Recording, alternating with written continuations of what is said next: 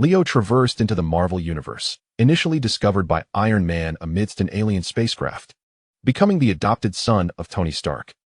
As a prodigious genius at Midtown High, he excelled as both a football star and an academic achiever, rebuffing the affections of numerous admirers while donning a bandit mask to roam the streets after school. Hey, brother, that modified Glock of yours is quite impressive. When gangsters aimed their weapons at him, Leo effortlessly caught all the bullets with his bare hands, causing the entire Marvel Universe's narrative to veer into uncharted territory. Papa Tony, would you believe me if I said I could actually catch bullets with my hands? As Leo resolved to cease concealing his abilities, the Marvel world began to take on an intriguing dimension after all. Who wouldn't wish to witness an adopted son equipped with omniscient abilities elevate the Stark legacy to new heights?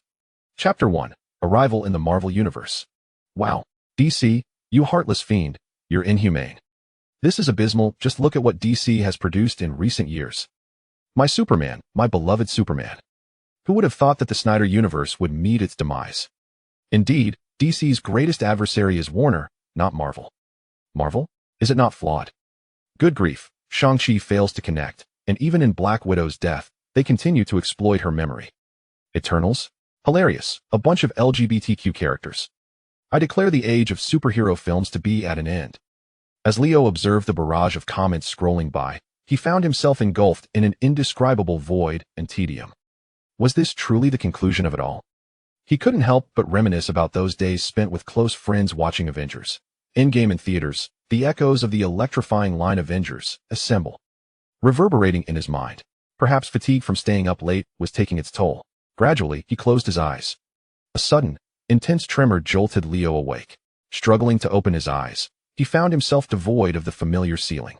Instead, he appeared to be confined within a coffin. Yet, this coffin was adorned with RGB ambient lighting. Wait, whose hand is this? It's so small. And this one too. Is it mine? Leo soon realized he had transformed into an infant. Have I traversed realms? As the infant Leo began to wail, the hatch before him swung open, revealing a man who was equally astonished. Goodness, Iron Man. However, what emerged from Leo's lips was merely a cacophony of cries. Tony Stark, in a state of shock, had just moments ago been lounging in his villa with a drink when, with a thunderous crash, this peculiar object descended from the heavens. Had it landed just a fraction off, would it have struck him squarely on the head? Regaining his composure, Tony called out to his assistant, Pepper Potts, did you see that? What on earth is a baby doing in here? A baby aboard a NASA spacecraft? Wait, they haven't launched anything in days. This is beyond bizarre. Could it be the military is conducting inhumane experiments again? Hold on, let me check. What on earth? This spacecraft doesn't belong to humanity. As Tony's new assistant, Pepper was equally bewildered. She had never anticipated that applying for the position of executive assistant would lead to such an encounter. Then, with resolute conviction, Tony declared, I've made my decision. Pepper, I must take this child home. I understand you're perplexed, perhaps even baffled, but you may not yet grasp the significance of this spacecraft, and this child for us and all of humanity. Look at this technology, which is centuries ahead of you, so you wouldn't understand. And then there's the child's identity. A voice within me insists that he must not fall into the wrong hands. After expressing his thoughts in a single breath, Tony gazed at Pepper with excitement. She, still in a daze, nodded, I trust your judgment, you are the boss. So should we take him out now? I see the poor child shivering. Tony raised his hands, anxiety evident on his face, revealing a smile that was more painful than joyful. Don't look at me, I have no experience with this sort of thing. Pepper pondered, did she possess any experience? School certainly hadn't taught her this. Nevertheless, she awkwardly managed to lift the infant out. The incident of Tony Stark discovering a spacecraft along with an infant was known only to his assistant, Pepper Potts, and his chauffeur, Happy. That night, it was Happy who brought a team to clean up the situation without alerting the local police or the military. After all, over 6,000 meteorites entered Earth each year. Who could possibly monitor them all? Moreover, the landing site was a sparsely populated area near Stark's coastal mansion. Months later, images of Tony Stark driving a sports car while cradling an infant and shopping for diapers at a baby store surfaced, igniting a week-long media frenzy. Shocking. Tony Stark allegedly a secret husband and father. The Playboy Stark's return to family life shatters the dreams of countless young women. What kind of woman could capture Tony Stark's heart? Learn how Pepper Potts manages her post-pregnancy figure. Limited edition diapers, just like little Starks. However, Just when the American public believed the notorious playboy, Tony Stark, was settling down to become a good man, he was spotted one day at a bar, cradling the child in one arm while embracing a supermodel with the other, laughing and chatting. This left everyone utterly astonished. Yet, considering it was Tony Stark, perhaps it was not so surprising after all. What absurdity could he not commit? Of course, there were more. Perhaps overwhelmed by paparazzi harassment, Tony Stark chose to conclude the spectacle with a press conference. What? Of course, I'm not married, I'm still quite young. Why would I marry? You say I have a son? What's wrong with having a son without being married? Beautiful lady, shall we meet later? Oh, the child's mother? I have no idea, haha. Lastly, let me introduce my son, Leo Stark. The young Tony Stark, after announcing the arrival of his son, returned to his carefree lifestyle, indulging in fast cars, parties, and rendezvous with supermodels and pop stars without missing a beat. The addition of a son seemed like merely a trivial detail in the extraordinary and tumultuous life of Tony Stark. After all, he was still quite young perhaps. However, some observant individuals had taken note. Stark Industries had, over the course of several months, established a biotechnology research company and a space exploration technology firm. Time flew by, and in the blink of an eye, over a decade had passed. Until nearly everyone had forgotten that Tony Stark had a son, Leo Stark had now blossomed into a 16-year-old youth. Chapter 2. Leo, the high school student. Midtown Science and Technology High School, where Leo currently studied. Upon entering the school corridors, one could see an entire wall adorned with portraits of luminaries from various scientific fields, including Leo's grandfather, Howard Stark. Hey, Leo, are you really not coming to the team's practice match this afternoon? Inquired David, the brawny captain of the school's football team, extending an invitation. Sorry, David, I have prior commitments this afternoon, Leo replied, bumping fists with David before politely declining. However, before he could take 2 steps, he was intercepted by a beautiful girl with chestnut hair. Prior commitments? Who is she? Don't tell me you've agreed to go with that little cousin of Jenny's. And what about the band? Are you truly planning to neglect it? Leo raised his hands in exasperation. This has nothing to do with Jenny. As for the band, I merely stepped in to help out. I believe that even without me, Gina, you could create the finest band in Midtown. Gina placed her hands on her hips and sighed, watching Leo leave with a look of disappointment. If you're not interested in the band, you must come to our poetry club. I've seen your scripts and articles in the school publication. Come on. Let's do something Shakespearean together. The girl, wearing round glasses, had an attractive appearance, yet her eyes burned with enthusiasm. Please allow me to decline. I really have no interest in Shakespeare. Leo rejected yet another request. Hey, abstinent boy, have you considered letting me teach you some adult things today? A senior girl with cascading golden waves pinned Leo against the wall. Wow. The surrounding students erupted into cheers, causing quite a commotion. Apologies, but I fear I might hurt someone if I go too far, Leo said, wrapping an arm around the girl's waist. With a swift turn, he countered her move and pinned her against the wall instead. As they drew closer, just when the girl was biting her lip, Leo nonchalantly turned and walked away, leaving behind an enigmatic silhouette. This prompted a chorus of excited screams from a group of high school girls. He is so handsome I can hardly take it. He looked at me. He looked at me. He must have feelings for me. Wow. So this is Leo, who has rejected Jessica 5 times. There's no one hotter than Jessica in the cheerleading squad, right? With that body and face, if she kissed me, I'd immediately admit him her dog. It seems Leo really hasn't dated anyone. Could he possibly be gay? Well, you could try. I heard the last boy who flirted with him somehow ended up straight. Undoubtedly, judging by his physique, looks, intellect, and his remarkable achievements across various fields, Leo truly seems unmatched in high schools both within and beyond Midtown. Best player in the American High School Football Championship, the most promising student scouted by several NBA scouts, individual champion of the National Decathlon Competition, AMC Math Competition, National Science Olympiad. He is, quite simply, an award-winning machine. Earlier this year, he released a song with the band on YouTube, which has already amassed over 100 million views. It is said that music companies approached him for a contract, but he declined. Thus, only someone as seemingly perfect as him could make a fiery girl like Jessica willingly play the role of a devoted admirer, and not just once. The boys could only shake their heads in dismay, lamenting how such talent was being squandered. Perhaps it was also these dazzling accolades that made it easy to overlook the brilliance of Leo Stark's full name. After all, Leo had never relied on Tony Stark's reputation while navigating school life. To today's high school students, Tony Stark was merely a mercenary arms dealer. A hero? You mean Captain America? By the way, Iron Man hasn't made his appearance yet. Leo finally escaped the clutches of his enthusiastic classmates. Upon entering the classroom, he greeted everyone who acknowledged him, regardless of whether he recognized them, for they certainly recognized him. Then, he found an empty seat. "Hey, I remember you. Peter Parker, right? You did quite well in the last competition." Leo took the initiative to greet the bespectacled boy. Peter Parker was taken aback, astonished that someone as prominent as Leo would remember a nobody like him. Feeling a bit awkward, his face flushed, he responded, "Hi, Leo. But our team lost to yours last time otherwise.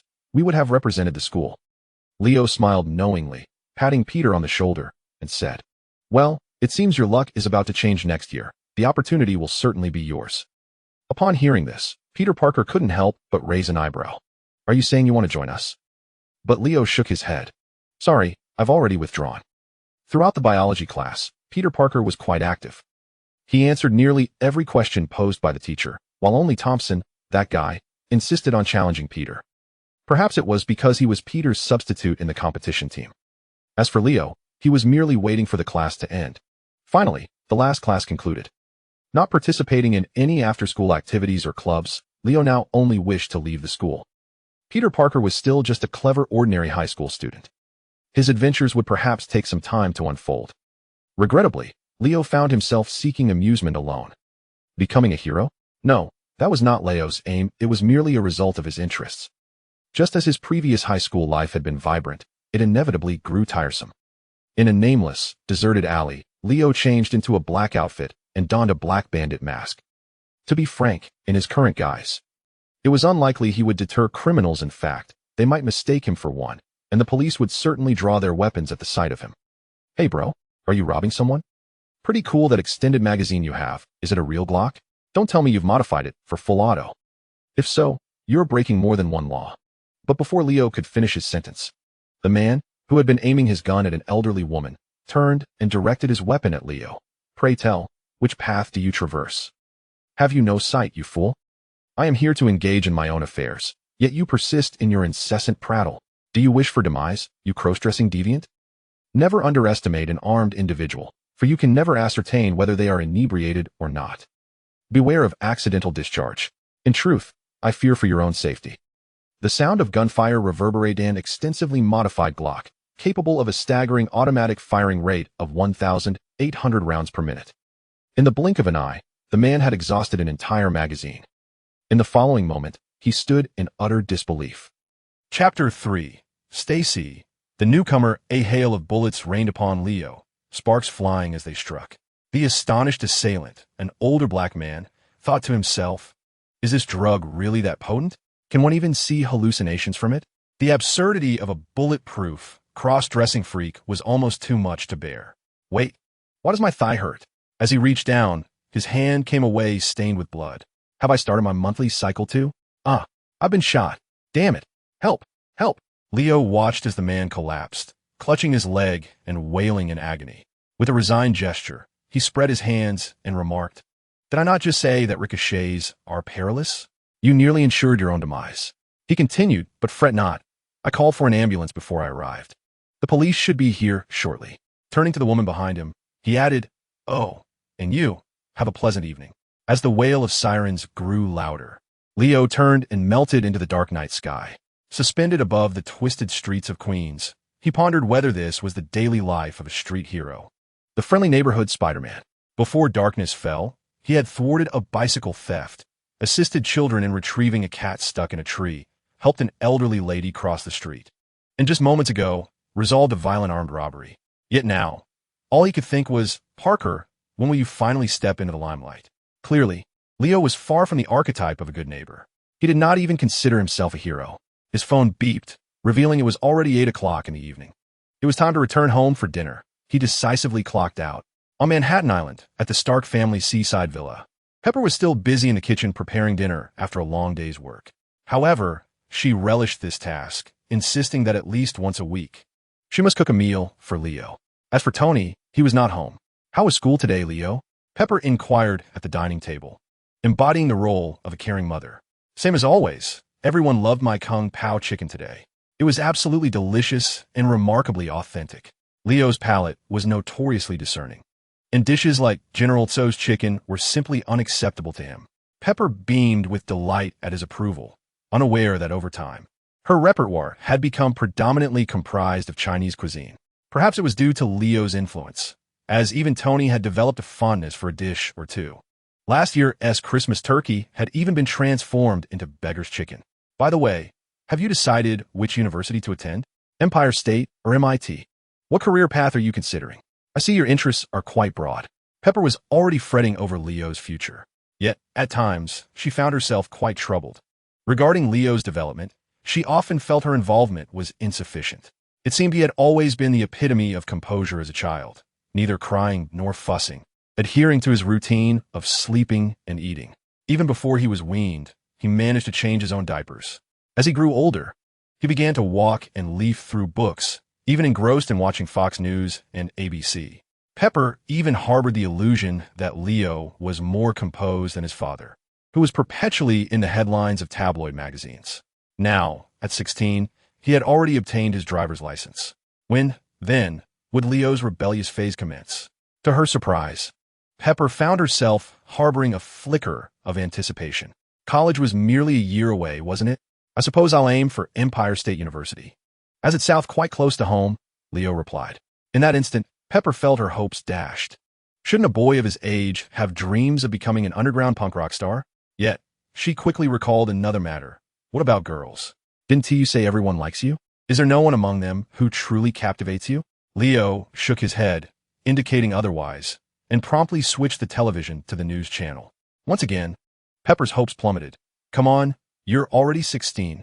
Meanwhile, the news anchor, JJJ, reported, tomorrow, the New York City Police Department will welcome a new commissioner, George Stacy. He has boldly proclaimed his intention to provide all New Yorkers with a safer and more beautiful tomorrow. Given the alarming crime rates in New York City, to be frank, I'm not particularly optimistic. Leo seemed to ponder this, nodding slightly before responding to Pepper. It's all about fate. If it's meant to be, who knows? I might have a girlfriend by tomorrow. Pepper remained non-committal, merely shrugging in resignation. Thus, lacking any rebellious tendencies could also be interpreted as a new form of rebellion. The news segment was not yet complete. JJJ began to report the next story with unusual fervor. This is not the first incident this month. A masked individual had the audacity to impersonate a law enforcement officer to dispense justice. Who does he think he is, the masked Zorro? Or perhaps a vigilante of New York City? Look at the chaos he has wrought. He frightened a poor elderly woman so much that her dentures fell to the ground. Commissioner Stacy, I believe this matter requires thorough oversight. Upon hearing this, Leo couldn't help but twitch his mouth. How had he attracted the attention of this peculiar old man with an obsession for dressing up as Spider-Man? Perhaps he should discuss acquiring the news station with Tony one day. The following day, the morning exercise under the sun quickly concluded. Leo now felt increasingly satisfied with his chiseled, yet proportionate muscular physique. It is somewhat regrettable that I have yet to encounter a worthy adversary. One cannot expect him to engage in combat against those forsaken trucks, oil tanks, and roller drums daily. Although he is now capable of lifting a compact road roller weighing over 10 tons from the sky and employing a technique known as Dragon's Choice, it would indeed be rather uninspiring without a spicy condiment from the cafeteria cushioning his fall, wouldn't it? The time for school has arrived. As an exemplary high school student, Leo is certainly not one to arrive late. The bespoke Koenigsegg one in the underground garage, is a gift from Tony for his 16th birthday, which just arrived at the villa yesterday. Leo occasionally takes one of the cars from the garage to school. However, should he choose to engage in community service after school, he would refrain from driving it. After all, arriving in a sports car to the Queens or Brooklyn backstreets to catch wrongdoers would be rather dubious conduct, wouldn't it? Chapter 4. Apologies. I'm rich when one speaks of New York to anyone across the globe. One might mention that Broadway and Times Square epitomize the city. This was how the mayor introduced New York to the world years ago. Yet for Leo, they are merely 2 streets at his doorstep. Moreover, Leo does not entirely concur with the mayor's sentiments. What defines New York? Is it the kaleidoscope of neon lights shimmering on the giant advertisement screens of Times Square? Or the myriad opera houses on Broadway, performing day and night? Wall Street, Rockefeller Center, and the countless iconic architectural marvels that are renowned worldwide? The center of the world, the heart of finance, a paradise coveted by many? Yes, But that is not the whole truth. Leo prefers its monikers: the City of Desire, the Sin City, a cavern brimming with gold coins, where one can catch the last subway to hell. In summary, New York is not as glamorous as the mayor describes. It resembles a facade, with the finest experiences reserved for those who possess wealth. When the engine of the globally unique Koenigsegg one roars in the heart of Times Square, it undoubtedly becomes the focal point of this bustling locale. New York boasts a plethora of affluent individuals and sports cars. Yet, how many can afford the luxury of such supercars? Scanning the entire street, one might find nary a contender. Today, as traffic is slightly congested. Indeed, no matter how magnificent a supercar may be, can it ascend to the heavens amidst gridlock? Leo regretted his decision to venture out, realizing that his legs might have been a swifter means of transportation. Suddenly, a striking figure clad in flamboyant pink leather appeared by Leo's car. A crowd gathered around, some capturing photographs, others recording videos, and a few individuals swaying in front of the car. Suddenly, a shrill scream from a flamboyant onlooker startled those nearby. One might have thought he had been wronged. Oh my, I almost missed this. Earlier, I had heard whispers that Tony Stark had commissioned a seventh vehicle, a staggering cost exceeding $15 million. But I never imagined it to be true. Mr. Stark, please, allow me to interview you. I am the editor-in-chief of Luxury Cars. Could it be that Tony Stark himself was seated within? The rest of the crowd buzzed with excitement. Leo observed the exuberant figure outside his car, almost convinced he was under the influence, perhaps intending to rob him.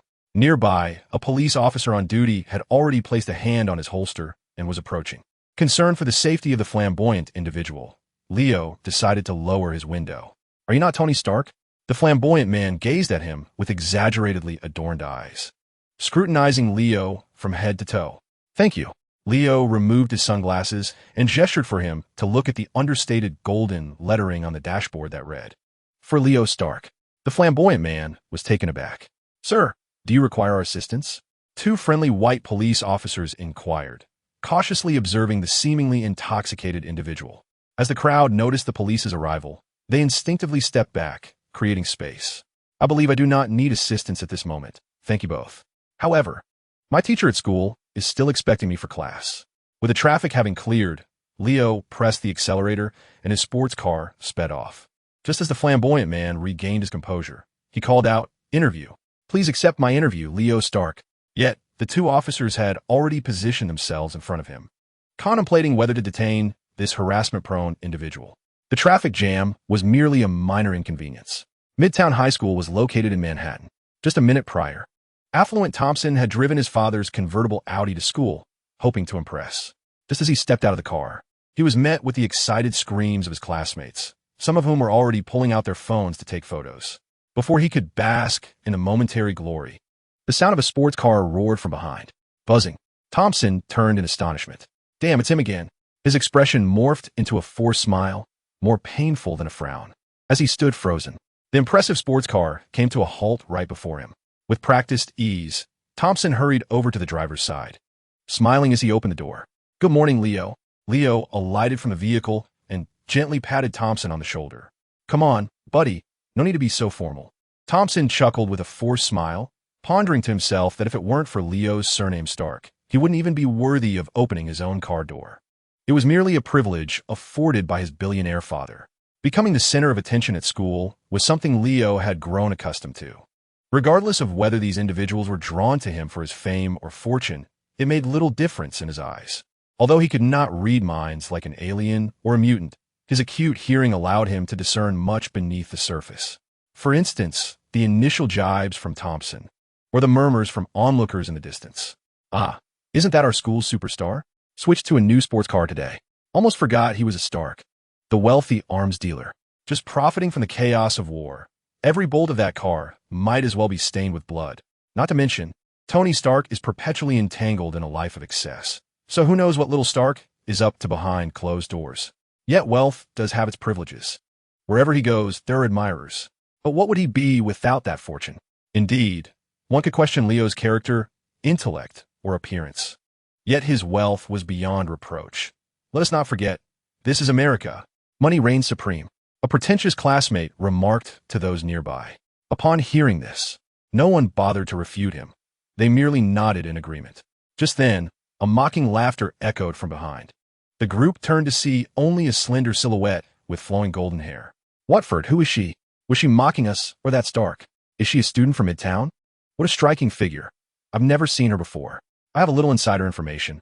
I heard the new police chief's daughter is coming to our school. Chapter 5. Gwen Stacy. It is said that Midtown Science and Technology High School is no ordinary institution. Here, only science is revered. Science, science, and more science. The hallways adorned with portraits of renowned scientists are a testament to those who have made remarkable contributions to humanity's progress. However, when Gwen Stacy finally set foot in this esteemed high school, she felt a tinge of disappointment.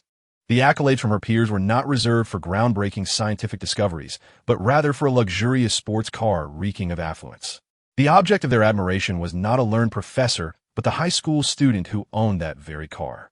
Some even bowed and scraped to hold the door for him, akin to a hotel doorman. Yet, what is even more egregious are those who speak ill of others behind their backs, akin to a troop of clowns huddled together for warmth, believing themselves to occupy the moral high ground, utterly oblivious to the fact that the so-called bottom line has long been trampled beneath their feet. However, it appears that the high school she previously attended was hardly any better. One can only hope that the amusements here will surpass those of the past. I have heard whispers of a rather renowned band in this vicinity. With such thoughts in mind, Gwen stepped into her new class and classroom. Now, let us warmly welcome our new student, Gwen Stacy. The sudden arrival of this transfer student elicited an immediate eruption of enthusiastic applause and murmurs from the audience. It is no wonder, for to the youthful boys bursting with vitality, this golden-haired girl, exquisitely beautiful, was irresistibly captivating. Not to mention, she donned a form-fitting sweatshirt and jeans that accentuated her long, shapely legs. Any boy who beheld her could not help but exclaim, "Wow, the goddess of jeans." Even a few girls were left wide-eyed in astonishment. Just when they thought Jessica, the cheerleader, was unmatched in her leggy prowess, today, they were graced with the presence of a goddess who eclipsed her in every conceivable aspect. I can assure you, she must have undergone training, whether in dance or some other art. I fear I have fallen hopelessly in love with her. I vow to win her heart. You? On what grounds? Even my friendly hasn't spoken yet, someone remarked. Are you sure he likes girls? Questioned another, regarding a boy known for his perennial single status. In the adjacent class, Leo, suddenly mentioned, perked up his ears, contemplating the situation. All right, quiet down. Let us allow Gwen Stacy to introduce herself. The teacher clapped his hands, urging the students to settle down. Gwen seemed unfazed by the commotion, her face adorned with a benign smile, even appearing somewhat naive. She proceeded to introduce herself with poise, expressing her love for music, art, and dance, and her sincere desire to forge new friendships and integrate into this illustrious high school. In summary, after observing her, Leo could only think how truly befitting of the director's daughter to handle this group of high schoolers with such finesse. But is her true self truly as she presents? A sense of curiosity lingered. Given the countless iterations of Gwen across the multiverse, Leo felt as though getting to know any one of them was akin to unboxing a surprise gift. Later that afternoon, during a chemistry class, they would soon cross paths. Peter Parker and his close friend Ned were huddled together, seemingly in discussion about something, with Peter's gaze repeatedly darting towards the door as if awaiting a particular individual. Leo occupied the adjacent lab table, his space conspicuously empty. At long last, Peter's companions arrived. At the entrance stood Liz Allen, an African-American girl, alongside the blonde Gwen Stacy, both of whom entered amidst laughter and chatter. Suddenly, an uncomfortable sensation gripped my stomach, perhaps a consequence of the discounted pizza from the previous night. Regrettably, I needed to excuse myself for a moment. I must admit, Ned's performance had been rather exaggerated, despite the unforeseen alterations to the original plan, such as the unexpected appearance of two individuals. There was little he could do now. Casting Peter a look of good luck, Ned discreetly slipped out through the back door, clutching his stomach. Now there were two girls present. 2 empty seats were available beside Peter and Leo. At that moment, Peter felt a wave of anxiety wash over him, his throat constricting as he swallowed nervously. Liz, of course, was known to Leo, as she served as the captain of the school's competition team. Peter, too, was a member, albeit somewhat inconspicuous. Liz raised her hand, yet her gaze fell upon Leo. Witnessing this, Peter's hand, which had been poised to rise, instantly retreated, and his lips pressed tightly together, unable to conceal his disappointment. Noticing this, Leo nearly broke into a smile, thinking to himself how timid Peter seemed. It appeared that he would have to step in. However, before Leo could intervene, Gwen, standing beside Liz, spoke first. "Liz, that bespectacled student seems to be looking for you. Do you know him?" It was only then that Liz realized Peter Parker was also present. "Oh, Peter is part of the competition team. Perhaps he needs to discuss something related to the contest with me. By the way, that table over there is where Leo sits, the one I mentioned before. You can ask him any questions. He's a good guy."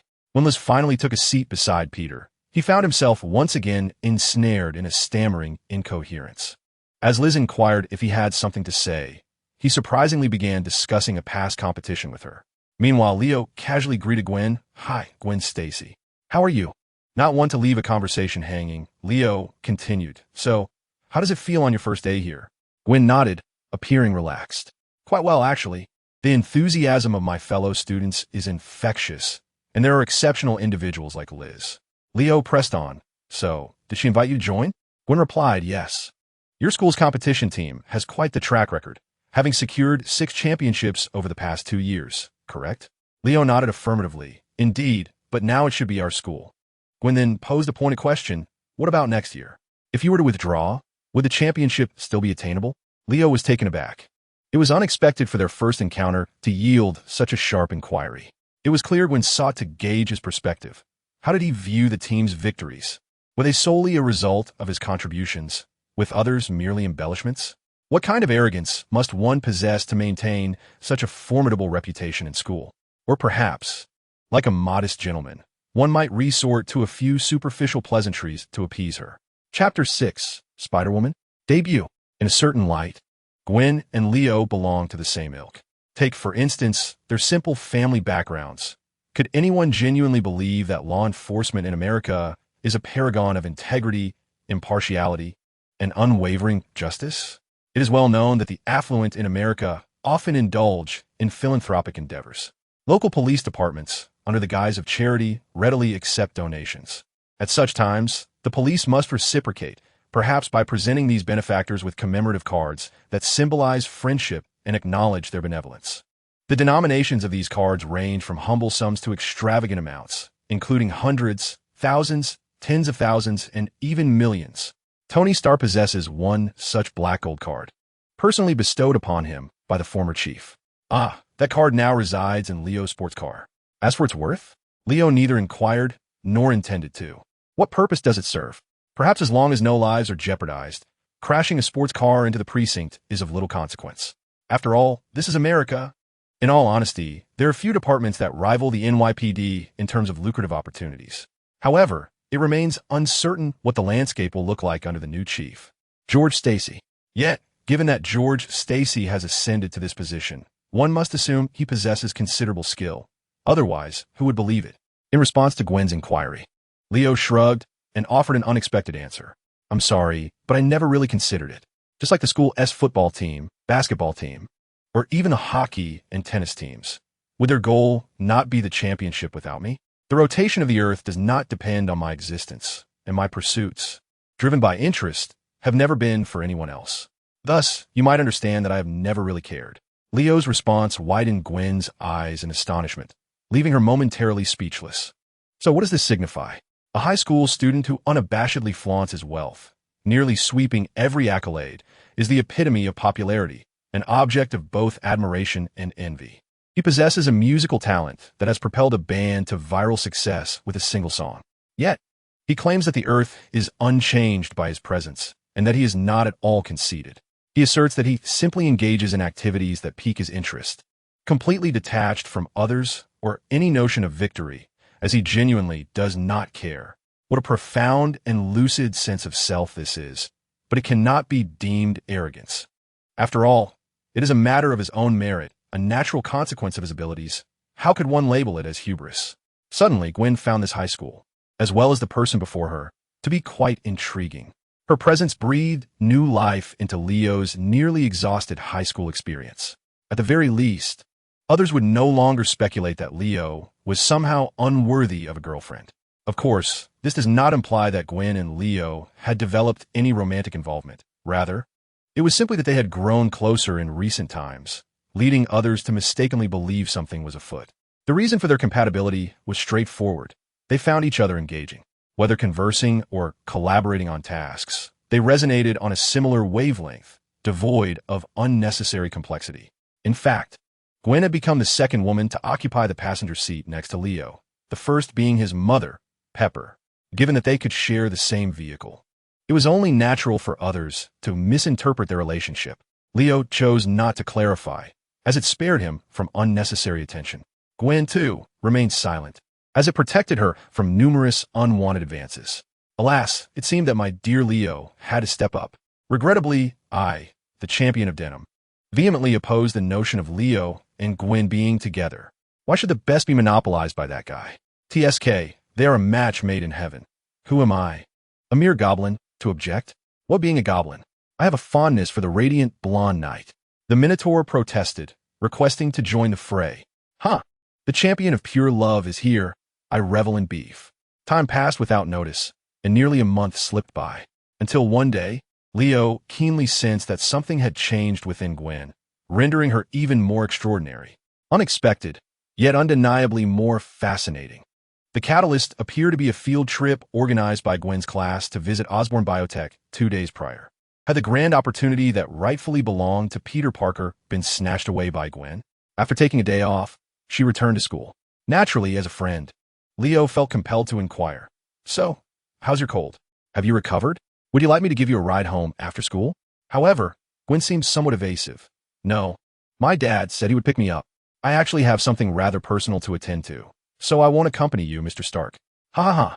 You should head back. Gwen smiled awkwardly, brushing her hair back with her gloved hand. Leo noticed her hairstyle was somewhat different today, prompting him to teasingly ask, all right then.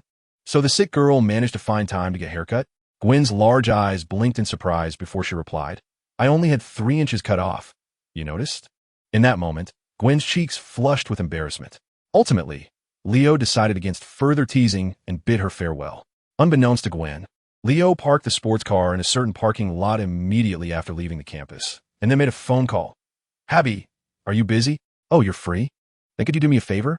My car is parked here, but I've made plans with some classmates. Not a girlfriend, mind you. Thanks. After hanging up, Leo did not forget to bring along the black Marauder outfit, which had not seen the light of day for quite some time. Today, he was determined to discover what delightful escapades Miss Gwen was engaged in without his company. But let it not be said that he was merely chasing thieves, catching cats, or aiding elderly ladies. Utilizing his extraordinary auditory and visual abilities, Leo effortlessly pinpointed Gwen's location. After a few minutes, he successfully tailed her. Ah, a white hoodie and a pink Marauder mask? Such taste indeed. She truly lives up to the status of my dear friend. Leo couldn't help but jest at Gwen's freshly minted appearance. However, the events that followed left him speechless. He trailed her all the way into the evening, truly embodying the role of a good neighbor, Spider-Man, or rather, Spider-Woman. So when would there be some exhilarating escapades involving heists, street racing, arson, or explosions? Chapter 7. The hero emerges support requested at the intersection of 35th Avenue and 8th Street. Our armored truck has been intercepted. There are numerous armed robbers. Hurry. We can barely hold on. Tom is bleeding. From a police officer's radio at a nearby street corner, a crackling call for help rang out. At that moment, Gwen, resting atop a building, happened to hear it. She pulled up her hood and leaped from the rooftop, following the wailing sirens of the police car. Perhaps due to her first day on the job, she had not yet considered using her web-slinging abilities for transportation and could only run. As for Leo, he too had heard the distress call. Little did he anticipate that on his very first day, he would encounter a robbery of an armored truck, something even he had never experienced. Unable to contain his astonishment, he took to the skies, following the commotion. Bang, bang, bang. A robber, wielding a shotgun, fired at the toppled armored truck's rear door, which was riddled with bullet holes. However, it appeared that the shotgun was proving ineffective against the door. Get out of the way. Are you incompetent? You're going to get us killed. Bring me the cutting torch now. The cops are almost here. The leader of the robbers shouted, gripping the collar of the shotgun-wielding thug. The thug was large in stature, but seemed lacking in intelligence. At last, he recalled their plan prior to arriving. Bob, get the door cutter. The cutter. After discarding his shotgun, he retrieved the cutting torch from his back, transforming into the cutter robber. Screech. The blade of the cutter was embedded in the seam of the armored truck's door, sparks flying in every direction. The air was filled with the cacophony of gunfire, punctuated by the presence of 5 or 6 armed accomplices, all fully equipped with weapons far beyond the reach of ordinary civilians. The special police reinforcements had yet to arrive, although several police vehicles had begun to converge on the scene. Meanwhile, Gwen, donning a white mask, had also made her entrance. However, upon witnessing the fierce exchange of fire, she appeared momentarily stunned. She genuinely wished to utilize her unexpected powers to improve the city of New York. Yet, no one had informed her that on her very first day, she would encounter such a tumultuous barrage of bullets. What if, she pondered, she would be struck by a bullet? Perhaps this was the inaugural lesson every superhero must endure, the hesitation in the face of mortal peril. Gwen felt her heart racing, her legs seemingly weighed down by lead. Should she merely stand by and observe this chaos unfold? It was then that her keen gaze caught sight of a robber removing a grenade from his chest. The grenade soared through the air, narrowly missing a police officer who was reloading behind a vehicle. In that instant, Gwen acted without a second thought. Her body sprang into motion. She darted from the alley, seizing a nearby trash can and hurling it towards the trajectory of the grenade. The grenade collided with the trash can, which then hurtled towards the robbers. With a resounding explosion, the trash can erupted in a brilliant flash of light and a deafening roar, knocking 3 robbers to the ground. The officers, who had taken cover behind their vehicles, were left in stunned silence, including the one who had narrowly escaped the grenade's wrath, his jaw nearly dropping to the ground. They gazed at the figure in the white hoodie and pink mask. A woman? Did she just save us? Such thoughts raced through their minds. Damn it! What the hell were you thinking, throwing a grenade so close? Bob exclaimed. Grab the money bags, we're retreating. At that moment, the armored truck's door swung open, revealing the fate of the cash courier unknown. Under the robbers' command, the remaining criminals began to regroup, unleashing a torrent of firepower while making their escape. The officers, still reeling from the grenade scare, hesitated to pursue. Who knew what other weapons those thugs might wield? Yet at that very moment, Gwen felt as though a valve within her had been opened. The fear and hesitation that had once gripped her vanished entirely, replaced by exhilaration. Perhaps saving those officers from the grenade had bolstered her confidence. Am I truly this powerful? My speed is astonishing. Their movements appeared sluggish to Gwen at that moment. Thus, she felt compelled to attempt to apprehend the group of fleeing robbers. The instant this thought ignited in her mind, Gwen dashed forward once more, seizing a manhole cover from the ground. With a series of deft dodges, she evaded all the robbers' gunfire. After kicking a vehicle, she leapt into the air, simultaneously hurling the manhole cover. Perhaps inspired by the iconic shield-throwing maneuver of Captain America that she had admired since childhood. The spinning cover unexpectedly knocked down 2 robbers in succession. Goodness, she's too quick. Where did this fiend come from? Damn it, she's almost upon us. Watch out. The robbers were taken aback by this spectacle. They unleashed a barrage of bullets, riddling the surrounding vehicles with holes. Opportunity arose. Only 2 robbers remained. If she could get close, her black belt in Taekwondo wouldn't be for naught. A surge of delight welled within Gwen as she suddenly realized that these seemingly ferocious robbers and their firearms were not as intimidating as they appeared. It was merely a matter of dodging and weaving, then striking when they ran out of ammunition. Gwen maneuvered through the gaps between vehicles and found herself atop a bus. Now was the time. She leapt down, delivering a kick to the towering robber's head. Ah, my head. Someone's bullying Bob. The large robber cradled his head, swaying but refusing to fall. Perhaps aware of his own strength, Gwen had not exerted her full force in the kick, fearing she might inadvertently kill him. Ironically, this allowed her to rebound gracefully into the air. Just as she executed a backflip, preparing to land, she caught sight of another robber aiming an AK-47 at her. In that moment, Gwen felt her hair stand on end, a chill coursing through her body as if a voice within her mind was issuing a dire warning. Desperately, she attempted to alter her trajectory and posture midair, wishing for a rope to pull her back. But was it too late? It seemed there was no escape. For the first time, Gwen regretted her impulsiveness. Bang! A cloud of dust erupted. Chapter 8. A hero's reflection. Though Leo felt an itch to intervene, he understood he could not act recklessly. After all, As a superhero on his first day, he had finally encountered a significant situation. He certainly did not wish for someone else to seize the opportunity to showcase themselves. Thus, Leo was not one to dampen the spirits of others. It appears justice flows through your veins. A trash can? Quite an impressive throw indeed. As Leo observed, he offered his commentary. In truth, he was eager to witness whether Gwen would intervene when faced with the peril of others and her own imminent danger. The outcome was unmistakable. She indeed possessed the qualities requisite for becoming Spider-Man. How audacious she was, charging forward without a clear understanding of her own capabilities or limitations. What, tossing a manhole cover? Was she not concerned that Captain America might awaken and demand royalties? There was a certain flair to it, yet it still fell short of perfection.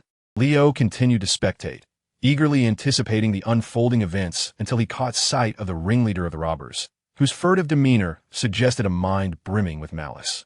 Through Leo's keen observation, it became evident that this band of thieves likely comprised former soldiers or mercenaries. How else could they have acquired such an arsenal of illicit weaponry and so effectively subdued the police? As for the ringleader, he appeared to be the strongest among them. Thus, it seemed that Miss Gwen was destined to encounter a setback. Indeed, when she attacked the burly robber, she neglected to account for the position of another adversary. Remarkably, she did not exert her full strength, even when oblivious to the enemy's true capabilities. Alas, she found herself in the crosshairs of an awaiting gun. Were she equipped with her webbing, she might have evaded midair. But as it stood, it was up to Leo to intervene. Boom! The ground fractured, and dust billowed as Leo descended from above, standing resolutely before the ringleader. However, when the robber pulled the trigger, no sound echoed. The ringleader erupted in a furious roar. Damn it! It jammed. Why now? The dim-witted Bob chimed in. Oh, a piece of junk. Bob loves junk. Caught in an awkward position, Leo stood before the robbers, intending to showcase his strength. Meanwhile, Gwen, having landed and sighed in relief, was momentarily stunned. What was happening? This new robber, descending from the heavens? No, he had just shielded her moments ago. But then again, the robber's gun had jammed. Would she have emerged unscathed even without this unexpected arrival? Sigh, truly, when given the chance, one ought to prove their worth. Leo expressed his disappointment. Damn it, D. The ringleader discarded his AK, drawing a handgun to aim at Leo. Yet, before he could pull the trigger, Leo swiftly snatched the weapon from his grasp and crushed it effortlessly, discarding the mangled remains. He then delivered a punch to the ringleader. Not lethal, but merely enough to render him unconscious. The burly thug, witnessing his leader being struck down, charged toward Leo, eager to retaliate. With a shout of Bob, "You shall not harm him!" Leo raised his hand, sending Bob flying into a car, rendering him unconscious. He then turned his gaze towards Gwen, who stood in shock, contemplating the sheer brutality of the scene. Isn't this a bit excessive? She thought to herself, even though she had also displayed considerable violence moments before. But how could one punch send such a large man flying? And that was just a toy plastic gun, wasn't he it? How else could he be crushed so easily? Clearly, Gwen failed to perceive Leo's true identity. All right, the game ends here for today. Hey, rookie, you wouldn't want to be surrounded by the SWAT team, would you? Leo intentionally altered his tone. One could hear the sirens growing louder. Wait, who are you? And how did you do that? She blurted out as the man dressed in black prepared to leave. We shall meet again, comrade, Leo remarked before launching himself into the sky, disappearing into the air. Flying away? Is that even possible? Gwen mused, feeling a twinge of envy. Yet, she knew she had to flee quickly, otherwise her father, Chief George, would catch up with her. The police always arrived late, treating it as merely another job. After all, no amount of money was worth risking one's life for. George Stacy, as the chief, insisted on going to the crime scene despite opposition. Now he stood amidst the chaos, faced with the aftermath of such a severe incident in New York shortly after taking office. A headache loomed as he anticipated how to address the media. The silver lining was that the robbers had been apprehended. The downside was that it seemed they hadn't done the capturing. Upon returning home, Gwen tossed her sweat-soaked clothes into the washing machine. She glanced at her phone, finding a message from her father indicating that he would not be home that night. Shaken, she lay in the bathtub, wrapping her hair in a towel, submerging half her face underwater, and began to blow bubbles. Yet, her mind remained unfocused. Replaying the events of the day, she recalled rushing out of the alley, using a trash can to shield herself from a grenade, skillfully evading and neutralizing two robbers, and nearly being caught in a hail of gunfire. The thought sent shivers down her spine. What if the robber's gun hadn't T-jammed? What if that man in black hadn't T-intervened? Did he not fear the bullets at all? The speed at which he disarmed the robber and crushed the gun was astonishing, almost too quick for her own eyes to follow. And that strength. The giant was sent flying, undoubtedly stronger than he appeared, and significantly so. Hence, his final words implied a promise of future encounters. But will they truly meet again? Long ago, Gwen had overheard her father discussing the enigmatic figure shrouded in black that had emerged on the streets of New York. This vigilante, striking against crime and upholding justice, had been met with her father's stern disapproval, condemning such reckless behavior that disrupted the normal enforcement of law. Yet, for reasons unbeknownst to her, Gwen secretly fantasized about such exhilarating exploits, imagining how splendid it would be to become an unstoppable hero, taking on challenges that even her father and his fellow officers could not face. Ultimately, that day had arrived. Gwen promptly opened her tablet to watch the evening news. Horn News, with your host JJJ, he announced, today on 35th Avenue, an incident of utter depravity unfolded. These masked individuals, who do they think they are, playing the roles of notorious criminals, disrupting the police's lawful duties. I suspect this is a case of black-on-black crime, and a thorough investigation is imperative. Chief Stacy must ensure a rigorous inquiry. With a splash of frustration, Gwen exclaimed, "You didn't TC me when I was saving lives." Chapter 9. Gwen craved recognition. The elderly JJJ, harboring prejudice against street vigilantes, had indeed failed to notice her. Just then, Gwen's mother called from outside the bathroom. "Gwen, did you call for me?" "Dinner is ready. Hurry out after your shower." Realizing her voice had been too loud, Gwen quickly retracted her head, contemplating that her nighttime escapades against crime must remain a secret from her mother, and even more so from her father, the police chief. She suspected that if he found out, he might unhesitatingly confine her to a detention center for a few days to teach her a lesson. Wait, the gear she had worn earlier was still in the washing machine. Wasn't it? If her mother discovered it, Gwen sprang from the bath, wrapping herself in a towel and rushing out. I truly am a novice. How could I let such a detail slip? Clearly, she would need to seek advice from her fellow vigilante in the future. Meanwhile, as Gwen busily navigated her chaotic home life, Leo had returned as well. Upon stepping inside, he was pleasantly surprised to see Tony. With a broad grin, Tony opened his arms wide, exclaiming, "Hey, look who is back. It's my Leo. Come here and let your old man see you. Have you grown taller since I last saw you?" After enveloping Leo in a warm embrace, he continued, "You've finally come to your senses, Haven TU. I was worried that your wide array of interests might lead you to pursue some unexpected path, like becoming a monk. So, why not sit down and tell your old man all about this girl you fancy? Perhaps I could impart a few more tricks to you." Tony was seen with his arm draped around Leo's shoulder, leaning in with an air of eager enthusiasm. Even Pepper, standing nearby, appeared to share in the spirited curiosity. Leo, feeling somewhat helpless, thought to himself, "It's always you. I assent it." A father who neglects everything else, yet is more concerned about his son's romantic endeavors than anyone. Nonetheless, to be fair, Tony truly treated him well, never regarding him as an outsider or merely a tool. This was indisputable, for his inherent kindness was evident. Although many of his actions may seem somewhat erratic, Leo understood that for someone who had grown up devoid of paternal affection, having lost his parents at a tender age, it was no small feat for Tony to embrace him as his own. This was Tony's unique expression of paternal love, perhaps unconventional and still in need of refinement. It was genuine. Of course, some might argue that discussing emotions is overly sentimental. However, the stark reality is that the two companies Tony established 16 years ago, Stark Biotech and Space Exploration Technologies, now boast a combined valuation exceeding $30 billion, half of which belongs to Leo. He neither became a subject for human experimentation nor a mere tool for extracting Kryptonian technology. Throughout his growth, he has received all that a normal human being ought to have, and even more. Is that not sufficient? As he gazed upon the concerned and expectant expressions of Tony and Pepper, Leo felt a sense of familial warmth he had never experienced in his previous life of solitude. Thus, he cherished it deeply. All right. It must be that blabbermouth hobbit who told you, he conceded. "I admit, I did spend some time with the girl today. Leo raised his hands to signal Tony and Pepper to calm down, continuing, however, we are not in a romantic relationship. We are more akin to kindred spirits, friends with a deeper understanding than the average acquaintance. Wait, you want to know who she is? She is Gwen Stacy, the daughter of the police chief you see on television. Following Leo's gaze, Tony and Pepper turned to the screen, where Chief George Stacy was addressing the recent robbery incident. Tony's eyes widened in surprise. Wait, what? You mean you've captured the attention of the new chief's daughter? Pepper cleared her throat, reminding him, don't jump to conclusions. They're just friends for now. However, Tony seemed unfazed by such nuances. He looked at Leo, nodded solemnly, and declared, nice. Truly, you are my son.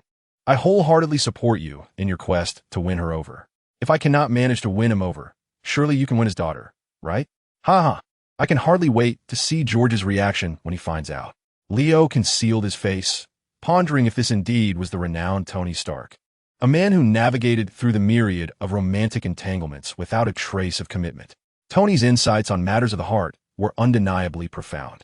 He then shifted his tone, speaking with earnestness. Leo, you must trust me.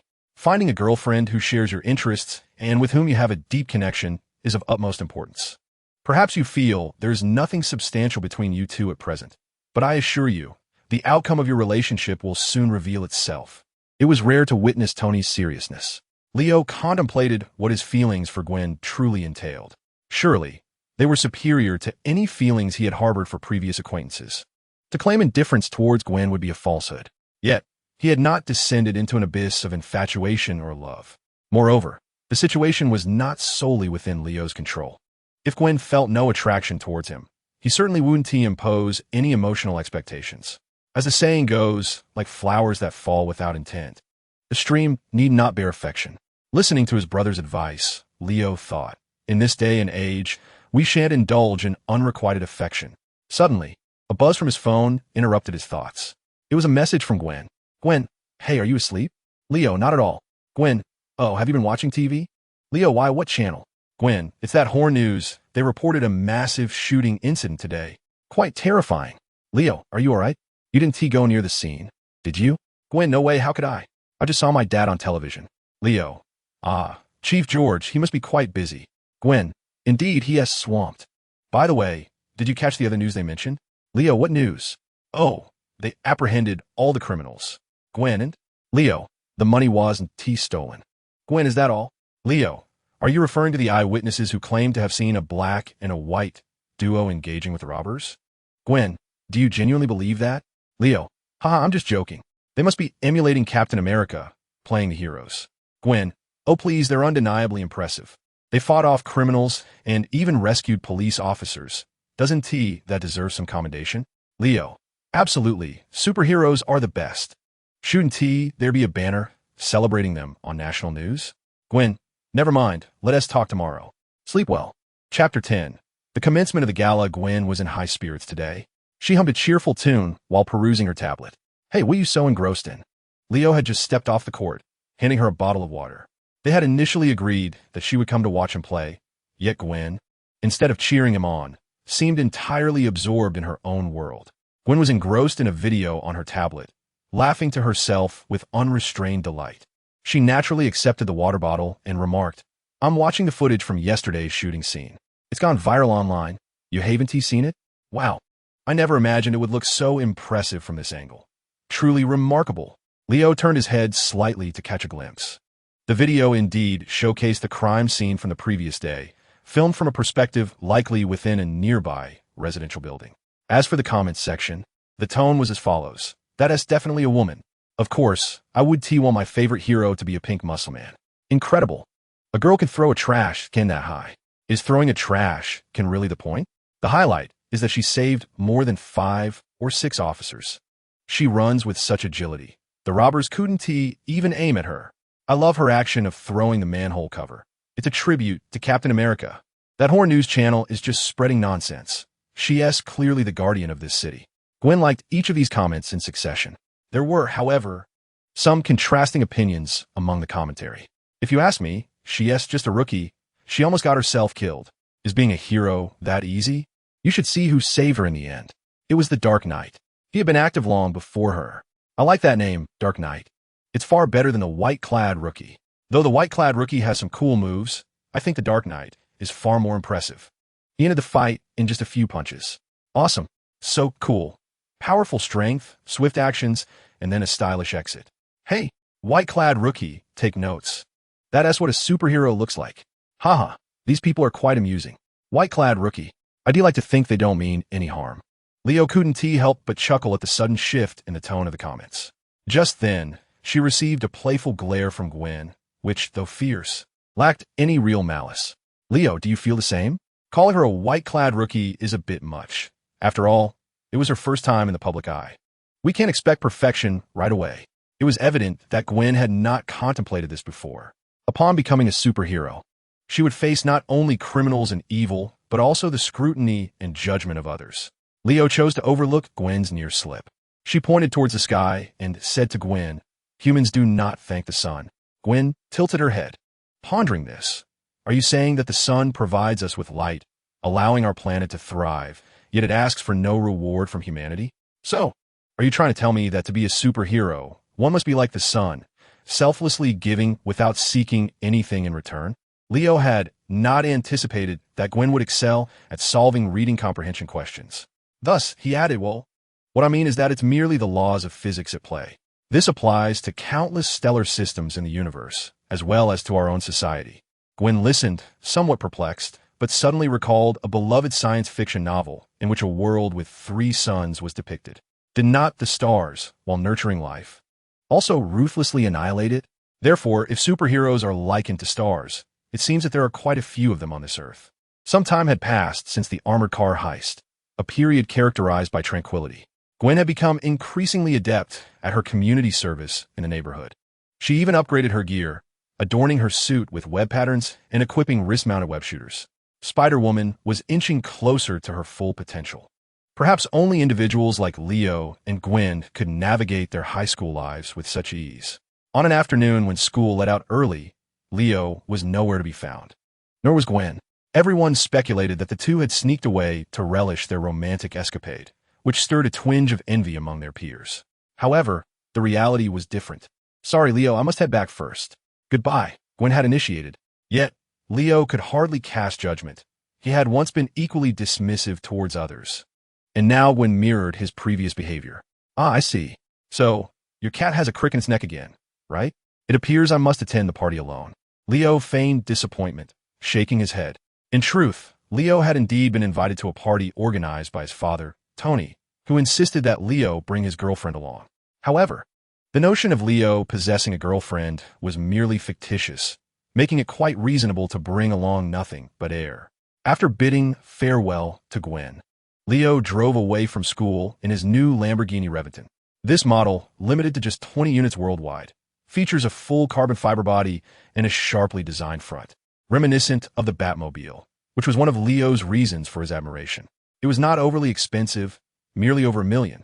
What Leo had not anticipated, however, was that Gwen had stealthily followed him. In the rearview mirror, he caught sight of her gliding between skyscrapers, webbing in tow, causing numerous pedestrians to stop in awe.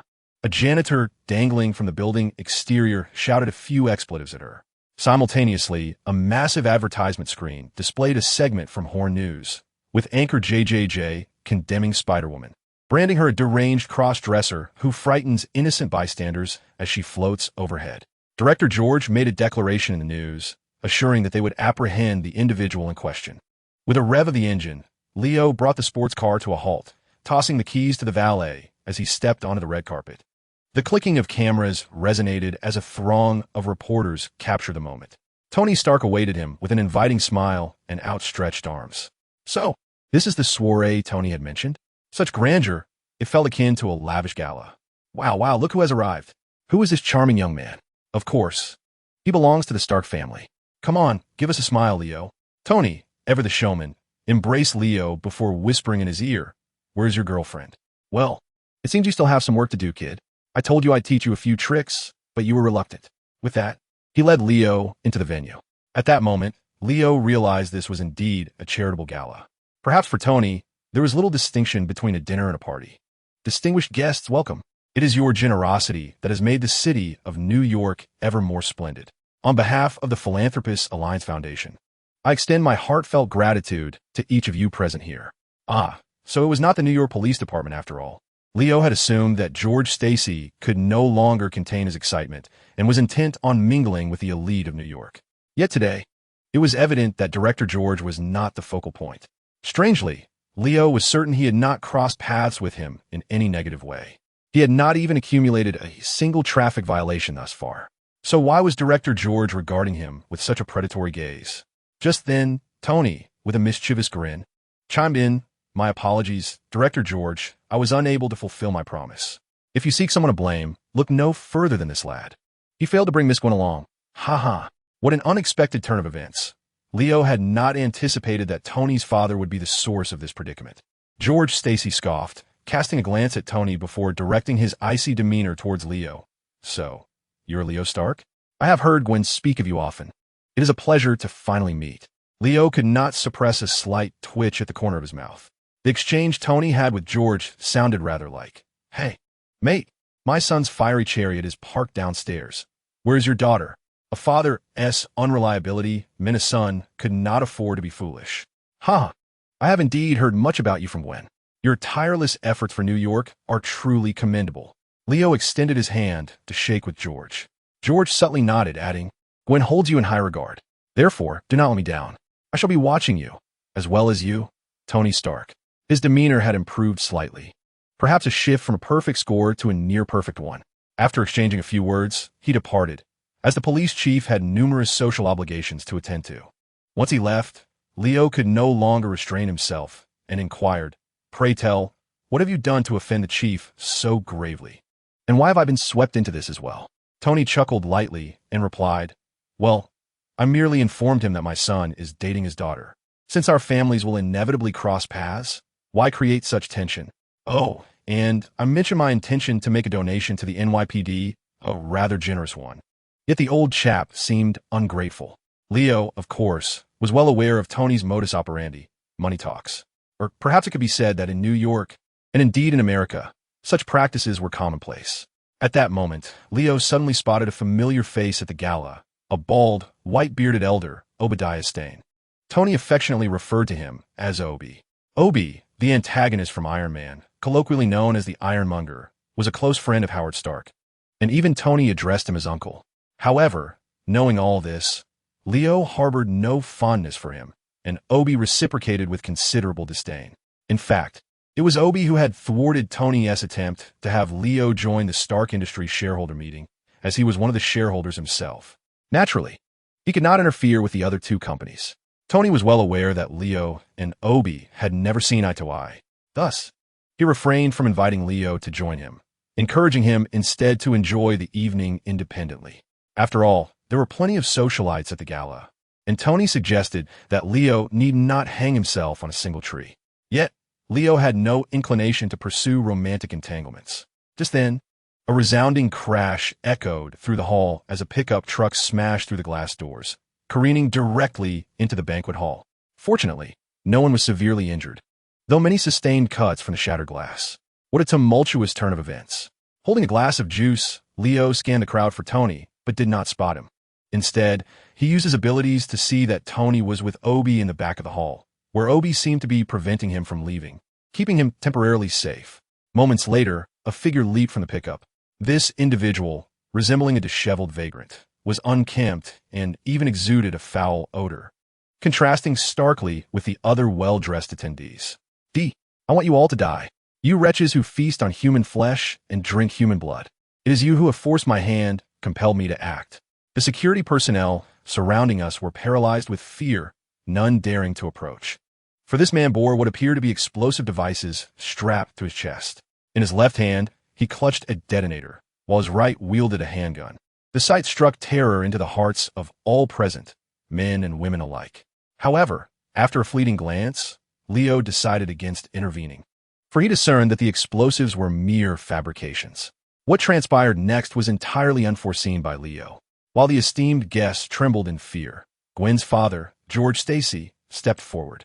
With outstretched hands, signaling his lack of weapons, he addressed the man. "Hey, listen, my friend, whatever your issue may be, we can discuss it. I am George Stacy, the chief of the New York Police Department. Please do not act rashly. Yet, the faux suicide bomber was panting heavily, shaking his head erratically, as if his emotions were in turmoil. His eyes darted about the room, seemingly searching for someone. Leo found this behavior peculiar. Shouldn't the target of his ire be everyone present? In the next moment, the homeless man locked eyes with Leo and began to shuffle toward him. Was he truly aiming for Leo? The latter mused that he should have consulted the almanac before venturing out that day. For how could such misfortune befall him? As if everyone sought to direct their wrath at him, the homeless man bellowed, "Do not approach. If you dare come closer, I will blow you all to pieces. The moment I release my grip, everyone will perish." Chief Stacy remained frozen in place, fearful of provoking the man further. Yet in Leo's eyes, it was evident that the homeless man was merely seeking to close the distance, ensuring he could take Leo out with a single shot. Suddenly, without warning, a white tendril ensnared the homeless man's left hand, which held the detonator. With a swift motion, another tendril wrapped around his right hand, which held the gun, and with a sharp tug, the weapon discharged, the bullet soaring towards the ceiling and shattering a chandelier. Gasps of terror erupted from the distinguished guests. A white figure descended gracefully from above, delivering a powerful kick that sent the homeless man tumbling through the window. Gwen swore that this moment ignited more anxiety within her than when she faced the robbers before, for she could not ascertain whether the man would truly detonate his explosives. Nevertheless, she knew action was imperative. Otherwise, her father and Leo would be lost. Chapter 12. Infuriating, yet I am a professional. Was the bomb crisis truly averted? All present exchanged bewildered glances before their eyes, collectively turned toward the figure clad in a white hood and form-fitting suit. The Spider-Woman, if she was indeed called that. Her recent rise to fame had been remarkable, yet to witness her in person today was utterly unexpected. It is uncertain who initiated the applause. Accompanied by the sounds of cheers, Gwen truly relished this moment, basking in the warmth of gratitude. She could hardly contain her eagerness to glimpse the expression on Leo's face. Today, she had saved him. She was now his savior. Thus, she turned to face Leo. Yet, he appeared utterly unfazed, sporting a smile that suggested he was feigning composure. However, based on Gwen's understanding of Leo, he did not seem to be acting. With a playful gesture, he raised his drink, a mere glass of juice. How amusing. Wasn't he typically quite arrogant? And now, wasn't it her, the esteemed young lady, who had come to his rescue? Gwen placed her hands on her hips, her spirits soaring. Just then, a voice rang out. "Hey, put down your weapons. I represent the New York Police Department and hereby inform you that you are under arrest." Gwen was taken aback, staring in disbelief at her father. Was he really going to arrest her? What a bizarre turn of events. Weapons? What weapons do I possess? She thought, pondering whether her father might need an eye exam. Yet, she knew she could not reveal her true identity. The police who had come to assist were surprisingly swift. And how could the ordinary chief, George, hope to stop Gwen? In a swift motion, she fired her web shooters. Leaping out of the window, soaring over the heads of the officers below. Of course, none of the officers drew their weapons. Chief George's desperate cries to detain Gwen felt utterly futile at this moment. Now, a pressing question awaited Leo's resolution. Who had orchestrated this against him? Who had sent a gunman disguised as a homeless person, armed with fake explosives, to crash the charity gala? It was made to appear as though a deranged lower-class individual was seeking revenge against the elite, culminating in the tragic fate of Leo Stark being shot dead. George Stacy? No, Leo did not believe he would stage such a dramatic scene. Earlier, he had noticed Obi deliberately holding Tony back, preventing him from approaching. While it was reasonable to assume that Obi was merely concerned for Tony's safety, the sequence of events suggested that Obi might have foreseen something, leading him to escort Tony to the rear of the event. Of course, this could also be explained away as mere coincidence without issue. Thus, Leo felt compelled to uncover the truth. In a flurry, Tony rushed to Leo's side, mumbling his gratitude. This was the first time Leo had witnessed him so flustered. The attack on the charity gala had caused quite a stir throughout the city. After all, who among the attendees of the soiree is not a person of significance? The one being scrutinized is none other than Police Chief George Stacy. However, judging by his valiant demeanor in the moment, the scrutiny seems rather mild. Spider-Woman once again graces the front page. Yet, it remains uncertain who the source is, likely a tabloid journalist present at the scene. Coincidentally, Leo finds himself captured in the frame alongside Spider-Woman, albeit as a mere backdrop. The headlines read, "Shocking. Spider-Woman saves New York once again. Young star claims to be enchanted by her. What a heroic rescue." Note: Beauty refers to young Stark. Stark declares his intent to commission a statue of Spider-Woman. The untold story of a young tycoon and the masked heroine. No wonder, coming from the Starks, what a delightful masked encounter. Leo, accustomed to disregarding such news related to him, proceeds with his day as usual. Occasionally, individuals approach him, inquiring about his thoughts on being saved by Spider-Woman. Leo simply replies that he witnessed it with his own eyes. Consequently, they press on, asking if Spider-Woman is indeed exceptionally beautiful, and whether he has since gone on a date with her. For the first time, Leo relishes the sensation of being a side character in a grand narrative. The spotlight is on someone else, and it feels splendid. At some point, Gwen sidles up beside him, seemingly awaiting his response. Just moments ago, someone had asked if he had ditched Gwen for Spider-Woman. Yet, when Leo observes the amused expression on Gwen's face, he decides to embrace the moment and exaggerates. Yes. Indeed, she is extraordinarily beautiful. A collective gasp ensues. Leo has indeed seen her true visage. A date? You'll never guess. She even gave me her business card, urging me to call her. Another round of astonished gasps fills the air, as they all think, truly, Leo, you are something else. This wretched, unattainable charm that invokes envy has indeed won over Spider-Woman. As for the final inquiry, he responds, regarding my affair with Gwen, well, you ought to ask her directly. Leo deftly tosses the ball back to Gwen. She is left momentarily speechless. She never anticipated Leo would so boldly speak and weave such tales. Admittedly, he was correct in declaring her beauty. However, when did she ever agree to a date with him? And how shameless of him to claim she had given him a business card. Gwen, why is her face flushed? Is it because Leo has moved on with Spider-Woman? Gwen, do not feel disheartened. Leo is but a cad, and there are plenty of good men at Midtown High. Accept my confession, Gwen. I swear, you are the sole object of my affection in this vast world. As for Spider-Woman, I find even a fleeting glance at her utterly tiresome. Gwen is currently in a daze. What's going on here? Weren't you just interrogating Leo? How did it suddenly shift to me?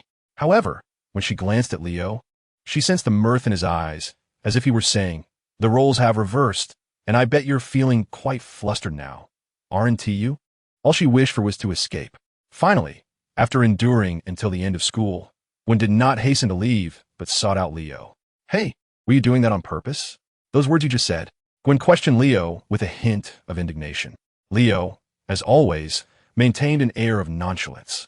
Are you referring to my fondness for Spider-Woman or the fact that I dismissed you? Gwen clenched her fists, truly wishing to strike him. I'm serious.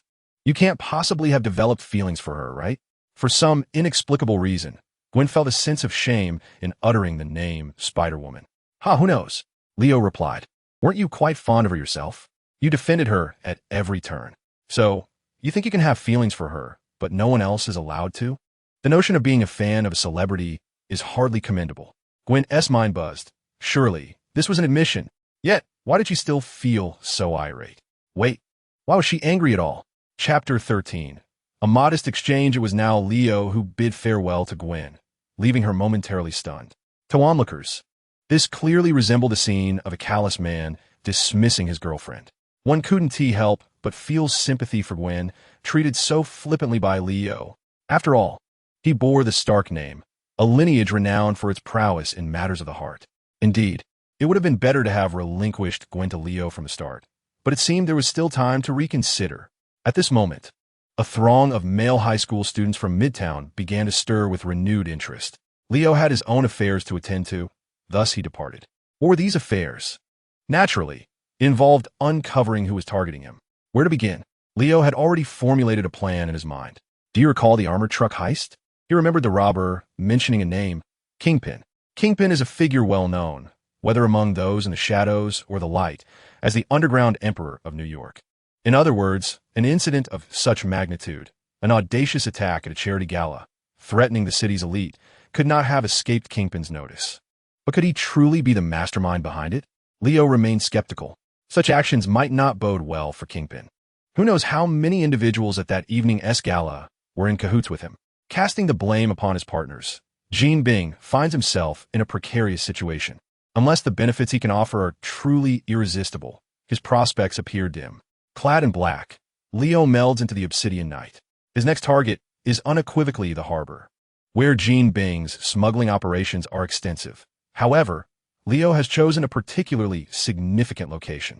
This fellow even established a shipping front, making it unnecessary to conduct an exhaustive investigation. An inquiry among the locals would suffice. The biting sea breeze is utterly frigid. When will the cargo arrive? Are we to endure this chill until dawn? Where's my lighter? I need to ignite a cigarette. Amidst a cluster of containers, a group of thugs congregates, seemingly awaiting their next assignment. In the next moment, Leo leaps down from atop a container. Who the hell are you? What do you want? Do you even know whose territory this is? The thugs, startled by Leo's presence, instinctively reach for their weapons. Leo scrutinizes them closely, but finds no overt signs of gang affiliation. They appear to be minor players in the grand scheme. He speaks directly. I'm not here for you. Is Jean Bing, that overweight fellow, here today? The thugs exchange glances, nearly convinced they misheard him. Who are you calling fat? You think you could just call the boss by that name? In an instant, Leo closes the distance, slamming one thug against the container with a resounding thud. The sight sends tremors through the others. Teaching a lesson to common thugs has not been Leo's practice since he turned 12. It seemed beneath him. Yet today, he makes an exception, as they fail to recognize his identity. I ask again, is that overweight fellow here today? He reiterates, yes, yes. One thug can no longer maintain his composure and drops his weapon to the ground. The others, wielding knives and clubs, hastily follow suit. Indeed, they are mere novices in the trade, lacking the courage to wield their weapons, let alone participate in any serious criminal enterprise. Leo regards them with disdain. Were it not for the lead-line storage of the harbor's underground warehouse, he could have effortlessly scanned them. There would have been no need to frighten these simpletons. The thugs scatter in panic. Leo turns and approaches a container. Then, with a forceful motion, he sends the container tumbling aside, revealing the entrance. Just as Leo is about to pull open the sealed iron gate, a silken thread obstructs his path. Gwen, what a coincidence to encounter her again. Though he is tempted to confront Gwen about her apparent penchant for following him, he restrains himself. However, considering that Gwen herself is unaware of her true identity, it may be best to let it go. Hey, fellow traveler, what brings you here at this late hour? Surely, you do not intend to engage in any nefarious activities? Gwen perched atop a nearby shipping container, casting her gaze in his direction. Leo looked up at her and replied, nefarious activities? What do you consider to be such? And what is your purpose for being here?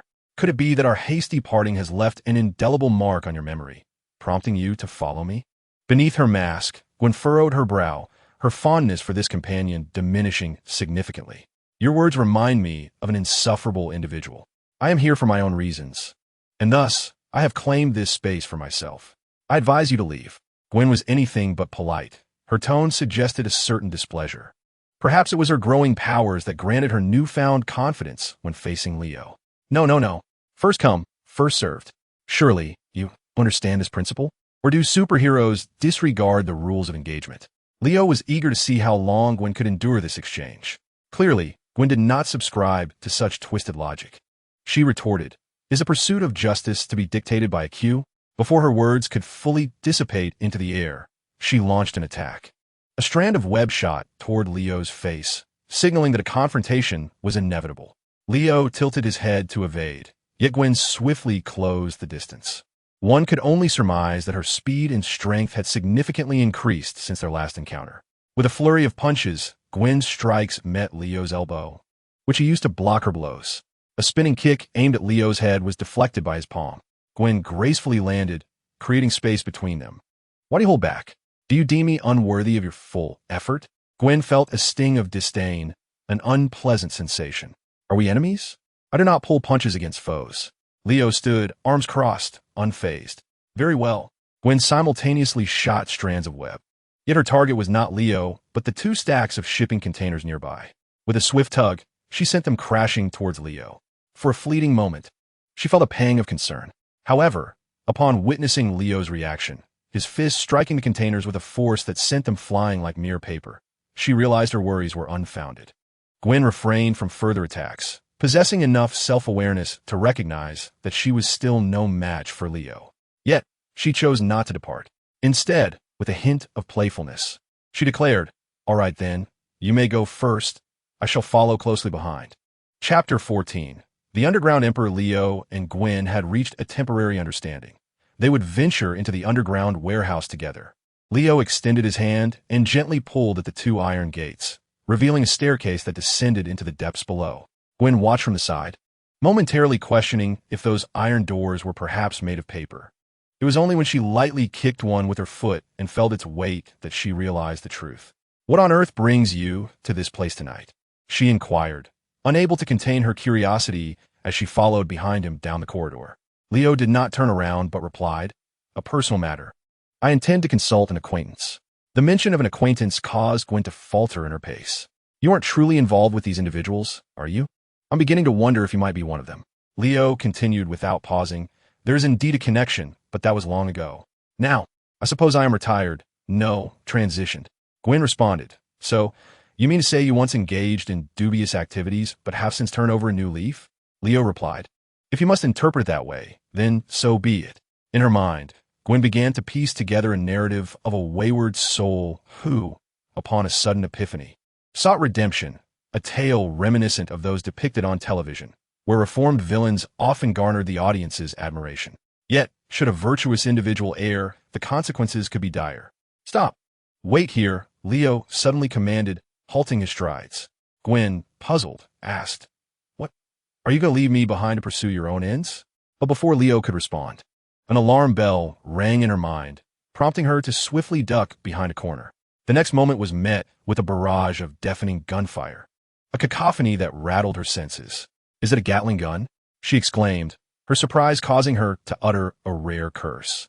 Such heavy weaponry was something she had only ever witnessed in films. Peering cautiously around the corner, despite her mental preparation, she was nonetheless astonished to see bullets raining down upon a figure, the resulting explosions of light casting a surreal scene. What kind of extraordinary defensive capability did he possess? Was he donning a shield of beauty? Yet it seemed improbable. No wonder he had the audacity to stand before the robber's firearms last time. It was yet another day of envy for Gwen. With a swift motion, Leo lunged forward, disabling the automatic Gatling gun with a single punch. Before gesturing a universal sign at the camera mounted on the wall. Compared to the past, Gene had indeed upgraded his automated defense system, but to Leo, it remained merely a toy. Behind the passage, Gwen cautiously peered around the corner, her half-head emerging as she inquired, "It should be over, right?" Leo nodded, prompting her to step out with utmost care. The two found themselves standing before an enormous circular gate. However, Leo did not make a move to open it. Gwen was left wondering what he was waiting for. Was he preparing to gather his energy akin to a scene from a martial arts film? Yet, before she could voice her thoughts, the circular gate began to rotate. Once it fully opened, Gwen swiftly slipped behind Leo, using him as a human shield. After all, when faced with a menacing group brandishing rifles and even rocket launchers, any sensible person would instinctively seek refuge. Fortunately, the armed individuals refrained from firing. Gwen peeked out again, observing the crowd. Among them stood a rotund man in a white suit, leaning on a cane, his presence notably commanding. With a dark expression, he spoke in a deep voice. "After all these years, you still haven't perished. Is the little knight demon immortal, or do demons grow as well?" Jean Bing seemed to recall some unsettling memories, his demeanor darkening further. Indeed, 4 years prior, Leo was merely 12 years old, significantly shorter than he was now. Leo strolled forward nonchalantly, seemingly unfazed by the ominous gun barrels directed at him. After a moment's hesitation, Gwen chose to follow suit. Some among the crowd, upon hearing Jean Bing refer to Leo as the little night demon, nearly lost their grip on their weapons, beads of sweat forming instantaneously. "Is this how old friends are greeted?" Leo's tone was flippant, even mocking. Jean Bing's face twitched at this remark, his voice rising an octave. "Friends? Oomph. Friends who arrive uninvited and smash down the front door?" Leo shrugged. "But I did leave you another door, did I not?" At this moment, Jean Bing appeared to be losing his composure, his voice sharpening. "Haven't we settled our affairs once and for all? Why have you come seeking me again? Are you truly not afraid of a mutual destruction?" Some of Jean Bing's subordinates, witnessing their boss's uncharacteristic display of distress, found it bewildering. He was the underground emperor of New York, able to engage with high-profile figures with ease. A mere sneeze from him could send tremors through the entire underworld. Yet, here stood a person commanding such dread from Jean Bing, prompting the latter to utter the words of mutual destruction. So, why had Jean Bing instructed them all to arm themselves, ensuring their safeties were secured, and insisted that under no circumstances were they to pull the trigger without his command? However, there were also those among the group, longtime loyal followers of Jean Bing, who understood that their boss had been in even more precarious situations before. As formidable as Boss, a man capable of tearing through tigers and leopards and utterly dominating all underground boxing champions, stands at the pinnacle of human physical limits. Yet, he was once bested by a seemingly childlike figure, left in tears and disarray. The firearms they wield are powerless against that individual and offer no protection for themselves. Their sole purpose? Perhaps merely to preserve a semblance of dignity in the face of death. However, that is hardly the case. I have no intention of dredging up old grievances today. I merely wish to consult you on a few matters. Why are you so tense? Leo's words flowed as casually as if he were inquiring about the weather from shopkeeper. Yet, the shopkeeper nearly believed that this landlord intended to evict him. Faced with such an existential threat, could he remain calm? Jean Bing's lips twitched slightly, seemingly unable to fathom the situation, and cautiously probed, "Is it true? You're here tonight solely to gather information?" Sweat beads visibly trickled down Jean Bing's bald head. "Is there any doubt? I won't beat around the bush. The events at the charity gala should have nothing to do with you, correct?" Leo's tone suddenly shifted, the atmosphere seeming to drop several degrees. Just as Jean Bing exhaled in relief, he found himself gasping for breath again. Had he still possessed hair atop his head, it would surely have stood on end. Chapter 15. Jean Bing continued to sweat. Such is the nature of demons. They can just one moment, and in the blink of an eye, find a reason to thrust your head into the abyss. 4 years ago, Leo believed he had honed his abilities to perfection, seeking merely to test whether he could alter the world. Thus, he ventured into Hell's Kitchen, becoming the nocturnal specter in the eyes of the mafia. However, due to his relatively diminutive stature, being just 12 years old, he was aptly dubbed the Little Night Demon. Of course, doubts arose. Some mocked the Little Night Demon, labeling him merely a child or a dwarf. Yet those who dared to belittle him and suggest he return to his milk were met with dire consequences. During that time, Leo adhered to the principle that saving 10 innocents was not worth more than eliminating a single villain. Addressing issues at their roots was the only means of achieving genuine resolution. Nevertheless, Hell's Kitchen and the entire underground world of New York was far more intricate than he had anticipated. Initially, he sought to uphold a non-lethal approach, inspired by the neighboring figure with a jutting chin. However, after witnessing too many grotesque manifestations of evil, he occasionally found himself unable to restrain his strength, leading to the demise of various lowlifes. Eventually, he became somewhat intoxicated by bloodshed, reducing these scoundrels to mere pulp. Yet, therein lay the dilemma. Leo discovered that such violence did not diminish the prevalence of evil in this realm. Instead, it became apparent that there were several irredeemable individuals who had perished by his hand. Astonishingly, such people had wives and children, as well as a disabled elderly mother. On a fateful night, unbeknownst to many, they were all hunted down and eliminated by their adversaries.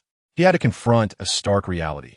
In this world of so-called scoundrels, villains and criminals are not mere NPCs from a video game, able to be slain and replaced with ease. They possess families, and not every wretched soul is devoid of maternal ties. Ultimately, Leo sought out Jean Bing, the self-proclaimed ruler of the underground realm. In the presence of all, he forcefully severed Jean Bing's limbs and trampled upon his head, compelling him to acquiesce to the conditions he proposed. Leo refrained from taking his life, for through his recent experiences, he grasped that evil cannot be eradicated entirely. The demise of one Jean Bing would only give rise to another Silver Bing. Yet, it was likely that this would breed even more unimaginable malevolence. Leo, a Kryptonian superhero, was not an omniscient deity. He was, after all, still a minor. Thus, he chose to depart from Hell's Kitchen, severing his ties with New York's underground world. Out of sight, out of mind, was it not? At most, he would occasionally emulate Spider-Man, engaging in some community service. If one were to regard evil as a crop of leeks, then one should not contemplate uprooting them entirely. Under Leo's inquiry, Jean Bing dared not breathe a word. Countless thoughts flashed through his mind. Yet he ultimately resolved to divulge everything in one breath. It was the Ten Commandments gang from out of town. I merely sold them information about the banquet. As for the rest, I am entirely unaware. I maintain that I cannot bear the principal responsibility for this incident. I had no inkling they could orchestrate such outrageous acts. It was barbaric, so barbaric that even I was taken aback. But fortunately, it turned out to be merely a false alarm, did it not? Moreover, I have adhered to the terms we set all these years. Jean Bing's efforts to justify himself were truly pitiable. Leo still preferred the defiant demeanor he exhibited upon their first encounter. However, this aligned closely with Leo's suspicions. As for the Ten Commandments gang, what audacity to bring such chaos to their own doorstep in New York. Leo scoffed lightly and inquired of Jean Bing, "Where are the members of the Ten Commandments gang?" Jean Bing swallowed hard and exhaled. They had already departed New York before I sent someone to seek them out. However, I do know of one individual, their leader, known as Masterman. He must be the one orchestrating this behind the scenes. With a sigh, Leo responded, "So, how do you propose I locate them?" At this moment, Jean Bing produced a handkerchief to wipe the sweat from his brow. "I will mobilize the entire underground world of New York, nay, the entire nation, to find him for you. Just grant me a little time. It need not be long." Beneath the mask, Jean Bing could not discern Leo's expression. It was only when he observed Leo nodding that a weight lifted from his heart. However, before Jean Bing could fully relax, Leo's subsequent words nearly caused him to collapse onto the ground. "Well, the main responsible party has been identified. Now, shall we discuss the consequences?" At that moment, Jean Bing was engulfed in regret. He lamented why he had entangled himself with the Ten Commandments gang for a mere $10 billion worth of business. "Do not push your luck too far. I can only offer so much. How about I donate all my earnings to the orphanage instead?" Jean Bing contemplated how much he would need to sacrifice to appease the little night demon. In truth, doubling or tripling the amount was not entirely out of the question. "Very well, I acknowledge your sincerity. Oh, by the way, it would be remiss not to send my friend home with something tonight, wouldn't it?" Leo's words sounded like celestial music to Jean Bing's ears. The little night demon was not bargaining with him. What a stroke of fortune. It was at that moment that Jean Bing noticed another figure trailing behind Leo. The individual wore a smile that was more pitiable than sorrowful. "Since he is your friend, let's make it easy. Bring in the goods to fill this warehouse and arrange for a police report, leaving a few individuals to claim that this lady in the white bodysuit apprehended you for smuggling. Understand? Clears throat, your grace, little night demon. Would this plan be acceptable?" Gwen had been observing the entire scene and was on the verge of having her worldview shattered. She had contemplated speaking up more than once, but for some reason, the words lingered on her lips, unvoiced, as if she felt unqualified to intervene. She felt akin to a mere errand runner assisting her peers. Was that portly man in the white suit truly Jean Bing? Gwen had unearthed considerable information from her father's computer. She was well aware of the immense power held by someone who, although registered with the NYPD, remained untouchable by anyone. Yet just moments ago, Jean Bing had been deferential, nearly kneeling before the individual known as the Little Night Demon. What was going on? Moreover, Jean Bing audaciously claimed that the smuggling warehouse would be gifted to him, and he didn't even need to lift a finger to report it. Was it as if he had single-handedly cracked a substantial smuggling case? What a turn of events. As for the Little Night Demon, he was indeed, as she had imagined, a man with a story. A formidable figure capable of commanding the respect of even the underground emperors of New York. Chapter 16. Osborne Biotech, is this how they refer to you, Little Night Demon? Gwen inquired of the person standing nearby. Below, a throng of police officers and flashing red and blue lights from patrol cars illuminated the scene. Just as Kingpin had promised, this smuggling warehouse was handed over to her. Surely, tomorrow's headlines would proclaim that Spider-Woman had apprehended a band of nefarious arms traffickers. Yet, had the true villains not already slipped away? I am not fond of this designation. It ought to belong to another. Leo truly wished to avoid being referred to as Night Demon, for he certainly did not want to receive a lawyer's letter, assuming, of course, that lawyer Ma could even locate him. How should I address you then? Gwen mused, contemplating that bidding farewell to the past was a commendable choice. Leo pondered for a few seconds before responding. "You may call me Dio." Gwen was taken aback, nearly mistaking Dio for Leo. "Is it your true name?" "I will not divulge my name to you." Leo chuckled softly. "Do you genuinely believe this would be my real name?" No longer fixating on whether to call him Night Demon or Dio, Gwen found herself preoccupied with more pressing concerns. She continued, "Do you truly believe that releasing Kingpin and his gang is without consequence? With your capabilities, capturing him should pose no challenge." Leo yawned. "I am not a superhero. If you wish to catch him, that is your endeavor, not mine." Gwen was taken aback by his response. Why did this unexpected manner of reply feel oddly familiar? She felt a flicker of irritation. Haven't you reformed? With such immense power, why not leverage it to do more good? Leo waved her off. Are you suggesting that with great power comes great responsibility? Gwen tilted her head, as if suddenly awakened from a reverie. Yes, you make a compelling point. However, Leo's next statement nearly unraveled her composure. But I believe that with great power comes greater authority. Gwen fell silent, feeling somewhat undermined. She pondered why both profound wisdom and dubious philosophies could emanate from his lips. She was reluctant to continue this dialogue with him, fearing that she might be led astray. Well then, good night, little spider. Staying up late is not a wise habit. With that, Leo vanished into the night sky, leaving Gwen bewildered in the wind. That night, she found herself restless, having encountered the underbelly of New York City for the first time, rather than merely confronting a few armed thugs, as she usually did. She had gained a deeper understanding of this fellow operative, and though she did not fully endorse his actions, she found it difficult to harbor disdain. Instead, her curiosity about him only grew. For the following days, life seemed to return to its usual rhythm. Gwen, maintaining her intense focus on combating crime, found her mental state rather lacking today. She chose not to attend school, as yet another excursion to Oscorp Biotech had been organized. For Gwen, Oscorp represented the inception of her dreams. It was here that she had been bitten by a spider, granting her extraordinary abilities. Thus, she harbored aspirations of one day working alongside the world's leading biotechnologists, delving into the mysteries of genetic science. Empire State University offered a related program. Renowned on a global scale, yet Stark Biotech also seemed commendable, having achieved remarkable advancements in recent years. Presently, these two companies appeared to be rivals of equal stature across the nation. As these thoughts occupied her mind, Gwen's gaze shifted towards Leo, whose class was also in attendance. She pondered what sentiments he might harbor towards a visit to a competing firm. Leo, sensing her scrutiny, queried with a glance, "What are you looking at?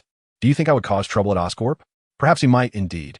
Their relationship had softened in recent days, prompting Gwen to roll her eyes, conveying her disbelief at his whimsical thoughts. At that moment, a strikingly handsome, yet slightly lean young man made his entrance, his attention fixated on Gwen. "Hello, everyone. Welcome back to Oscorp Biotech. I am Harry Osborn, a freshman at Empire State University. Should you consider attending in the future, I shall be your senior. Trust me, biotechnology is the most exhilarating frontier of our era." Leo recognized this individual, Harry Osborn, son of Norman Osborn and one of Stark's formidable rivals.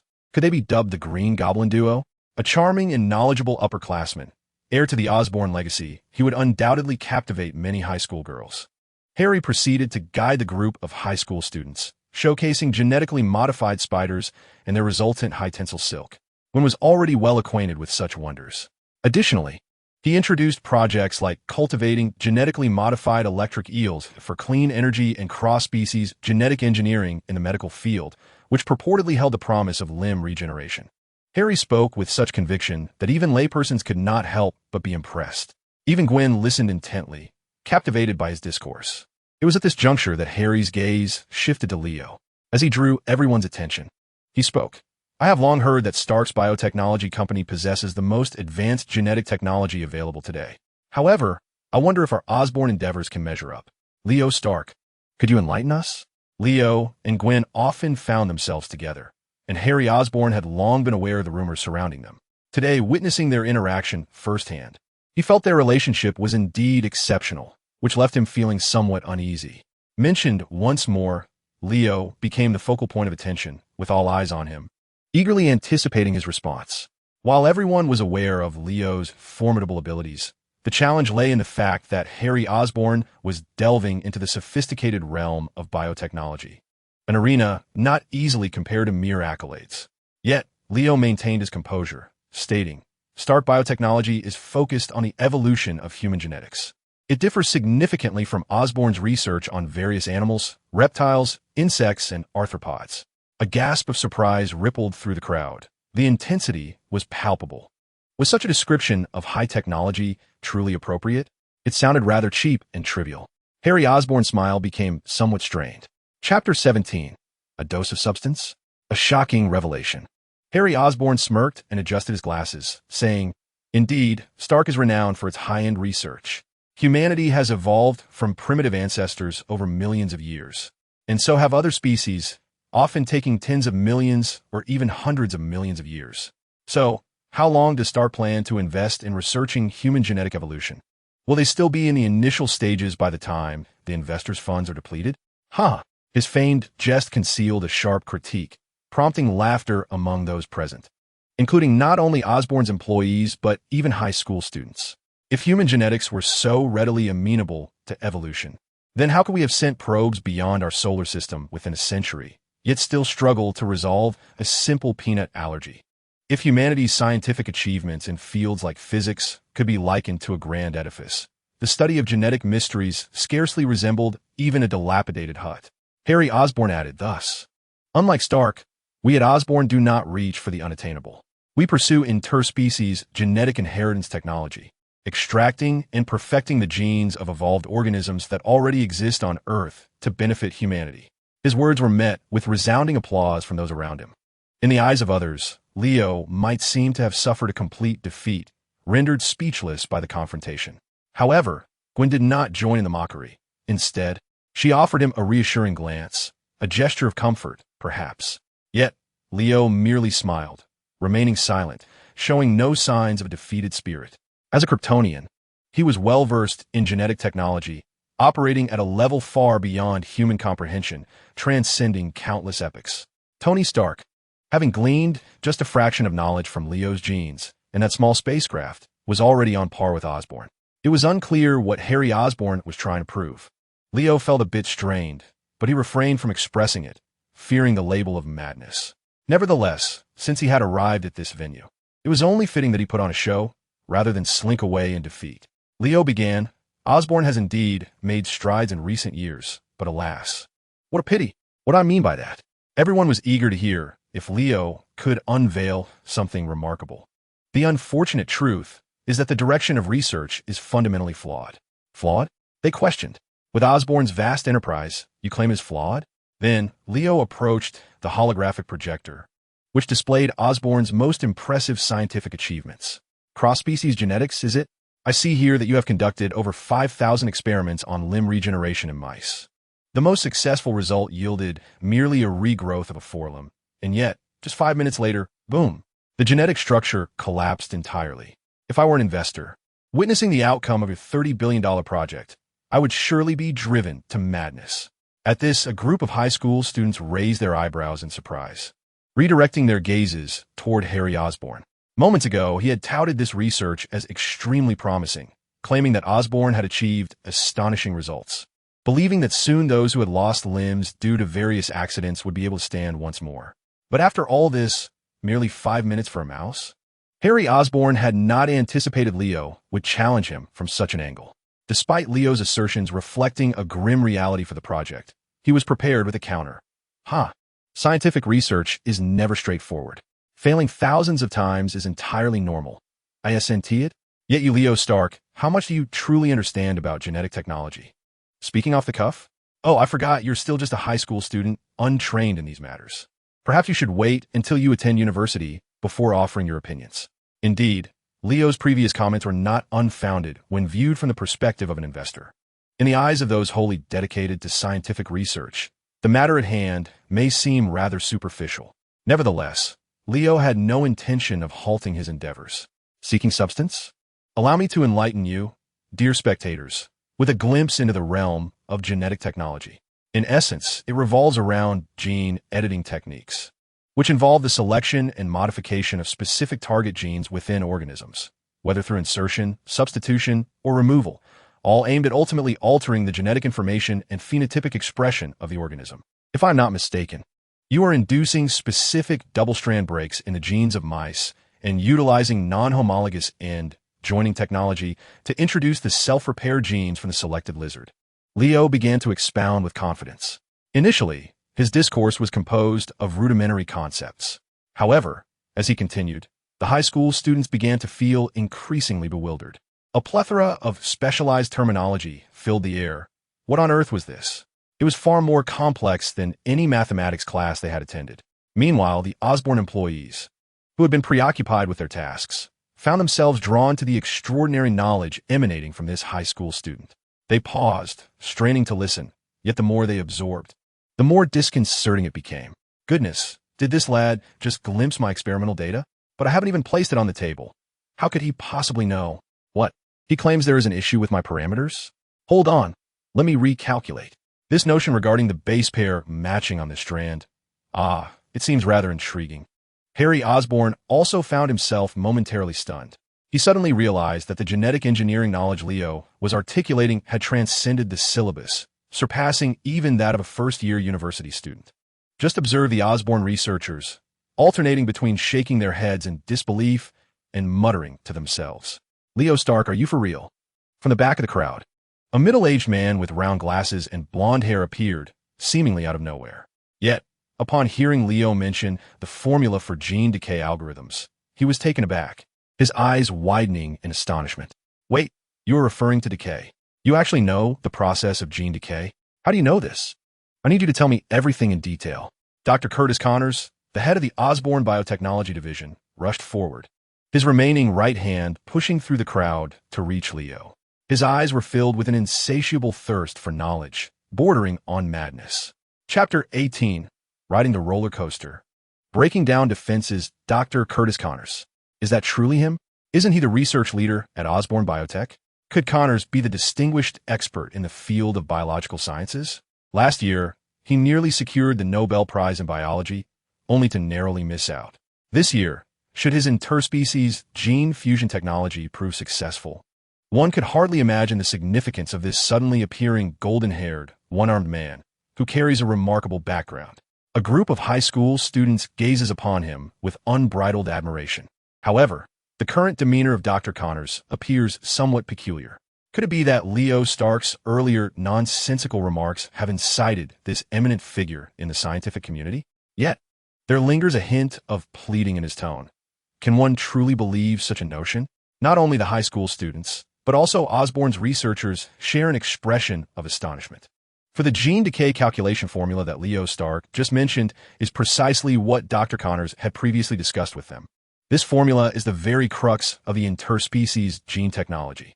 After more than 5,000, nearly 6,000 experiments on mice, all culminating in a complete collapse due to genetic decay, overcoming this challenge would finally yield the results they have long yearned for. It is no wonder that Dr. Connors is reacting in such a manner. Wait a moment, Leo Stark. He is indeed the star from next door, the same Stark who is the young heir. Akin to Harry Osborn. The Osborn researchers exchanged glances, bewildered by this absurd turn of events. Their own heir deliberately seeking trouble with the heir of a rival company? They had intended to leverage the strength of Osborn to assert their dominance. Yet here they are, merely minutes in, and their arrogance has been swiftly met with a resounding slap to the face. Harry Osborn felt a burning embarrassment wash over him. He stepped forward, approaching Leo and Connors, and spoke with a tinge of urgency. Dr. Connors, I believe this matter is not as simple as this young man suggests. We should deliberate further. However, before he could finish, Connors raised a hand to silence him. Do not speak. I need to know the answer. You're Leo Stark, correct? I will patiently listen to your complete thoughts, as long as you are willing to share. At that moment, Harry felt as though he had a lump in his throat, unable to cough it out or swallow it down. The gazes of those around him seemed laden with significance, pricking at his back. Faced with such a rare talent, Leo was more than willing to offer them a spark of inspiration. He smiled and said, Dr. Connors, it is an honor that my humble understanding meets your approval. The gene decay calculation formula, you require it, and I shall provide it. With that, Leo moved to a nearby whiteboard, flipped it to reveal a fresh side, and seized a marker. With a flourish, he began to write, prompting everyone, including Connors, to hold their breath in rapt attention.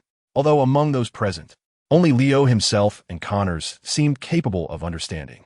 Minutes later, with a decisive snap, Leo tossed the marker into the whiteboard holder. Everyone turned to Connors, seemingly awaiting his validation. Yes, indeed. This is it. The very thing I have been pursuing, astonishingly, can manifest in such a manner. This is nothing short of an unparalleled stroke of genius. How on earth did you achieve this? The astonished expression on Connor's face already attested to the outcome. Leo, however, merely gestured towards his own head, for this was a mind rivaling that of a supercomputer from Krypton. The adoring gazes of the high school girls returned to Leo. Even Harry Osborn's expression shifted and contorted as he suddenly grasped a pressing concern. Leo Stark, what in the world are you doing? Before all the Osborn researchers, you have just assisted in solving a problem that has plagued them for years. This is tantamount to treachery, an absolute act of betrayal. Inwardly, Harry Osborn was shouting and cheering. Yes, it must be so. Leo Stark has brought Stark Biotech's research findings here to show off. However, he has utterly failed to realize the immense benefit this will bring to Osborn and the substantial blow it will deal to Stark. In light of all this, how trivial is it for him to lose a little face? Harry Osborn could barely suppress the grin tugging at the corners of his mouth. Is Leo truly this foolish? Then Leo spoke again, adopting a slightly regretful demeanor. Alas, Doctor, you may be unaware. This theoretical formula is, in fact, flawed. It is not perfect enough. The joy on Connor's face abruptly ceased, replaced by a furrowed brow filled with confusion as he queried. Not perfect? No. I have calculated it thoroughly. All parameters and results align perfectly with my expectations. Why do you assert it is imperfect, and what is your basis for such a claim? Yet, Leo merely shook his head, sighing, apologies, but this delves into the deeper aspects of our Stark Biotech research. While I'm a shareholder, I cannot divulge everything, can I? Nonetheless, Doctor, I wish you success in your research. With that, Leo cast a knowing glance at Harry Osborn, as if to say, do you really think I'm that naive? So, who's the true fool here? Harry Osborn clenched his teeth, feeling as though he had been reduced to a mere monkey today. That scoundrel Stark, does he think he can simply be joyful or angry at will? Well, time is of the essence. I must return to school. Leo bid farewell and was about to turn away. However, before he could take a step, he turned back. Oh, right. I have one more thing to say. On behalf of Stark Biotech, I extend a warm invitation to all discerning individuals to consider joining us one day in the future. This statement shall remain eternally valid, regardless of who it pertains to. Damn it. At that moment, Osborn nearly choked on his outrage. To attempt to poach Osborn's talent right in front of him, what a disgrace. Hey, Dr. Connors, what S with that wistful expression? You can't possibly be considering a job change, can you? And the rest of you, what are you staring at? Do you no longer wish to continue? Chapter 19. New York subway say, you wouldn't happen to know Osborn was coming today, would you? Did you deliberately prepare all this overnight? Even utilizing Stark Biotech's Chunga. On the bus back to school, Gwen sat beside Leo. Unable to contain herself, she finally spoke up. To be honest, Gwen found it hard to believe. No matter how impressive Leo might be, he was still just a high school student. Yet today, his nebulous remarks had even moved Dr. Connors. Truly astonishing. Gwen was desperate to uncover the secrets within Leo's mind, to see if there was something extraordinary hidden there. Leo turned to face Gwen. I must confess, I was indeed prepared. But what I presented was not related to Stark Biotech's research. Do you believe that? At this moment, Gwen fixed her gaze upon Leo, and he returned her stare, both seemingly trying to decipher something from each other's eyes. Minutes passed until Gwen finally faltered and averted her gaze. Fine, I believe you. You are a genius, a super genius. No one can compare, right?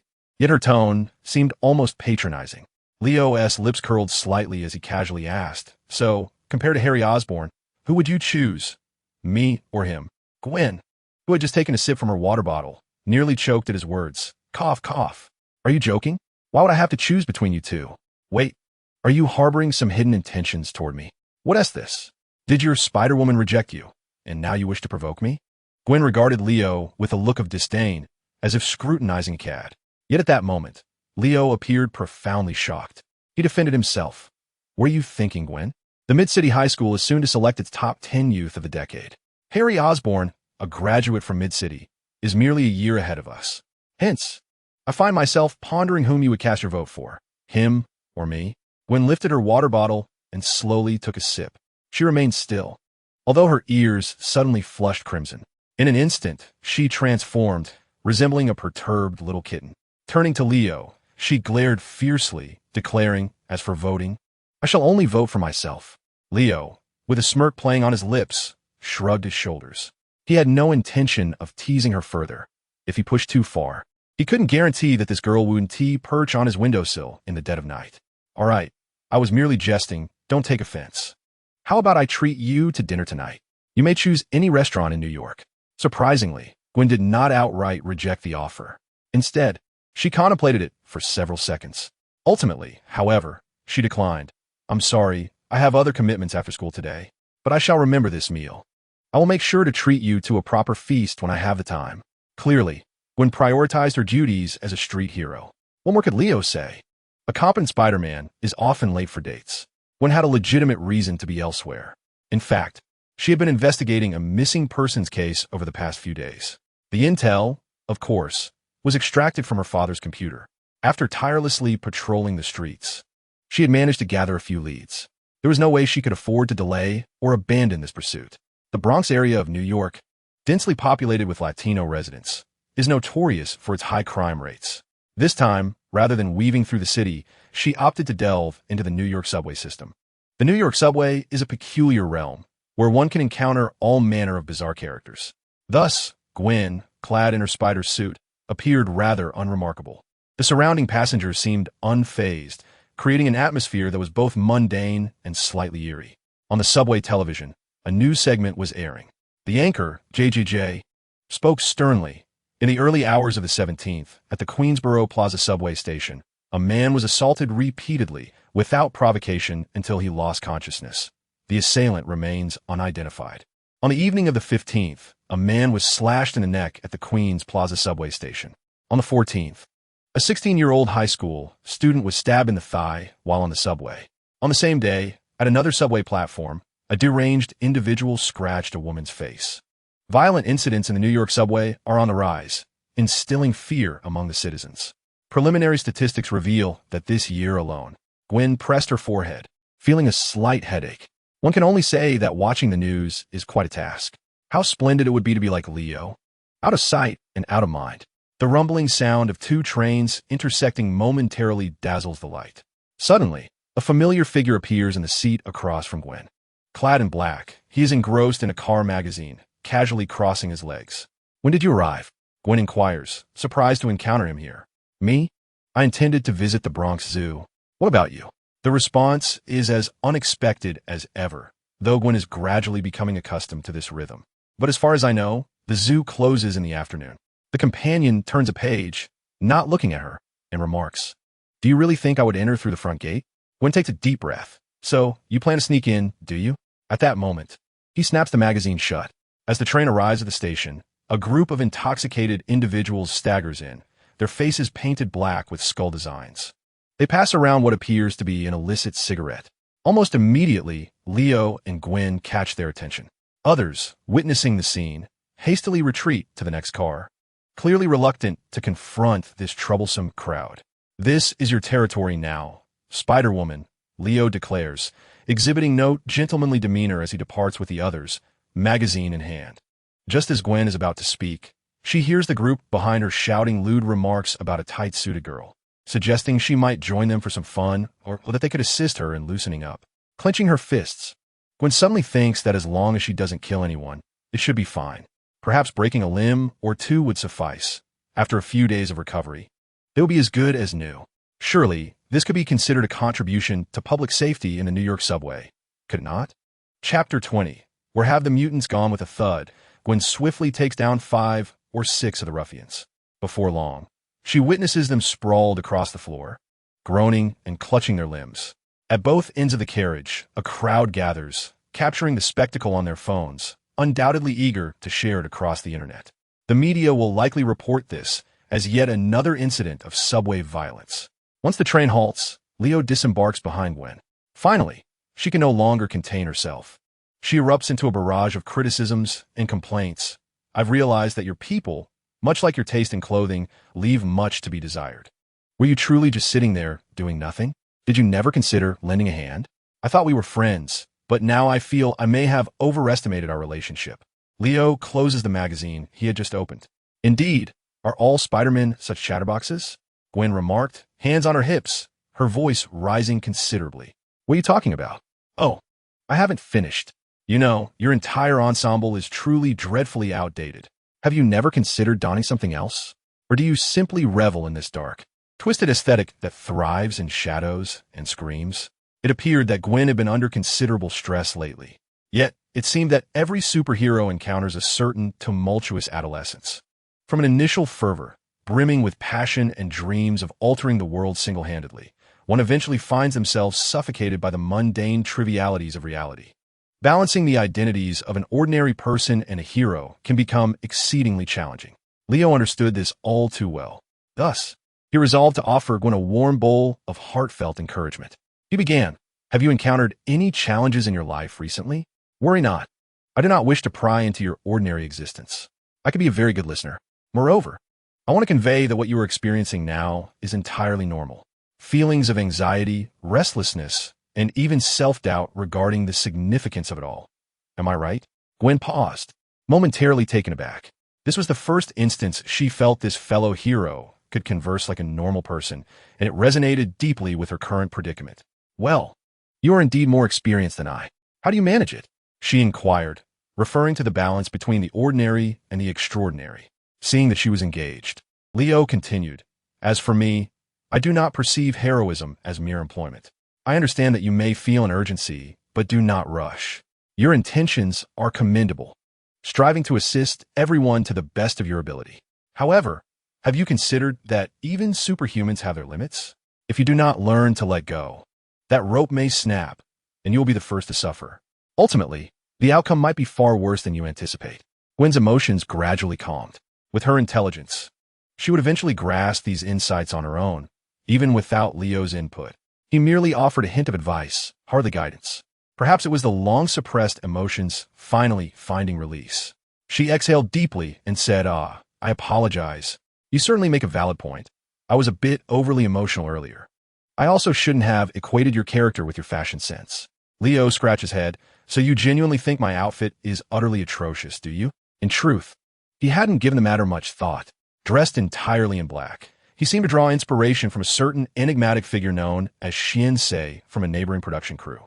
Mysterious, understated, and undeniably skilled, he had a penchant for subtly stirring up trouble behind the scenes. Gwen chuckled awkwardly a couple of times.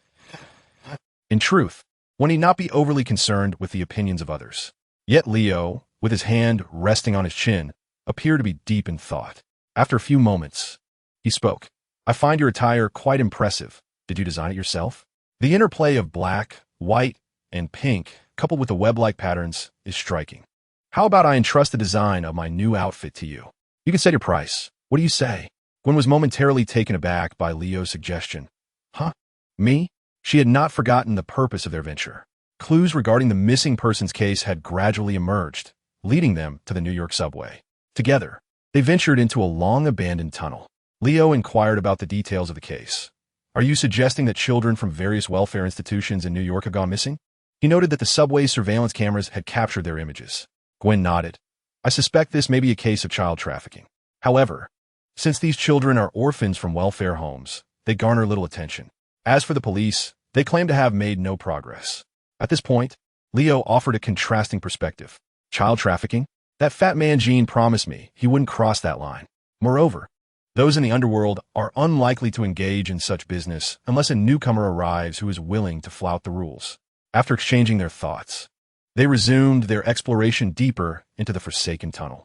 The construction of a New York subway dates back over a century and boasts the largest number of stations in the world. Its vastness and complexity are unparalleled. However, under the keen tracking abilities of Leo and Gwen, they soon uncovered some intriguing traces.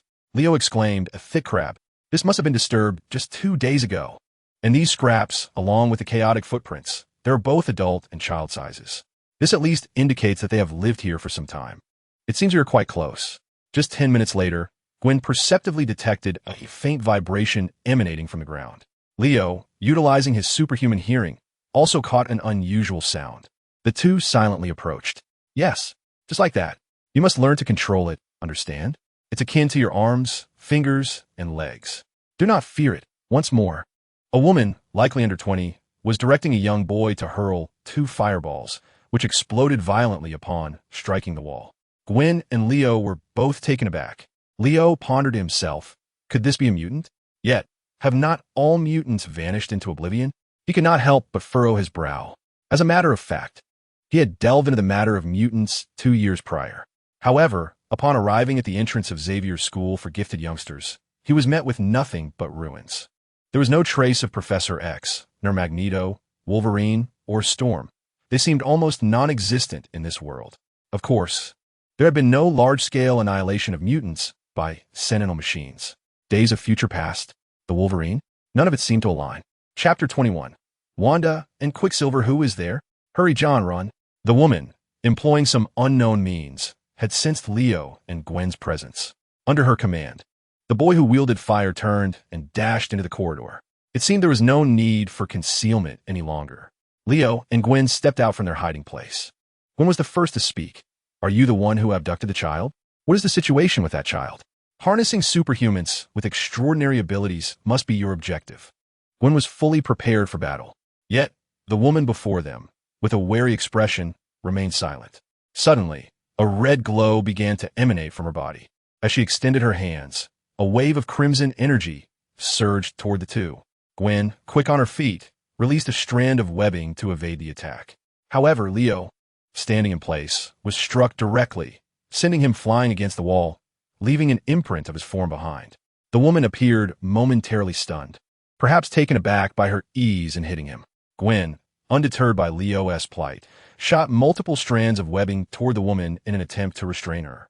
This was Gwen's first encounter with a superhuman adversary, thus she was all the more vigilant. Spider-Woman, I never expected you to be a lackey. You should be one of us, the woman exclaimed, her body radiating a burst of red light, incinerating the webbing midair. Taken aback by such an absurd remark, Gwen retorted, what do you mean we are the same kind? I'm not a scoundrel who abducts children. Fueled by anger, Gwen propelled herself forward, aiming to collide with the woman. The woman hastily summoned her red energy to block Gwen's advance. Yet, Gwen proved more agile, weaving webs to create diversions.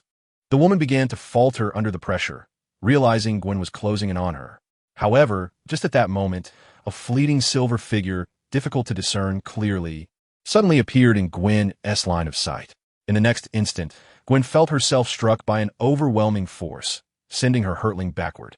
As Spider-Woman Gwen, her physical prowess surpassed that of an ordinary individual. After deftly adjusting her form midair, she landed gracefully against the wall. At this moment, she finally discerned the figure before her, a silver-haired man standing beside a woman. Clearly, they were allies, requiring no further explanation. Hey, they're also 2 in number. Are you still inclined to watch the spectacle? Gwen inquired, crouched against the wall, addressing Leo below. Leo clapped his hands together. All right, everyone. Could you perhaps pause for a moment while I say a few words? There's an ancient saying in Xia country, no fight, no gain. Just as Leo began to speak, the silver-haired man transformed into a fleeting shadow. Instinctively, Gwen raised her hand to deploy her web, and this time, she barely managed to trace the silver-haired man's trajectory. Yet, what good would that do? The speed at which her webs propelled was akin to a tortoise's crawl compared to him. For the first time, Gwen experienced the true essence of helplessness. The velocity was astonishingly unparalleled. To claim invincibility would not be an exaggeration. After all, she lacked even the qualification to graze a single hair on him. How could one possibly fight? Pietro Django Maximoff, or simply known as Quicksilver, possessed the extraordinary ability of unmatched speed. With this gift, he could toy with any adversary, for in his eyes, they were all hopelessly slow. Yet, before Quicksilver could unleash a punch to send this black-clad nuisance flying, he found himself ensnared by the throat. Leo had seized him effortlessly with one hand. Do you know why I detest the most? Being interrupted while speaking. Is there no sense of courtesy left? The silver-haired youth's once composed demeanor had vanished, replaced by a face flushed with anger. Stop. Let him go. Wanda Django Maximoff, his sister, gasped in shock at the sight of her brother so easily captured. Initially startled, her red energy surged in response to her fury. However, she hesitated to act recklessly, fearing she might inadvertently harm Quicksilver. Meanwhile, Gwen, crouched against the wall, was momentarily stunned. What had just transpired? How had this swift individual inexplicably run into the hands of an opponent? Was it merely bad luck on his part, or did his adversary possess even greater speed? Regardless, the initiative now lay firmly in their hands. Leo showed no concern for Quicksilver's struggles, stating, "Now, you will answer my questions. You and T want anything to happen to this guy, would you?" His tone was that of a villain. In the midst of her fury, Wanda's chest heaved. Yet for Quicksilver's safety, she forced herself to swallow her indignation. Wanda let out a cold snort. "Since you are Strucker's dogs, is there anything you do not know?" Strucker? That name sounded familiar, perhaps from the X-Men. Leo pondered for a moment, applying slight pressure with his right hand. Quicksilver emitted a painful sound. "No." Wanda was genuinely alarmed this time. Leo then scratched his left ear and blew at non-existent earwax. "I haven't even asked yet, and you're already rushing to answer? Not only did you interrupt, but you also answered incorrectly. I suppose there won't be a next time." Struck by Leo's forceful demeanor, Wanda now hesitated to speak, merely nodding in response. "All right, let us begin. What are your backgrounds, you two? Why have you abducted children to this place? Who has struck her?" Wanda furrowed her brow. Her mind suddenly clouded with confusion. Could it be that these two were not truly sent by Strucker to retrieve them? Moreover, with this individual strength, there was no need for such convoluted schemes. After calming her emotions somewhat, Wanda answered Leo's questions, revealing her name. Leo's assumption was correct. They were indeed the Scarlet Witch and Quicksilver, siblings. However, why they merged so early? According to the film's narrative, it did not make sense. Yet, considering Marvel's history of altering plots, it was hardly worth quibbling over. As for the child abductions, Wanda insisted that it was not the case. She and Quicksilver, along with several other children possessing special abilities, were mere subjects in an experiment run by Strucker, a military organization. The orphanage ostensibly housed New York's orphans while secretly assessing whether they possessed special genes. Those with such genes were closely monitored until their abilities awakened, at which point they were sent to the experimental facility. If they had not awakened, they would remain as ordinary orphans indefinitely. This incident had escalated into a child abduction case because Wanda and Quicksilver had fled with those children who possessed special genes but had yet to awaken. After all, in her eyes, they were all kin, and none should be forsaken. Chapter 22. What is the cost? Although Leo wished to inform Wanda that her radiant aura was chaos magic, not some superpower, and that she had no true kinship with these mutants, he understood that she would not believe him regardless. As for Strucker, he was indeed the military antagonist from X-Men. Thud! Cough, cough, cough. Quicksilver was thrown to the ground by Leo. The lad gasped for breath, continuously coughing, still reeling from the terror of near asphyxiation. He swore that even under Strucker's command, he had never come so close to death. This was indeed his first encounter, being captured barehanded by another. The speed he prided himself on was effortlessly shattered. Leo observed him in a state of disarray, as if he could hear the essence of his resolve beginning to fracture. Wanda hurried over to assist Quicksilver, instinctively retreating a couple of steps while still supporting him. She too felt a palpable fear towards the individual before them. Moments ago, he had been struck by her energy blast, leaving a dent in the wall. Yet now, it appeared he had merely been tickled. They were confronted by a being of overwhelming strength. Was there even a need to flee? At that moment, Leo addressed Gwen beside him, inquiring about her perspective on the matter. He asked if she believed the words spoken were truthful, and how she intended to address the case of the missing individuals. Gwen, momentarily taken aback by Leo's display of power, regained her composure. His actions exemplified a stark reality. Strength reigned supreme, devoid of reason. His words were the very definition of rationale. The coldness with which he could extinguish a life was a far cry from the colleague she had come to know. In their previous encounters, aside from finding him somewhat irreverent and fond of amusement, he had seemed principled and compassionate, attentive to her concerns. Yet just moments ago, she genuinely feared he would snap the neck of the silver-haired speedster. Suddenly, she understood why Ken had behaved like a subordinate that day, and she grasped the reason behind his moniker, the Night Demon. I believe it is prudent to investigate this matter thoroughly before proceeding. If what she claims is true, this is no trivial issue. It appears even the military is involved, Gwen thought, her mind growing increasingly muddled. The very forces meant to protect civilian safety were allegedly conducting human experiments on innocents. coupled with the police's ambiguous stance on the situation. She wondered if her father was aware of this and whether he should be informed. Fear crept into her heart, recalling her colleague's prior words about learning to let go. Just then, the dimly lit corridor was filled with faint noises. A group of around 10 children, ranging from 5 to 12 years old, approached, their clothes tattered and their eyes wide with innocence and trepidation. Wanda gathered them close, and one little girl, her voice quavering with emotion, asked Sister Wanda, "Are the bad people going to take us back again?" Among them was another boy, the one she had seen earlier, the little fire wielder, unfazed and visibly irate. Wanda glared at Leo and Gwen, smoke seemingly emanating from her head. Observing this scene, Gwen ultimately relinquished her intention to escort them back. With so many children, how had they been surviving? Did they truly plan to remain hidden in the subway indefinitely? It seemed her words struck a nerve. As Wanda's eyes grew red, but her tone remained resolute. What choice do we have? Should we return to being mere pawns at the mercy of others? We can hide here until we gain the power to reclaim our freedom. Leo mused to himself, pondering if Wanda had adopted Magneto's script, for she appeared adamant about the resurgence of mutants.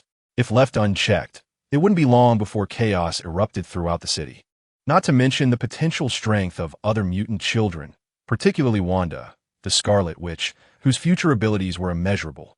Furthermore, one could hypothesize a scenario where Stryker's pursuers captured them, inadvertently harming Quicksilver or other children. Such a turn of events could lead Wanda down a dark path, transforming her into a formidable antagonist, a trajectory that diverged from Leo's expectations. Thus, it became clear that this unforeseen circumstance must be integrated into their plans.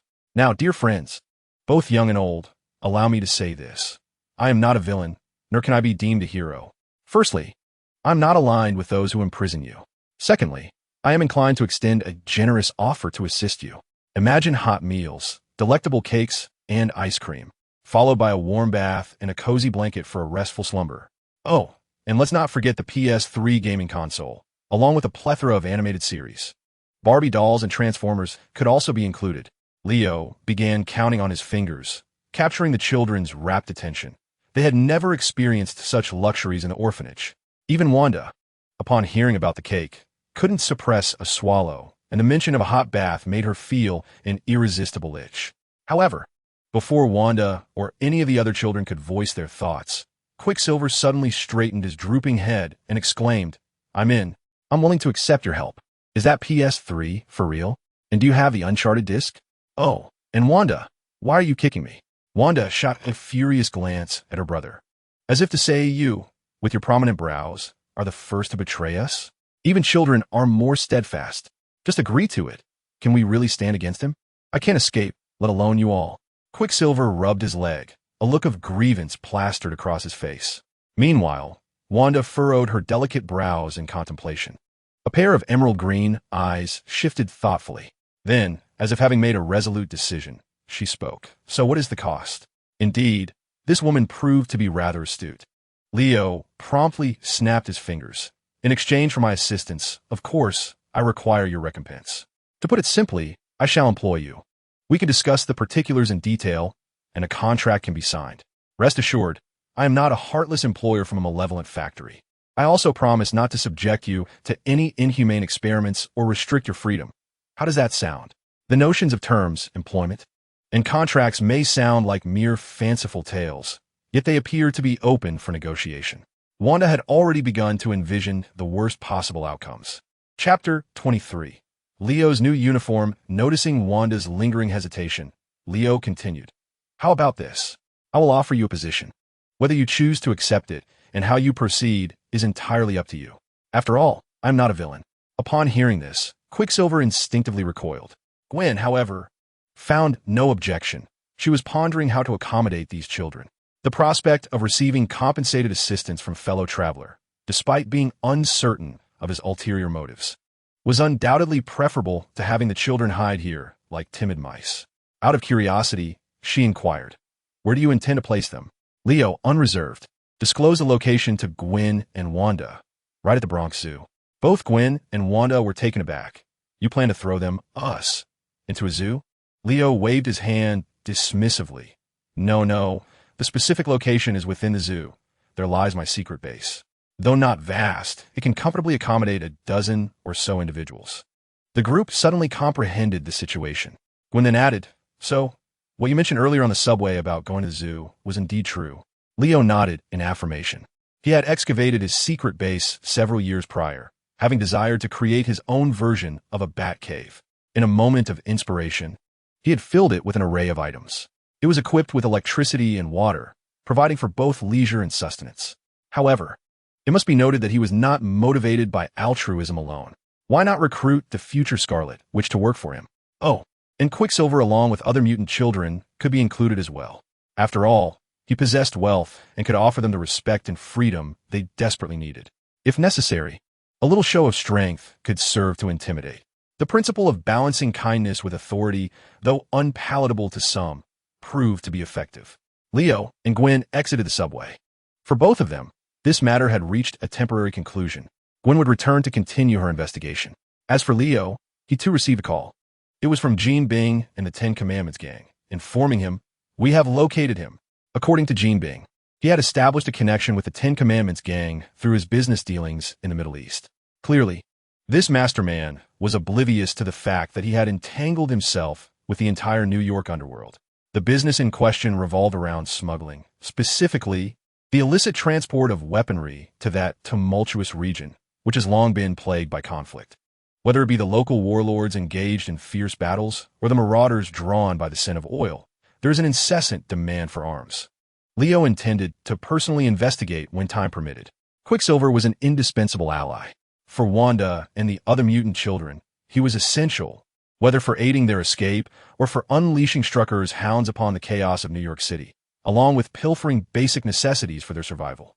Thus, Wanda ultimately resolved to send Quicksilver to the so-called zoo to scout ahead. Should there be an ambush, it was likely that only Quicksilver would possess the chance to slip away. Following the information provided by Black Violence, the moniker Quicksilver had assigned to Leo, he indeed discovered a concealed secret base, a cave hidden behind a waterfall. Holy crap, he wasn't lying to me. It's the newly released PS3 gaming console. The last time I played was 2 years ago. Oh, my beloved Uncharted. Beer? There's even beer in the fridge. Glug, glug. Ah, this is absolutely fantastic. This place is paradise.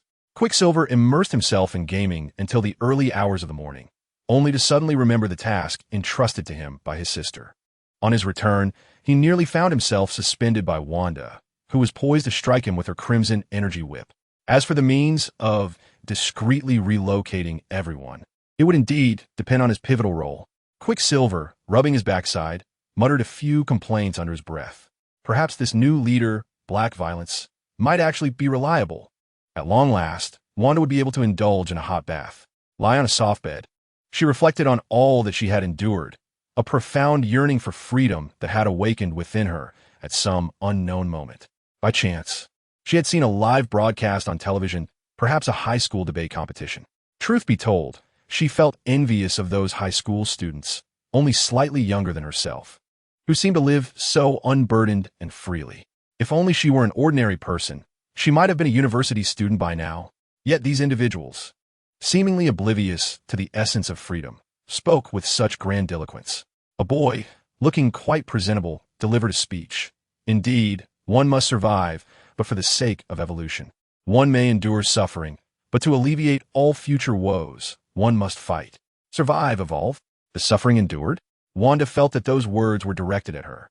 The plight of the so-called mutants, the evolutions spoken of by Strick, weighed heavily upon her.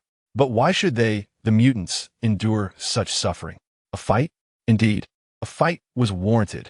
Thus, she escaped and embarked on the struggle that belonged to the mutants. By the way, what about that man clad in black? What were his true intentions? Wanda couldn't help but ponder. Their superpowers as mutants were mere bargaining chips. Employment, contracts? Just superficial rhetoric. What they were truly to engage in could hardly be anything virtuous. Wait, the scent on this pillow seemed reminiscent of that individual. With a sudden jolt, Wanda sprang from the bed. Her cheeks flushed with indignation. She kicked the edge of the bed, exclaiming, "Does this person never wash their sheets?" Although there was no particularly foul odor. It even bore a hint of sunlight. Ugh. Wanda kicked the bed again. Over the next 2 days, The man in black did not make an appearance. How strange. Did he not mention signing some contract? Where is he? Had he abandoned them entirely? Wanda gazed forlornly around the room. Quicksilver was engrossed in video games in front of the television, while a boy and girl scattered toys across the floor. Bags of chips, cans of cola, bottles of beer. Mutants, where had your dignity vanished? Firestar, weren't you the one clamoring for vengeance? A mere transformer left you utterly befuddled, did it? And you, Barbie, Ice Girl, were you not typically aloof? What future awaited the mutants if this was their state? Wanda covered her face, unable to bear the sight any longer. Until another day passed. A figure pierced through the waterfall at the cave's entrance. Wanda, stationed as a lookout, was startled. The man she beheld was not the one clad in black, but rather a man in a black uniform adorned with a white cape, featuring a red emblem with white lettering on his chest. Leo smiled and said, "What? After a few days apart, you no longer recognize me in different attire?" Chapter 24. The Extraordinary Youth Academy. Gwen had never imagined she would one day become a tailor. Initially, she had rejected the idea of custom uniforms for her peers. However, after receiving lavish praise for her fashion sense from a certain individual, Gwen reluctantly acquiesced. Oh, and most importantly, her peer informed her that she would personally participate in and thoroughly investigate matters concerning mutants. The term mutant was something she had recently learned. No wonder Wanda had told her that they should be allies. It seemed Wanda had mistaken her for a member of the mutants. Nonetheless, Gwen took the time to explain to Wanda that her situation was an accident. Wanda was astonished that it could be so. Then came the topic of a uniform. After consulting her peer's opinion, he directly replicated his black, white, and powdery three-color scheme, substituting pink for red, thus establishing the base color for the entire uniform. In response, the perceptive Gwen elucidated, "This symbolizes a journey traversing between light and darkness, all while harboring a sincere heart." The emblematic sign on his chest, however, was an addition made later. Gwen inquired of her peers whether this character bore any profound significance, to which they simply replied, "Super. Super strength. Super speed. Super defense. Utterly invincible." Gwen's expression upon hearing this was one of incredulity. Is it truly that simplistic? Is such narcissism worthy of the term super?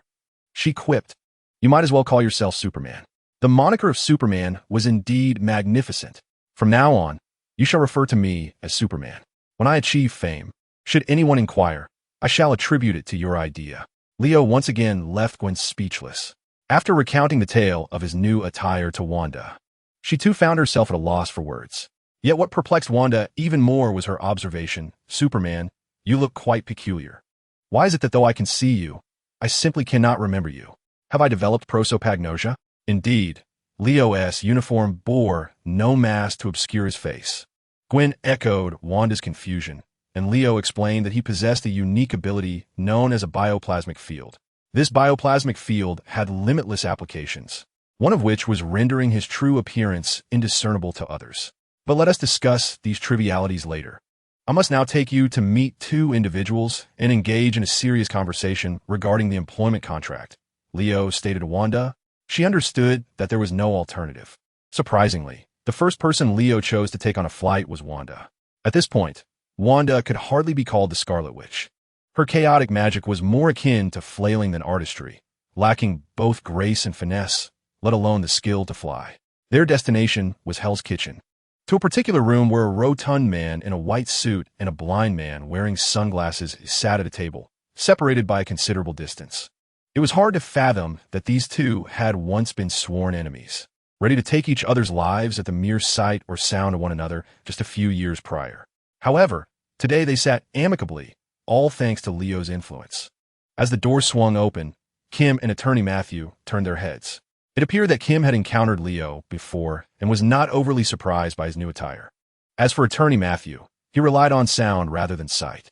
Now that everyone is present, we are equipped with both resources and personnel, and the lawyer is here as well. The establishment of the Extraordinary Youth Academy can officially commence. When Wanda first heard about such an academy, she was left utterly bewildered and astonished. What? Didn't you mention signing a contract? What is this nonsense about forming an academy? Leo tapped his fingers on the table and responded, "Indeed, a contract must be signed. I am hiring you as the Academy's inaugural teacher. Without a contract, how can we legally disburse salaries? Do you wish to evade taxes? Wanda suddenly felt overwhelmed, looking at the 3 or 4 individuals present. One was a corpulent man whose brutish demeanor suggested he was no good. Another was a blind, disabled lawyer. And then there was herself, along with a superhuman who preferred to communicate through his fists. What kind of academy could they possibly establish? Perhaps a kindergarten at best. Noticing Wanda's skepticism, Leo spoke up. This is Gene Bing. He wields considerable influence in both the underworld and legitimate circles. He has wealth, firearms, and can gather a multitude of individuals if necessary. This is Lawyer Ma, Gene Bing's sworn adversary. Matthew, Gene Bing, huh? Too kind. It's merely the respect of fellow brothers in the trade. Wanda interjected. Are you sure you don't intend for us to rob a bank? You've even arranged for a defense attorney. Although it was indeed peculiar for such an eclectic group to convene, the initiative to establish the extraordinary youth academy progressed smoothly under Leo's leadership. As for the location, it would be the old, now abandoned Xavier School for gifted youngsters. The idea seemed rather impressive, yet Wanda's apprehensions remained. The military, represented by Strick, loomed like a mountain before them, obstructing their path to freedom. Leo assured them, I got your backs. Even if Strick himself were to come, we'd send him packing. Just as he had arranged for Wanda and the mutants' future, Leo returned home, barely settling in before the phone rang. It was Gwen, calling a Spider-Woman, reaching out to Superman. The Osborn Tower has been breached by dozens of lizard men. That giant lizard intends to unleash a genetic serum from the tower's pinnacle. It seems he aims to turn all of New York's populace into reptilian creatures. Superman inquired if he could not come. Clearly, Gwen was struggling to handle the situation alone. However, just as Leo was about to set off, a thought struck him, and he pulled out his phone. Hello, is Wanda there? What? You just got home and are in the shower? Hurry and stop. Gather your brother. New York is in crisis. Why should we come? Are you foolish? You must seize this opportunity to showcase the mutants. Wanda reflected on this and realized he was indeed correct. Hastened to extricate the gaming Quicksilver from his confines. Meanwhile, atop the Osborn Tower, a green, humanoid lizard creature, towering over 3 meters and stretching nearly 5 meters in length, is locked in a fierce battle with Spider-Woman. Countless fragments cascade from the pinnacle of the building, while below, the reptilian menace wreaks havoc indiscriminately. At first glance, one might believe they had been transported to Jurassic Park. Whoosh!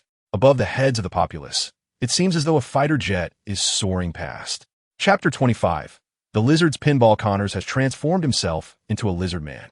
This development was foreseen by Leo when he provided Osborn with the gene degeneration formula. For even with this formula, capable of halting the process of genetic collapse post-fusion, the ultimate outcome is an infinite assimilation of humanity towards lizard-like traits. This might be considered a form of success in another sense, yet remains too advanced for the majority of humanity at this stage. Not everyone can be fortunate like Gwen, who obtained spider-like powers without developing 4 arms, 8 legs, or countless pairs of eyes. It is noteworthy that in other parallel universes, there exists a plethora of spider-powered individuals. However, since we are broaching this topic, Leo has harbored a lingering curiosity. According to the lore of Gwen, or rather, Ghost Spider, the spider that bit her was supposed to be a mutated arachnid infected by radiation, deliberately released by a villain, rather than a genetically engineered spider akin to those in the background of the Amazing Spider-Man. Furthermore, based on Leo's investigations, Gwen has only one parent, her father, who serves as the police chief, and lacks an uncle who is a scientist and a colleague of Connor's. In this universe, it is Peter Parker's father who is still Connor's colleague. Thus, one might ponder, is it possible that the current Peter Parker still possesses the potential to become Spider-Man, who then has thwarted Peter's ascent to become the Spider-Man of this world? Leo feels that this entire situation cannot simply be attributed to mere coincidence. Much like the enigma surrounding the disappearance of mutants. Bang! After being struck by Connors, the lizard man's powerful tail sends Gwen crashing into a water tower. The tower shatters, unleashing a torrent of water that douses Gwen, soaking her completely. Yet before she can rise, another lizard man emerges, slightly shorter and leaner, but exceptionally swift. It lunges at Gwen on the ground with its razor-sharp claws. Gwen reaches out, intending to fire her web shooters, but perhaps due to the prior impact, the device malfunctions. Just as she is about to be eviscerated, the precise crack of gunfire resonates, and bullets strike the lizard man squarely in the eyes. He is Police Chief George Stacy. Remarkably, he has managed to ascend to the pinnacle of Osborn's tower. Unfortunately, the formidable lizard man, Connors, effortlessly deflected every bullet with his thick eyelids, sustaining not a scratch. Chief Stacy rescued Gwen, though at that moment, he was unaware that this Spider-Woman was indeed Gwen. However, he could not afford to consider his own safety. The robust lizard man Connors had stealthily approached from behind. As an ordinary man, being struck by such a mutated creature would undoubtedly spell an icy doom. With a sharp sound, Connor's claws sparked as they grazed. Superman arrived just in time. Apologies, I just saved a few people. They were nearly devoured by that horde of lizard men below. But there is no need for concern now. We have other allies down there. Gwen, battered and bruised, her uniform torn to reveal patches of pale skin, gasped for breath and gestured to indicate her understanding. Suddenly, a smaller lizard man lunged forward. It disregarded the seemingly harmless George Stacy and charged directly at him. Yet Leo did not even turn around. With a casual wave of his hand, he swatted the creature away as if it were merely a bothersome fly. With a resounding smack, the little reptilian was sent flying off the tower, its fate unknown. Taking advantage of the distraction, Connors opened his gaping maw and lunged for Leo's head. Leo remained unperturbed, raising his left arm, producing a sound reminiscent of metal clashing. Such strong teeth you have, but you ought to brush them. With a headbutt, Leo collided with the lizard man's forehead, causing it to release its grip in a pained howl. But Leo paused only momentarily, for he was now ready to unleash his legs. A swift kick sent the lizard man curling like a shrimp, enveloped in a cloud of dust as it was hurled from the top of Osborn's tower. In the next moment, a powerful gust erupted, nearly toppling George Stacy, who had been hiding in the corner. To his astonishment, he witnessed Leo being propelled out as well. The sound of another collision echoed from the sky above. George Stacy's eyes widened in disbelief. Who on earth is he? This spectacle unfolded right before his eyes, even for an adult who had grown up reading Captain America comics. Such a violent and exaggerated display of force was beyond comprehension. Captain America was never this brutal. He had thought that the swinging Spider-Man he often observed was the zenith of these vigilantes. Yet, it was only today that George grasped the truth. There are always greater beings beyond humanity, and the realm of the extraordinary is boundless. He could not help but lament that New York might well become a domain ruled by vigilantes in the future. Upon hearing his father's inquiry, Gwen instinctively exclaimed, "He is called Superman." George paused momentarily, then turned around with a serious expression, stating, "I now officially inform you, in the name of the New York Police Department, that you're under arrest." In a flash, Gwen leaped from the rooftop with the speed of a rabbit, swiftly employing her webbing to escape the scene. Meanwhile, on live television, JJJ was seen aboard a helicopter, wearing headphones and shouting into a microphone. Today is nothing short of a nightmare for New York. Swarms of lizard-like creatures rampaged below, attacking innocent civilians, while police and SWAT teams struggled to maintain order. "Wait, what is that?" he continued. "What is that woman in red doing? Is she casting spells?" She just hurled a lizard beast away. As for Quicksilver, he was likely too swift for JJJ and the camera to catch. Suddenly, a large figure flew past the helicopter. What on earth? I witnessed a lizard flying? My God, when did lizards grow wings? The only lizards I recall from the animal kingdom are those that glide and leap. And who is that? A figure clad in black with a white cape was seen volleying lizard monsters through the air. The helicopter's spotlight shone down on Leo's position as the cameraman focused on him. There he was, holding what resembled a lifeless dog-like lizard suspended mid-air. Leo addressed Connors, saying, "Hey, are you awake now? If you're still dazed, shall we play a game of three-dimensional pinball with lizards once more? I assure you, this time we will break records." The lizard creature, its tongue lolling out, slowly shook its head. "Very well, now we can have a proper discussion." Chapter 26. Wanda could barely endure the lizard incident had temporarily subsided. New York remained quintessentially New York. On television, the Horn News Channel featured George Stacy stating, "This is a serious biological safety incident. Osborn Biotech will bear the primary responsibility, and we will do our utmost to locate Dr. Curtis Connors." Jonah Jameson interjected, "So, Director George, what can you tell us about the man in the cape from last night? I believe you were also atop Osborn's tower at that time. Oh, and you let that masked Spider-Woman escape." JJJ's question made George Stacy's lips twitch in annoyance. He took a deep breath and replied, "The man in the cape is referred to as Superman. Nevertheless, we must acknowledge a fact. He subdued that exceptionally aggressive and threatening lizard last night. Without him, we might have lost more officers' lives, including my own.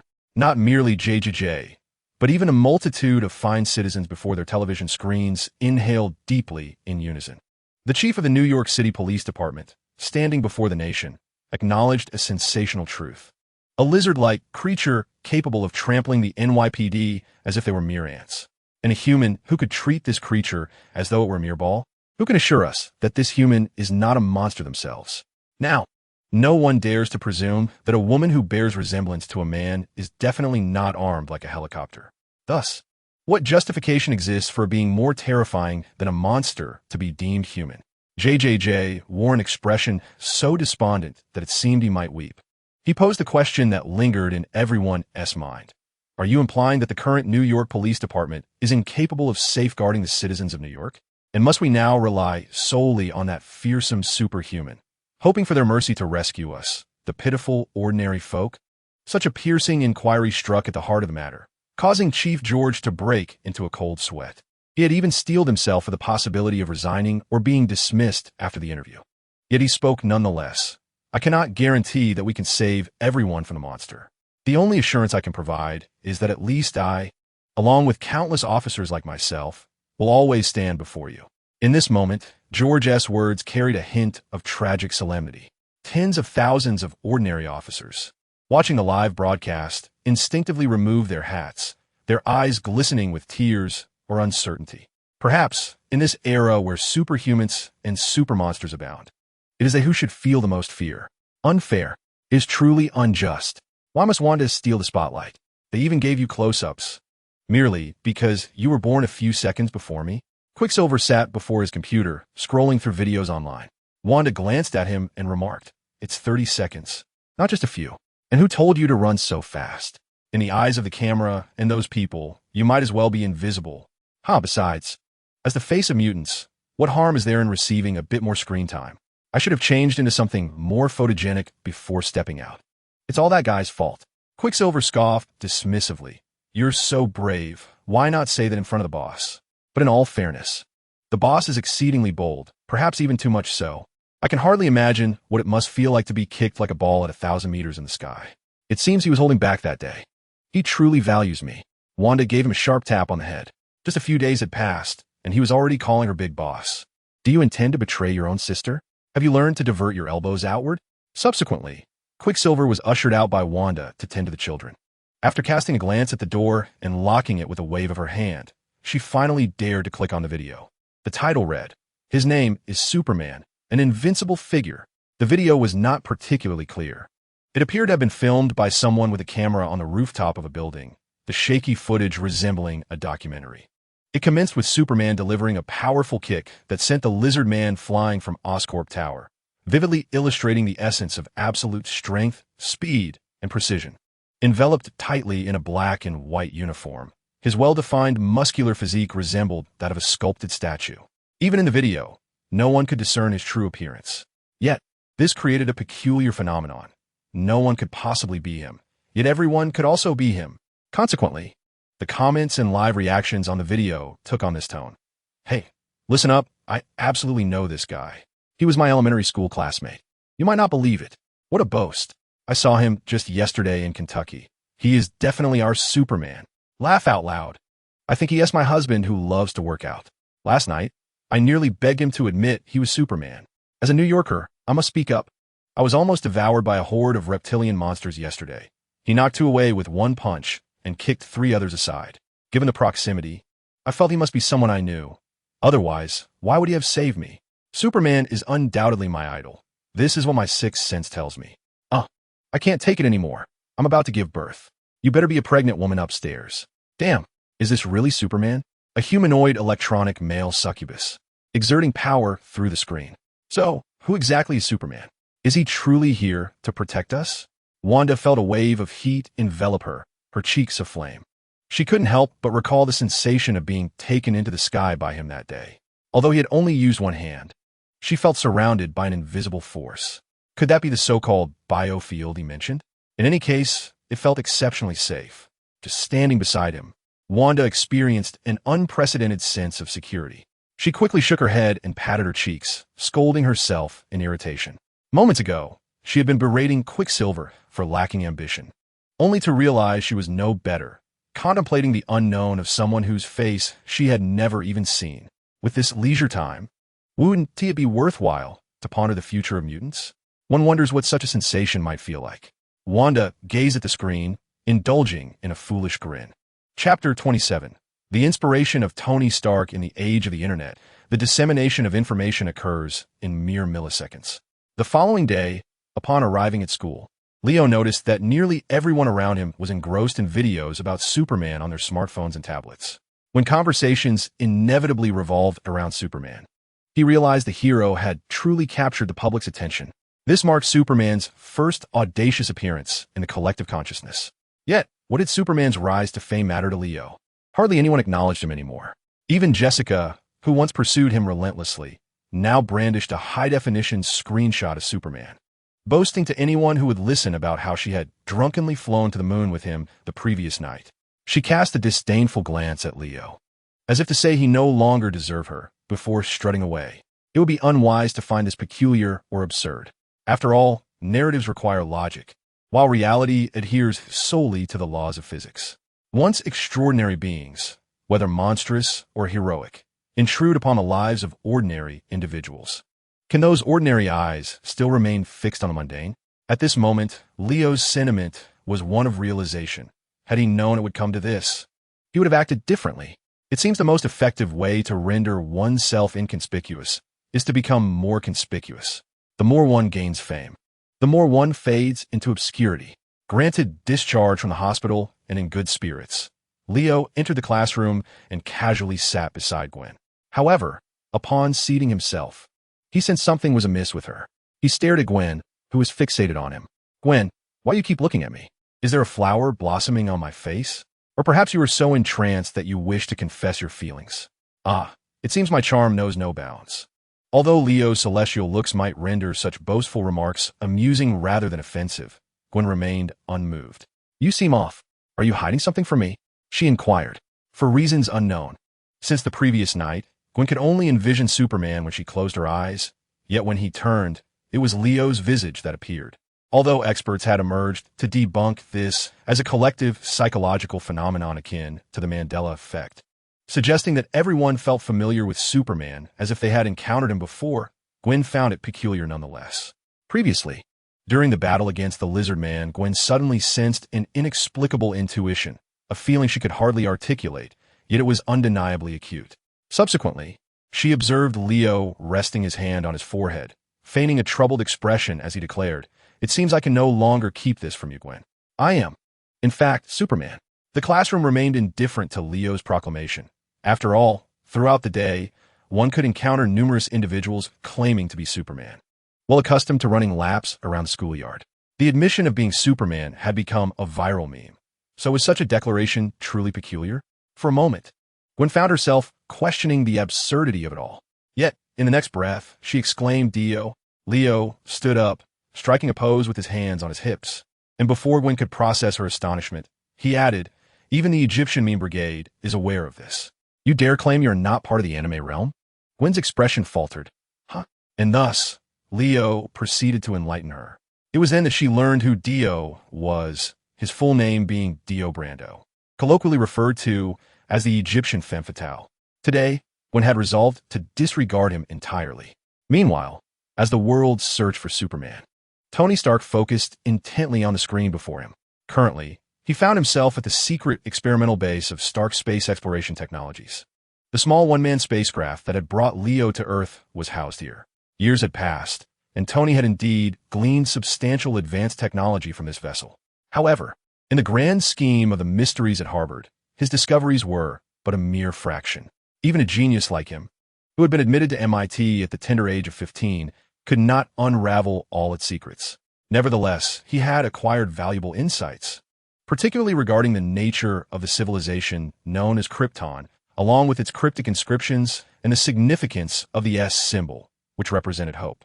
The screen continuously replayed footage of Superman, prominently featuring the emblem on his chest. Tony stroked his chin, lost in contemplation for an indeterminate time. Before retrieving his phone and inquiring, "Happy, Leo should be finished with school by now. What is he up to? Perhaps on a date with Gwen? Well, that's fine, but ensure he remains oblivious to your presence." After hanging up, Tony began to pace restlessly, unable to suppress his musings aloud. Kryptonians possessing superpowers? Could it be that he is a surviving Kryptonian, here on Earth to seek out Leo? Do all Kryptonians possess such abilities? Yet, while Leo is undeniably intelligent and strong, it hardly seems plausible. The biotechnological research has yet to reach a conclusion. Wait, I see now. Draped in a windswept uniform. Could it be that it embodies the superlative technology of Krypton? If only I could fashion such an ensemble for myself, would I not then be akin to Tony Stark? Yet, oblivious to the grave error he had just committed, misjudging the trajectory of Kryptonian technology, his nascent thoughts about creating formidable equipment began to take shape. Leo and Gwen finally shared a meal together, only to part ways shortly after. Minutes later, they reconvened at the extraordinary Youth Academy, where they were joined by Wanda, Quicksilver, and even Kingpin, along with Attorney Matthew. Not to mention, the newly transformed Dr. Connors, now returned to his human form. Surrounded by this assembly of watchful figures, Connors felt a profound sense of vulnerability and despair. Quicksilver mockingly remarked, "Look at him in this pitiful state. Wasn't he quite fierce that night? Did he not intend to turn the citizens of New York into reptiles? How curious that after being thoroughly bested by Superman, he now plays the victim." At the mere mention of Superman, Connors instinctively recoiled.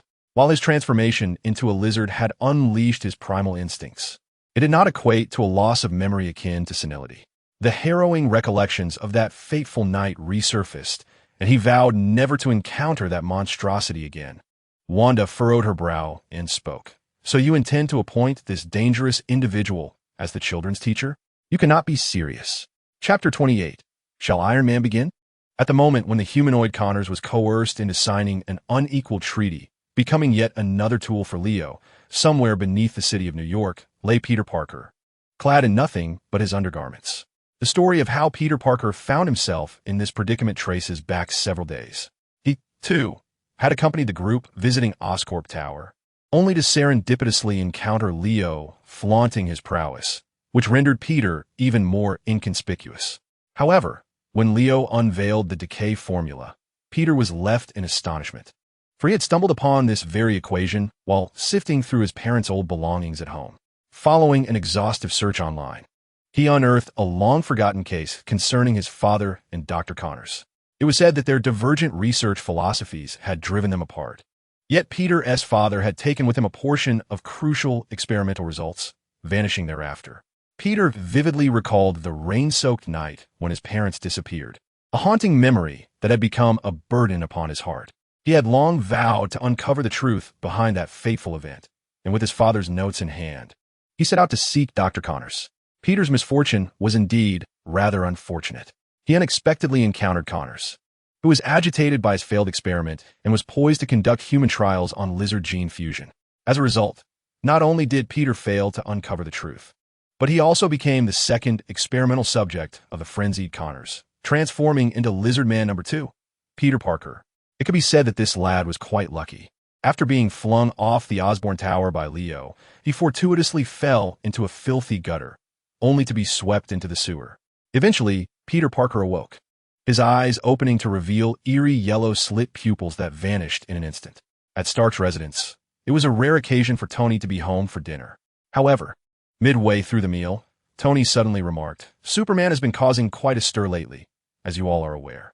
Leo and Pepper nodded in acknowledgement. Tony then glanced at Leo and inquired, "What is your take on this?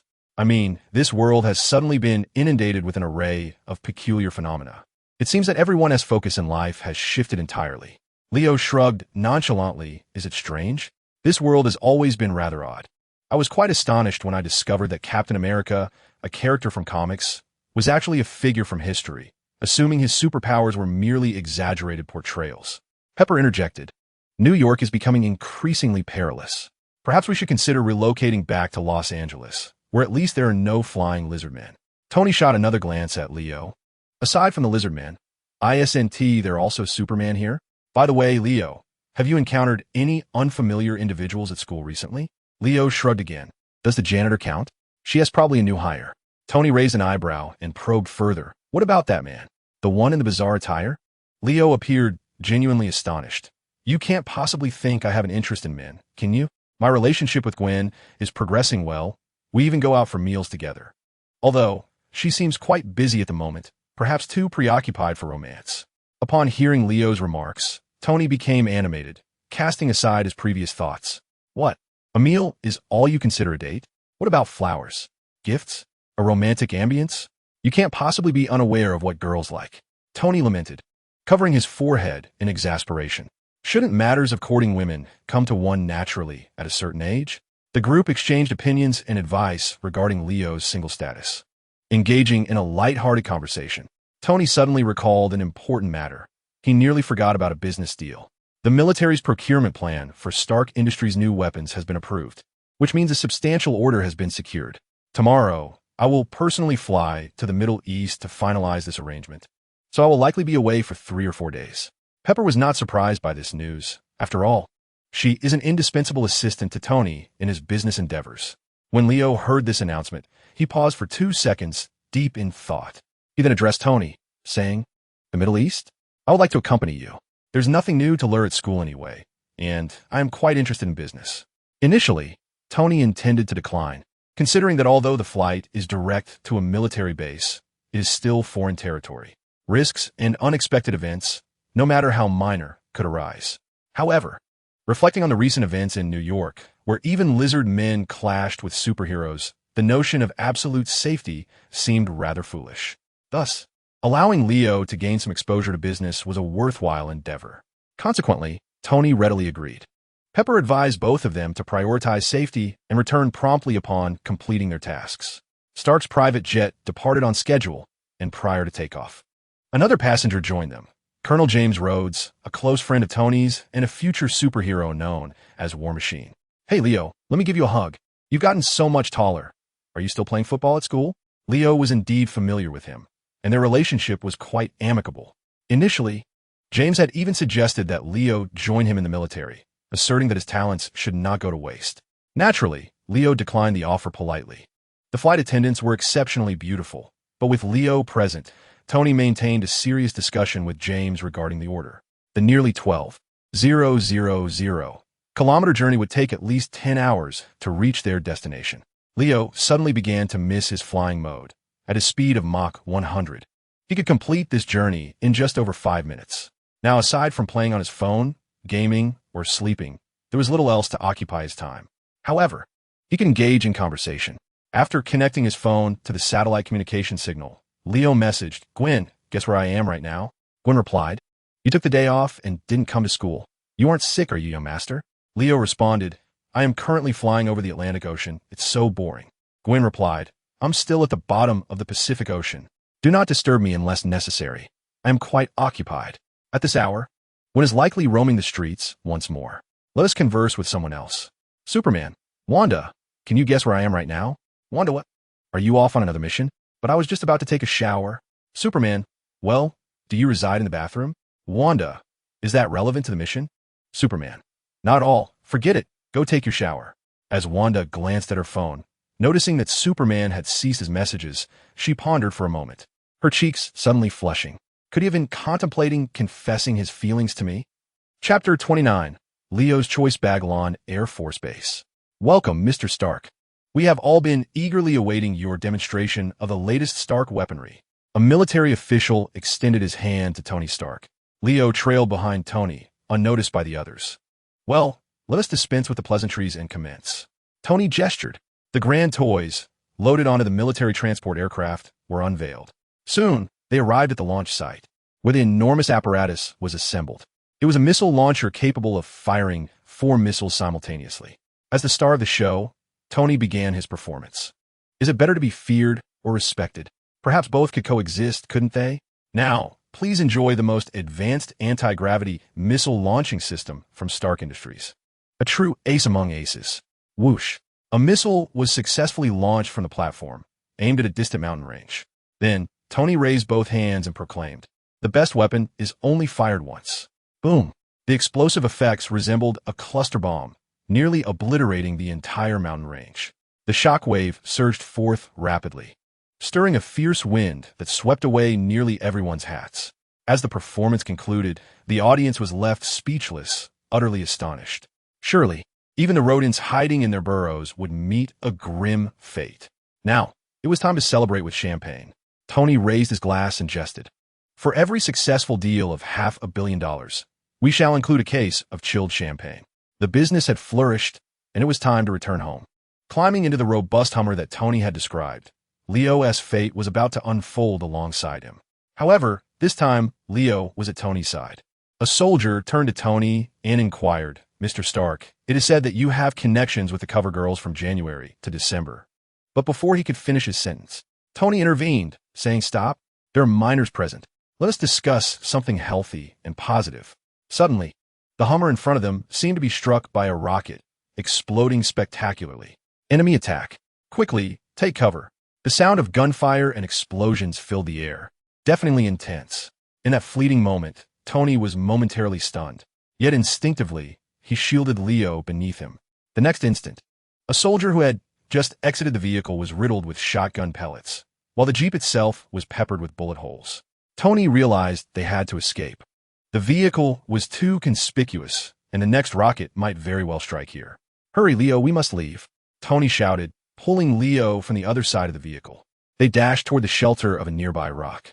"Are you all right, Leo?" Tony inquired with concern. Leo shook his head in silence, appearing dazed from the shock. "I need to contact." Just as Tony reached for his phone, a missile emblazoned with the Stark Industries logo plummeted from the sky, landing with a resounding thud. In an unexpected turn, Leo stepped in front of Tony. The explosion hurled them to the ground. Minutes later, dazed and disoriented, Tony rolled Leo over, discovering shrapnel holes in his jacket. Panic surged through him as he hastily lifted Leo's shirt, revealing a bulletproof vest beneath. Thank heavens! The shrapnel was completely blocked. He exclaimed, "You reckless fool! Did you think I needed saving?" Yet, it seemed the vest had indeed held firm, as Leo had managed to discard the unblocked fragments. However, before Tony could revel in relief, they found themselves surrounded by a group of men dressed as Middle Eastern bandits. Tony attempted to speak, only to have a black hood thrust over his head. Meanwhile, Leo had been pondering a troubling question from the very beginning. If allowing Tony to become Iron Man necessitated enduring all this suffering, allowing him to be injured, to witness the torment, to see his ally Ethan perish, was this truly right or wrong? No, this was not a simple matter of right and wrong. It perhaps transcended such binary notions. As a time traveler, did he possess the right to alter another's fate at will? Or, as a fellow traveler, should he remain timid, paralyzed by fear? The truth was, from the moment Leo arrived in this world, everything had irrevocably changed. Like a butterfly flapping its wings, it set off a storm of consequences. Thus, the ultimate outcome was, Leo harbored a profound reluctance to allow this man, though perhaps not the best of fathers, who nonetheless loved him dearly, to come to any harm. Upon reflecting on this, Leo shuddered slightly at his own sentimentality. In this respect, he and Tony were quite alike, both inept at displaying love and affection openly. Just as the bandits prepared to strike Tony with the butt of a gun, Leo sprang into action. With a resounding thud, a figure was propelled several meters away, followed by a chorus of startled cries. Within less than a second, the armed robbers lay scattered, felled by his almost instantaneous assault. The speed was astonishing. Even Quicksilver would have marveled at his prowess.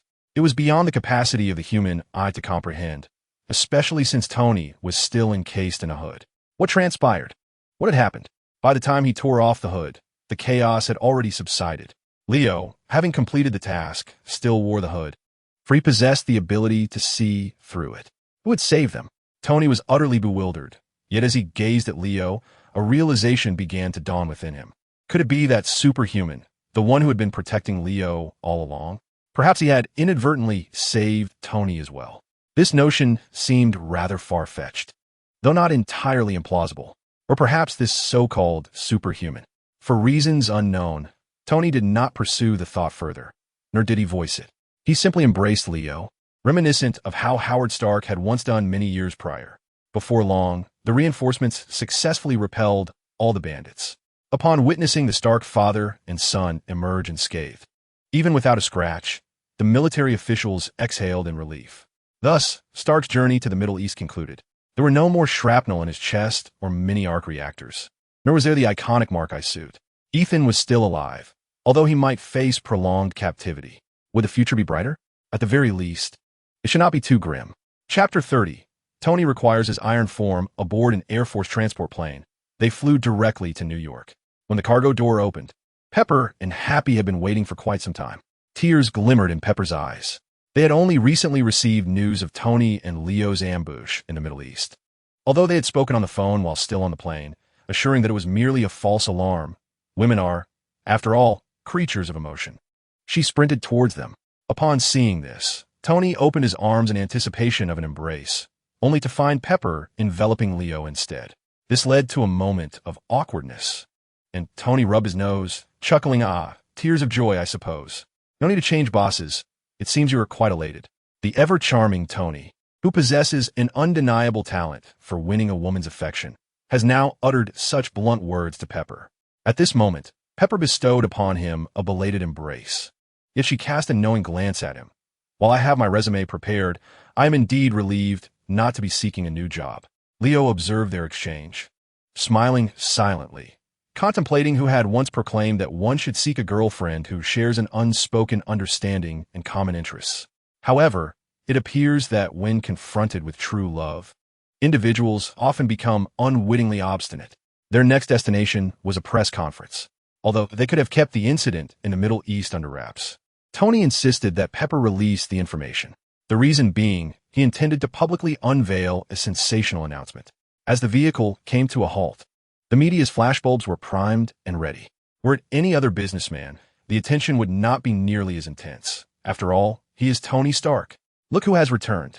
Tony, I've missed you, exclaimed Obi, bald and white-bearded, striving to convey his concern for Tony before the cameras, even going so far as to feign a hug with Leo.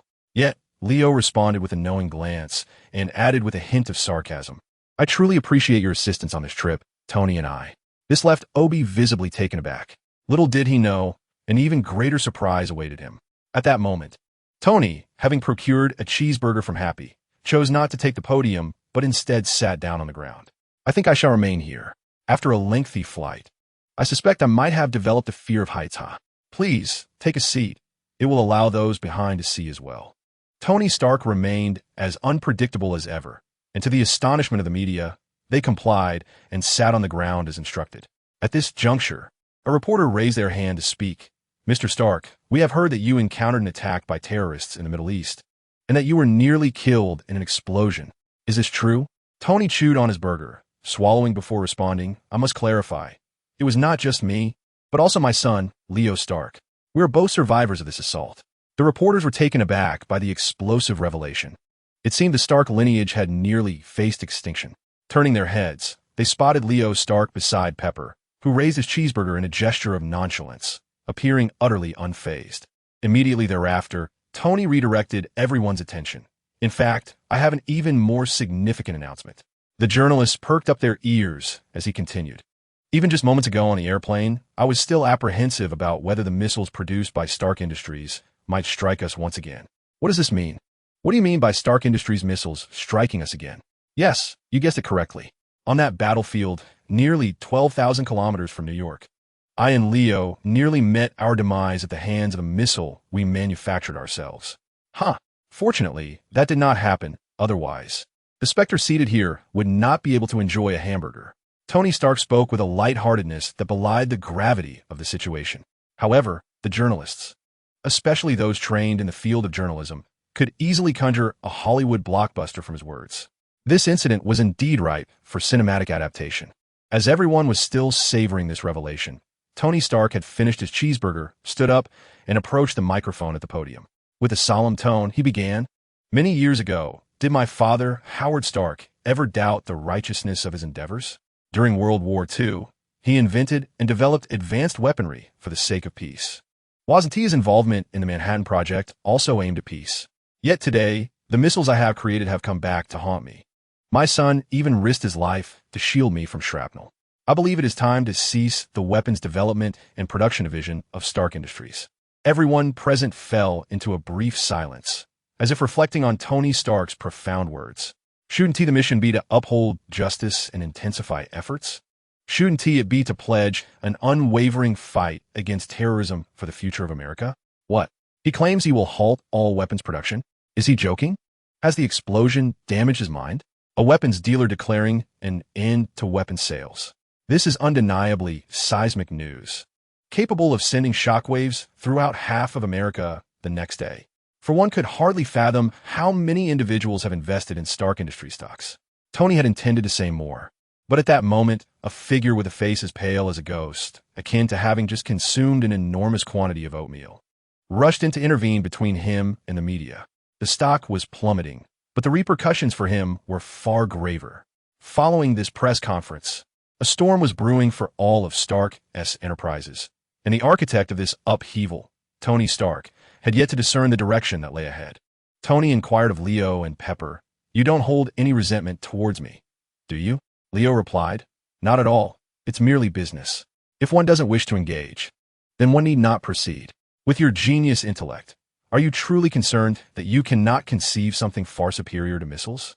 Tony chuckled, for he was never lacking in unbridled creativity and imagination, although he had not endured the excruciating pain akin to shrapnel piercing his heart, nor had he witnessed the ruthless tactics employed by the bandits. He felt as if he had narrowly averted the loss of someone exceedingly dear. He did not wish for Leo to stand in front of him during the next perilous encounter. Consequently, a singular image continued to resonate in his mind, an unparalleled strength. A body of steel. Yes, a body of steel. Chapter 31. Today is for the motherland. Upon returning to his villa, Tony sequestered himself in the underground garage. Matters concerning the company had been entirely entrusted to Pepper, to the extent that even Obadiah could not secure a meeting with him. So what if Stark Industries stock plummeted by 40%? The industry, indeed the entire nation, was lamenting Stark's decline, yet none could sway Tony's resolve. As for Leo, he finally found the time to address some personal matters. He had an unresolved score with the 10 rings. Previously, it was always he who victimized others. Now he found himself ensnared. Surely, there was no rationale for vengeance to be left unaddressed. As night descended upon New York, dawn broke on the other side of the globe. With the sun rising over the horizon, Leo soared at an astonishing speed from the altitude of a low Earth orbit satellite. Soon, certain unfortunate souls would have the privilege of experiencing the terror that comes from a superhero, or rather, a patriot.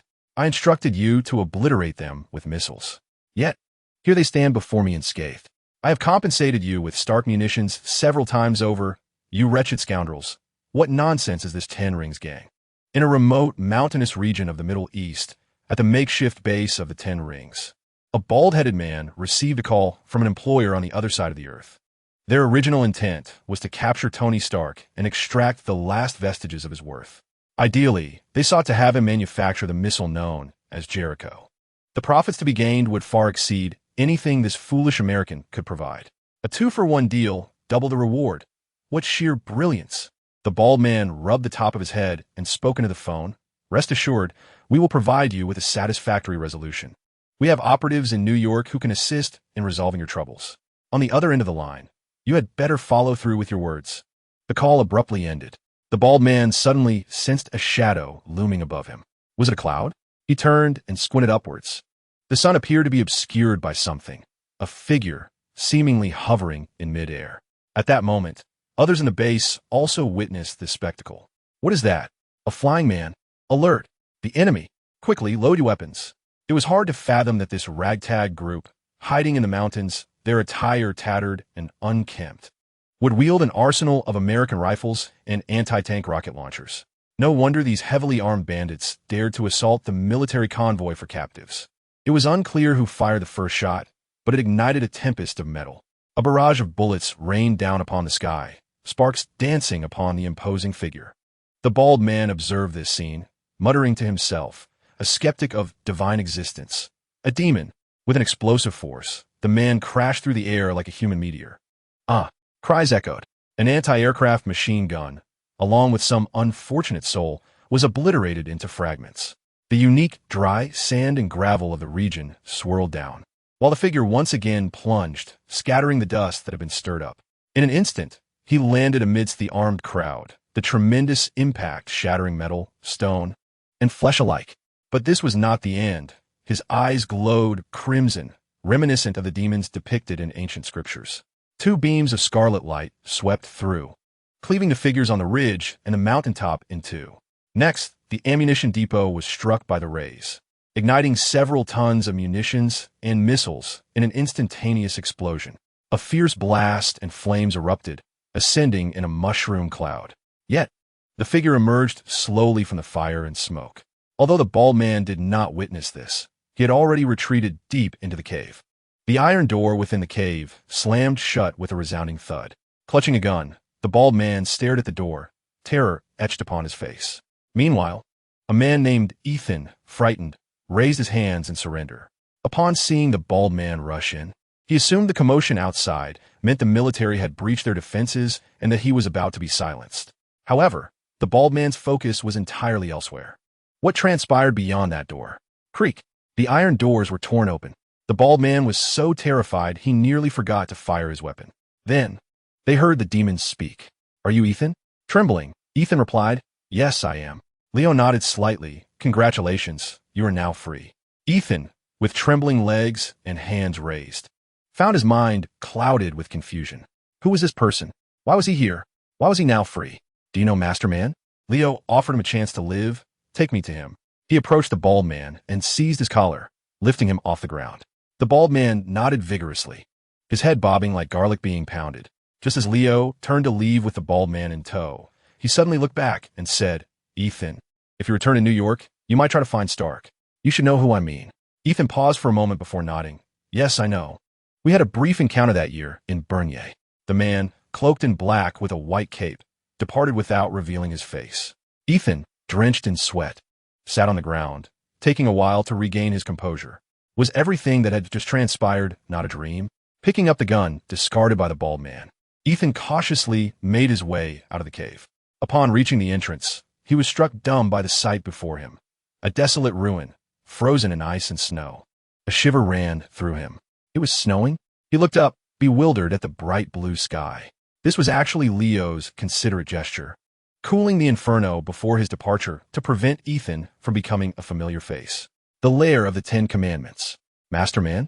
Perhaps merely a clown enamored with role-playing. After Leo demonstrated his heat ray by roasting the bald man's head right before him, Master Man was reduced to a quivering mess, divulging all details of his dealings with Obi. This aligned closely with the information provided by Gold, including the details of the attack at the banquet. Yet one must admit, as an actor, he was quite the professional, able to operate under the 10 Commandments banner while rallying a band of outlaws to serve him, conducting business worth hundreds of millions of dollars. There was no rush to kill him. He still held some value. Glancing at the time, Leo noted that he had been out for over half an hour. Tony should be waiting for him in the underground garage, eager to present a surprise. Chapter 32. My iron armor. Upon returning to the villa's underground garage, Leo found Tony clad in 2 iron boots, barking orders at the AI, Jarvis, to output the axial load support strength of 10. Suddenly, with a loud bang, Tony nearly propelled himself to the ceiling. Fortunately, he had implemented safety measures beforehand, sparing himself from serious injury. "Ah, you're back. It seems I need to make a few minor adjustments to the boots," Tony exclaimed, awkwardly sprawled on the ground. He then raised his hand to greet Leo. Leo approached him, lifting him up and inquiring, "So, is this the surprise you mentioned?" "A pair of jet boots crafted from steel. How splendid it would be to wear them to school. But how shall we address the power issue?" "Surely, I won't need to carry a fuel tank or a battery pack, will I?" Upon hearing Leo's question, Tony was somewhat taken aback. He hadn't anticipated this lad would swiftly pinpoint the crux of the matter. Not once did he inquire about the earlier failure of the anti-gravity experiment, as these were merely trivial issues that could be resolved with subsequent system optimization. The true essence determining the value of these boots lay in a stable, sustainable, and portable power source. Thus, Tony was eager to hear Leo's perspective. He remarked, "What do you think we should do? Even the most advanced battery technology available cannot meet my requirements." "You're not suggesting a nuclear power battery, are you?" Leo spread his hands wide. "Why not? I recall Stark Industries possesses a substantial arc reactor, a legacy of Howard Stark's research. Doesn't it utilize cold fusion technology? I believe you could consider miniaturizing it." Upon hearing Leo casually unveil his surprise, Tony could not help but widen his eyes in astonishment, exclaiming, "Jarvis, did you inadvertently disclose the secret to Leo?" To which Jarvis truthfully responded that he had not. It seemed he had underestimated Leo, truly. "Since you have already guessed, I shall not keep it from you any longer." With that, Tony clapped his hands, prompting Jarvis to activate the holographic projection, revealing the schematics for the arc reactor and the armor codenamed Mark I. "This is the surprise. What do you think?" Tony's face radiated pride, eager for compliments. After all, creating a wearable exosuit was a uniquely romantic endeavor for a man, one he could only share with Leo. Leo, undeterred, remarked, "A genius design indeed. Only you could accomplish such a feat. I can scarcely imagine how splendid it would be to take this out for a spin." He was genuinely astonished. After all, films are merely films, and special effects can never quite compare to witnessing the intricate details firsthand. Moreover, due to his unexpected involvement, no one could guarantee that Tony Stark would indeed invent the Iron Man suit. Yet, it was evident that he was on the brink of achieving it. Soon after, Tony began to exuberantly share with Leo that the inspiration for this idea had initially stemmed from none other than Superman. Leo was momentarily taken aback. Could he really connect the dots back to that? Is it merely destiny that Tony Stark became Iron Man? He then remarked that Superman, as a carbon-based life form, possessing such formidable strength and defensive capabilities, is utterly unreasonable. It seems that his prowess largely derives from the enigmatic material of his suit. Essentially, this bears no distinction from an ordinary individual donning a powered exoskeleton. Given the necessity for power, he ingeniously fashioned an arc reactor no larger than a fist, capable of delivering an astounding output of 3 billion joules per second. For defense, he employed gold titanium alloy, a metal utilized in the Seraphim satellites, to construct his armor, with a composition of 99% gold and 1% titanium. Even the most basic suit production cost exceeds $100 million. Indeed, the impoverished must rely on mutations, while the affluent revel in technology. After several days of experimentation, parameter adjustments, and overall system optimization, Leo became an integral participant in the process. He even contributed advanced insights derived from future iterations. 2 sets, no less. With his newfound cherished invention, Tony could not possibly forget Leo. When Leo, embodying the guise of an ordinary man, donned the complete iron armor with Jarvis's assistance, his exhilaration was beyond expression. Despite being a Superman, must he not indulge in the romanticism of manhood? Who decreed that he could not aspire to be the second Iron Man?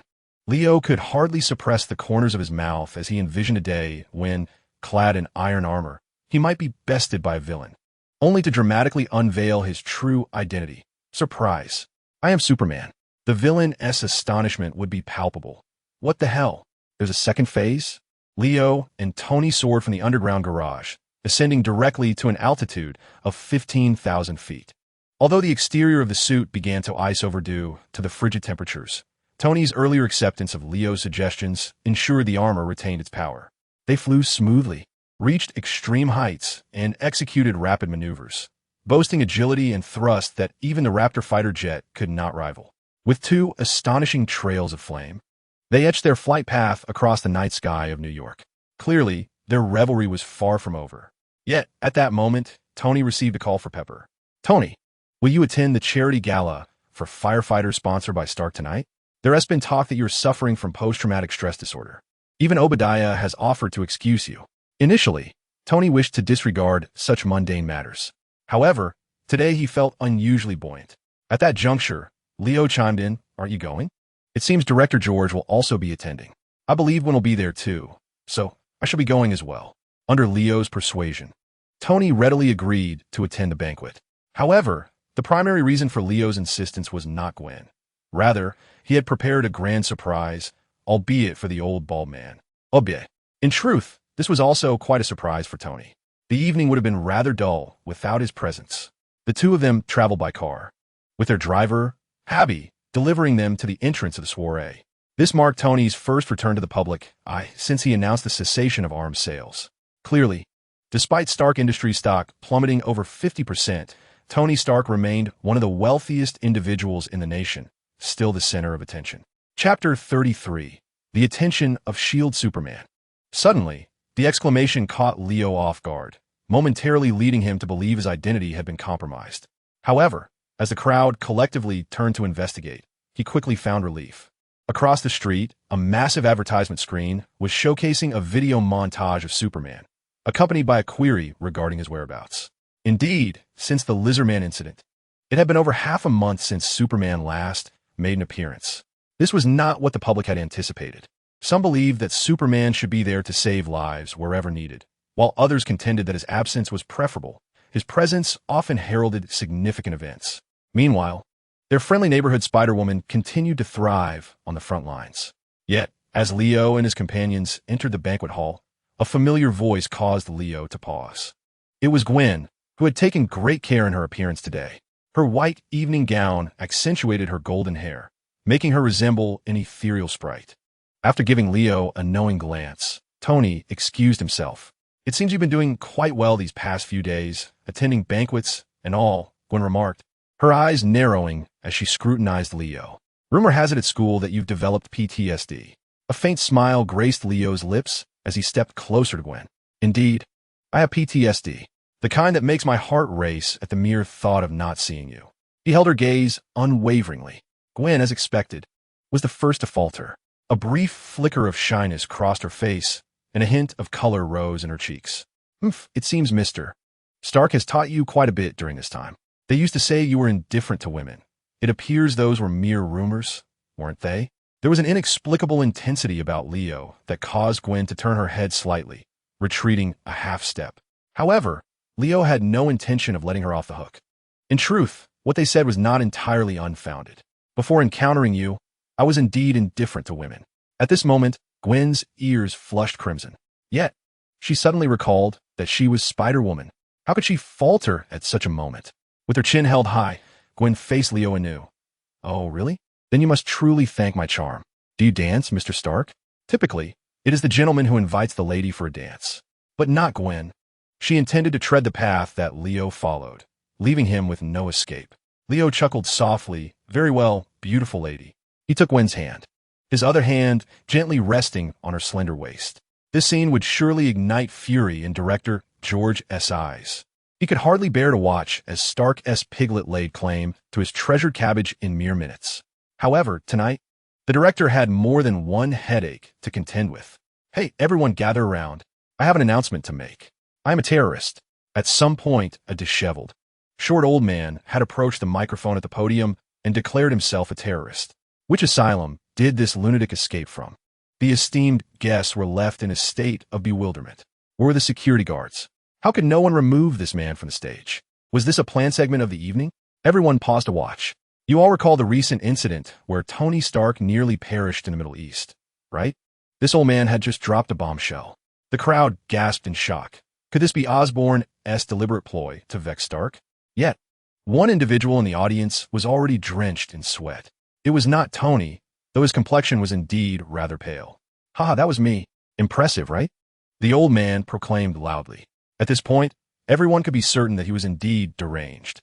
However, they underestimated this prepared old fool.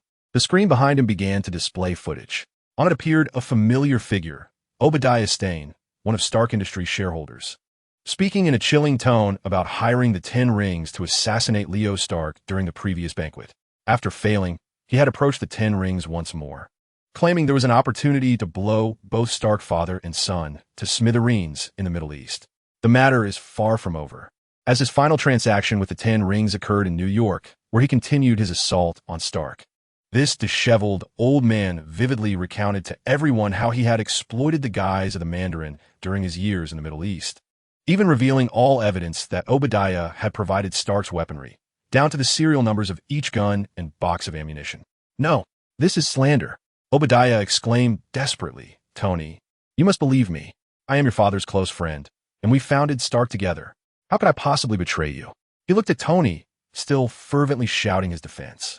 After the truth had been exposed, he had contemplated fleeing, but a group of sharply dressed individuals wearing sunglasses had already sealed off the venue.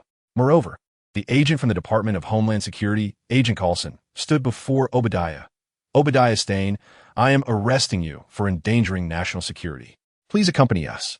Obadiah was swiftly apprehended. Tony remained in a state of shock and fury, unable to calm himself. What?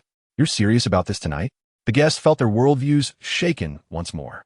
The assault on Tony Stark had stemmed from the treachery of this veteran figure, Obadiah. Indeed, when confronted with the allure of capital, familial bonds seemed trivial. A sense of disillusionment washed over the crowd. Yet, how could the mastermind of hired assassins turn against his own? Was he truly experiencing a crisis of conscience? The Mandarin was also detained, yet he bore an expression of delight. As he was led away, he shouted, "Superman! I am serving Superman. It is his justice that has moved me. I love Superman. I am his disciple, and I shall dedicate my life to the cause of peace and justice." Superman? Once again, Superman. Everyone thought he had vanished, yet he re-emerged in such a manner. Even a villain as ruthless as the Mandarin had been swayed by his selfless and radiant justice. What charm does Superman possess? It appeared that tomorrow's headlines would be filled with this story, as a journalist scribbled eagerly. Meanwhile, a man with a slightly receding hairline approached. The agents present were led by him. "Hey, adresset Leo Stark." "Hello, Leo Stark. I am Agent Coulson. I believe we should find some time to discuss the matter in the Middle East." Chapter 34. Tony is not alone. Agent Coulson, tasked by a certain bald individual, though there are quite a few bald individuals these days, was led to today's gala by the guidance of a particularly notorious figure. Execute a mission to apprehend international terrorists. This necessitated his bringing a considerable number of personnel, as he feared the possibility of a large-scale shootout. However, the recent events unfolded in a manner that surpassed his wildest imagination. He had encountered numerous suicide bombers before, yet this was his first encounter with an international terrorist willing to self-detonate. Ultimately, this was merely a struggle for power among businessmen. Deploying police or special forces could have resolved the situation effectively. There was no need to involve them, a specialized department meant for extraordinary circumstances. It was not until Coulson overheard the last remarks from certain Mr. Man, who appeared to have lost his senses, lamenting about Superman, that he finally grasped the true purpose and significance of their mission. Superman was currently designated as the top-tier S-class superhuman target within the agency. As an 8th-level agent, Coulson, while not fully privy to all intelligence regarding Superman, could deduce the substantial connections between Stark's attack and the superhuman in question. A man, reveling in a life of luxury in the Middle East, had traveled all the way to New York, seemingly prepared to relinquish everything to uphold justice and fairness. It was hard to fathom what means this Superman had employed to sway him. Coulson believed that Mr. Man, as the primary point of contact for Superman, must be thoroughly investigated. Consequently, Stark, as the second or perhaps third point of contact, also warranted a discussion. Coulson cast an unusually eager glance towards Leo. If Coulson represented a mere extension of S.H.I.E.L.D., then the one seated in the grand office of the S.H.I.E.L.D. building, known as Nick Fury, was the true master of that hand. The origins of this predicament trace back to a day prior, when he received a call from someone claiming to be Superman. It is worth noting that this number was exceedingly private, exclusively used to contact the two most trusted agents within the agency. For a fleeting moment, he feared that his agents had fallen into Superman's clutches. Was this call not a threat to silence them? Yet, the individual on the other end, identifying as Superman, merely requested a small favor, that a certain Mr. Man would make an appearance at a charity gala. While the New York Police Department may not have known who Mr. Man was, Nick Fury, as the head of S.H.I.L.D., could not afford to remain indifferent. This was the rationale provided by Superman. However, just as Fury attempted to delve deeper into the matter, Superman abruptly ended the call. The first action Fury took thereafter was to ransack his own home. Who knew what means that rascal had employed to acquire this number? Damn it, I find myself astounded, having been surveilled without a hint of awareness. This cannot stand. I must inquire with those two fellows, lest they be the source of the issue. Should I summon her back? Just then, a weary Nick Fury, perspiring profusely, retrieved an antiquated beeper from his waist. On the diminutive screen, adorned with blue and red hues, a golden star-shaped emblem was displayed. You seem remarkably unfazed. Have you perhaps known something in advance? As a witness to the farce of the evening, Gwen was undeniably curious about Leo's perpetual air strategy. Furthermore, regarding Superman, why had he also vanished during Leo's disappearance? Am I that overt in my demeanor? Perhaps you are unaware. I have never gotten along with the abducted Obi. Now that the crisis has been averted and Stark Industries has returned to Tony's grasp, should we not rejoice? Gwen refrained from comment, yet interjected. I know someone who must be feeling rather distressed. My father, as the police chief, has become a mere bystander this evening, overshadowed by a cadre of agents who emerged from nowhere. It is quite undignified for him. Their conversation was abruptly interrupted as George Stacy approached, casting a disapproving glance at Leo before departing with Gwen. In truth, there were multiple souls wounded this night. Leo muttered to himself, then made his way to the bar where Tony was drowning his sorrows. Indeed, the vicissitudes of life are ever unpredictable. At the moment, Tony Stark was on the verge of creating a suit of armor that could alter the course of the world. He could hardly fathom that a dear friend of his father, someone he regarded as family, would seek to usurp everything Stark held dear, even his very life. Minors are prohibited from consuming alcohol, Tony reminded as Leo settled beside him. Yet Leo merely shook his glass, revealing a non-alcoholic juice. Tony smirked, somewhat absent-mindedly, and remarked, so, am I truly a failure? As a father, a friend, or a partner? Leo turned to him and inquired, what leads you to such a conclusion? With a sigh, Tony replied, a person who drives their partners to desperation, who is ever arrogant and neglectful of those around them, and even requires protection from his own son. Can such a person not be deemed a failure?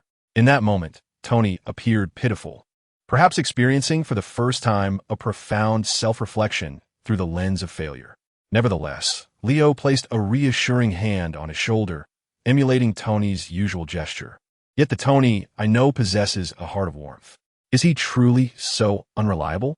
Hey, were it not for him, Leo might not be here today. Is he arrogant due to his talents? Well, it certainly seems that way. Yet his brilliance is indeed unparalleled in the world. Is he a mercenary businessman? Please. He casually discarded a multi-billion-dollar arms deal. And let us speak of today as charity gala. Which year has Stark not been the greatest donor? Not to mention, you have protected me more than once. Moreover, I believe that a truly powerful individual is not defined by the hardness of their exterior. Just as when you don the Iron Man suit or remove it, you remain distinctly yourself, Tony Stark. Tony had to concede that Leo's words had indeed touched him, even bringing a slight moisture to his eyes. For Tony's life has never lacked the vibrant blooms and grandeur of success. Yet, when he turns in solitude, he finds Pepper, Happy, and Leo standing there. They have always been there. Chapter 35. The rushing lizardman Leo is not one to break promises. Having assured Agent Coulson of his attendance, he would undoubtedly show up. In a relatively upscale restaurant's private room, Agent Coulson greeted him warmly. Leo Stark, I am delighted you could make it. Coulson gestured for Leo to take a seat, indicating he did not merely regard Leo as a high school student. After a brief exchange of pleasantries, they swiftly delved into the matter at hand. Coulson placed a voice recorder on the table. Do you mind if I take some notes? Rest assured, all our conversations will remain strictly confidential under the law. Leo nodded. Confidential? Huh. It doesn't really matter to me. Coulson continued. Well then, I believe you are aware that I wish to discuss the matter of Superman. Leo feigned surprise. Superman? Oh my. Have you also deduced, like Gwen, that I'm Superman? Coulson's expression abruptly froze, revealing a comical blend of confusion and astonishment. Just as he struggled to respond, Leo burst into laughter. Huh. I'm just teasing you, Agent. Gwen, my companion that night, you've met her, suspected that during my absence from New York, Superman also vanished. Hence, she speculated that I might be that very Superman. Well, I hope she continues to think that. To Agent Coulson, Leo now appeared as a frivolous young aristocrat, seemingly indifferent to the notion of being Superman, perhaps even relishing the idea that others might believe he truly was. Actually, what I wanted to ask is, during your time in the Middle East with Tony Stark, were you truly rescued by Superman? Furthermore, was the behavior of Mandarin at the banquet later orchestrated by Superman as well? Leo leaned back against the chair, intertwining his fingers before him, and shrugged nonchalantly, remarking, who knows? I certainly did not witness any caped figure there. As for the banquet, that jester performed quite well. Superman allegedly instructed him. But is it all just a ruse orchestrated by Superman? By the way, have you agents uncovered any details about this Superman? I am quite curious about how our taxpayer dollars are being spent. Coulson, feeling somewhat exasperated, pondered how he had become the one under interrogation. He suddenly realized that meeting this individual had been a grave mistake, It would have been far more productive to confront Tony Stark directly. Meanwhile, the dialogue between Leo and Coulson was being monitored by Nick Fury, whose expression darkened even further. He could not help but mutter his catchphrase, "Damn it, is every Stark this difficult to deal with?" He sensed that this young man was privy to some information. Just as Coulson was about to engage Leo in further conversation, his phone rang urgently from within his suit. He cast Leo an apologetic glance and stepped outside. "Coulson here, Fifth Avenue. Spider-Woman is in pursuit of the lizard. You were the closest, so they dispatched you." The contents of Coulson's call were easily overheard by Leo. But what on earth is this lizard? Wasn't Connors hiding with Wanda and the others at the academy? Could he possibly be seeking to be airborne again? On the bustling Fifth Avenue in New York, throngs of people and a flurry of vehicles filled the streets. A green lizard darted between cars, while Spider-Woman swung above. Both engaged in a thrilling chase that sent pedestrians into a frenzy. Just moments ago, the public had endured the terror of Lizard Night, and now another massive lizard was rampaging through the streets. Yet, amidst the chaos, numerous enthusiastic fans cheered for Spider-Woman. A few minutes prior, Gwen had encountered the lizard in an alley, where it appeared to be robbing two men. Upon recognizing the creature as the same lizard that nearly ambushed her atop Oscorp Tower, her fury ignited. She thought to herself that even the instigator, Connors, had repented. Yet this lizard remained obstinately deluded. It seemed he had pilfered Connors' research and intended to continue the mad pursuit of lizard supremacy over New York, if not the world. Without a moment's hesitation, she prepared to subdue the lizard man. However, it appeared that during their brief separation, this creature had become even more agile and robust. It seemed to have gained a measure of rationality, no longer behaving like a mere beast, even strategizing its escape routes. Yet, Gwen was no longer the novice she once was. The lizard man could not evade her tracking. With deft precision, Gwen unleashed strands of webbing, sealing every manhole cover in her path. The lizard man found himself unable to escape into the sewers, forced to sprint down the street clad only in a pair of shorts. Wait, did the lizard man actually wear shorts? As Gwen pondered this, she spotted a familiar face. Wasn't that the agent from the banquet a few days prior, named Coulson? She observed him pulling out a uniquely designed handgun from his pocket, aiming it at the fleeing lizard man and firing with a sharp crack. The shot struck true, enveloping the lizard man in a burst of electrical energy within moments. He lay on the ground, smoking. This sight caused Gwen to feel a shiver run down her spine. She thought to herself that if she were to be shot, she'd rather remain on this utility pole and watch from a distance. Am I seeing things? Leo is here too. It seems that Coulson did mention wanting to meet with Leo that night. Their simultaneous presence here was not entirely surprising. Yet the coincidence of encountering them while pursuing the lizard man was rather uncanny. Coulson cautiously reloaded his electric handgun, maintaining a safe distance. He had already contacted headquarters. Assistance would soon arrive to manage the scene. However, a crowd of curious onlookers had gathered, drawn by the sight of the incapacitated lizard man. They approached with their phones, intrigued. "Hey, this is dangerous. Everyone step back. The police will be here shortly." Just as Coulson turned to disperse the crowd, the lizard man, previously lying motionless, suddenly opened his eyes. In the next instant, he sprang up and lunged towards the crowd. Leo watched in astonishment, having just exited the restaurant. He had no intention of joining the onlookers. Why was the lizard man charging in his direction? Was he about to get caught in the chaos? Chapter 36. Why is everyone here? 15 minutes earlier. To be precise, it was not the lizard man who had robbed two men of color. Instead, the two men had cornered Peter Parker in an alley. After an intimate encounter of physicality, the injured Peter had uncontrollably transformed into a lizard. This frightened the two men so much that they nearly soiled themselves. Coincidentally, Gwen happened to witness this entire scene unfold. It must be said that Peter had been extraordinarily unfortunate during this time. Ever since he had inadvertently been forced to become a lizard man, his luck had been thoroughly depleted. He felt as though his entire life had descended into chaos. Although he could maintain the appearance and demeanor of an ordinary person for the most part, whenever his emotions surged, the traits of a lizard-like creature began to manifest. His skin would take on a green hue, hardening, while his fingers thickened and elongated into formidable claws. He could effortlessly rend concrete walls apart with his claws, or easily overturn a bus. Yet, even in his human form, he would inadvertently wrench a faucet from its fitting. Peter understood that he was no longer the timid, bespectacled boy he once was. Take Thompson, for instance, who frequently bullied him. Just days ago, Peter had given him a thorough lesson in the school cafeteria. Although Peter had been compelled to act, it astonished his peers. The troubling part was that he had nearly lost control and transformed into his lizard form. In the end, he was the one who fled in disgrace. In a fleeting moment, Peter entertained the thought of utilizing his newfound abilities for a greater purpose, akin to becoming a street hero like Spider-Woman. However, upon catching a glimpse of his lizard reflection in the mirror, he reconsidered. The reputation of lizard people in New York was akin to that of a rat scurrying across the street, despised by all. How could he possibly be a hero? Merely existing without terrifying an elderly lady crossing the road felt like an act of virtue. Did being unattractive disqualify one from heroism? Peter felt a surge of frustration. Convinced that life was utterly unfair, he mused that even if he donned a uniform, it would do little to conceal his horrendous tail and claws.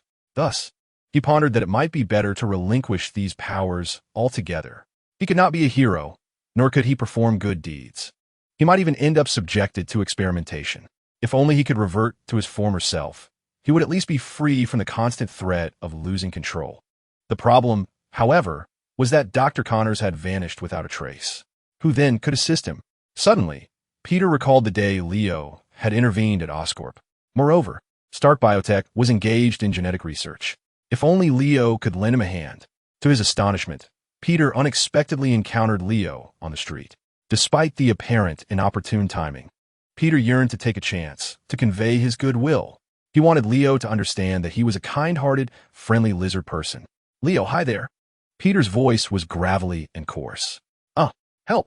The crowd that had been eager to observe quickly erupted into panicked screams and retreated. Leo stood frozen in shock. "Wait, is the lizard person calling for me?" In an unexpected turn of events, Leo suddenly realized the truth about the reptilian creature. Yet, before he could respond, 2 strands of webbing had already ensnared the creature's feet to the ground. Moments later, a web bound its hands as well. Concurrently, Coulson had regained his composure and struck the creature again with his ion pistol, causing poor Peter to emit a cacophony of cries. Alas, the world of Peter was once again filled with chaos. However, the tumult was far from over. Above, a whistling sound echoed, and in the blink of an eye, Tony, clad in his crimson and gold suit of armor, plummeted from the sky, landing squarely on Peter. With a resounding thud, the ground beneath them collapsed. This astonishing spectacle left both Gwen and Coulson momentarily speechless. Where on earth had this metallic figure emerged from? "Oh no, this is bad." Gwen was the first to sense the impending danger. Beneath the shattered ground lay the sewer. "Crap," she muttered under her breath, contemplating whether this armored figure was somehow allied with the reptilian creature, deliberately creating an escape route for it through the sewer. Without hesitation, Gwen seized a strand of webbing and leaped down after it. "I need more backup." The reptilian had escaped into the sewer, and an unidentified metallic figure was in pursuit. Spider-Woman followed suit. Coulson, clutching the communicator in his ear, hastily responded, "Somebody in the office is furious," having just slammed a fist on the desk. What the hell is that unidentified flying metallic figure? Does New York resemble a toilet where anyone can come and go as they please? Get me reinforcements immediately. After conveying his message, Coulson dashed off to locate other entrances to the sewer. Meanwhile, Leo found himself bewildered, feeling that today's New York was more chaotic than usual. He promptly dialed Tony's number, only to be met with silence. "Hey Tony, it's Leo. Please return my call after hearing this message. That was definitely you earlier, right? Could you possibly come out of the sewer for a moment?" At that very moment, Tony, submerged in the murky waters of the sewer, was speeding through the darkness in his suit. "AI Jarvis, Master Leo is calling again. Would you like to answer? He left you a message." Tony replied, "No, not now. I'm on the verge of capturing that thing. Pull up the sewer blueprints of New York. Initiate biometric scanning and stabilize my position. No more wall collisions." He mused that once he returned, the underwater systems would certainly require enhancements. However, 10 minutes later, Tony had still lost track of the reptilian creature and Peter. In the labyrinthine depths of the sewer, Peter, in his reptilian guise, felt as though he had returned home, more at ease than a fish in water. When Tony conceived the initial design of the suit, he never envisioned himself chasing a lizard through the underbelly of New York. He emerged from the murky waters into a relatively spacious intersection of sewage pipes, having completely lost track of his quarry. Yet, at that moment, Spider-Woman followed closely behind. "Hey, Iron Can, where did you come from? Do you realize you just made a rather foolish decision by sending a lizard back into the sewers?" Gwen quipped, dangling from the ceiling of the sewer as Tony, suspended above the water's surface, turned to face her. "Are you the spider swinging around the city?" He retorted, a hint of apology in his tone. "I might have been a tad too forceful earlier, and the ground is rather unyielding. I shall report to the New York City Council about their shoddy construction. Rest assured, I will find a way to capture that lizard." Chapter 37. Come, let us fight. Gwen furrowed her brows, pondering the identity of this boastful individual. She shot back without reservation. "Huh, is it merely your cumbersome iron suit? I followed you all the way, and the sewers nearly collapsed under your weight. That lizard was my prey. Had you not interfered, I would have captured it by now." Tony, accustomed to retorting against all odds, found himself taken aback by the reprimand from this seemingly youthful girl. Yet, he was not one to back down in verbal sparring. "Oh, please, young one, I just saw on television that you drove that lizard into the bustling city. If it were me, I would have guided it to a more secluded area. Look at the chaos you've caused. Fifth Avenue is in utter disarray." Gwen seethed with indignation, irritated by this stranger who seemed to be vying for the mantle of heroism. Despite their age difference, her experience in this field far surpassed his. The demeanor and caliber of this individual suggested he was little more than an unlicensed vigilante. "Huh, and what do you call turning the ground into a crater? If you're so capable, why don't you fix the road first?" she retorted, her sarcasm igniting a flicker of annoyance in Tony. However, he was no longer the brash young Stark of yesteryear. Having undergone significant experiences, his understanding of responsibility had evidently matured. Tony then declared, "Jarvis, assist me in remaining anonymous and donate $10 million to the New York City Council for road repairs. The only stipulation is that I must see that hole filled by tomorrow morning." He deliberately left the external speaker on. AI Jarvis responded, "Certainly, sir." Gwen paused, then inquired, "Wait, who are you speaking to? What donation? $10 million? At that moment, the armored suit crossed its arms. A voice, tinged with arrogance, continued, "Young one, have you never heard of AI? I reside within this very suit I meticulously crafted." Then it added, "By the way, let me pose a question. Do you know what my superpower is?" Gwen remained silent for a moment before answering, "Mechanical engineering? Intelligent programming?" Tony then chuckled. "I'm super wealthy." Gwen, hidden behind the mask, rolled her eyes. Is wealth truly something to boast about?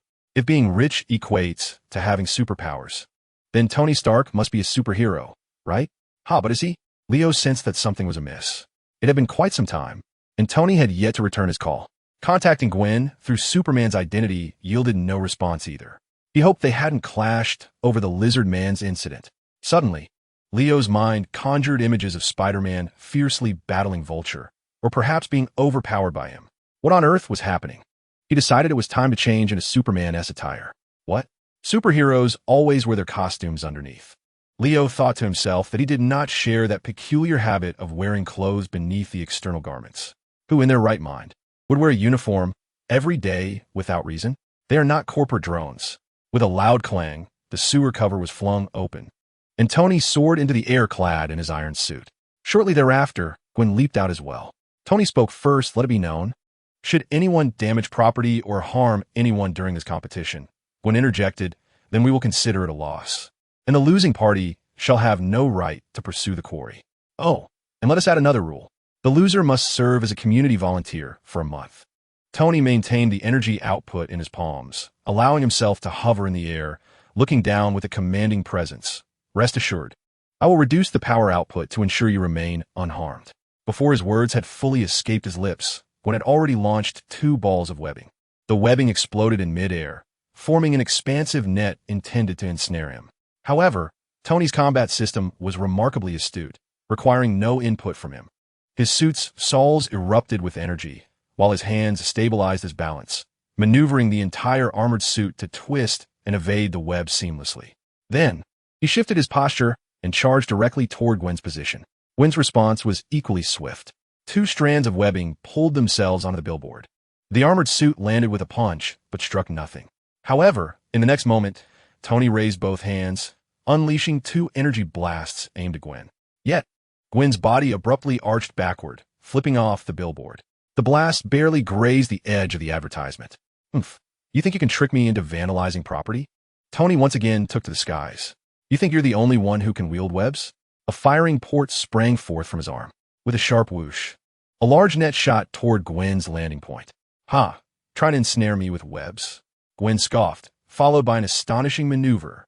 Before she even touched the ground, she shot a strand of webbing that latched onto a manhole cover, twisting her body midair.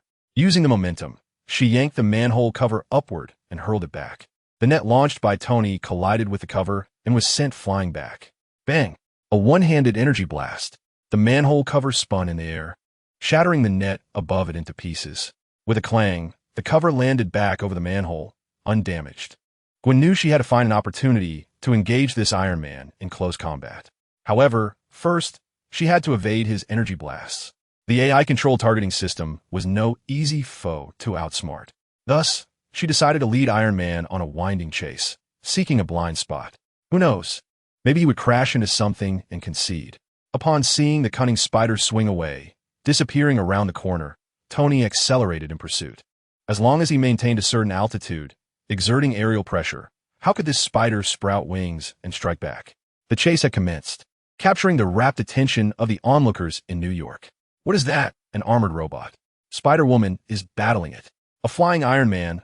What cutting-edge technology is this? What about the lizard? Is Iron Man a villain? And what is his conflict with Spider-Woman? Hey, can you all keep it down? You're obstructing my view. The pedestrians on the ground murmured among themselves. Helicopters above were broadcasting the unfolding drama.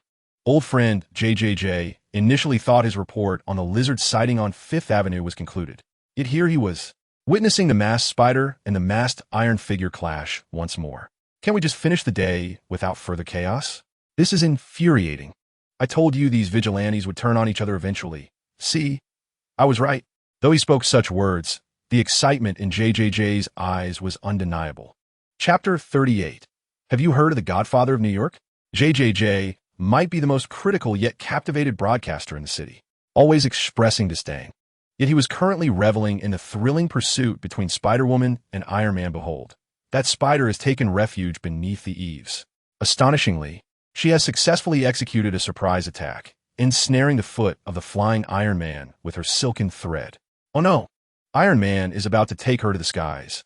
I hardly believe the spider can sprout wings. Wait, is that a gliding mechanism the spider possesses?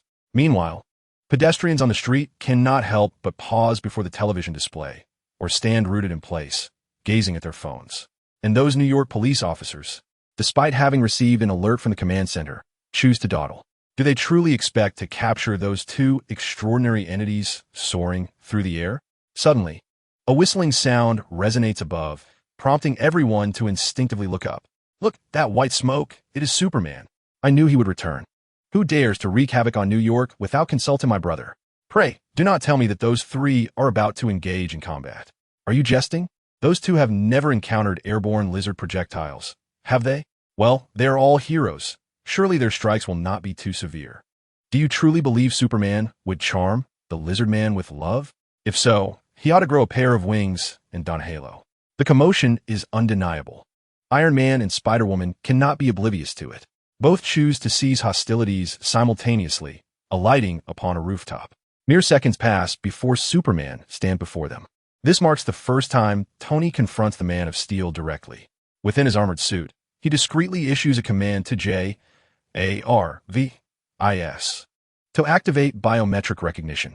Superman observes that neither of them seems inclined to speak, prompting him to break the silence. Ah, are you both engaging in post-dinner exercise? Quite the enjoyable pastime, I must say. Care to include me? Iron Man glances at the biometric display, revealing a profile strikingly different from his expectations. Spider-Woman, who had been so articulate moments ago, now speaks softly. We are merely exchanging insights among colleagues. Huh, was it not the same between us in the past? Superman then shifts his gaze to Iron Man. And you, newcomer, how shall I address you? Tony, momentarily taken aback, seems uncertain how to introduce himself. However, recalling how the onlookers referred to him moments earlier, he responds, Iron Man. You may call me Iron Man. Superman nods in acknowledgement of the title, adding, but remember, until you truly contribute to this city under that name, it shall possess a different significance. After all, in the literal sense of the term, the Spider-Woman and the Spider-Girl are akin, just as Iron Man and the Steel Hero share similarities. However, upon utterance from the lips of the masses, the distinctions emerge. For instance, those who admire her fervently cheer, "Go, Spider-Girl. We appreciate your assistance." Yet from the mouth of JJJ, one often hears that masked freak, Spider-Woman. Iron Man, of course, comprehends Superman's sentiment. I trust it shall not be long. At this moment, Spider-Girl finds herself unexpectedly intrigued. How is it that just moments ago, he was an insufferably arrogant figure, and now, with Superman's arrival, he can articulate human speech? It is indeed the power of intimidation at play. A tripartite conference, perhaps? What could they possibly be convening about? The citizens of New York gaze at the screen, their hearts brimming with anticipation. The live-streaming platform is inundated with countless viewers, the comments flowing in dense succession. What did Superman actually say? Why aren't they fighting? Surely, the thrill-seekers cannot survive without excitement. They must be deliberating the matter of the Lizard Man. An alliance of heroes, perhaps? I believe they should establish a coalition to combat evil. Surely, the newcomer Iron Man is paying homage at the docks. Docks? What relevance do they hold? Are they to go fishing? Why are there fishers everywhere? Paying homage is a colloquialism from Chinatown, akin to the themes explored in The Godfather. Are you suggesting that Superman is the Corleone of New York? Well, that adds a certain flavor. If I were a police officer, I would certainly regard them as a thorn in my side. A gathering of heroes? More like a meeting of mobsters, the netizens fervently debate. After all, the opportunity to witness Superman, Spider-Girl, and the newly arrived Iron Man sharing the screen is rare. Even in the absence of explosive and exhilarating combat scenes, self-proclaimed longtime fans among the onlookers begin to reminisce sentimentally. Yet, there are still those who remain skeptical. For instance, Nick Fudius claims, no, how can we allow them to convene freely? Every superhuman within the United States should remain under the jurisdiction of S.H.I.E.L.D. If left unchecked, they would undoubtedly pose a threat to all humanity. What? Intelligence on Iron Man? Agent Coulson has just relayed, via satellite, the thermal radiation signatures detected above New York. It is within the confines of Manhattan, a broadly defined area. It appears the Stark residence is the initial source of this heat. Nick Fury's solitary eye gleams with insight. At last, a hint of gleaming white teeth emerges from his dark visage. I knew only he could conjure such a thing. He has truly inherited Howard's remarkable genes. But is he truly worthy of recruitment? A thorough assessment is still necessary. Though a decision begins to take shape in his mind, the mere thought of the initiative titled The Avengers lingers. The feeling of indignation was palpable. After all, I was the one who initiated this. Very well. Let us put this matter to rest. I refer not solely to the two of you, but also to the matter concerning the Lizard Man. I shall take charge of the Lizard Man. Do any of you have objections? Superman addressed the two with an air of undeniable authority. Spider-Woman was the first to express her agreement. Very well. I am quite occupied as it is. If you can handle it, then I am certainly at ease. Iron Man interjected. I too am rather busy. That minute could amount to several million. It appeared these two were still engaged in their subtle rivalry, and it was not improbable that they might come to blows upon their next encounter. Leo mused that surely there would come a day when they would recognize each other's true identities. Regardless, it was of no concern to him. After all, it would not be he who faced social demise. So, where exactly are you hiding, Lizard Man? Are you truly Peter Parker? Venturing into the sewers would be quite foolish. Perhaps it would be wiser to lie in wait at Peter's residence for his return. Chapter 39, A Choice for Peter Ding Dong. Creak. Aunt May opened the door to find a tall, handsome young man standing on her doorstep, bearing a gift. You must be the new neighbor? Aunt May inquired tentatively, for it was often the case that strangers bearing gifts were indeed new arrivals. Leo smiled and shook his head. Not quite. I'm a friend of Peter Parker. You may call me Leo Stark. This is my first visit, and I hope you will accept this small token of my appreciation. Aunt May found a favorable impression of Leo, sensing that he was well-mannered. A glance at the sports car parked outside further convinced her that he hailed from a distinguished background. However, she was still somewhat taken aback, wondering if Peter had any friends other than that chubby fellow named Ned. Please come in. Have you arranged to meet Peter? He is not home at the moment, so it seems you'll have to wait a while. Aunt May warmly invited Leo inside. It soon became apparent to Leo that Aunt May was quite the conversationalist. Indeed, she was also quite attractive. At her age, she could easily captivate the hearts of many older gentlemen. Their conversation flowed effortlessly, spanning from Peter's childhood to the present, and she inadvertently revealed nearly all of Peter's secrets. Finally, the door creaked open once more. Peter Parker had returned. Leo and Aunt May turned to see Peter standing at the threshold, covered in dirt and ragged attire, his expression one of sheer astonishment. "Hey, Leo, what brings you to my home?" Leo offered him a knowing glance and replied with a smile. "Surely you haven't forgotten? We agreed this morning on the street, didn't we? You even asked me for assistance." On the street, Peter was suddenly reminded of the incident on Fifth Avenue. At that moment, he felt utterly cornered, as if he were desperately grasping at straws. Even after reverting to his human form, the absurdity of his situation struck him, seeking help as a large lizard, merely hoping not to frighten anyone away. Wait a minute. Did Leo Stark realize he was a lizard person? As Peter's mind began to churn, he stood frozen in place, gazing at Leo, whose expression remained calm and even amused. Was he truly unafraid? Did he approach Peter of his own accord? "Hey, Peter, why do you look like that again?" "Ugh, you reek. I suspect your swimming lessons were held in a sewer," Leo teased. Before Peter could react, Aunt May urged him to take a shower. At this moment, Peter's mind was nearing a complete shutdown. He could only opt for a cold shower to cool down his overwhelmed brain. 5 minutes might be the fastest a boy could shower, while 20 minutes would be the norm. If it exceeded 30 minutes, it could mean he was grooming himself, indulging in skincare, or nursing a broken heart, hiding away while shedding tears. Yet Peter was none of these. He was lost in thoughts about how to face what lay ahead. Finally, after steeling himself, he opened the bedroom door, only to find Leo engrossed in building a Lego model, the Death Star from Star Wars, which Peter had abandoned for over 2 weeks. To his surprise, Leo had completed it. Well, after all, it is Leo. Peter quickly glanced back, reassured that Aunt May was downstairs, then shut the door and locked it. Leo, observing Peter in nothing but his shorts, couldn't resist teasing. "Why not put on some clothes? I can't imagine how embarrassing it would be if this got out. I might never get a girlfriend." Considering the situation, was this really a time for jokes? Peter was anxious, but he held back his urge to respond. After hastily donning a t-shirt and sweatpants, he quietly and urgently asked, "Leo, do you really know? How did you find out? Oh my gosh, someone knows I'm me. I hope you'll let me explain." Leo, unfazed by Peter's frantic demeanor, listened patiently. After Peter rambled incoherently for a while, he finally conceded, "Fine, I won't explain anymore. The monster being chased down Fifth Avenue was me." Having confessed his deepest secret, Peter felt as if he had exhaled the last breath he had been holding. He slumped to the floor, his head hanging low. For one, revealing a secret can be liberating, but does not necessarily equate to salvation. Yet Leo's response was as casual as if he had merely stated he had eaten a sandwich that morning. "Ah, I see," Peter suddenly recalled. Stark's company was also researching genetics. Could this be the lifeline? So you can assist me, right? Hope rekindled within him. Subsequently, Leo ceased to be circumspect and spoke plainly. "Dr. Connors has already divulged everything to me. Do not be overly excited. He has somewhat reformed." However, at that moment, Peter's pupils abruptly morphed in shape, and even his skin began to take on a greenish hue. "Reformed? He is the one who caused me to become this way. How can you expect me not to be agitated? Tell me where he is."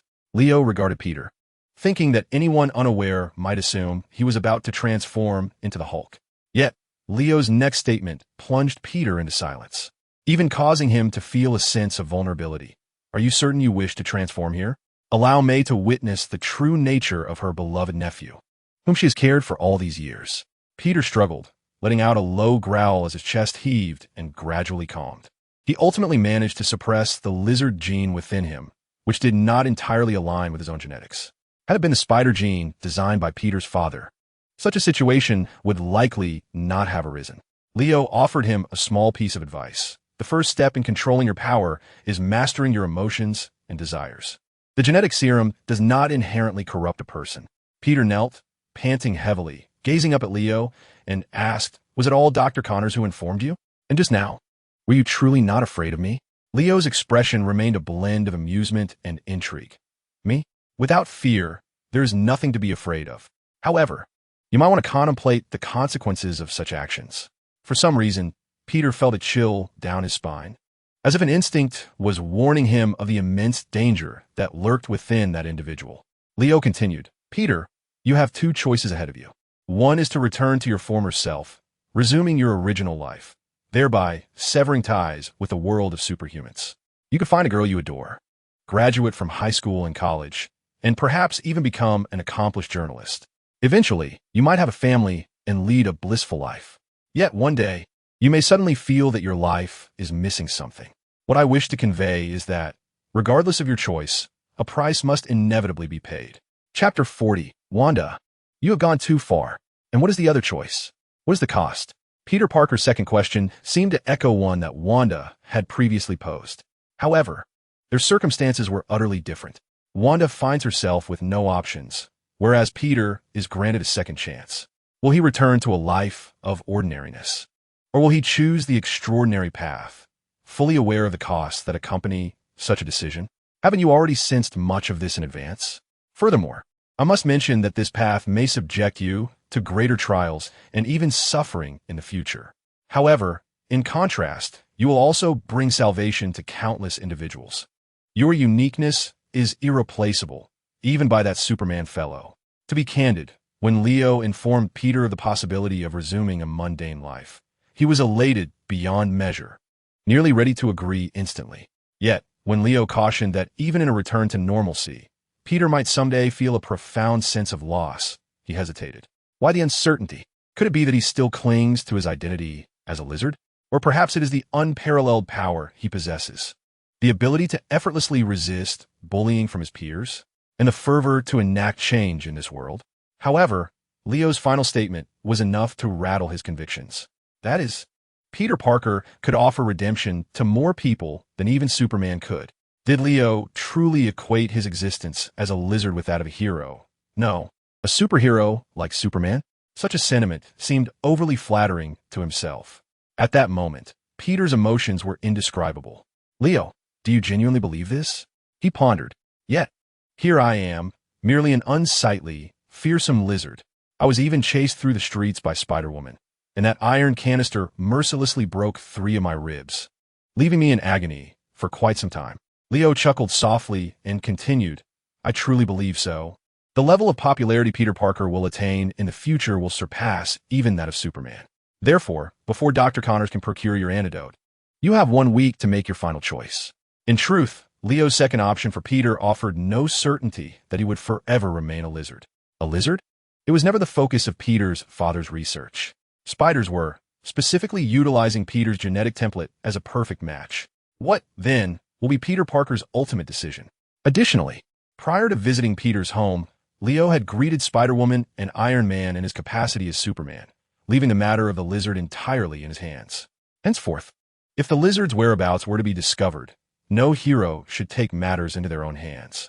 This implies that for the upcoming week, no hero would trouble Peter. Of course, for matters involving the police or SHIELD, he would have to rely solely on himself. Yet Leo remained convinced that he could make the most of this final moment, which solely belonged to the lizard folk. The Extraordinary Youth Academy had not seen him for quite some time, and this return was naturally to confer with Connors regarding Peter's situation. "You still remember how to come back? I thought you had forgotten all about the mutants." Wanda leaned against the doorframe, her tone imbued with a hint of playful reproach, reminiscent of a newlywed left at home for days. Today, Wanda's demeanor seemed somewhat unusual, and her collar was uncommonly wide. One could only say it was not to be underestimated. Wait, had she actually applied makeup? Leo had to concede that, in comparison to Wanda, Gwen, that high school girl, appeared rather inexperienced. To put it bluntly, Wanda was both alluring and commanding. She was clad in a light, gray women's suit, the kind with a form-fitting skirt. It was strange. Wasn't her previous style more in line with leather jackets and punk attire? If only she donned a pair of spectacles. The thoughts in Leo's mind had yet to settle. Just then, Wanda produced a pair of half-rimmed glasses from seemingly nowhere, perched them delicately upon her finely sculpted nose. Her emerald eyes sparkling, lashes fluttering, and her lips, slightly biting, drew closer to Leo. Although Leo wanted to admonish Wanda, the mutant teacher, to maintain her decorum, he suddenly sensed an undeniable peculiarity about her. Thus, he opted to observe a while longer. "Why are you silent, Superman? Did your heart just race for a fleeting moment? Do tell. I'm particularly keen to know more about you, Wanda teased, as Leo grasped her not-so-docile hand. He inquired, "Where's your brother Quicksilver? I haven't seen him around. And weren't you always clamoring for the revival of mutants? The classroom is practically turning into a monkey mountain, and you're not going to intervene?" Her other hand attempted to wriggle free, but Leo caught it as well. She laughed lightly. "I didn't realize you enjoyed this kind of banter." "I do too. Can we soar high, just like last time, with only the two of us?" Leo tossed Wanda onto the sofa, yet she exhibited no signs of irritation. Instead, she reclined on the couch, exuding a vibrant allure, as if awaiting someone to tease her. "I adore you so much. Just give me a little response, won't you? Do you think I am inferior to Spider-Woman?" Wanda's eyes shimmered with a crimson, chaotic magic, and at that moment, Leo finally reached a definitive conclusion. She has indeed been invaded by an external force, or rather, her mind has been influenced. Is this the result of her reckless practice of chaotic magic? No. If Leo's conjecture holds true, the arch-nemesis of mutants, Strick, has already come knocking at the door. An invisible and intangible mental force has begun to erode Leo. It is well known that Superman possesses a considerable weakness to magic. When compared to his invulnerable physical defense, his magical resistance is indeed one of his few vulnerabilities. However, this is merely a relative comparison. At present, even kryptonite may not suffice to deal with the mentally formidable Superman, let alone magic. That being said, is Superman's mental fortitude truly so feeble? Does a single psychic mutant dare to attempt to control him? If one is to try, they might as well send in Professor X for a test. Darkseid, wielding the anti-life equation, opts not to comment. Enough already, Strick. I know you can hear me. So if you wish to avoid death, come forth and face me. Do not compel me to sever your head and encase it in a jar. Leo's voice resonated like a chilling frost of several degrees below zero. Even Wanda could not suppress a shiver, her gaze becoming clear. Chapter 41. As a dog or beheading as Leo's words fell, Wanda found herself as if ensnared by a binding spell. She sat motionless on the couch, the events that had just transpired swirling relentlessly in her mind. The mutant under Strick's command had imposed a mental influence upon her. It could hardly be deemed control. It merely amplified the desires lurking within her heart. Not to mention the erasure of memories. She recalled everything. "I just acted like a wanton woman trying to seduce him. It's over. I have completely become a mere object in his eyes. What should I do? Perhaps I could pretend to be unconscious and evade the situation?" With this thought, Wanda shut her eyes and promptly collapsed again. Even her self-deception was performed so clumsily. Leo, exasperated, spoke, "So, you wish to play the part of Sleeping Beauty? Very well. It seems I must show you the consequences of such folly." Wanda suddenly opened her eyes, startled, and quickly sat upright, adjusting her short skirt to ensure that the black stockings did not reveal too much thigh. How splendid, the illustrious Scarlet Witch. Yet now, she appears to be spiraling into disgrace. The boldness she once possessed during their first encounter seems almost extinguished. Could it be that the shelter she provided has led them to live too comfortably during this time? Leo, frustrated by her lack of resolve, changed his tone. "Are you frightened now? Just a moment ago, you were quite audacious. With someone like you, do you still dare to fight for the freedom of mutants?"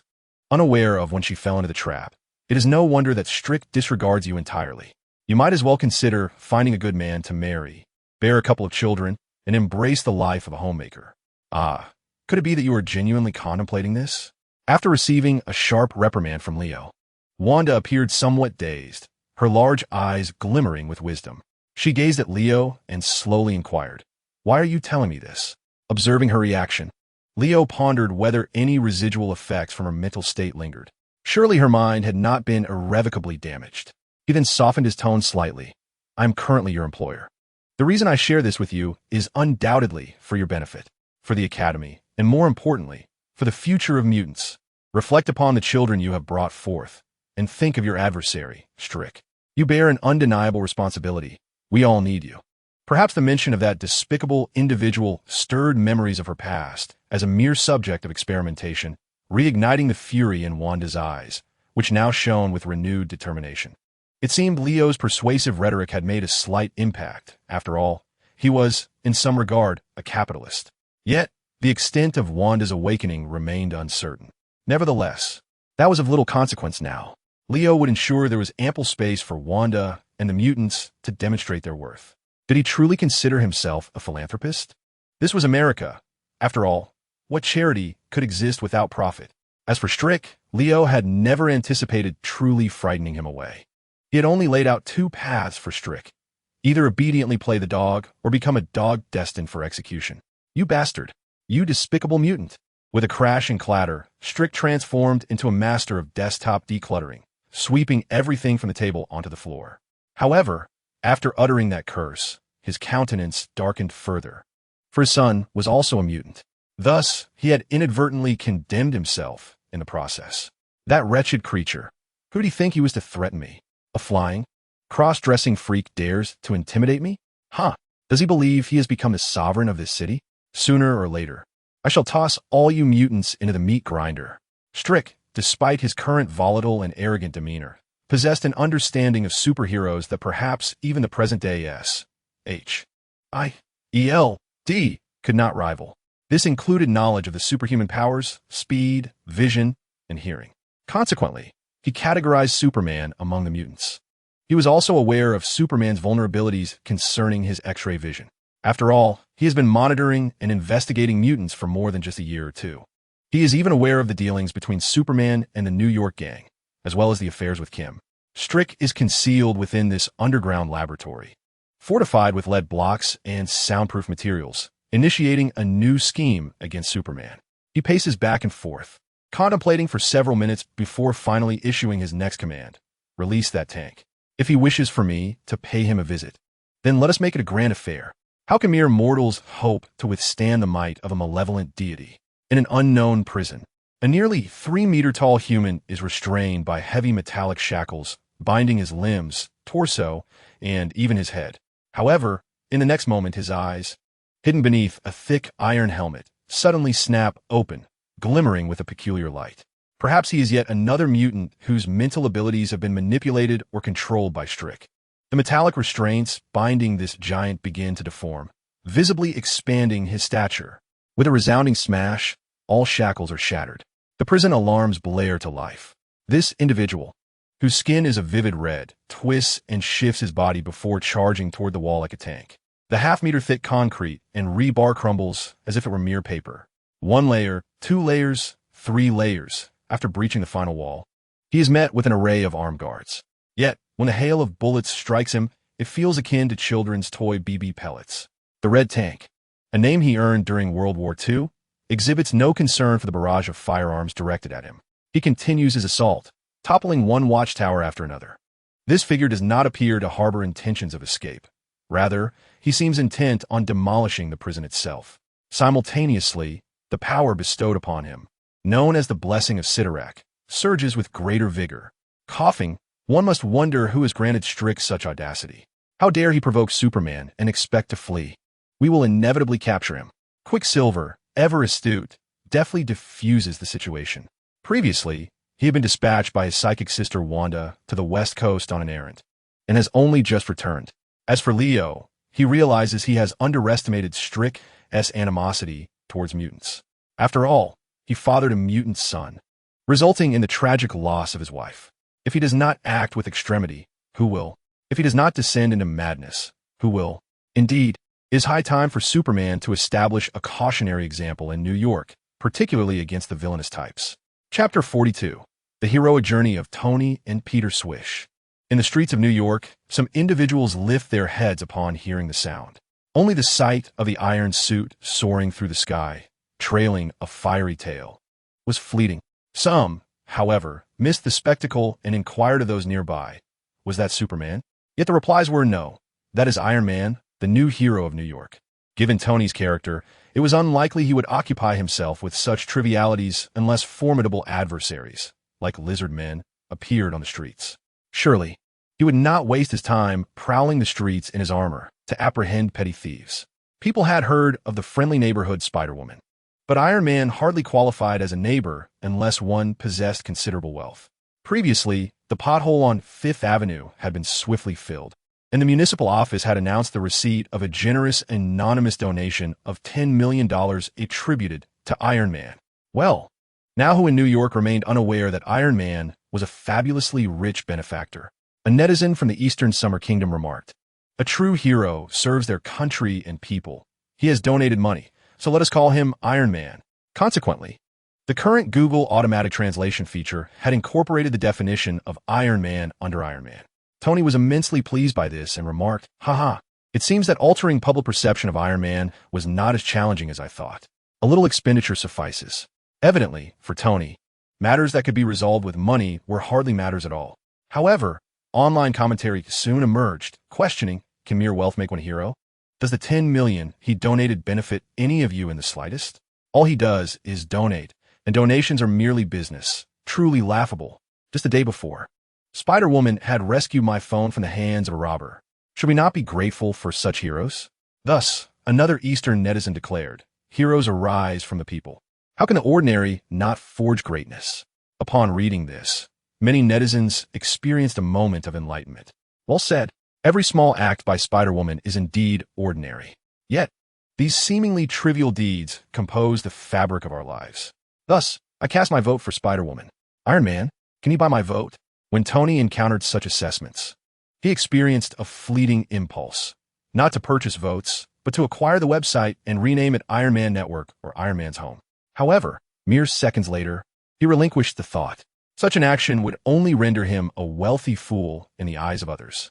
If a fool possesses wealth, does that not still make them a fool? Therefore, the proud Tony resolved to confront the matter head-on, to defeat Spider-Woman in a fair contest and restore his reputation. After all, wasn't it merely a matter of apprehending villains on the streets? What difficulty lay therein? Allow Jarvis to connect to the police network, providing a 24-hour alert system. Furthermore, interlink all the cameras scattered throughout the streets of New York to a centralized data center. Employ AI algorithms in conjunction with big data analytics to identify areas with elevated crime rates and potential hotspots. Utilize a systematic approach to predict where criminal activity might emerge. Does Spider-Woman wish to compare her efficiency in apprehending wrongdoers? Perhaps it would be prudent to wait until Spider evolves wings. With unwavering confidence, Tony donned his armor and set off for duty. Little did he know, another individual shared his ambition to engage in meaningful endeavors amidst the neon-lit, shadowy expanse of New York.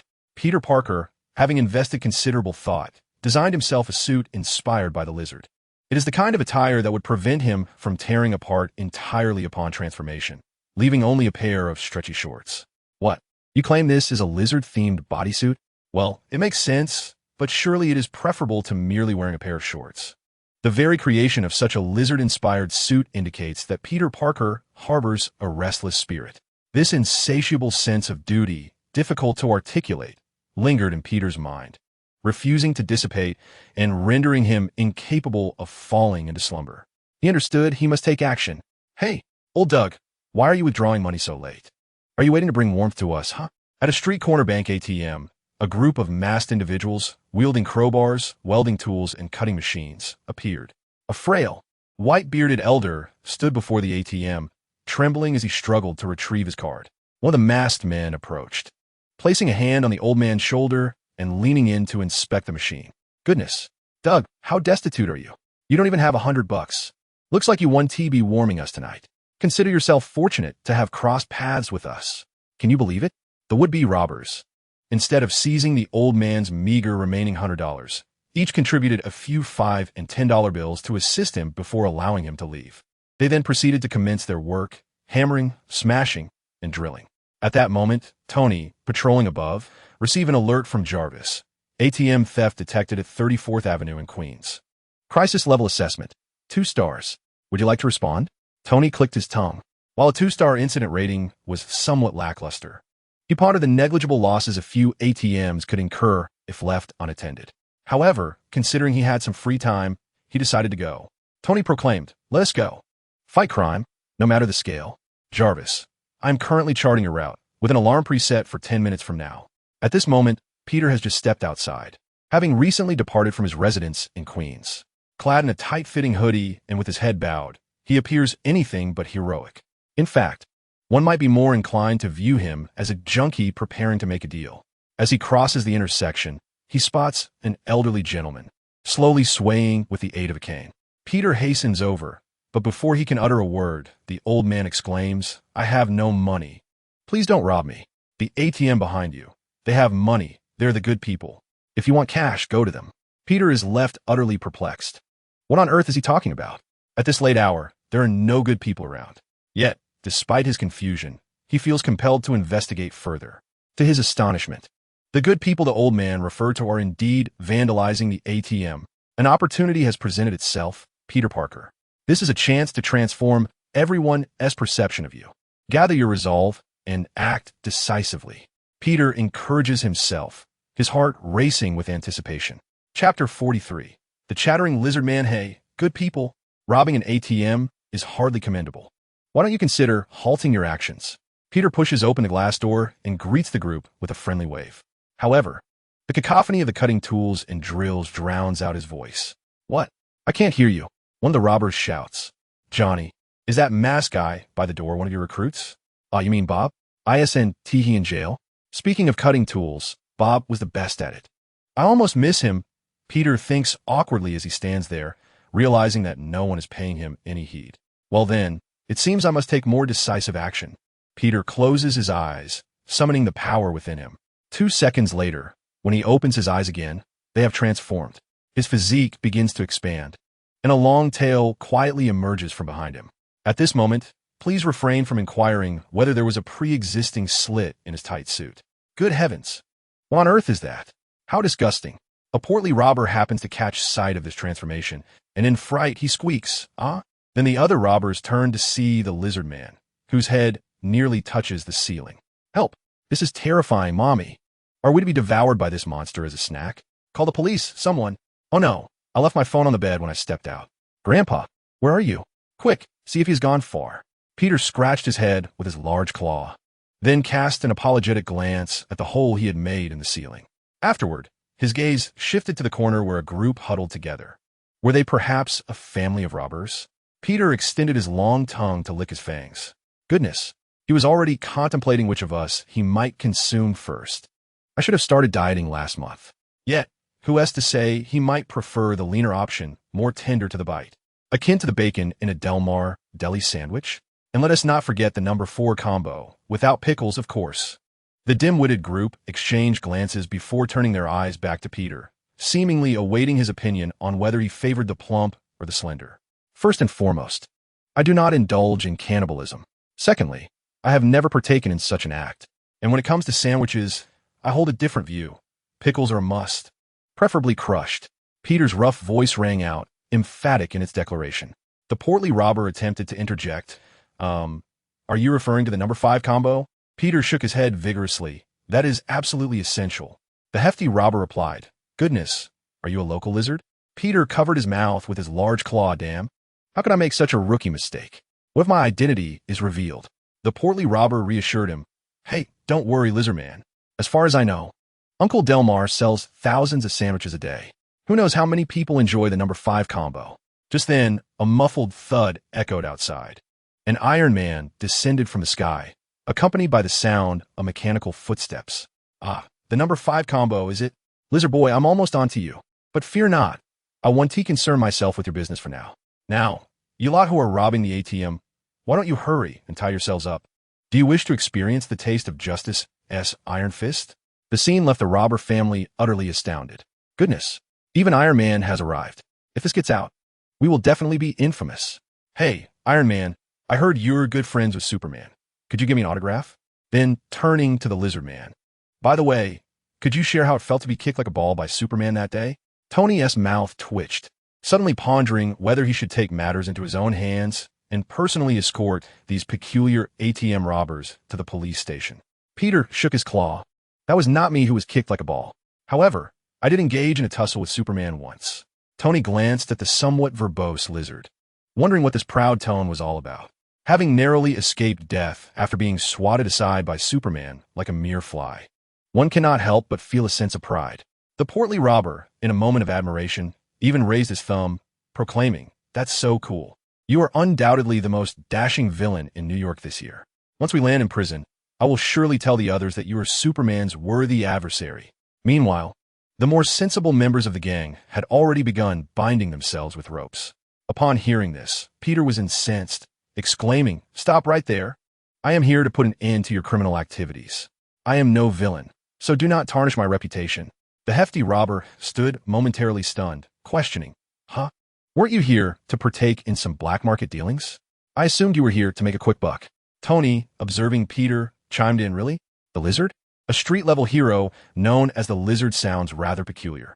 Peter hastily defended himself, stating, "Just because I don't possess conventional looks doesn't preclude me from being hero. Shouldn't one's actions be the true measure of heroism?" Tony stroked his metallic chin, contemplating, "I never imagined you could be so articulate, little lizard. Now I understand why Superman has allowed you to persist until now." The rotund robber, with a hint of disappointment, remarked, "It seems we witness a showdown between Iron Man and the Lizard tonight." As the wail of police sirens began to echo, Iron Man and the Lizard had already vanished from sight. The robbers, however, were animatedly recounting the night's events. Shortly thereafter, the surveillance footage from the ATM was uploaded online, with headlines such as, "The Lizard stopped a crime," "Utterly astonishing, the untold story of Iron Man and the Lizard. Superman is transforming New York in his own unique way. I quite like that humorous Lizard. He certainly knows how to talk. Order me 2 of a number 5 combo, 1 for the Lizard, please." It is said that the number 5 combo now sells 20,000 units a day, complicating the police's search efforts. In a surprising turn of events, breaking news emerged. Stark Industries had left behind a significant cache of weaponry in the Middle East. It was suspected that a former Stark shareholder had cleared out the entire inventory in one fell swoop. Was this a resurgence of the Ten Rings, with evil forces re-emerging, leaving countless innocent refugees displaced? Should Tony Stark bear responsibility for this? Having finally managed to restore his reputation, Tony gazed at these emerging headlines with a furrowed brow, contemplating that this matter ought to be resolved by him personally. Once he thoroughly addressed this issue, would not Iron Man's renown be second only to that of Superman? However, unbeknownst to Tony, much of his past had already been unearthed by Director Egghead, and a pivotal decision loomed ahead, one that would significantly impact his heroic career. Chapter 44. Iron Duo. Tony had completed the majority of the company's affairs and granted Pepper sufficient authority. Since the last dinner, their relationship had made remarkable strides. According to Pepper, it was due to the enchanting blue gown she wore that day. Had it not been for the subsequent revelation regarding Obadiah, Tony might have confessed his feelings to her. Of course, Pepper had only shared this latter thought with Leo. In truth, after all these years of daily encounters, emotions often unfold in a manner that eludes immediate recognition. By the time one becomes aware of their feelings, they have often already succumbed to them. As Tony descended to the underground garage, he intended to don his Iron Man suit for a solitary mission in the Middle East. However, he stumbled upon Leo, who was tinkering with another suit. "Hey Leo, are you changing the color scheme of your suit? Wait, you haven't altered the system architecture, have you? Are you trying to play with toys? I don't think tinkering is a wise idea." Although Tony had gifted Leo the Mark I, he certainly did not wish for Leo to take to the skies in a modified suit that could lead to an accident. Nevertheless, Leo provided a reassuring response as he turned from the holographic workstation. "I've merely made some minor adjustments, still with Jarvis's assistance. Right, Jarvis? I haven't tampered with anything essential." The AI, Jarvis, confirmed, "Indeed, sir. Young Master Leo has simply deactivated a few weapon modules, such as the shoulder-mounted projectiles, arm-mounted missiles, and the chest energy cannon. In their stead, he has achieved an overall weight reduction of 11 and a power module enhancement of 14. While this amounted to mere arithmetic adjustments to the suit, Tony was nonetheless taken aback. After all, even with Jarvis's support, this was not something one could master by merely picking up a few passers-by off the street. It required a solid foundation of expertise in mechanics, electricity, and electronics, among other disciplines. Curiously, Tony inquired, "When did you learn all this? Did they start teaching such things in high school?" Leo chuckled in response. "What? Is it only permissible for you to be a 17-year-old MIT graduate genius? Am I not allowed to be self-taught at 16? Don't ask. Just know that Kryptonian brains are impressive." Indeed, if Leo wished, he could peruse the entire library of the Empire State University within minutes and download all the knowledge into his mind. At this point, not only could Leo modify the Mark I, but he could also recreate and upgrade it. Tony seemed to be persuaded and nodded. "Well, you certainly have impressed me. I almost forgot how many accolades you've amassed over these past 2 years. However, being a minor, it is indeed inappropriate to wield such a plethora of lethal weapons. By the way, I must step out shortly." Tony winked at Leo. Leo then paused his work and inquired, "Are you off again today to combat evil? If so, I propose you take me along." At that moment, Tony finally grasped the situation. Leo had been tinkering with the battle suit in anticipation of his arrival. He had even altered the color scheme and made modifications to the weapon power system. Leo continued, "Come on. How could you think of leaving me out of such an exciting venture? I modified this Mark I precisely to assist you. Have you forgotten the days we spent together playing Contra, Double Dragon, and Teenage Mutant Ninja Turtles?" Admittedly, Tony found himself swayed by his friend's words, reminiscing about the carefree days of gaming from over a decade ago. Reflecting on the past few years, he realized he had been preoccupied with romantic pursuits, and it was high time to spend quality moments with Leo. "You certainly have a way with persuasion," Tony acknowledged. "However, let me make this clear. Once we step outside, you'll heed my commands. You'll serve as an aerial lookout while I handle matters on the ground. You are not to descend without my orders." Once again, Tony resolved to bring Leo along, much like their previous business trip to the Middle East. But this time, they would not be unarmed. Leo's iron suit, though not yet boldly adorned with on the chest, was distinctively designed. Unlike Tony's flamboyant red and gold ensemble, Leo's suit featured a sleek black and gold palette, exuding a cool demeanor while maintaining an air of understated luxury. It was undeniably tasteful, reflecting his unique character. Moreover, after reducing the weapon modules, the overall form of the suit conformed more closely to his physique, rendering him agile and swift, making it easy to distinguish him from Iron Man at first glance. As for the weapon modules, on one hand, they were meant to alleviate Tony's concerns. On the other, did he truly need such superfluous trinkets? Whoosh, swish. In the sky, two fleeting shadows, one red and one black, vanished into the clouds. Somewhere in the Middle East, in an obscure little town, thick smoke billowed and the air was filled with the acrid scent of gunpowder. This situation bore some connection to Leo as well. When he initially took Masterman away, he did not have the luxury of scouring the entirety of the Middle East. After all, he was not there to pilfer oil.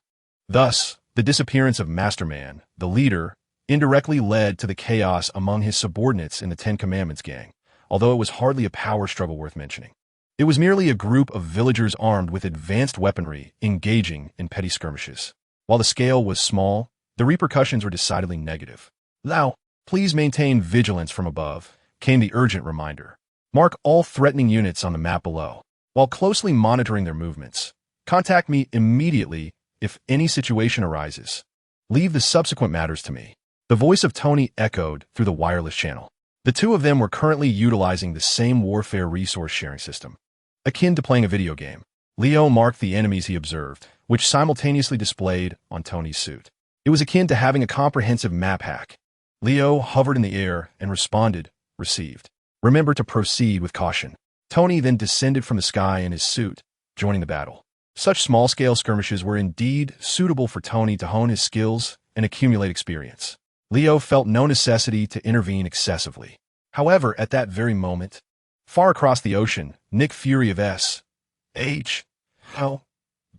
was beginning his own machinations. "What the hell? He off to the Middle East with his son again? Tony Stark, you truly live up to your reputation.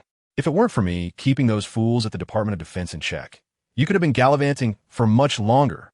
Fine. It seems it's time to teach you a lesson. Black Widow, Hawkeye, get the aircraft ready for action." Chapter 45. Is a fight about to break out? What the hell is this? Open fire. Aim your damn RPG at him. Wasn't I supposed to teach you how to lock on? Get out of the way, useless fool. Let me handle this. Boom. The shoulder-mounted anti-tank rocket was launched, trailing a white smoke as it soared toward Tony. Yet Tony had already received Leo's warning. The wings of his iron suit instantaneously ejected a series of flares, causing the rocket to lose its target and veer off course before crashing to the ground in a self-detonation. Damn it, they're using the weapons I sold against me. Tony maneuvered his suit into the throng of enemies, unleashing a shockwave with a single palm that sent them flying into the air. My possessions, my command. Immediately afterward, a small rocket emerged from the right arm of Tony's suit, launching toward the munitions depot. Simultaneously, he throttled up and ascended vertically. An explosion erupted beneath him, sending waves of heat soaring. "Tony, at 4 o'clock, 2 anti-aircraft positions have locked onto you. Leo was monitoring the entire battlefield, providing updates on the coordinates. Understood. Thank you for your support. Tony adjusted his trajectory, diving headfirst toward the ground to accelerate. For chains of ammunition swept across the sky, but he easily dodged them. After losing sight of Tony, the two anti-aircraft positions seemed to have detected Leo's location. After all, Leo needed to observe the entire battlefield and could not fly too high. However, before the firepower could lock onto him, Leo swiftly accelerated beyond the coverage range of anti-aircraft fire. In truth, he had yet to finalize the design of this auxiliary battlesuit. Had it not been for his hasty departure with Tony, he would have intended to incorporate a drone reconnaissance and defense system, as well as a stealth infiltration mechanism into the suit. It would have been quite advantageous to serve as a support unit from behind, discreetly delivering damage. If he were to concentrate solely on enhancing the offensive and defensive capabilities of the Iron Suit, it would conflict with Iron Man's established identity. Moreover, even if the suit were upgraded through numerous generations, it would not fundamentally alter his status as a superhuman. Thus, it would be wiser, as he previously suggested to Tony, to adopt a role inclined towards remote assistance. Eventually, when Jarvis's AI is further upgraded to enable remote, unmanned control, he could manifest simultaneously as both Superman and Iron Boy. This was unequivocally a one-sided technological domination. Even though these individuals wielded Stark Industries armaments, they appeared as primitive beings. At most, deranged primitives, when compared to the individual Iron Suit, which had an initial production cost in the hundreds of millions. At this moment, Tony's suit was already marred with the residue of battle. In a war zone where bullets are indiscriminate, it was entirely normal to occasionally sustain a few hits from bullets or shrapnel. However, such damage was merely an itch for Iron Man otherwise. Tony would not have been so confident in allowing Leo to accompany him. Done. I believe we shall make the news tomorrow. I even had the locals snap a few handsome pictures of me. They seemed quite grateful for my rescue. Tony's voice resonated through the communicator, brimming with pride. Yet, at that very moment, a uniquely designed aircraft gradually revealed itself from its cloaked state in the sky. What the hell? When did the Middle Easterners acquire such advanced technology? Tony exclaimed, cursing under his breath. Immediately thereafter, a voice from within the aircraft spoke over the communication channel. Tony Stark, we are agents of S.H.I.E.L.D. We are conversing with you in the interest of national security and the highest ideals of America. Our director wishes to request your cooperation in returning with us. Please do not resist. The aircraft hovered in midair. Although it had not initiated any attack against Tony, the imposing presence suggested that this was no jest. S.H.I.E.L.D. What nonsense? Is this America? What law are you enforcing here? And speaking of highest ideals, do you even comprehend the sanctity of private property? Bring that pompous director out here and let him speak to me personally. Had the opposing party not revealed their identity so openly, Tony would have already unleashed his frustrations upon them. He harbored a deep disdain for these so-called officials who emerge from the shadows. It is merely an attempt to capitalize on the current situation with the Iron Suit. The military, too, is cut from the same cloth. Inside the aircraft, Hawkeye and Black Widow exchanged glances, likely realizing that apprehending Tony was a task fraught with impossibility. Hawkeye then spoke up, asserting, "See, I told you the director's guidance is never amiss. This fellow certainly needs to face some hardship." Black Widow shrugged. "Do you believe we stand a chance against Iron Man? Especially two of him?" Hawkeye scoffed. "After all these years as agents, you're bringing this up now? Here, that's the plan. You pilot the aircraft and keep an eye on that one up in the sky while I go down to meet him." However, before Hawkeye could take further action, another voice crackled through the radio. Leo's voice. May I interject? I have a rather urgent matter that requires immediate attention." The previously tense atmosphere suddenly faltered. At that moment, Tony, who was caught up in the heat of the moment, also recognized that he was not alone. Was he really going to drag Leo into a confrontation with these agents and this aircraft? Bringing Leo here to watch the spectacle had already entailed a certain level of risk. Would he now recklessly plunge both himself and his companion into an even more unpredictable peril? That would undeniably be an erroneous and irresponsible choice. "I need to use the restroom. Does your aircraft have such facilities?" Leo inquired. "I realize this may seem rather abrupt, but it's likely the result of that fifth sandwich I ordered this morning." He continued, "Of course, I can manage in the wilderness, but Tony, Can we address the next generation of armor along with the larger issue at hand? Leo exhaled the unfinished thought in one breath. Tony responded, Huh, is that what you consider urgent? That certainly qualifies as an emergency. After all, nature calls.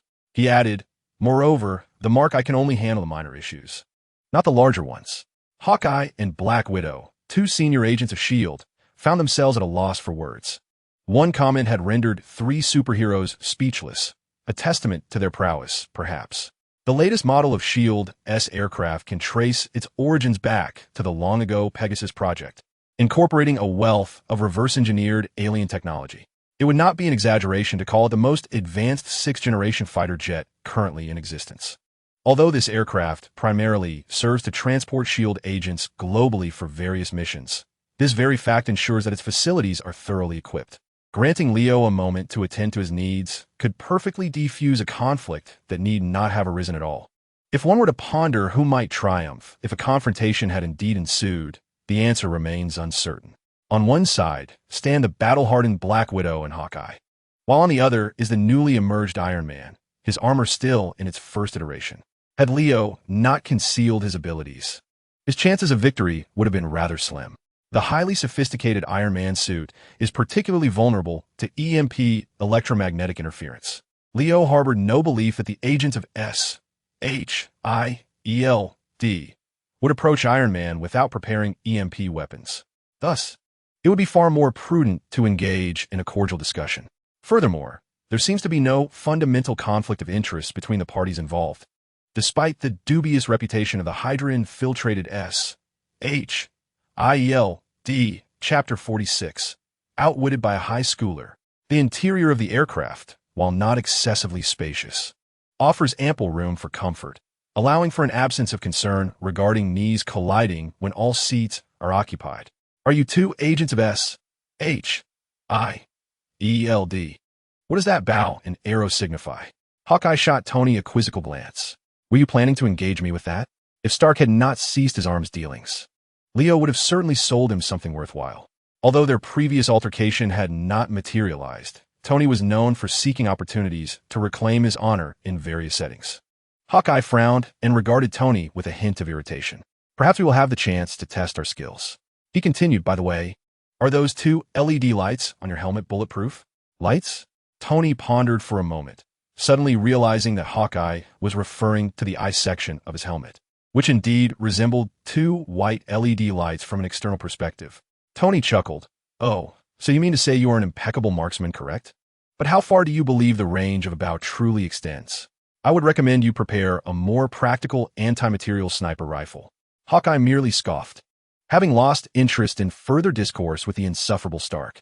Observing that the agent was evidently charmed by his charisma, Tony shifted his attention to the woman at the controls. Flirting with women was his forte.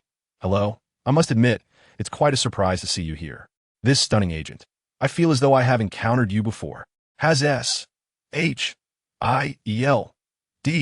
secretly placed you in my vicinity? Taken aback by Tony's words, Black Widow turned her head and responded, I never expected Mr. Stark to remember me. I indeed just joined Stark Industries last week and happened to have crossed paths with you. This operation was inherently meant to confront Tony Stark. So Black Widow chose to acknowledge the situation outright, sparing herself from the potential of being dismissed later on. Tony, momentarily stunned, quickly rifled through his memory. It appeared that last week there had indeed been a recruitment for an assistant. It was merely a recruitment for Pepper, a female assistant. At that moment, he was casually glancing at resumes while sparring with Happy. He selected one that featured a striking redhead. So it turns out you had your eyes on me back then. Tony had completely lost his interest in flirting. He couldn't help but recall every woman he had been involved with, pondering whether they were spies or agents of some sort. However, it seemed a tad excessive. Leo had finally wrapped up his affairs. Upon emerging from an emergency facility, Hawkeye and Black Widow instinctively turned their attention to this intriguing young man, Leo Stark. He was merely a high school student, yet quite possibly the wealthiest high school student in the nation, perhaps due to his surname Stark, which rendered him so enigmatic. To propose borrowing enemy aircraft to resolve personal issues before the onset of battle was undeniably a memorable addition to Hawkeye and Black Widow's careers. Regardless of whether it was intentional or a product of a truly unique thought process, events appeared to unfold favorably. Well, everyone, first and foremost, I would like to extend my gratitude to both agents for allowing me to utilize your splendid restroom. Secondly, I must thank you for your tireless efforts in flying halfway across the globe to bring us back. I believe it is time for us to head home. Wouldn't you agree, Tony? As these words fell from his lips, Leo's helmet visor descended. Tony hesitated momentarily before promptly donning his own visor. Hawkeye's body tensed in his seat, instinctively gripping the bow slung across his chest. Black Widow unconsciously placed her hand on the grip of her sidearm. "Oh, what are you two doing? Didn't we agree to keep things civil when we boarded? Let's just sit down and have a proper discussion. Do you really think I would take advantage of this opportunity to plant something on your aircraft? Perhaps a few high-explosive grenades in the restroom? Oh, by the way, Tony, how much TNT can our suits withstand again? I fear I might have miscalculated, and that could spell disaster." Hawkeye felt a chill creep up his spine. How did the situation suddenly escalate to this? Was the lad threatening them? He exchanged a glance with Black Widow, silently questioning whether she believed the young man's words. If she didn't, what would they do if he truly had something up his sleeve? These two Iron Men were encased in protective armor. Even if the aircraft were to explode, they could still fly, needing no parachute. But the two of them were mere flesh and blood. How could they have been swayed by this young man's antics? They clearly witnessed Tony Stark compromising for the safety of the young lad, choosing to board the aircraft with them to engage in a discussion. The initiative was undoubtedly in their hands. As for the boy, he was merely a high school student, one who had yet to even engage in a fight, but was already frightened to the point of embarrassment. What kind of waves could he possibly create? However, at that moment, a voice emanated from the aircraft's communicator. "Let them go, Barton. Tony Stark, I shall certainly pay you a visit in due time. And you, Leo Stark. Is it? Very well. I shall remember you. When we meet again, I hope you can still hold your own." The ominous and irate tone of Nick Fury sent chills down the spines of Black Widow and Hawkeye, likely reminding them of certain past events. In any case, their director was never one to be trifled with. To be singled out by him suggested that trouble loomed ahead. Upon receiving the director's orders, Hawkeye finally commenced opening the aircraft's rear compartment. As the hatch swung open, a fierce gust of wind rushed in. "Farewell, gentlemen," Leo even waved at them. Well, that was quite an enjoyable chat, wasn't it? Though the turn of events was rather unexpected. Tony had yet to fully comprehend the sudden shift that had just transpired, as Leo had not previously discussed any of this with him. Subsequently, the red and black Iron Men leaped from the aircraft, departing with haste. Minutes later, damn it, you were outsmarted by a 16-year-old high school student, remarked Nick Fury, addressing the two seasoned agents. Well, they aren't really our enemies after all. It seems I must take matters into my own hands. Nick Fury clasped his hands beneath his chin, seemingly lost in contemplation of some plan. Chapter 47. I am Iron Man. The two were still en route to New York when Tony suddenly regained his senses. Just before they left, Leo had nearly disassembled the weapon modules on his person. Thus, his earlier claim of tossing 2 grenades into their toilet was merely an act of intimidation. The sole advantage of this was that they would not be taken to S.H.I.L.D. Was S.H.I.L.D. truly a den of danger? Tony mused that, regardless of circumstances, he was a billionaire protected by the law. Despite his current predicament and the severance of ties with the military, he had sought out his friend Colonel Rhodes to discuss matters concerning the Iron Suit. To his surprise, Rhodes had evaded his request, suggesting instead that Tony should resume his arms business identity. Suddenly, Tony realized that he indeed required a more formidable persona. In the past, he was a well-connected arms dealer with the military and the Department of Defense. They were all in the same predicament, relying on one another. Who could refuse Tony Stark's favor? However, after the arms business was entirely severed, it was as if Tony had voluntarily withdrawn from that circle. One could say that now. Apart from his wealth, Tony had little left. Oh, he still possessed his Iron Man suit, embodying the persona of Iron Man.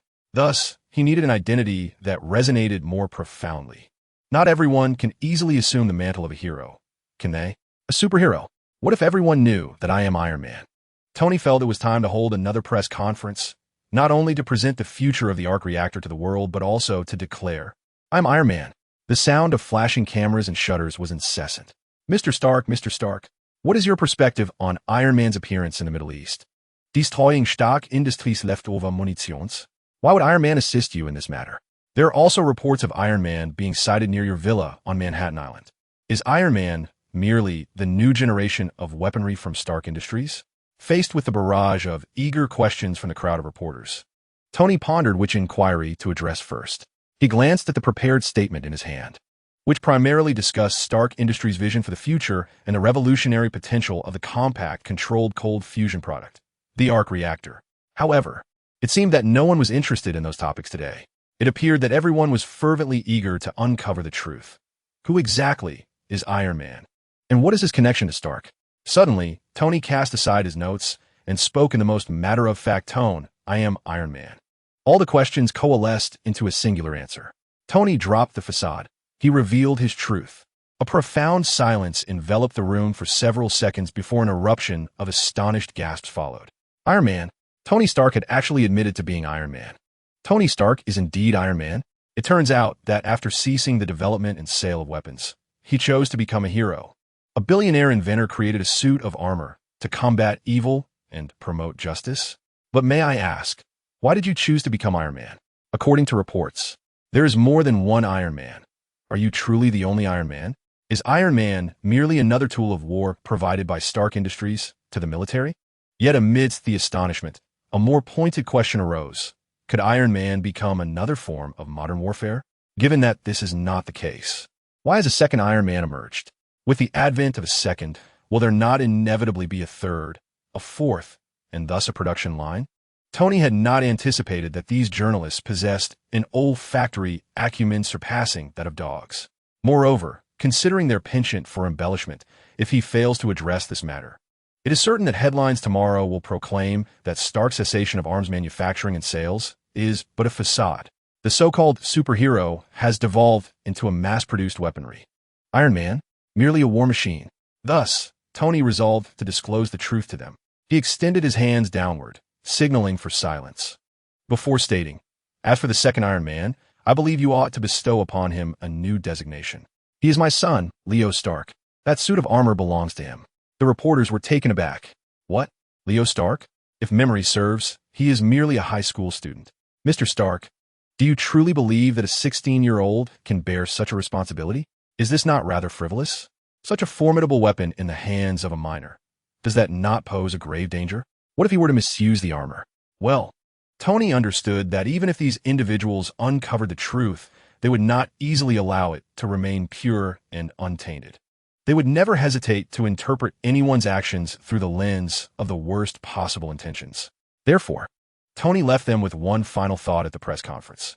"I recall a fellow once told me, to be a hero, should we not consider what one has accomplished?" With that, he turned and departed. That night, news regarding Iron Man and his son ignited a frenzy throughout New York City. Is he a billionaire or a superhero? Tony Stark or Iron Man? He claims to be the legendary billionaire Tony Stark. Experts reveal that the cost of a single Iron Man suit may exceed $100 million. Shocking. Can a 16-year-old high school student truly become a hero? Is this merely the folly of the affluent, or the birth of yet another star hero? Following Superman, Iron Man tops the trending charts across the internet. Simultaneously, Leo, now known as the son of Iron Man, became an overnight sensation. Damn it, why am I not a Stark? What gives him the right to have an Iron Man for a father? Leo, I am your long-lost brother. I plead with our father to arrange a suit for me as well. No high school boy could resist such an outfit. The strongest high school student in history. I too wish to wear it while dining, sleeping, attending school, and wooing girls. Tomorrow is Monday. Will Midtown High not be overwhelmed by onlookers? If I were him, I would land directly on the playground and make quite a show of it. Meanwhile, Leo was bombarded with messages from numerous acquaintances. Gwen, Iron Man, is he your father? What on earth is going on? Don't tell me you're going to school in a suit of armor tomorrow. You don't aspire to become some kind of hero, do you? It seems Gwen has not forgotten the day she confronted Iron Man. Then there was Peter. No way. Your dad is Iron Man? I thought that was why he nearly kicked my butt that day, chasing me into the sewers. But he did team up with me against those ATM robbers. He is a good guy. By the way, regarding the antidote, I think I've made up my mind. Chapter 48. Do you think it's just a toy? Leo had not attended school for quite some time. And now, with only a few days left in the semester, the situation changed dramatically when Tony Stark publicly acknowledged on live television that he was Iron Man, and that his son Leo was the owner of another suit of armor. The reaction among the students of Midtown High was explosive. Although Leo had always been a prominent figure at Midtown High, known by nearly everyone. The emergence of various superhuman crises and superheroes such as Spider-Woman and even Superman had shifted their attention toward these champions. Perhaps it is a natural inclination of humanity to idolize the strong. Moreover, after Leo's harrowing experience in the Middle East, he gradually faded from the students' radar, with rumors circulating that he had developed PTSD and needed time to recuperate. Yet here we are, as if fate has come full circle. It feels as though someone is whispering in their ears. Midtown High, your dark prince has returned. Leo, without making a sound, has become the second Iron Man. Although this title is still up for debate, and no one has yet witnessed the good deeds he has accomplished in this new role. His identity is indisputable, the son of Iron Man, the possessor of the iron armor.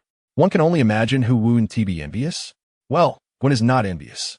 At this moment, her mind occasionally drifts back to a certain incident. She actually fought with a classmate's father over a lizard. Is there anything more absurd than that? Yet the events that are about to unfold leave Gwen somewhat apprehensive. What if Leo stood before her clad in that suit of armor? How insufferably proud he would be. And herself, would she dare to stand before a crowd and declare, I am Spider-Woman, just like Tony Stark? Isn't it customary for superheroes to remain incognito? The notion of voluntarily exposing oneself is fraught with peril. She found herself at a loss as to how to explain her desire to become a hero to Leo.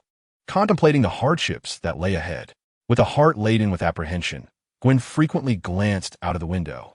Sigh, do you think he will actually show up? If he doesn't, I might fail this semester. What? He could fail? Surely you jest. One of the school's board members is his father. In other words, the principal's salary is funded by him. Do you honestly believe Leo Stark could ever fail? Very well, let us wager on this. Let us bet on which sports car he will arrive in today. Sports car? I would stake everything on the Iron Man suit. As the students engaged in animated discussion, a resounding roar echoed through the sky. Whoosh! A dazzling black and gold Iron Man suit swooped in, executing a graceful backflip before descending with a near-ground recoil method, utilizing energy jets from its hands and feet. Oh, Leo Stark has truly arrived. I knew he would. Is this the Iron Man suit? It's my first time witnessing it from such proximity. Just look at that gleaming metallic luster, more radiant than gold. The sleek, angular design entices me to touch it. Can you smell that? Even the exhaust has the scent of wealth. The Iron Man suit operates on clean nuclear energy. Where would exhaust come from? It's a metaphor. Do you not understand? The key is that donning it allows even mortals to stand shoulder to shoulder with heroes. Yet, in the next moment, the metallic plates of the suit began to extend and morph. Indeed, this is the new generation Mark II suit. The convenient donning functionality, which was unattainable in the Mark I, has been realized in the Mark II. Furthermore, it can be operated by Jarvis' AI, achieving a degree of autonomous navigation. This feature, which would typically require several iterations, has been expedited due to Leo's unexpected emergence. After all, Tony has gleaned considerable technological advancements from the Kryptonian spacecraft over the years. Leo stepped directly out of the open Iron Man suit, and the eager eyes of his classmates, along with their exuberant cheers, testified to the fact that he remained the most dazzling figure at Midtown High. Leo, may I represent the Midtown Chronicle and interview you? What was it like to wear that iron contraption? Midtown High has its own publication, and several students with microphones and cameras approach Leo. Well, he replied, when I wear it, I feel I can go anywhere. Whether soaring at 10,000 meters above sea level, traversing the majestic Colorado Grand Canyon, or gazing upon the snow-capped peaks of the Himalayas, perhaps this is the essence of what we call freedom. Leo displayed an air of nonchalance, as if recounting a mundane travelogue. Yet the inquisitive students were growing anxious, exclaiming, oh, you must understand, our inquiries delve deeper than mere travel tales. What are your thoughts on becoming Iron Man? At this moment, Leo feigned a frown and replied, what? Iron Man? That's Tony's affair. How could I possibly take on such a mantle? His words left many in a state of shock and disbelief. To them, was there anything more exhilarating than donning that armored suit to combat evil, earning the adulation and reverence of the masses? One student, holding the microphone, pressed on, so, you intend to decline the role of a new hero? Do you merely regard the iron suit as an extravagant toy? Leo chuckled. I fail to comprehend why wearing it equates to becoming a hero. Must a hero don a powerful suit or possess celestial abilities? If you yearn for heroes, Perhaps you should visit a rehabilitation center and interview the firefighters injured in the line of duty. By the way, that rehabilitation center is owned by my family." With that, Leo clapped his hands, and the iron suit behind him seamlessly closed, followed by a burst of energy from his palms and soles, propelling him skyward. The students were left dumbfounded. This was not the grand show they had envisioned. Wasn't he supposed to soar around the campus in his suit and boast about his exploits in the Middle East alongside Iron Man? Why did it all come to an abrupt halt? And what did his final words imply? Was he truly uninterested in embodying a superhero? Truly remarkable, Leo Stark. Gwen stood by the window, arms crossed, a subtle smile gracing her lips. Chapter 49, Peter, The Fated Path, as the academic year drew to a close. Leo believed he could apply for early graduation. After all, he had long since accumulated enough credits through various means. As for graduation assessments, they posed no challenge. Are you genuinely not considering trying your hand at being a superhero? Even if not a super one, perhaps starting as a street hero? Gwen inched closer to Leo, her expression a blend of mystery and anticipation, as if harboring a secret she was reluctant to divulge, yet yearned to share with him in a unique manner. Leo regarded her with a teasing glint in his eye. What? Are you actually going to instruct me on how to be a hero? Are you planning to reveal that you're a Spider-Woman? On the surface, she appears to be a mere high school girl, yet beneath it lies a formidable superhero. Gwen slightly parted her crimson lips, momentarily at a loss for words. However, having spent considerable time with Leo, she seemed to have inadvertently acquired a fair share of his knack for playful banter. Thus, she decided to embellish. "Oh my, you've already uncovered my true identity. Leo, you are undeniably the brightest mind at Mid-City High. I can't believe my long-hidden secret has been revealed by you, haha." As she spoke, Gwen boisterously patted Leo on the shoulder. Yet, Leo, maintaining an air of nonchalance, continued. "I spent quite a sum acquiring numerous photographs of Spider-Girl from those paparazzi. They were all quite close-up, especially the day she saved me at that gala. I even dedicated some time to using AI to simulate her physique from those images. And guess what? She truly resembles." Gwen's lips quivered slightly, her expression freezing in an instant. She quickly interjected, her voice raised. "Are you a creep? You actually did that to my photos. I mean, to hers. You must be kidding, right?" Until Leo finally burst into laughter. "Gwen, your reaction this time is far more genuine. But tell me, are you really not her?" Leo seemed to revel in finding ways to get under Gwen's skin every time he returned to school, though she felt a mix of embarrassment and annoyance. She refrained from showing anger, not wanting to fall into his trap. Just then, another figure appeared, Peter Parker. "Hey, Leo and Stacy, were you discussing superheroes? And Gwen, are you truly Spider-Girl?" Peter spoke in a hushed tone, casting wary glances around. Although the rooftop was devoid of any onlookers, he was still anxious about their conversation being overheard. Had this been in the past, his social anxiety would have prevented him from approaching Leo and Gwen. But times had changed. Peter continued, "Leo, should I reveal my identity to her?" Actually, Leo chimed in, "Peter is in fact a lizard, and Gwen is Spider-Girl. As for me, I am Iron Kid. I believe we could form a superhero team." Peter nodded enthusiastically, even giving Leo a high five. However, Gwen regarded the two of them with a look of disbelief, perhaps thinking how Leo, the rascal, had now even managed to dupe the usually earnest Peter. As a conversation unfolded between Leo and Peter, Gwen found herself utterly perplexed. Leo inquired, "Peter, have you truly made up your mind? Are you certain you will not return to an ordinary life?" Peter nodded gravely, affirming, "Yes, during this past week, I have realized that I possess the capability to do so. Not only can I maintain control over myself, but I have also assisted many others. Do you know? Some have even expressed their fondness for the number 5 meal." Gwen, however, wore a bewildered expression. "The number 5 meal? What sandwich is that?" Leo merely nodded in response. He then retrieved 2 capsules from his pocket, one red and one blue. In truth, he had another purpose for returning to school today, which was to fulfill a promise made to Peter. Leo spoke, "Come, Peter.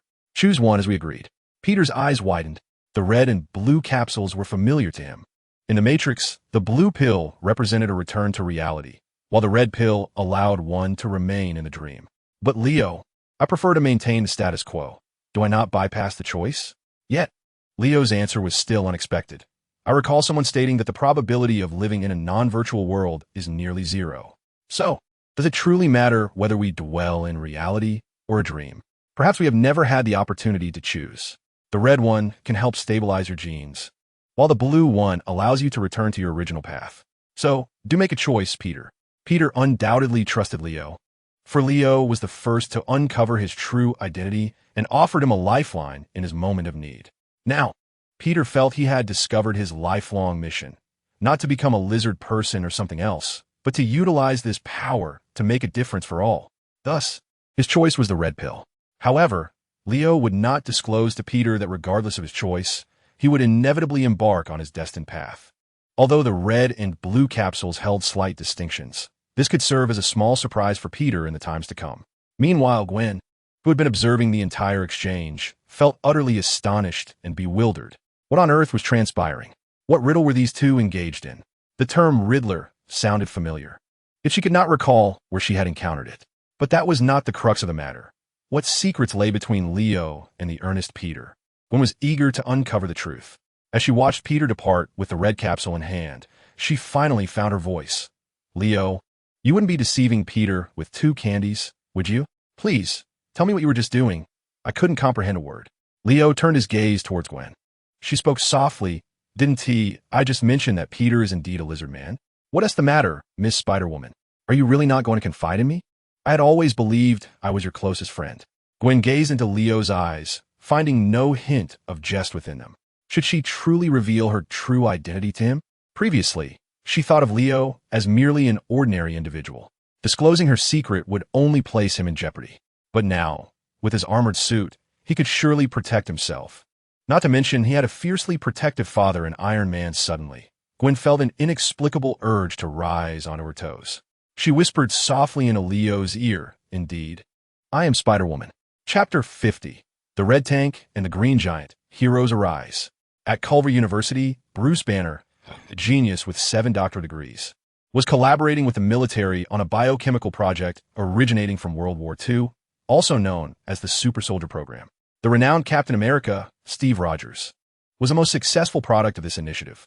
Perhaps the emergence of Superman prompted the military to decide to revive the project. Gamma radiation was Bruce Banner's latest proposal, aimed at altering the cellular activity of organisms through gamma-ray exposure in conjunction with specially formulated drugs. Hey, Betty, I'm all set here. How about you? Dr. Banner inquired of his colleague. Betty, not only a colleague, but also his girlfriend and the project leader's daughter, General Ross, replied, I'm ready as well.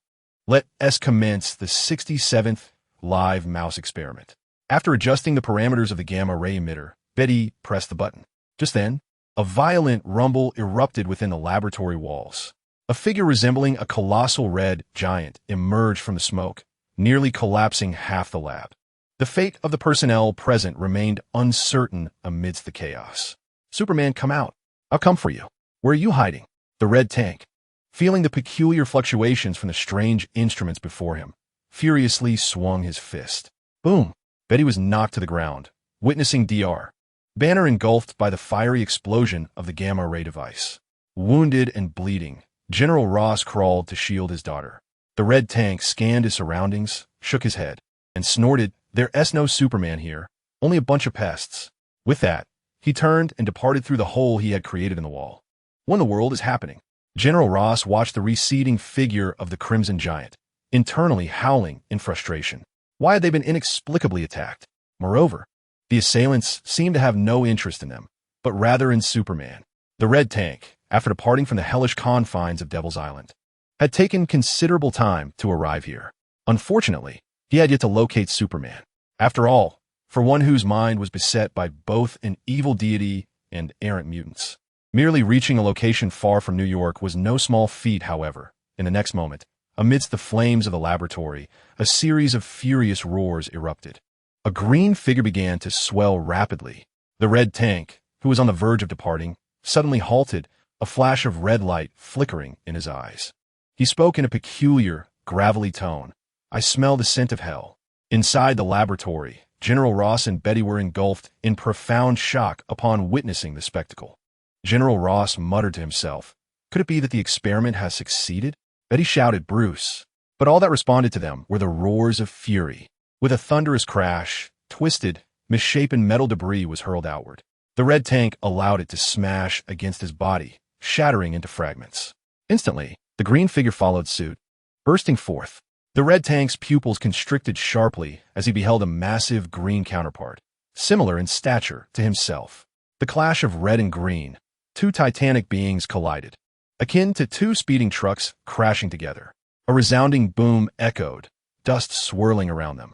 Their eyes locked, as if two colossal beasts had finally found their arch-nemeses. No words were exchanged. Their minds were consumed solely by the fervor for battle.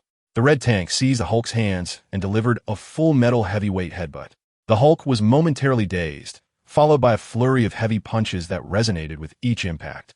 The final blow, a heavy cannon strike, sent the Hulk flying, crashing into the experimental building. Alas, none of Bruce Banner's 7 doctoral degrees pertained to combat skills. Newly transformed, he was akin to a wild beast, acting purely on instinct. Yet, to assume the Hulk's capabilities ended there would be a grave misjudgment. With a roar, fueled by rage, he grew ever stronger, a seemingly inexhaustible well of power. The Hulk then surged forward like a locomotive, barreling into the red tank. The two titans collided, plowing through the woods and carving a muddy trail in their wake. However, this was merely the commencement of their conflict. At New York's Culver University, a monstrous battle unfolded. The military had deployed tanks, yet their efforts yielded little success. Please take a look at the report brought by our frontline journalist. As the television broadcast transitions, we find ourselves once again with JJJ, who is aboard the Hornet news helicopter. These two monstrous creatures have already wreaked havoc across half of Corvo University. They are now advancing towards the city center. Damn it, they have overturned a tank once more. New York may soon face its greatest crisis in history. Who will ensure the safety of the populace? Suddenly, a red figure darts to the backdrop of the lens. JJJ turns abruptly. Iron Man, Tony Stark. He has arrived. JJJ's tone is inexplicably filled with excitement. Following closely behind Iron Man is another shadow. Wait, that must be Spider-Boy. Leo Stark. I've heard he is merely a high school student, correct? Nevertheless, I sincerely hope they can thwart these monsters. Look below. The camera shifts downward, revealing Spider-Woman swinging through the air amidst the floors. Yet, she is not alone. What is that? The thick crab, the one clad in a red and blue suit. How can he also shoot webs? 2 spiders? New York has 2 spiders. Should I refer to him as Spider-Man? In that moment, JJJ is so exhilarated that he nearly leans out of the helicopter. For some reason, upon seeing that red and blue Spider-Man, he feels an unprecedented sense of fulfillment, as if a void within him has been filled. Simultaneously, countless New Yorkers watching the live broadcast become electrified. Iron Man, go ahead, vanquish those 2 monsters. With my beloved Spider-Woman here, New York is undoubtedly safe. Not just one Spider-Man, my goodness, this is simply unbelievable. The Guardians of New York, victory is beckoning us. Hey, Spider-Boy is my buddy. We're in the same class. Leo Stark is a hero belonging to our Midtown High School. Haha, do you think this is the end? I would say the grand spectacle has yet to unfold. I am eagerly awaiting the entrance of a superhero. Chapter 51, Crimson Power, The Chosen One. Quicksilver arrives at the battlefield with his sister Wanda. Yet, in the next moment, Quicksilver appears to have missed something, pounding his chest in despair. I should damn well be dead. Why run so fast? Hey, is there a camera here? Up in the sky, look this way. I'm here to help too. At least give me a shot. Wanda glances at him with an expression of disbelief. Let us go. Don't keep Superman waiting too long. The future of mutants lies in our hands now. The red tank is locked in fierce combat with the Hulk. This scene leaves Leo utterly astounded. Shouldn't Hulk's opponent be Abomination? How did it turn into this grotesque form? He isn't even the Red Hulk, but rather the red tank from the X-Men. Hey Leo, don't just stand there, provide support. Tony's voice crackled through the communicator. All right, support is on standby. Leo had not forgotten his current disguise. He commanded the suit to deploy the 4 drones hovering behind him, resembling a quartet of floating artillery. Additionally, a shoulder-mounted electromagnetic sniper cannon was affixed to the right shoulder of the suit. Given the extraordinary circumstances, they were up against 2 behemoths with thick skin and flesh that even tanks struggled to harm. Thus, Tony had enhanced Leo's weaponry for this encounter. Tony dove toward the 2 giants, targeting the seemingly dominant red tank. He executed a maneuver reminiscent of his previous encounter with Lizard Peter. But this time it was even more ruthless, utilizing a thrust mechanism to accelerate after bringing his feet together. With a resounding thud, the red tank was struck in the head by the sudden ambush, collapsing into the mud. However, the enraged Hulk displayed no gratitude. He was furious that this little tin can had stolen his adversary. He swung his massive green fists toward Tony. At that moment, a bright flash streaked through the air as Leo fired the electromagnetic cannon, striking Hulk's back with precision. Yet, it proved that even an electromagnetic cannon could not penetrate the beast's body. Though Hulk was knocked to the ground by the impact, the wound on his back resembled nothing more than a scraped surface. In a matter of minutes, he would recover fully. Seizing the opportunity, Tony swiftly ascended back into the sky, cursing under his breath, "Damn it, are these two monsters even carbon-based life forms? Did they grow up eating titanium alloy?" He watched as the red tank and Hulk staggered back to their feet, responding with two furious roars. Seeing this, Tony turned to Leo and said, "Next, we need to lead these two giants away from the city." But before he could finish, the red tank lifted a massive boulder from the ground and hurled it into the sky. Hulk followed suit, grabbing everything within reach and began to throw it. Tony barely managed to restrain his expletives, dodging the barrage of flying debris with a series of evasive maneuvers before urgently ascending to escape their range. It seemed that brawn did not equate to a lack of intellect. Leo, with a hint of humor, remarked on the situation. Then Tony glanced at a nearby location and said, "Help has arrived. Two little spiders who excel at causing trouble. I sincerely hope their opponents are not driven to madness." With the arrival of Gwen and Peter, Leo commanded 4 drones to join the fray. How utterly chaotic. What species could these colossal beings adorned in red and green possibly belong to? Could the green one be related to lizards? "Hey there, big fella, where's your tail?" The loquacious Peter dangled himself from a drone, soaring over the Hulk's head. This led the furious Hulk to mistakenly believe that this little insect was mocking him. However, as the Hulk reached out with his massive hand to seize Peter, the latter slipped away with the agility of an eel. "Can you not keep your mouth shut for even a moment? You've been driving me crazy this entire time. Do you even understand combat, rookie? Aim for his feet and use your webs to restrict his movements." Gwen fumed, her words laced with irritation, yet her hands were far from idle. In a swift maneuver, she slid between the Hulk's legs and positioned herself behind him, while simultaneously ensnaring his legs with a series of webs. The Hulk, still focused on Peter above, suddenly stumbled as his footing faltered. Seizing the opportunity, Peter severed the web he had been holding and leapt onto the Hulk's back. However, the two young spiders underestimated the Hulk's immense strength. In a thunderous crack, the Hulk not only broke free from the web's grasp, but also caught Peter on his back. Good heavens! Peter struggled, attempting to pry the Hulk's thick fingers apart, feeling as though his spine might snap at any moment. Yet in the next instant, Leo's supporting fire arrived, striking the Hulk squarely in the chest. The enraged Hulk staggered back, bellowing as he hurled Peter into the sky. "I'm flying." Peter twirled in midair, but quickly righted himself, using his webs to latch onto a drone. "Phew, I nearly lost my mind up there." Peter breathed a sigh of relief, narrowly escaping disaster. Meanwhile, as the trio contended with the Hulk, Tony was engaged in a fierce battle against the red tank. His palm-mounted energy cannon unleashed a flurry of intricate attacks upon the red tank. Yet, true to its name, the red tank stood immovable, akin to a heavily armored vehicle. Just as the red tank seized an opportunity amidst Tony's assault, it retaliated with a devastating punch, sending Iron Man crashing to the ground, rolling twice before coming to a halt. Just as the red tank prepared to capitalize on its advantage, a silver flash darted past him, followed by a tremendous force surging from beneath him. "Ouch! What the hell? How can that thing be so tough? I really need to find a proper weapon." Quicksilver hopped on one leg, cradling his injured foot. It appears that his rapid assault could not affect the red tank. However, Wanda seized the opportunity to strike. In recent times, her power had been continually surging. In the blink of an eye, the red tank was enveloped in crimson energy, his massive form being pulled from the ground. The red tank swung his arms, yet he was unable to escape the intangible force that bound him. "Chaos? Deep crimson," he uttered slowly, and in the next moment, a burst of red light erupted from his being, though it was not Wanda's scarlet hue. A peculiar power was steadily infusing the red tank's body from another dimension. The red tank grew even stronger. Realizing the looming danger, Wanda quickly summoned her kinetic energy to erect a shield before her.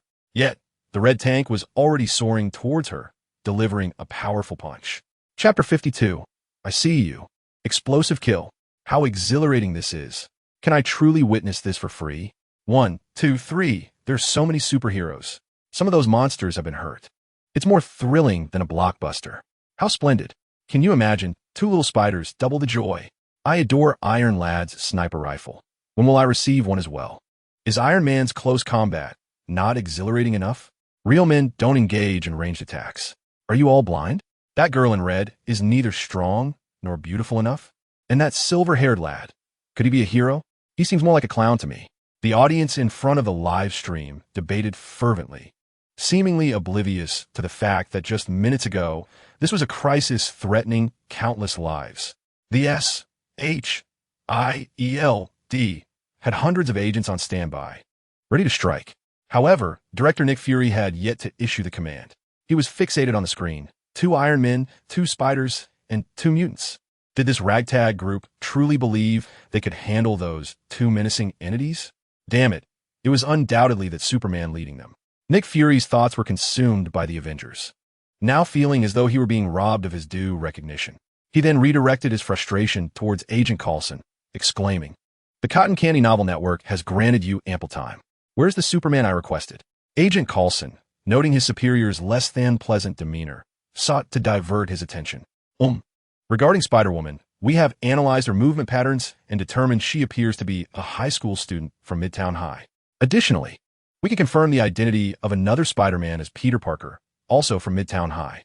With a resounding clap of his hands on the table, Nick Fury's frustration was palpable. He is on the verge of developing PTSD reminiscent of a high school student. The mere mention of the term conjures memories of a certain individual, the manipulative Leo Stark, who toyed with them. Are today's high school students truly so unruly? Perhaps an inquiry is warranted. Could there be some clandestine human experimentation taking place? Coulson, do you think we ought to establish a talent acquisition program with that high school? Who knows? We might even net a superhero or 2. Nick Fury, in his current state, appears to have been rendered lightheaded by frustration, leading him to indulge in impractical musings. At least, that is how Coulson perceives the situation. The strength of the Red Hulk is derived from the dominion of the malevolent entity, Sidorak, from the Crimson Cosmos. Alternatively, one could say that the Red Hulk is Sidorak's chosen on Earth. Of course, Sidorak's power can manifest in the material realm in other forms. Certain sorcerers attempt to summon this force from the dimensions of the Crimson Cosmos and materialize it as the magical crimson bands of Sidorak. Yet, Wanda, in her current state, is evidently ill-equipped to vanquish an agent of a malevolent deity with her rudimentary chaos magic. Her magical shield has been utterly shattered. Had it not been for Quicksilver's timely intervention, Wanda might have been rendered into a mere pancake by the Red Hulk. Naturally, Quicksilver is no fool from some alternate universe. His method of saving someone by pushing them away while remaining in place is a perplexing maneuver that defies easy judgment. The current situation appears rather dire. Everyone is exerting their utmost efforts. Yet why do these 2 monstrous beings, with their tough hides, possess such outrageous regenerative capabilities? Without a decisive, overpowering strike to completely incapacitate them, the notion of successfully thwarting them is sheer folly. So where is Superman? Does he truly believe that his dramatic entrances are impressive? Who knows where he is hiding, idly watching the spectacle unfold? His demeanor is quite deplorable. Yet there are still those who dare to label him a god among men. Gwen and Wanda, 2 longtime acquaintances, exchanged glances, each likely comprehending the thoughts swirling in the other's mind.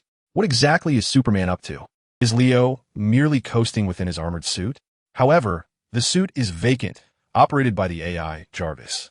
Surely, no one genuinely believes that I'm slacking off, do they? Through the AR glasses he wears, Leo meticulously monitors the unfolding battle. Meanwhile, he hovers in the upper stratosphere, focusing on the intricate and tumultuous electromagnetic waves enveloping the Earth.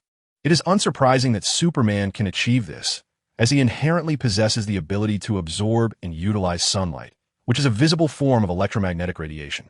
Even the biological force field of Superman is a manifestation of electromagnetic waves. Leo's actions were aimed at locating Strick, who is adept at concealing himself.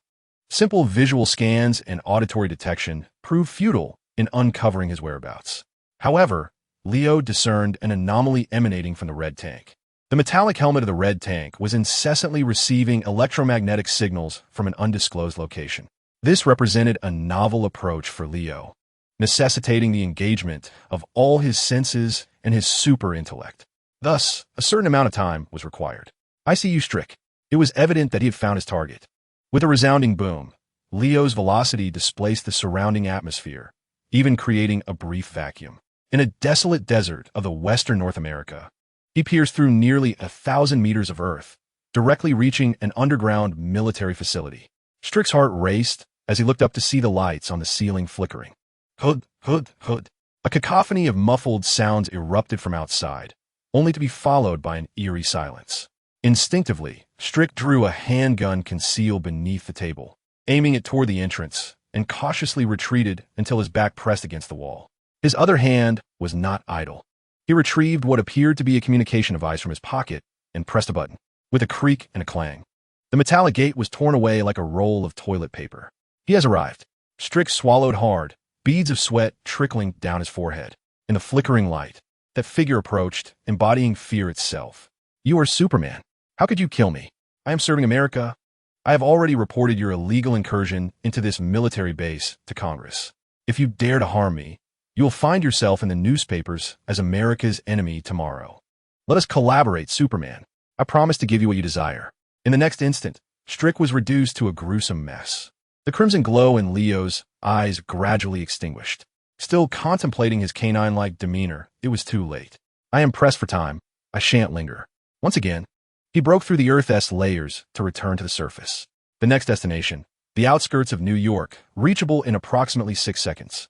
Chapter 53, Explosive Slaughter of the Two Fat Ones, Absolute Power. This year has been akin to poking a hornet's nest of superheroes. Suddenly, an abundance of super beings has emerged.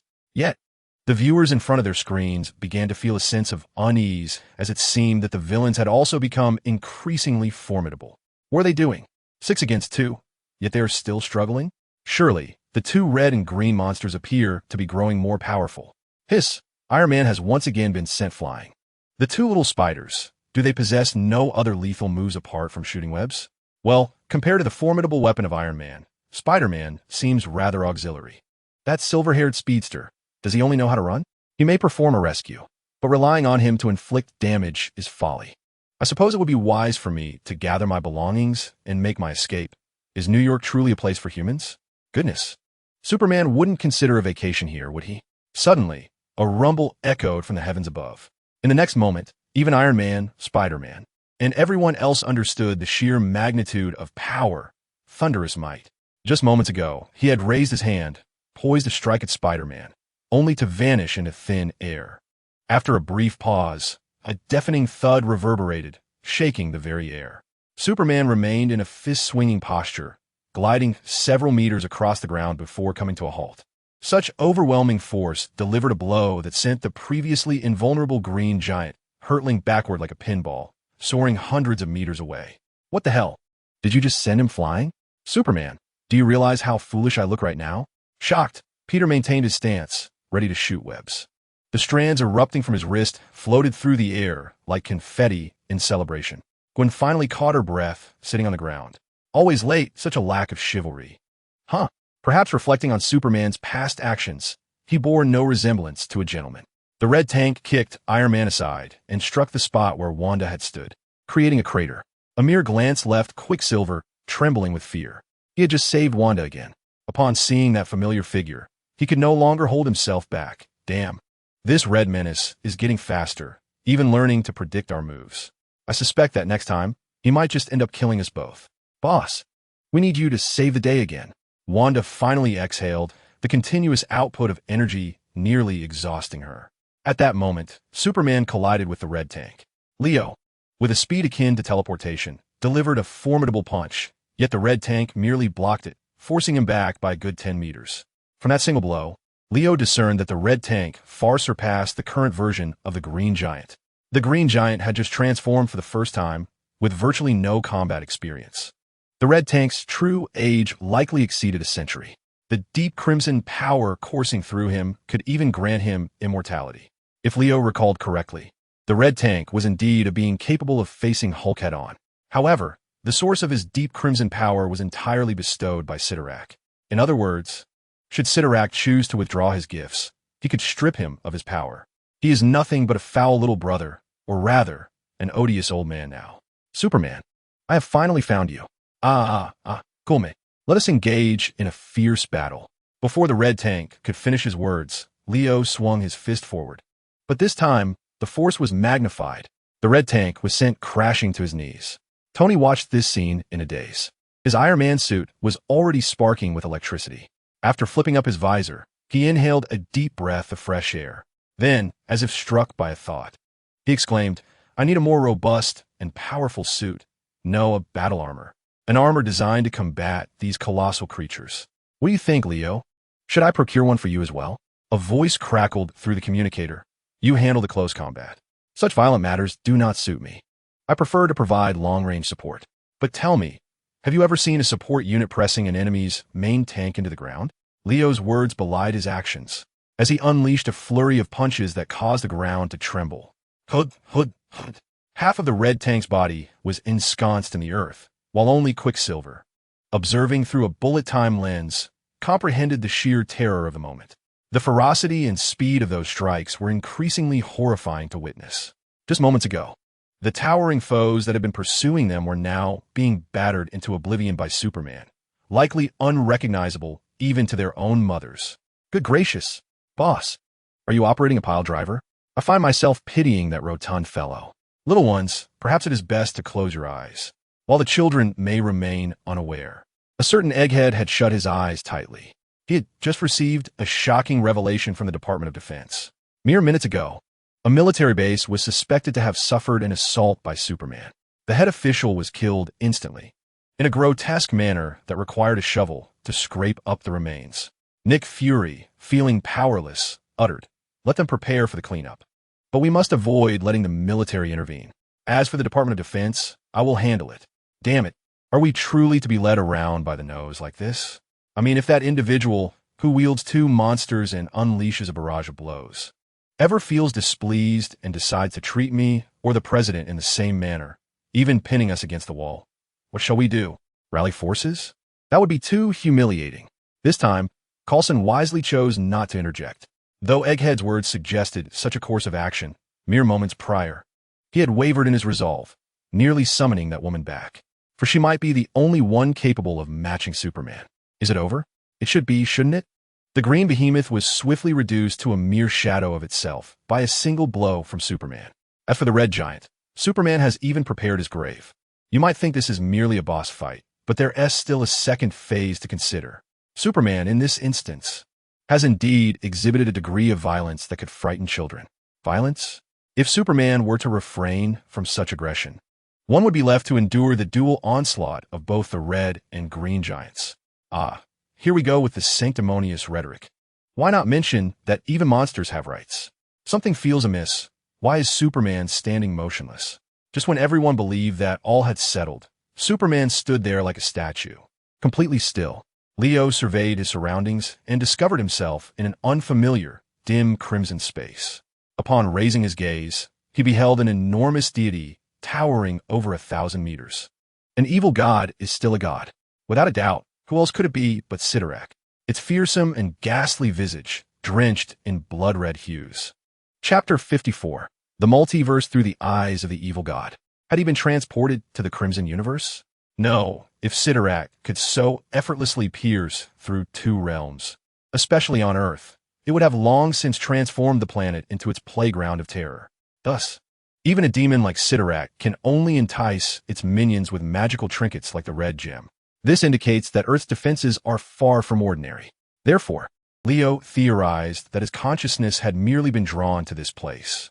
The colossal Sidorak sat upon a throne, entirely indifferent to Leo, a mere insect in its presence. Although he did not hear the evil god speak, Leo clearly understood the thoughts that invaded his mind. In essence, Leo had captured Sidorak's attention. The dark deity took a particular liking to Leo, intending to make him its next chosen one. After all, Leo's previously displayed prowess had stirred something within the god.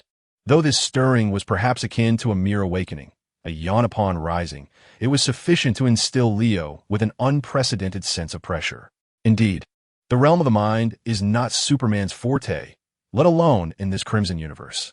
Leo was facing its sovereign. An immense force of oppression instantaneously enveloped him. This was Sidorak's attempt to compel Leo into submission, to embrace it and the power of Crimson. However, Leo had no inclination to play the role of a servant. Moreover, he firmly believed that Sidorak could not so easily dictate his life or death across two dimensions. Furthermore, he yearned to discover where his true limits lay.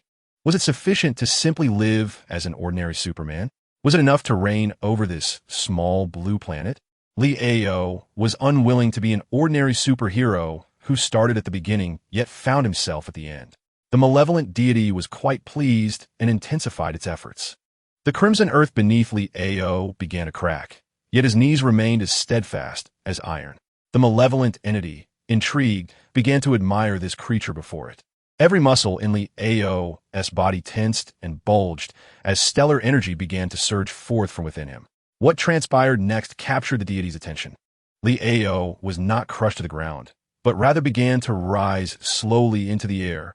He ascended higher and higher until he hovered before the immense head of Sidorak, gazing directly into the eyes of this malevolent god. Leo's form was barely the size of Sidorak's singular pupil. However, at that moment, Sidorak finally turned its gaze, directing a sliver of its attention towards the diminutive Kryptonian. Ah, the deep crimson hunting grounds of the universe. Come forth, Kryptonian, to conquer the crimson depths. If a malevolent deity's previous whispers were akin to dreams, Sidorak was now fully awake. Its mental will was clearly conveyed into Leo's mind. Kryptonian? Was that how Sidorak referred to him? Leo sensed a subtle anomaly, yet did not preclude the possibility that Sidorak glimpsed something within its own mental projection. It was not surprising for a malevolent god to tempt anyone in any manner. However, an unsettling feeling began to surface, akin to a colossal shadow buried beneath the tranquil depths of the sea. What if I refuse? Leo projected his will forward. Yet Sidorak did not unleash its fury nor continue to exert its malevolent power. It did not transmit any further verbal communication to Leo. But in the next moment, a tremendous upheaval erupted throughout the crimson world. Everything around him suddenly began to shift. Leo felt as though he had been transported to another realm. It was a desolate wasteland under a dark, fallen sun. Then he beheld a superhero clad in black battle armor, eyes emitting heat rays that turned the world into a mountain of corpses and a sea of blood. Batman? No, this was the deranged Laughing Bat, adorned with a thorn mask, grinning with fiery red lips, holding Spider-Man and Wolverine in chains. Wait, was that Thanos? What was he doing alongside Rocket Raccoon of the Guardians of the Galaxy? Aquaman was engaged in battle with Captain America, their weapons clashing with sparks flying, while Wonder Woman and Captain Marvel fought fiercely, and Cyborg was dogfighting in the skies against Iron Man. Countless superheroes were embroiled in chaos. Was this a battle between the Marvel and DC universes? But in the next instant, astonishment struck. The sky suddenly opened a portal. Zombies! Tons upon tons of zombies surged forth from within the portal. Countless familiar faces of superheroes have succumbed to the curse of zombification. The zombie Doctor Strange is seen gnawing on the remains of the Sorcerer Supreme, while the zombie Hulk has overpowered the gigantic Ant-Man. The zombie Thor meets his end at the hands of the fearsome God of Thunder, whose hammer has shattered his skull. Amidst this chaos, another faction has entered the fray, the Hulk, adorned in the uniform of the Green Lantern, a rather fitting ensemble. Behind him are Green Lantern Superman, Hal Jordan Magneto, and the fiery entity known as Firestorm, forming a verdant legion. The Green Lantern Corps appears to be pursuing the horde of zombies, swiftly joining the battle. Yet, this is not the conclusion. A deep crimson rift rends the sky, heralding the arrival of a cadre of blood-robed beings, each emblazoned with the letters upon their chests. The Crimson Superman Corps has descended. Apart from the Crimson, they are foes. Both zombie heroes and traditional superheroes fall under their relentless pursuit of slaughter and conquest. The Crimson Superman Corps, akin to a red blade, mercilessly cleaves through the battlefield. In the next heartbeat, the earth fractures and molten lava surges forth. Forces from the underworld have also joined the conflict, as fiery skeletons, shrouded in smoke, gallop recklessly across the battlefield. Boom! But at that moment, all illusions shatter abruptly. Leo awakens, his eyes fluttering open. Around him are familiar figures, signifying that his consciousness has returned. Thus, was all that transpired merely a fantastical dream orchestrated by an evil deity? Or have the barriers of the multiverse truly begun to crumble? In the Himalayas, at Kamartaj, the mark of the dark dimension flickers upon the forehead of the Ancient One.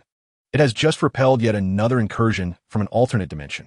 Yet, it is acutely aware that this increasingly fragile barrier will inevitably be breached one day. No universe can remain unscathed from calamity. Thus, was its choice indeed the correct one?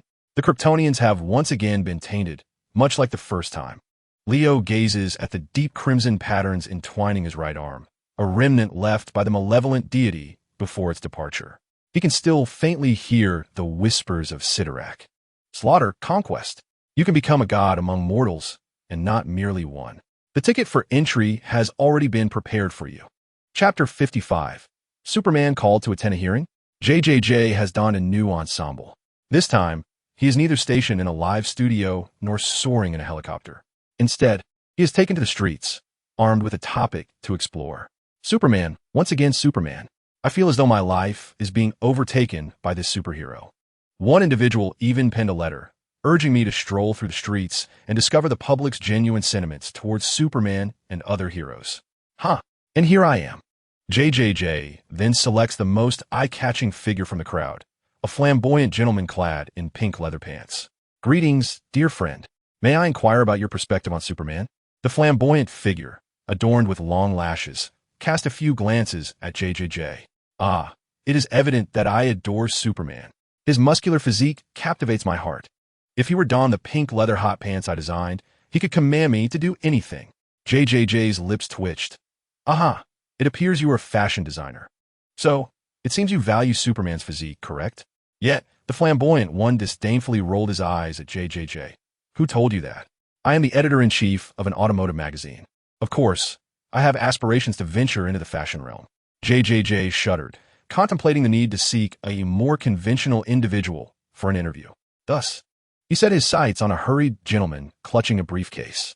He hastily approached, intercepting the man's path to inquire.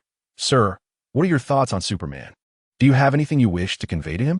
The man with the close-cropped hair abruptly lifted his head and, holding the microphone toward the camera, declared, Superman, I advise you to mind your own business. You should confine those two monsters to Wall Street, letting them trample the brains out of that horde of leeches. JJJ swiftly urged the cameraman to shift the focus away. Then he attempted to lighten the mood. This diligent worker seems to be in a rather foul mood today. Yet, he could not suppress a wave of internal criticism. Is there truly not a single normal person in this vicinity? Very well, it appears I must rephrase my inquiry. JJJ found an individual clad in a black and white t-shirt emblazoned with the letters N asked, My friend, I presume you are a fan of Superman? What are your thoughts on Congress summoning Superman to a hearing? The bespectacled man, brandishing a sign, shouted toward the camera. Superman, Superman, Superman. I wholeheartedly support you. Even you. Congress has no authority to sanction Superman. Take them down, just as you do with those monsters. Subsequently, more and more individuals gathered in the square, all donned in the same black and white t-shirts supporting Superman. The camera barely had room to capture the scene, and even JJJ, the host, found himself edged out of the crowd. He then gazed bewildered at these fervent supporters of Superman, muttering to himself, I knew it would come to this. I should not have ventured out. How could Superman possibly attend the hearing? Compared to Superman, Spider-Man is decidedly more endearing. In contrast to the overwhelming news demanding Superman's appearance before Congress, the reports about Tony Stark being summoned have been relegated to the background, ever since Tony publicly revealed his identity as Iron Man. The stock price of the Stark Group has not only rebounded to its original point, but continues to ascend steadily. This surge is not solely attributed to the influence of Iron Man as a superhero. It also stems from the promise of clean nuclear energy exemplified by the arc reactor.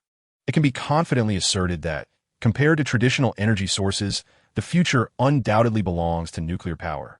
Of course, there remains a considerable distance before it becomes commonplace among the populace.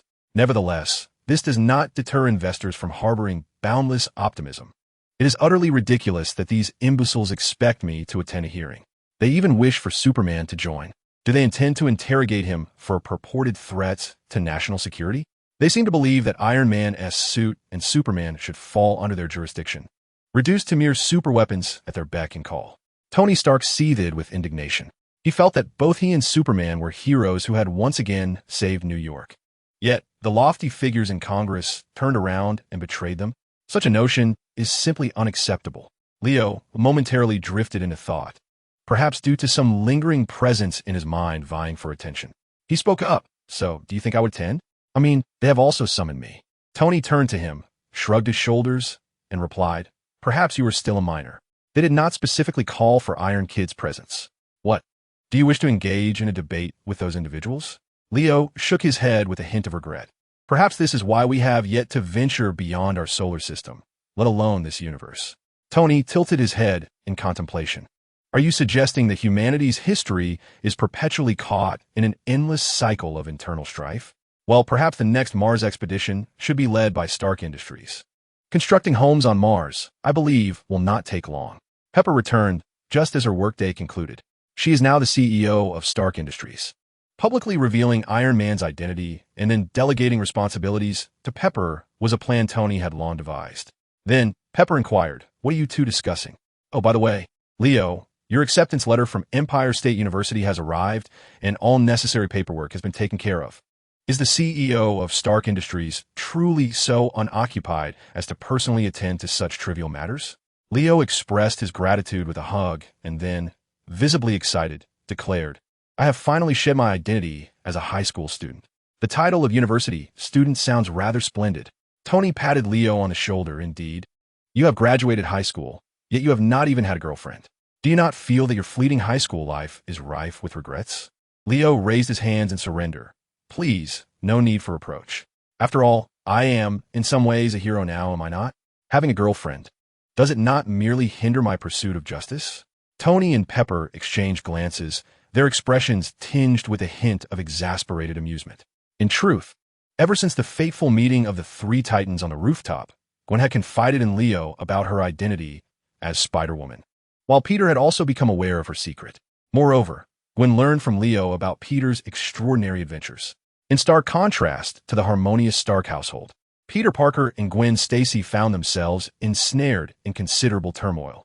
Peter was confronted by a menacing figure with a fearsome visage, while Gwen was pursued throughout the night by a male and female duo of formidable foes. Chapter 56. The three Titans are of little consequence. The Avengers are supreme. Peter Parker, prior to the epic showdown with the two hefty adversaries, had consumed a red capsule he obtained from Leo, which resulted in the loss of his ability to transform into the lizard. Just when he nearly believed he had reverted to an ordinary human, he discovered he could climb walls with his bare hands, not in the manner of a lizard scratching holes with claws, but rather as if his hands were coated with an adhesive, gripping firmly. Even while typing, he found that the keys of the keyboard could be dislodged by his 10 fingers, and his toes could perform similarly. What on earth? Has Leo transformed me into a gecko? In a state of despair, Peter dialed Leo's number. Leo, riding the subway, frowned in confusion upon receiving the call. He replied, I mean, is there not a possibility you could try launching some sort of white substance? Peter paused momentarily, then responded in a quavering voice. I would rather be a gecko than a glue man. Leo sighed. I mean, have you never taken a close look at your father's research? The spider, the genetically altered super spider. Back in the day, Connors and your father collaborated on that project. Later, Connors applied that theoretical foundation to create the great lizard. But in truth, your essence should be that of a spider. Peter, overwhelmed with disillusionment, retorted, Leo, I would still prefer to be a lizard. The prospect of growing 8 legs and multiple eyes is simply too terrifying. With that, Leo ended the call, having lost the desire to continue conversing with Peter, who seemed rather foolish. Subsequently, Peter experienced an epiphany, realizing, could it be that I am destined to become Spider-Man? Can I swing through the air on webs? Wait, surely Spider-Woman won't seek royalties from me. If she does, I shall claim it was Leo's suggestion. One fateful evening, the three Titans converged. There was no need to elaborate on Leo, the renowned Iron Kid. Gwen, cradling her head interjected, "Wait. Former lizard, Peter. Have you been transformed into a lizard by Dr. Connors? And recently fed spider serum by Leo? So, it was you who ambushed me on top of Oscorp Tower? But why did you later attempt to rob those two gentlemen?" Peter, flustered, scratched his head. "When did I ever rob them? Why didn't you arrive sooner?" "I was nearly beaten to a pulp." Gwen felt a twinge of embarrassment. After all, the lizard was indeed rather hideous. Moreover, he harbored a grudge against her. Who wouldn't he want to strike back? Even if Peter had transformed into Spider-Man, he could hardly be deemed handsome. At least not in comparison to someone else. Gwen then resolutely declared, "And I must warn you, I have no desire to form a romantic duo with you. Please, do not let us wear matching uniforms." Peter scoffed. "Who wants to be your partner? I already have a girlfriend. I would want MJ to misconstrue anything." Leo and Gwen's eyes widened in unison. "MJ?" Peter nodded. "Mary Jane, the girl with red hair from our class. I swear, she is the one I wish to marry." Leo and Gwen simultaneously gave him a thumbs up. Leo complimented, "You've got quite the game. You had a crush on Liz at the beginning of the semester. And now you're with MJ before it even ends." Soon after, the battle of the two hefty foes commenced, with Peter joining the fray as Spider-Man. After the fierce encounter, he experienced the exhilarating taste of heroism, the unreserved accolades and cheers from the crowd. It was an experience incomparable to his time as the Lizard, where he had to worry about frightening children. However, just as he believed brighter days lay ahead, news broke that Superman and Iron Man were to be summoned by Congress. At that moment, Peter's entire worldview trembled. As a high school student, he had never envisioned himself as a hero, one who aids others or saves them from peril, only to be held accountable for supposedly possessing weapons of mass destruction and posing a grave threat to national security. Although Peter doubted Superman would actually attend the hearing, he realized that as Spider-Man, he had not yet been embroiled in the situation. But who could say he wouldn't be visited by the authorities tomorrow or the day after? Anxiously, Peter walked on eggshells for days, feeling compelled to pull his hood up whenever he stepped outside. Today, upon returning home and opening his bedroom door, the sight of that shadowy, one-eyed creature startled him so much that he nearly soared to the ceiling. Nick Fury flashed a broad grin, revealing a set of gleaming white teeth. He mused that one must indeed select the soft persimmons to squeeze. With a wide smile, he greeted, "Hello, Spider-Man, Peter Parker. I have a matter to discuss with you." Peter instinctively raised his hands, as if rehearsing this gesture in his mind countless times, even though no armed SWAT team was presently pointing guns at him. In a flustered manner, he stammered, "Sir, I swear I truly haven't committed any other misdeeds. If it's about the faucet in the school restroom that I accidentally broke, I have already repaired it. And regarding the lamppost on 48th Street that I damaged the other day, it was entirely unintentional. I should try to show off in front of MJ by blocking Thompson's shots 20 times on the court." Nick Fury stood there, dumbfounded, wondering if this kid had a wind-up mechanism in his mouth. Is this yet another form of superpower? "Stop. Hold on." Fury interjected. "I'm not here to apprehend you. Peter Parker." He straightened his black trench coat and puffed out his chest before continuing. "I come as a representative of the Department of Homeland Strategic Defense, Attack, and Logistics to recruit you. Of course, you can refer to it by its more common name, S.H.I.L.D. Peter Parker. For the safety and future of our nation and its people, will you consider joining?" Peter's mind was still processing the information. So, he wasn't being taken away to prison? But was this S.H.I.L.D. legitimate? Hesitating, he remained silent, prompting Nick Fury to furrow his brow. Lowering his voice, he asked, "What is the matter? Have you already joined some other organization? Perhaps one associated with Superman? You must think it through, as Superman could easily become the nation's adversary." At the mention of Superman, Peter jolted. "Organization? We have no affiliation with Superman. Does my alliance with Iron Lad and Spider-Woman, the Triad, count?" Fury's lips twitched at the mention of the Triad. Such a title could hardly compare to the grandeur of the Avengers. Chapter 57. The Notion of the Evil God, abbreviated as Evil Thought. One of the pillars of the Triad Alliance, Peter Parker fell under the carrot-and-stick approach of Nick Fury. Peter had no choice but to submit to S.H.I.L.D., becoming a documented super asset. Meanwhile, Gwen was being pursued by Black Widow and Hawkeye. Outnumbered 2-1 against two seasoned agents, Gwen found herself struggling. Not only could she not gain the upper hand, but even escaping proved to be a formidable challenge. Her webbing was swiftly severed by an arrow from Hawkeye, and Black Widow closed in with a barrage of close combat strikes. Had it not been for her exceptional physical prowess and quick reflexes, it is estimated that even Black Widow would struggle to withstand 2 rounds. At this moment, Gwen realized that her so-called black belt in Taekwondo was as ineffective as a child's exercise routine. Hey girl, are you certain you wish to continue this game with us? You can no longer shoot webs, and you still hope to escape? Hawkeye seized the opportunity and shot an arrow, disabling the web shooter on Gwen's left hand. The one on her right hand was short-circuited by Black Widow's electric shock. Shall we converse now, Spider-Girl? There was admiration in Black Widow's gaze. The brief skirmish had been sufficient for her to ascertain Gwen's age, at most 17 or 18. Gwen had to admit that she had indeed fallen this time. She had originally considered making a distress call, but upon reflecting on Superman's current situation, she decided against it. Could Superman come to her aid once or twice? And would he always be available? Moreover, if Superman were to appear here, the situation might worsen. All right, I'm listening. You've blocked me for 7 or 8 blocks in the dead of night. What is it for? Observing this cunning girl finally relent, Hawkeye felt a sense of relief, reminiscent of his own daughter, which softened his tone considerably.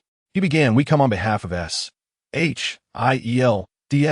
H.I.E.L.D. is a special agency established by the International Security Council to handle various superhuman incidents, safeguarding the security and interests of the nation and all of humanity. Joining us means you will be recognized as a legitimate hero by both the state and the law." Compared to Nick Fury, Hawkeye's words were considerably gentler. At this point, Gwen perked up her ears and interjected, "So how does S.H.I.E.L.D. compare to the New York Police Department?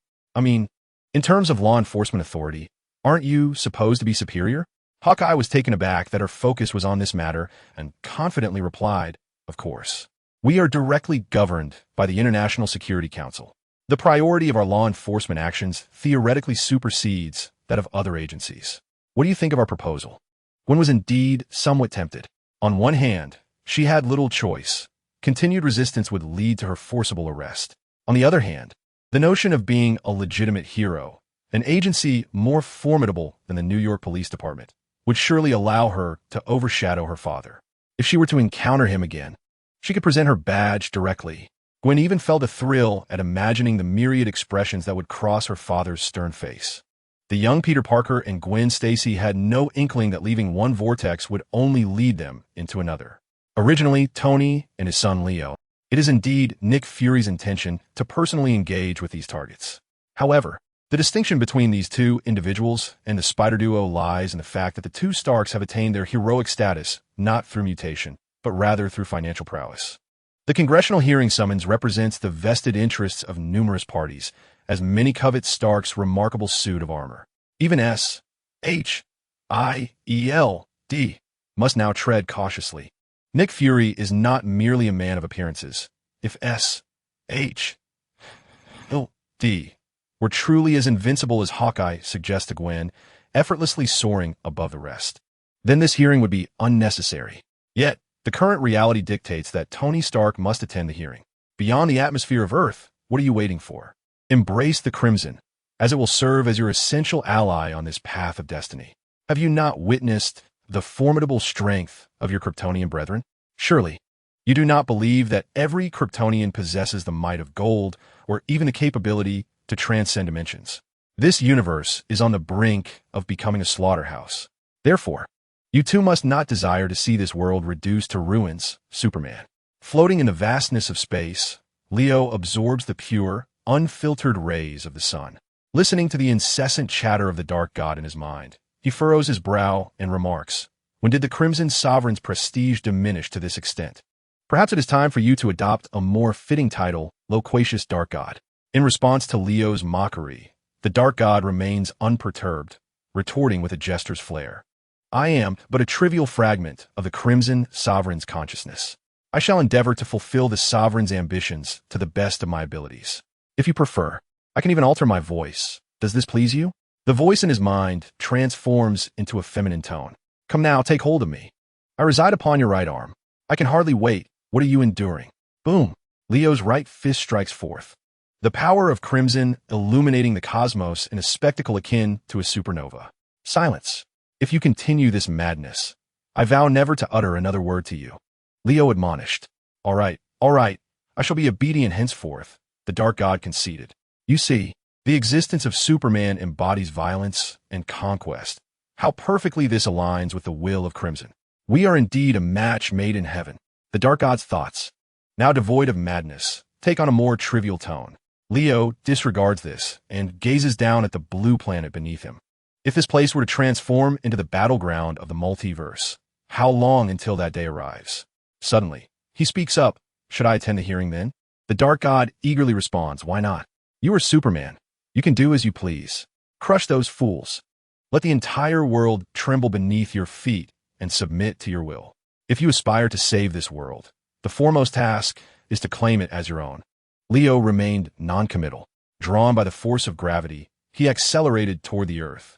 Outside the Capitol in Washington, a throng of countless individuals gathered, densely packed. Everyone awaited the arrival of a significant figure today. Iron Man, Tony Stark, had indeed arrived. But what of Superman?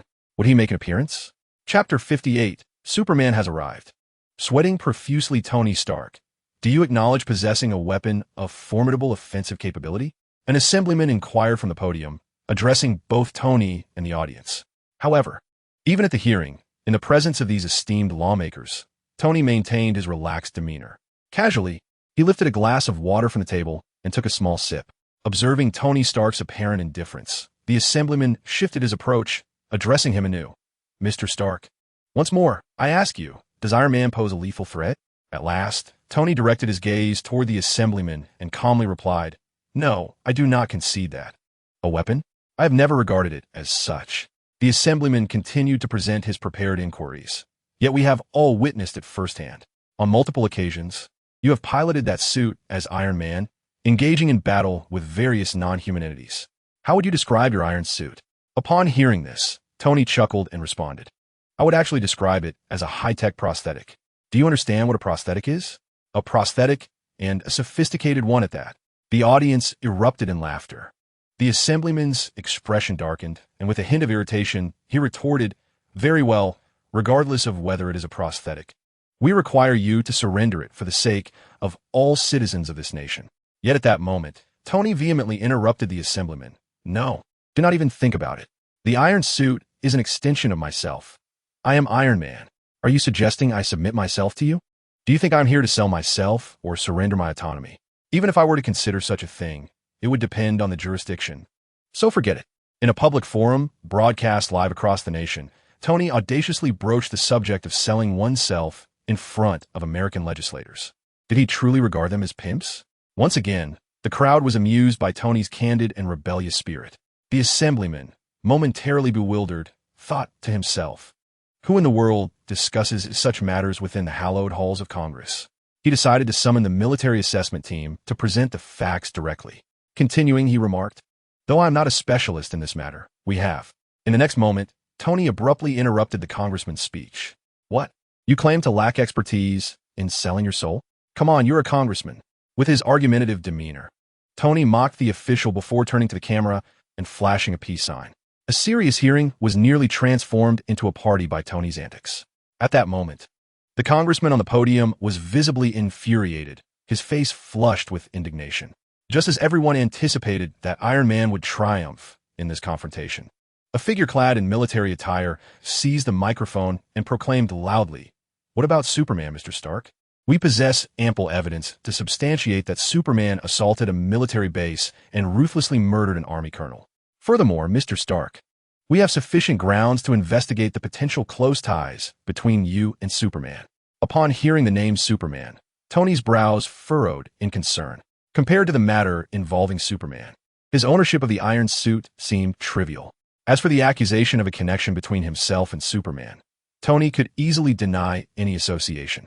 He could even redirect the conversation and criticize Superman's actions in the name of America's interests. But could he? If he did so, would he still be Tony Stark?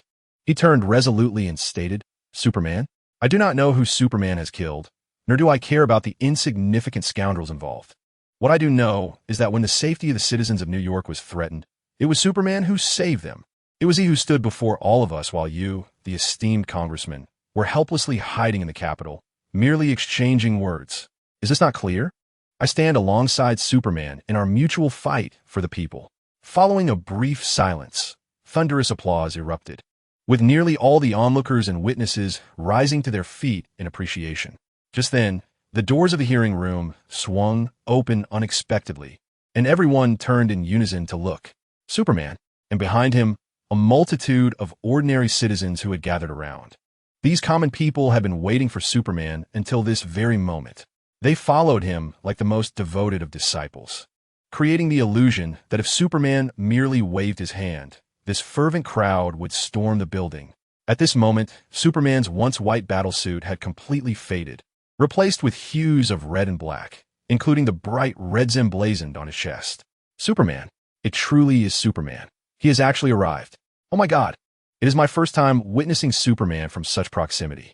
Is this truly Superman? What could his intentions be? Could it be that he is not aware of the circumstances? Despite the crowded atmosphere of the hearing, as Superman entered the venue, everyone instinctively parted ways, creating a clear path.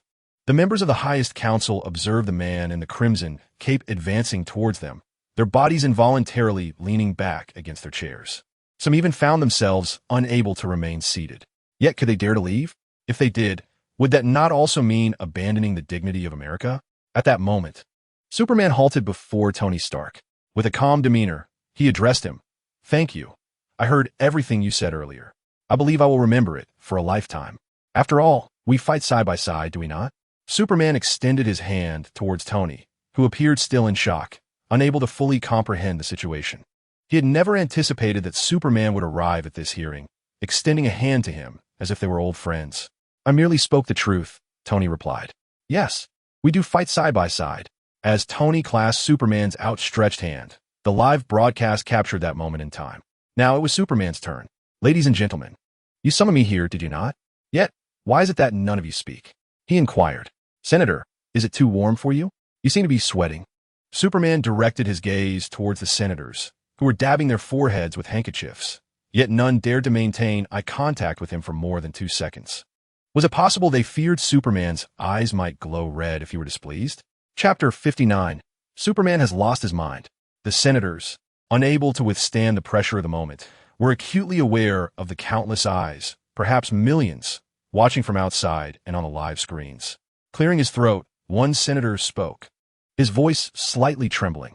Shall I address you as sir? Is that the preferred title for you, Superman? Superman responded in an affable tone, of course. You may address me however you wish. The senator fell silent for a few seconds, seemingly contemplating how to continue the previous line of questioning. Suddenly, he had a realization. Matters of expertise should be left to the experts. The military representative had spoken quite assertively when addressing Tony Stark earlier, so the senator continued.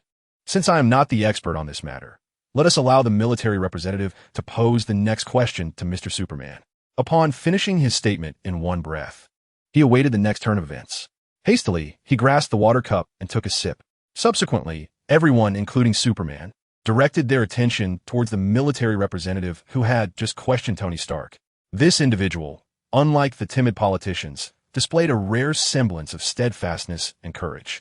Grasping the microphone, he robustly addressed Superman, inquiring, Superman, do you acknowledge that you assaulted a military base and subsequently killed Colonel William Strick?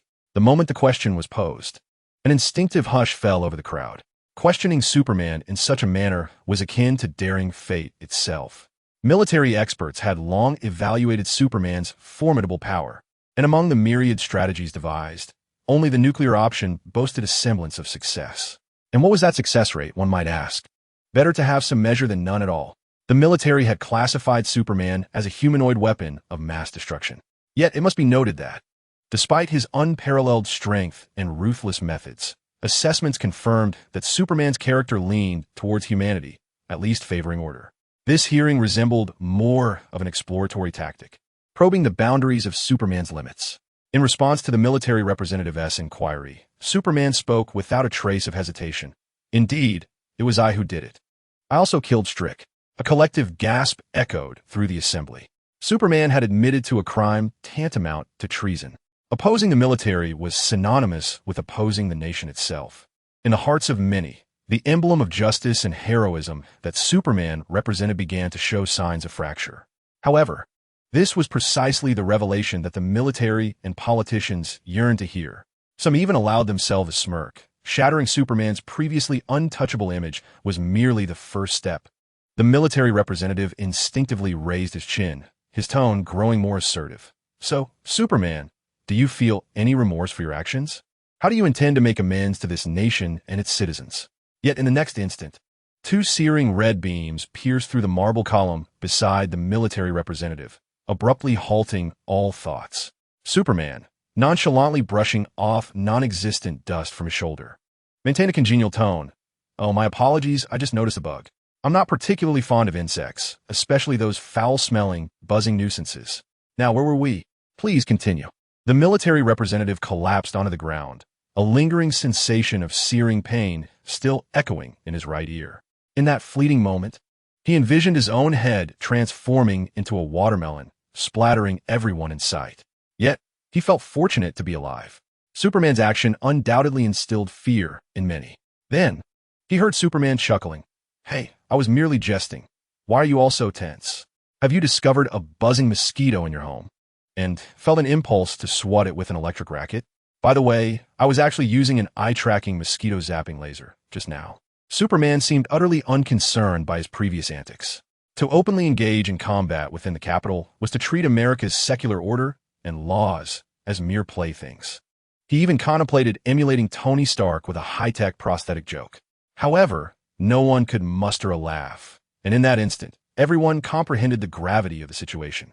That Stark fellow, to Superman, was merely a pest to be exterminated at will. Yet, what if one day he, too, became a mere insect in Superman's eyes? Who could remain unafraid in such a scenario? At that moment, Superman sighed lightly. God, I hear many people refer to me as such. But isn't a deity meant to be revered? If there is only admiration and no fear, would even your God consent to that? Isn't America, too, proclaiming itself the master of the world, aspiring to be a god in this realm? Yet now, I simply wish to pose a question. Why can I not do what the USA does? Boom!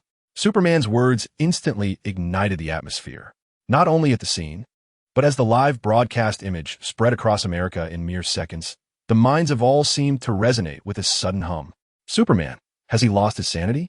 Does he intend to dominate this nation, perhaps even the entire world? Impossible.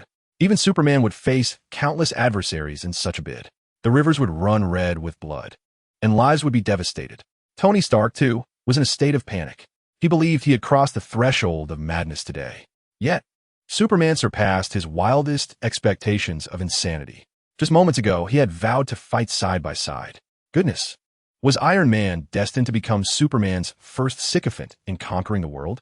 Nonetheless, Tony thought that given his recent handshake with Superman, he should not be subjected to the mosquito zapping laser, right? So, shouldn't he at least offer a word of caution? Summoning his courage, Tony finally spoke. Superman, may I say a few words? Instantly, all eyes shifted back to him. Iron Man, could he be the savior of America and all humanity? Did Tony Stark possess the requisite qualifications and strength to engage in dialogue with Superman? Certainly, you are indeed my steadfast companion in this endeavor. Speak, what do you desire? President of America? Superman's jest nearly caused Tony to stumble in disbelief. Chapter 60. Once again, we were outwitted by Superman. In ancient Eastern lore, there exists a parable. If one wishes to open a window in their abode, the landlord may be reluctant. However, should one threaten to dismantle the roof, the landlord is likely to concede to the mere opening of a window. Upon hearing that Superman intended to appoint him as president, Tony undoubtedly harbored an inner refusal. Yet, with a smile on his lips, he jested, Tony Stark as president. Superman, your wit has indeed amused me. You want me to assume the presidency? I would legalize the sale of, well, let's just say, I would appoint that gentleman from Congress as the minister of just kidding. After all, I'm striving to be a good father. How could I engage in such absurdities? By the way, I have even entertained thoughts of marriage. Thus, I'm quite occupied, balancing my duties as a superhero, and the presidency is far from my aspirations. Let those who desire it pursue it. Tony's words were rather intriguing and persuasive. Since he publicly revealed his identity as Iron Man, he had not been linked romantically with any woman. Moreover, He was diligently safeguarding the city and its inhabitants in his superhero guise. He claimed to have reformed, wishing to be a good father, and even contemplated marriage. While the public was inclined to believe him, the question remained, did Superman care? Here he was, discussing governance over America, while Tony diverted the conversation to familial matters. Yet, surprisingly, Superman engaged with Tony. "Ah, that's wonderful. It seems you truly cherish your family.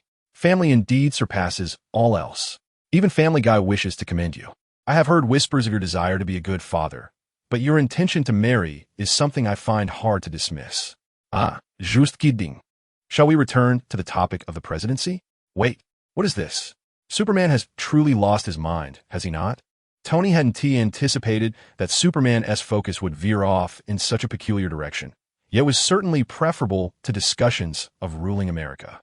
Thus, Tony hastily interjected, "I plan to marry Pepper. Look, I even have the wedding ring prepared."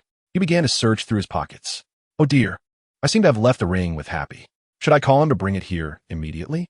Pepper, who had accompanied Tony to the hearing that day, instinctively covered her mouth upon hearing his words, pondering what was transpiring. "Surely, Tony, you cannot be serious." Others, including the audience watching the live broadcast, turned their attention towards her, as countless hearts silently cheered with fervor. "In order to save the world, you should accept Tony Stark's proposal." Everyone is anxious. The congressmen are in a hurry. Tony is eager, and Happy is en route. Superman, however, appears unhurried, casually lounging with his legs crossed atop a congressman's desk. It is not until 10 minutes later that Happy, flushed and breathless, bursts into the venue, delivering the box containing the ring into Tony's hands. Tony glances at Superman, who gestures for him to proceed. The crowd parts, granting Tony and Pepper space. Tony approaches Pepper slowly, retrieving the diamond ring. Taking a deep breath, he speaks. "This may come as a surprise. I intended to confess my feelings during that dinner. It has been nearly 17 years since we first met, and Leo will be 17 soon. Rest assured, I will not forget his birthday this time. It would have been perfect if he could be here. So, will you marry me, Miss Potts?" Pepper covers her mouth, her eyes glistening with emotion, and nods. While others might assume she is saving the world, Leo knows she has waited far too long for Tony. With Leo present, must she truly wait another decade? Tony takes Pepper's hand and slips the ring onto her finger. Superman, their witness, begins to applaud, and soon, applause resonates throughout the chamber.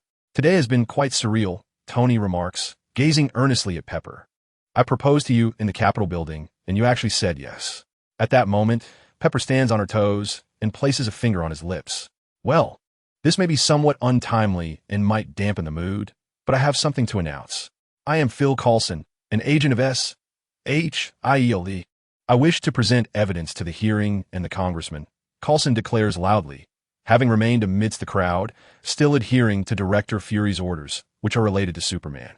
Nick Fury had not concealed anything from Coulson this time. Before the hearing commenced, he had directly exclaimed in front of Coulson, "Damn it, what does he take me for? Am I merely a mailbox or a megaphone? Once wasn't enough, and now he brings me to the Capitol to stir up trouble. Does he not realize how difficult this is for me? How the hell am I supposed to handle this tomorrow?" Yet, Superman had mentioned he would consider becoming a S.H.I.E.L.D. consultant. Coulson merely observed in silence. Despite the curses, Nick Fury handed Coulson a USB drive containing Stark's classified files. Now, all eyes are on Coulson, who finally remembers that the damn hearing has yet to conclude. Wasn't the trial of Superman about to commence? Yet, let us first peruse the evidence held by Mr. Agent. The revelation of Stryker's clandestine human experiments within a secret military base has come to light. Such a scandal, verging on the grotesque, is bound to astonish every American. It is worth noting that Stryker even commenced his vile deeds upon children. This is an absolute taboo in America. In an instant, enlightenment dawned upon the crowd. What exactly had Superman done?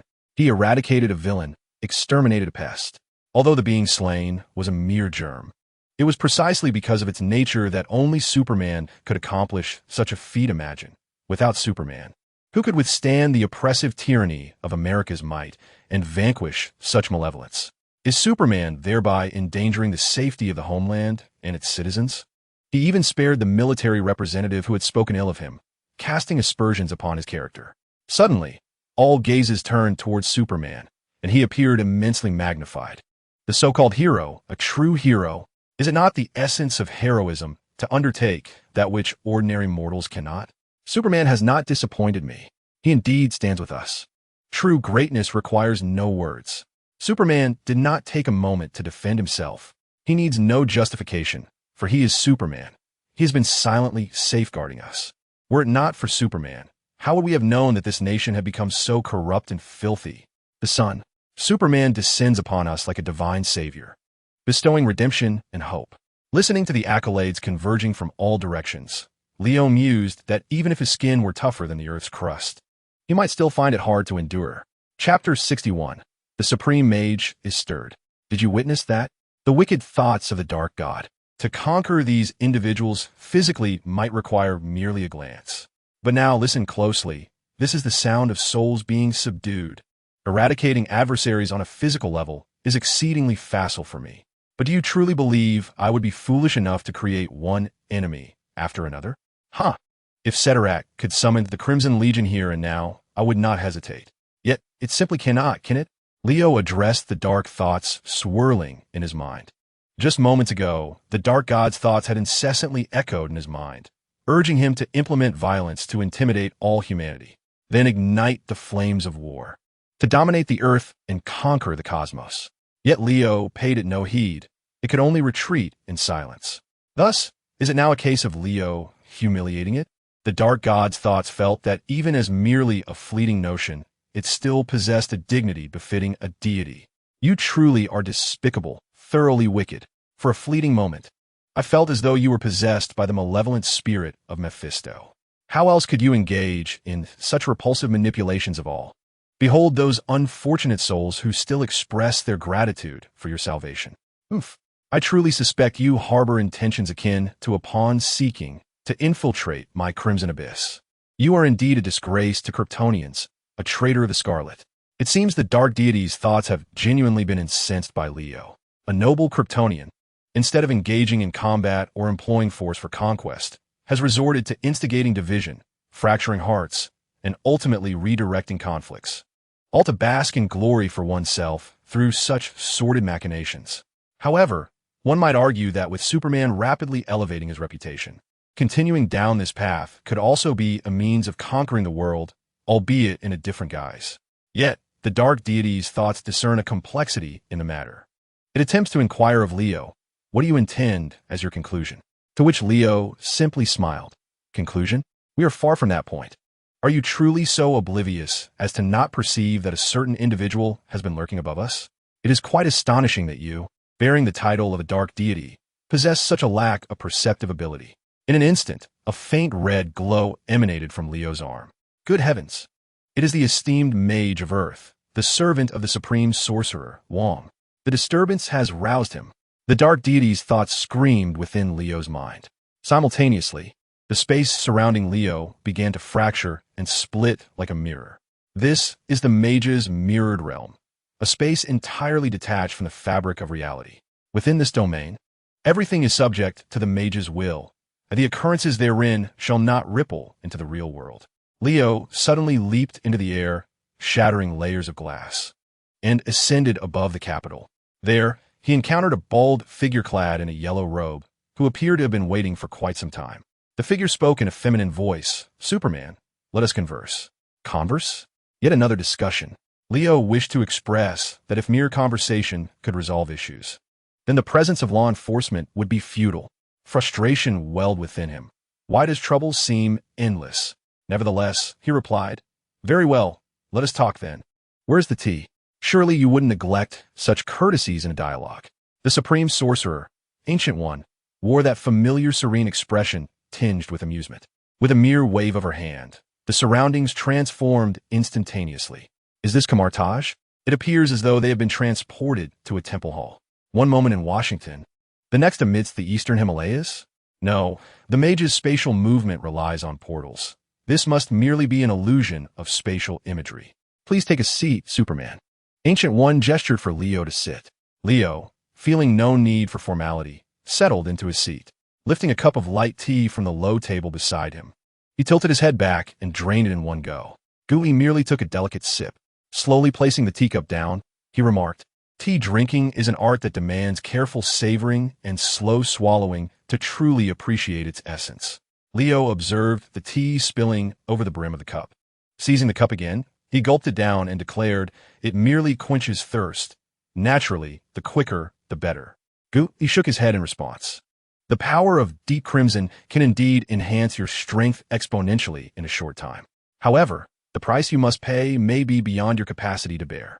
At that moment, the sinister voice of the dark god began to stir once more within Leo's mind, shouting, "Do not heed the allure of this androgynous sorcerer. None among the Vishandi are virtuous. Deep crimson will not aid you. Can the sorcerer truly assist?" In the next heartbeat, it was uncertain what spell he had invoked.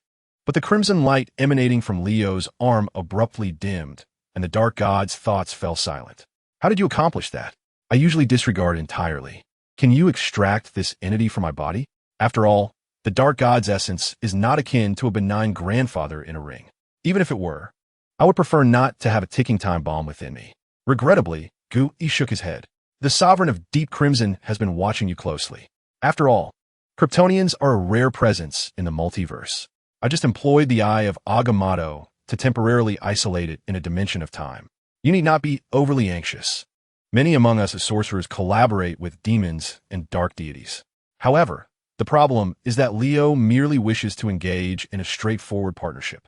The dealings of sorcerers could be termed magical summoning or invoking deities at a cost. Yet, Leo is merely a superhuman with low magical resistance and no mana.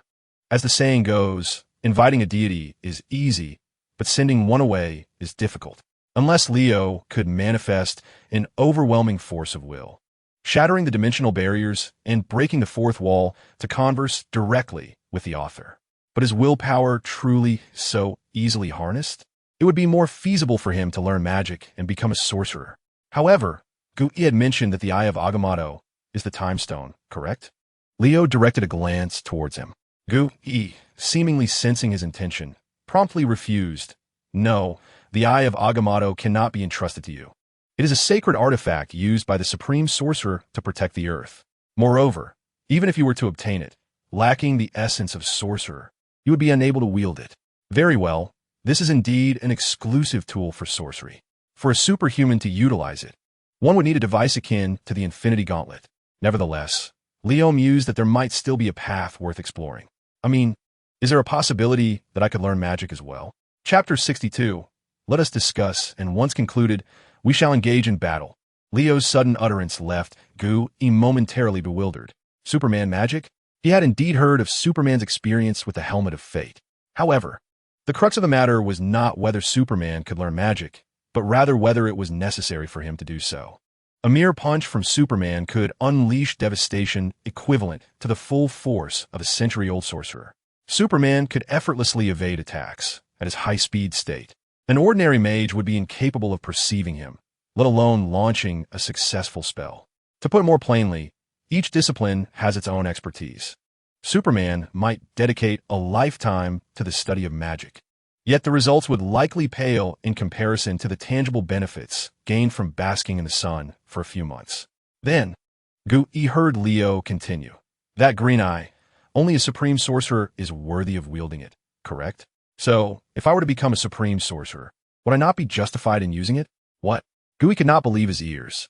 There existed an idea even more outrageous than Superman's desire to learn magic. Superman aspired to become a supreme sorcerer? At this moment, Gui comprehended the situation. It appeared that Superman had been coveting the Eye of Agamotto all along. With narrowed eyes, Gui thoughtfully remarked, "Becoming a supreme sorcerer comes with its own costs. This is not merely a matter determined by magical aptitude. In fact, I already have a candidate for the next supreme sorcerer, and regrettably, it is not you, Superman." Leo was taken aback to find himself receiving a rejection card for the first time in his life. And from an ancient bald man who could be hundreds or even thousands of years old. He had anticipated sitting here, sharing tea with the supreme sorcerer. One could say that even if he had not appeared, Leo would have eventually sought him out. Although the supreme sorcerer typically refrained from meddling in worldly affairs, perhaps even during the Third World War, amidst a hail of nuclear bombs, should Superman intervene, the situation would indeed take a different turn. Moreover, The fact that this Superman was tainted by the influence of the Crimson Forces only added to Gu Yi's growing uncertainty about what this Superman truly desired. However, one perspective aligned intriguingly with the thoughts of the malevolent deity. There was a reasonable suspicion that this Superman had fallen under the sway of Mephisto. What legitimate superhero would express a desire to learn magic or aspire to become a supreme sorcerer? And what was the significance of his ongoing fixation on the eye of Agamotto? In summary, this Superman was entirely unlike any Gu he had encountered before. So what more was there to discuss? Supreme Sorcerer, do you truly believe I am here for tea out of thirst? Perhaps I should propose a condition. I could refrain from contemplating the conquest of this planet. However, you must either grant me the Emerald Eyes or allow me to ascend as the next Supreme Sorcerer. Leo's words indeed placed a certain strain on Gu Yi, a being of such extraordinary caliber, hailed by countless humans as the saint, the deity, the savior, now reduced to extortion, targeting a venerable elder of 1,000 years? Is it possible that this extraordinary being intends to resort to outright theft? Gu Yi, with a hint of resignation, shook his head. Very well. You may journey to Kamar Taj to explore the realm of magic, but you must commence as an apprentice. As for the prospect of becoming the Supreme Sorcerer, I fear that decision will not rest with me alone. Furthermore, regarding the Dark Gods, I can share some insights on how to confront them. Gu Yi's response left Leo somewhat satisfied. Yet, Leo's demands did not cease there. All right, the first transaction has been concluded. Now, let us discuss the second. What? There's more? Gu Yi suddenly felt as if he hadn't experienced such emotional fluctuations in centuries. What more do you desire for the second transaction? Gu Yi maintained the composure befitting a supreme sorcerer. Leo, with a grin, replied, If you acquiesce, I shall abandon my aspirations of becoming the President of America. However, I request another slot at Kamar Taj, for I intend to bring someone along. I assure you, you will find her most intriguing. Lastly, let's engage in a duel. It is my first encounter with a worthy sorcerer. How could I allow you to depart so easily? Gu Yi observed the igniting battle spirit in Leo's eyes. For some reason, the tension within him eased slightly. This is more like it. As a being of extraordinary prowess, a divine choice of the Crimson Ruler. What frivolity is this? Instead of an extraordinary being wishing to learn magic, to become the Supreme Sorcerer, and to contend with the Eye of Agamotto. Direct confrontation is far more reassuring. Thus, Gu Yi nodded in agreement. Bang! Leo launched a powerful punch at Gu Yi's bald head. The mirror dimension shattered under the force of Leo's blow. At that moment, the time restraint Gu Yi had placed on Leo was also lifted. The thoughts of the Dark God returned anew. Release, release. Those cursed, bald-headed sorcerers. Have you engaged in combat with that bald-headed one? Yes. Just like that. Come, superhero. Let the minions of the Vashandi witness the might of Crimson. Crimson can help you bridge the gap in your magical resistance. Hurry.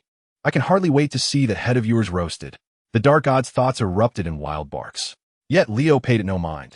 A crimson glow began to coalesce around his right fist. Boom! His figure suddenly vanished from sight.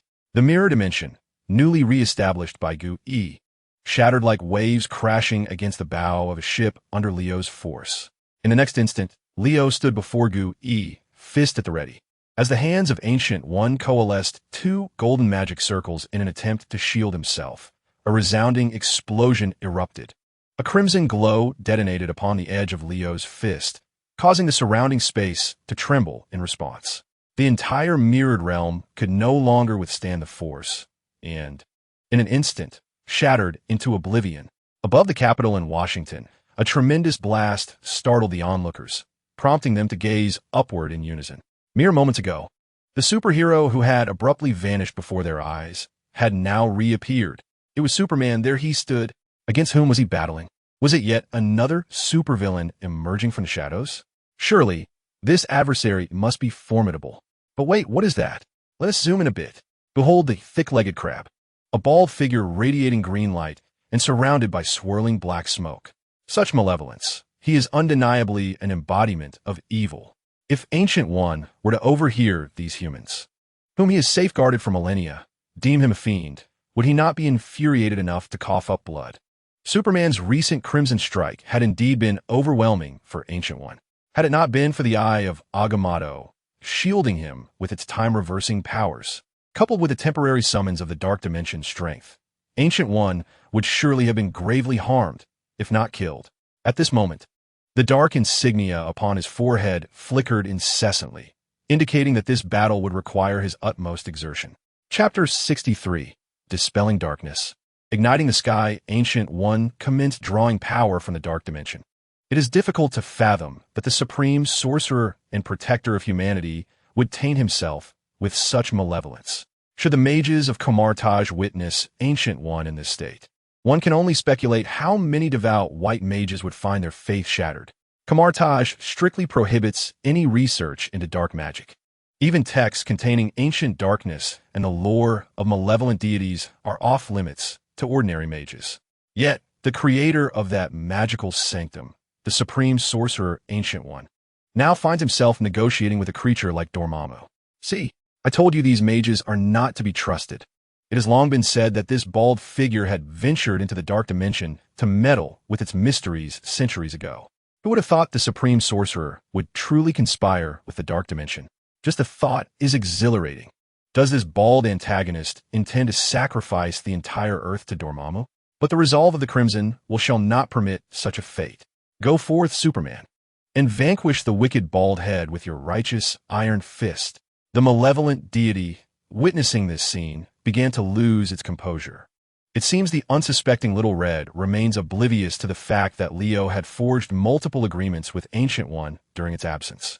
Ancient One is no fool. Why would a sorcerer engage in close combat wielding a magical blade against an opponent like Superman? Engaging in close combat with Superman is an endeavor reserved for those either deranged or mentally unstable. Behind Ancient One, countless diminutive magical arrays began to coalesce into existence. Within mere seconds, a formidable barrage of magical arrows blanketed the sky, all aimed directly at Leo's position. Aware of Superman's unparalleled speed, Ancient One understood that singular magical assaults would be futile in capturing him. Thus, only a grand-scale bombardment could hope to strike true. Leo was momentarily taken aback, pondering how this differed so vastly from the close combat mages depicted in films. Were the promised fiery blades? Yet, despite his musings, Leo's eyes remained sharp. He unleashed a torrent of heat rays against the celestial downpour of arrows. A succession of magical projectiles was obliterated in midair, creating a fleeting gap through which Leo surged forward towards Ancient One's location. At that very moment, a subtle smile graced Ancient One's lips.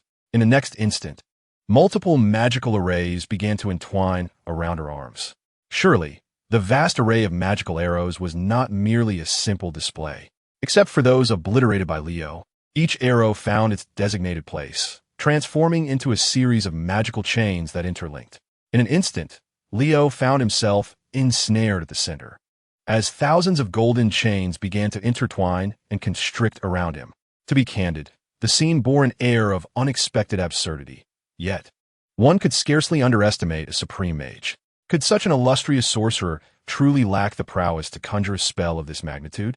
The idea of wielding dual protractors as a fragile assassin in close quarters seemed utterly ludicrous. Naturally, Leo would not succumb without a fight. He inhaled deeply, his chest swelling as he unleashed a breath of frost. Although this icy exhalation hardly qualified as magic, it rapidly lowered the ambient temperature, thereby affecting the stability of the magical energy maintaining the spell. After all, this level of sorcery had yet to transcend the dimensional realm. Bound by the laws of reality, it was inevitably subject to physical principles. The magical chains, while not entirely collapsing, became enveloped in a thick layer of frost. Leo then launched a powerful counterattack. The deep crimson energy enveloped his form. In a thunderous clash, the metallic spheres formed by the intertwining chains were pierced as Leo broke through their center. In the blink of an eye, he accelerated to his utmost limit, arriving before Ancient One. With unrestrained force, he delivered a devastating punch that seemed to stretch the sky to the very horizon, causing the clouds to fan out in a wide arc. However, Ancient One had already transformed into a myriad of colorful butterflies. Infuriating bald figure. She has escaped again. How is one to continue the fight? Possessing the eye of Agamotto, it can almost foresee every one of your assaults, no matter how swift you may be. Damn it, The malevolent deity's thoughts were frenzied with desperation. Leo was acutely aware that he could only continue to circle around the Ancient One.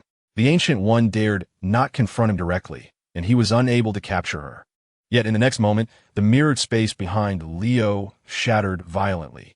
The Ancient One materialized, her form now enveloped in an expanding shroud of dark magic, which had coalesced into an enormous face adorned with bizarre patterns. A pair of eyes, radiating darkness while simultaneously amalgamating a surreal luminosity, suddenly snapped open. The Ancient One comprehended that all preceding events were mere trifles, even in the face of superhumans. If a confrontation was to occur, let it be grand. She would summon Dormammu directly. Of course, it was merely a shadow of his avatar. Yet, to the eyes of ordinary humans, this was yet another invasion by an evil antagonist, summoning a terrifying monstrosity intent on the annihilation of humanity.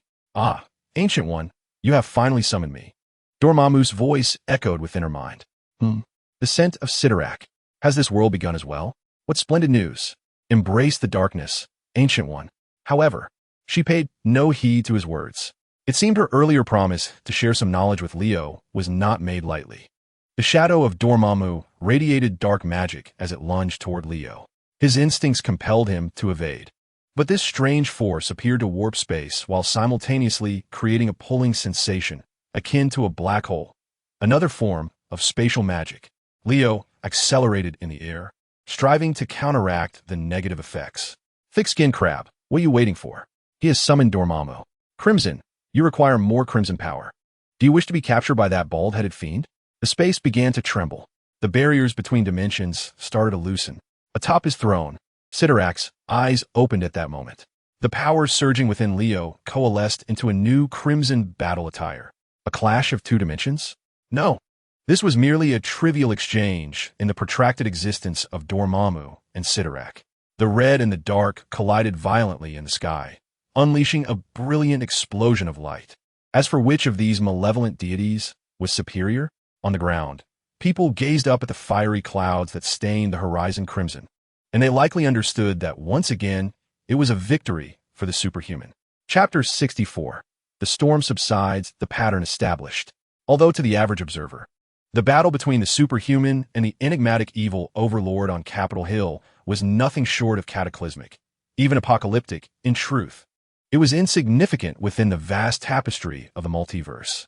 The power displayed in the recent battlefield confrontation between the two parties still falls short of that of the celestial beings. Of course, neither of them has exhausted their trump cards. It would not be inaccurate to say they merely engaged in a light skirmish. It has been a long time since I experienced such a gratifying fight. Alas, being a mage, you missed the visceral thrill of a close-quarters brawl. The deep crimson hue enveloping Leo gradually faded, ultimately concealing itself upon his right arm.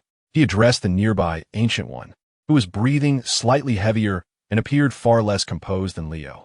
After all, in terms of physical resilience, Ancient One still belonged to the realm of fragile humanity. Just moments ago, she had served as a conduit, withstanding the onslaught of Dormammu's power from the dark dimension. It was not until several breaths later that the dark mark upon her forehead slowly dissipated. Indeed, Kryptonians are not easily dealt with. My old bones can hardly endure such turmoil much longer. Superman, I trust you are now satisfied. Ancient One then regained her usual calm demeanor. After acknowledging Leo's lingering interest with a nod, she continued, "Thus, Kamartaj eagerly awaits your arrival. Remember your promise, and refrain from meddling in the affairs of mere mortals." Upon concluding her words, the sparks swirling behind her gradually expanded into a portal. Leo waved goodbye, a stark contrast to the fierce battle they had engaged in just minutes prior. Now, with a simple command, they ceased hostilities and prepared to part ways. Ancient One departed without hesitation, exhibiting no signs of reluctance. Leo remained, arms crossed, pondering aloud. It seems Ancient One is in quite a hurry. Is she off to address some lingering matters? The commotion today was not insignificant. Several sanctums should have taken notice. So, Xiao Hong, what is your take on this? Xiao Hong, the embodiment of the dark god, expressed a desire to remain silent. However, after enduring a brief silence, it could no longer contain itself. Damn it, that bald-headed bastard in you, that infuriating Kryptonian. Here I am, wholeheartedly channeling power to you. When did you start conspiring with that bald head behind my back? What promises did he make to you? I have never encountered such a repugnant Kryptonian. Ugh, I must lodge a protest with the Overlord. This is unacceptable. You deserve to be sent to hell. Xiao Hong was utterly incensed. Yet, Leo remained in high spirits and replied, Now, no need to rush, Xiao Hong. Is it too much for you to handle? Is this your first time out on a mission? Your experience in society seems a bit lacking. Young ones should not be too impulsive. Patience is key. Cast a long line to catch a big fish. Do you understand? This world cannot be navigated solely through brute strength. The notion of the malevolent deity.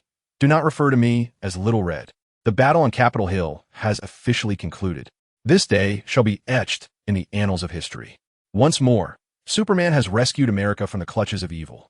People often assert that God punishes every wrongdoer. Superman has made this a reality. Superman's existence transcends America. None possess the authority to judge him. Iron Man, Tony Stark, the man closest to divinity. Congress has withdrawn the proposal to incorporate the iron suit into military applications. Tony Stark is destined to become the most revered superhero after Superman. Under the deterrent influence of Superman, it appears that headlines related to him will persist for some time. At the Extraordinary Youth Academy, Quicksilver is boasting to a group of children about the recent clash with the two behemoths. He points to Superman on the television, extolling the remarkable prowess of their leader. Our chief can soar through Capitol Hill with ease. Henceforth, I wonder who would dare to provoke us mutants. The prosperous days for mutants are upon us. The children, though not fully comprehending, nod in agreement. With the exposure of the Stark incident, the experimental projects concerning mutants have utterly collapsed. An increasing number of mutants are drawn to this academy.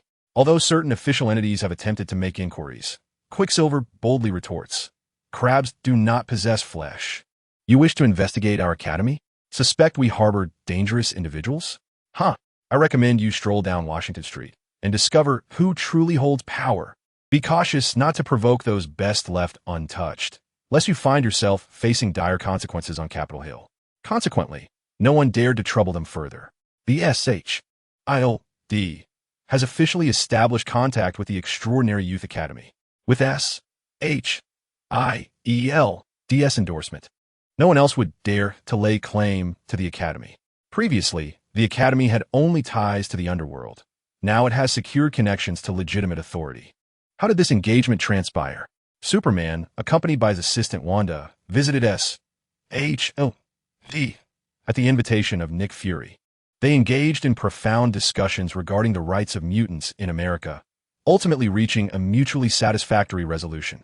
Leo, of course, would never relinquish the mutants to SHIELD. The Extraordinary Youth Academy remains independent of SHIELD's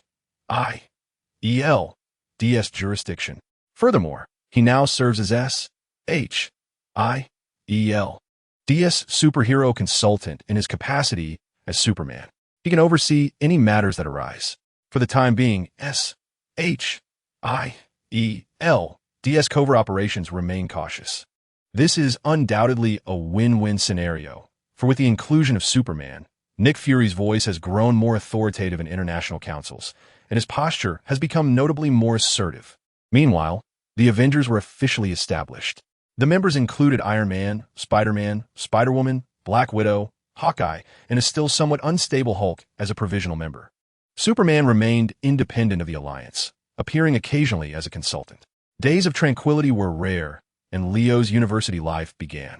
However, he did not slow his pace. It was time to take Wanda to Kamartaj for some training. Leo, addressing Wanda, who was troubled about how to enhance her abilities, said, Wanda, would you like to improve your strength? Just say the word, and I shall take you to a splendid place. Initially, Wanda appeared bewildered. Improving strength? Wasn't it simply a matter of practice for mutants? Was there some secret behind Superman's immense power? Just as she nodded, she was whisked into the air. Once again, it was just the two of them flying together. A flicker of anticipation began to bloom within Wanda. Chapter 65. Ancient One teaches Wanda. Old Wong teaches Leo. There was a peculiar sensation, as if he intended to create a romantic moment for her. Another feeling arose, suggesting he might harbor feelings for her.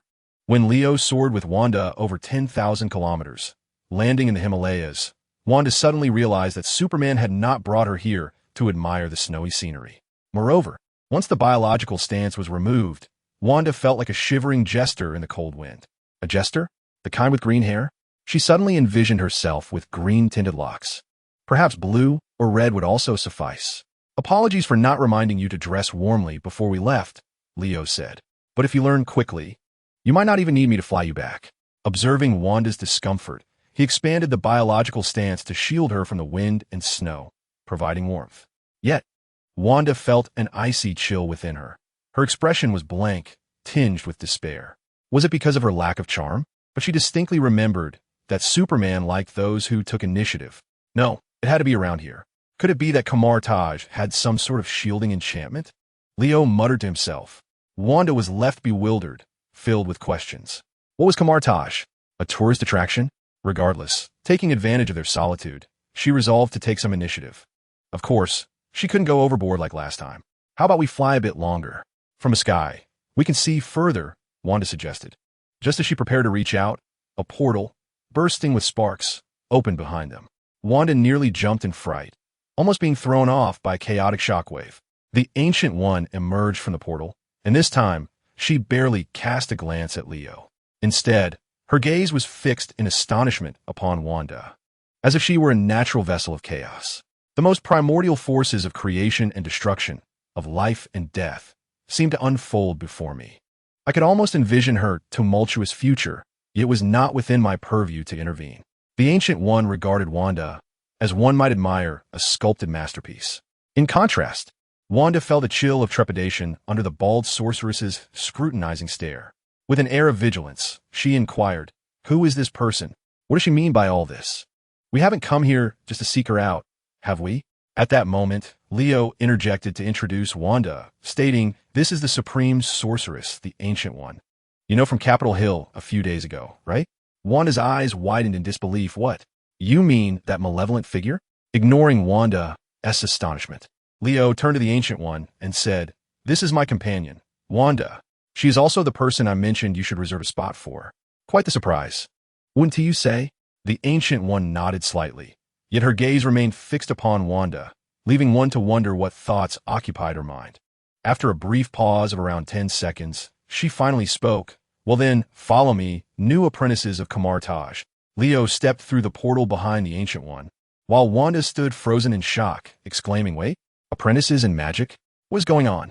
Kamar Taj resembled more of a sanctuary, a refuge for those from all corners of the world, whether they were spiritually or physically impaired. To put it esoterically, these were individuals fated to tread the path of magic.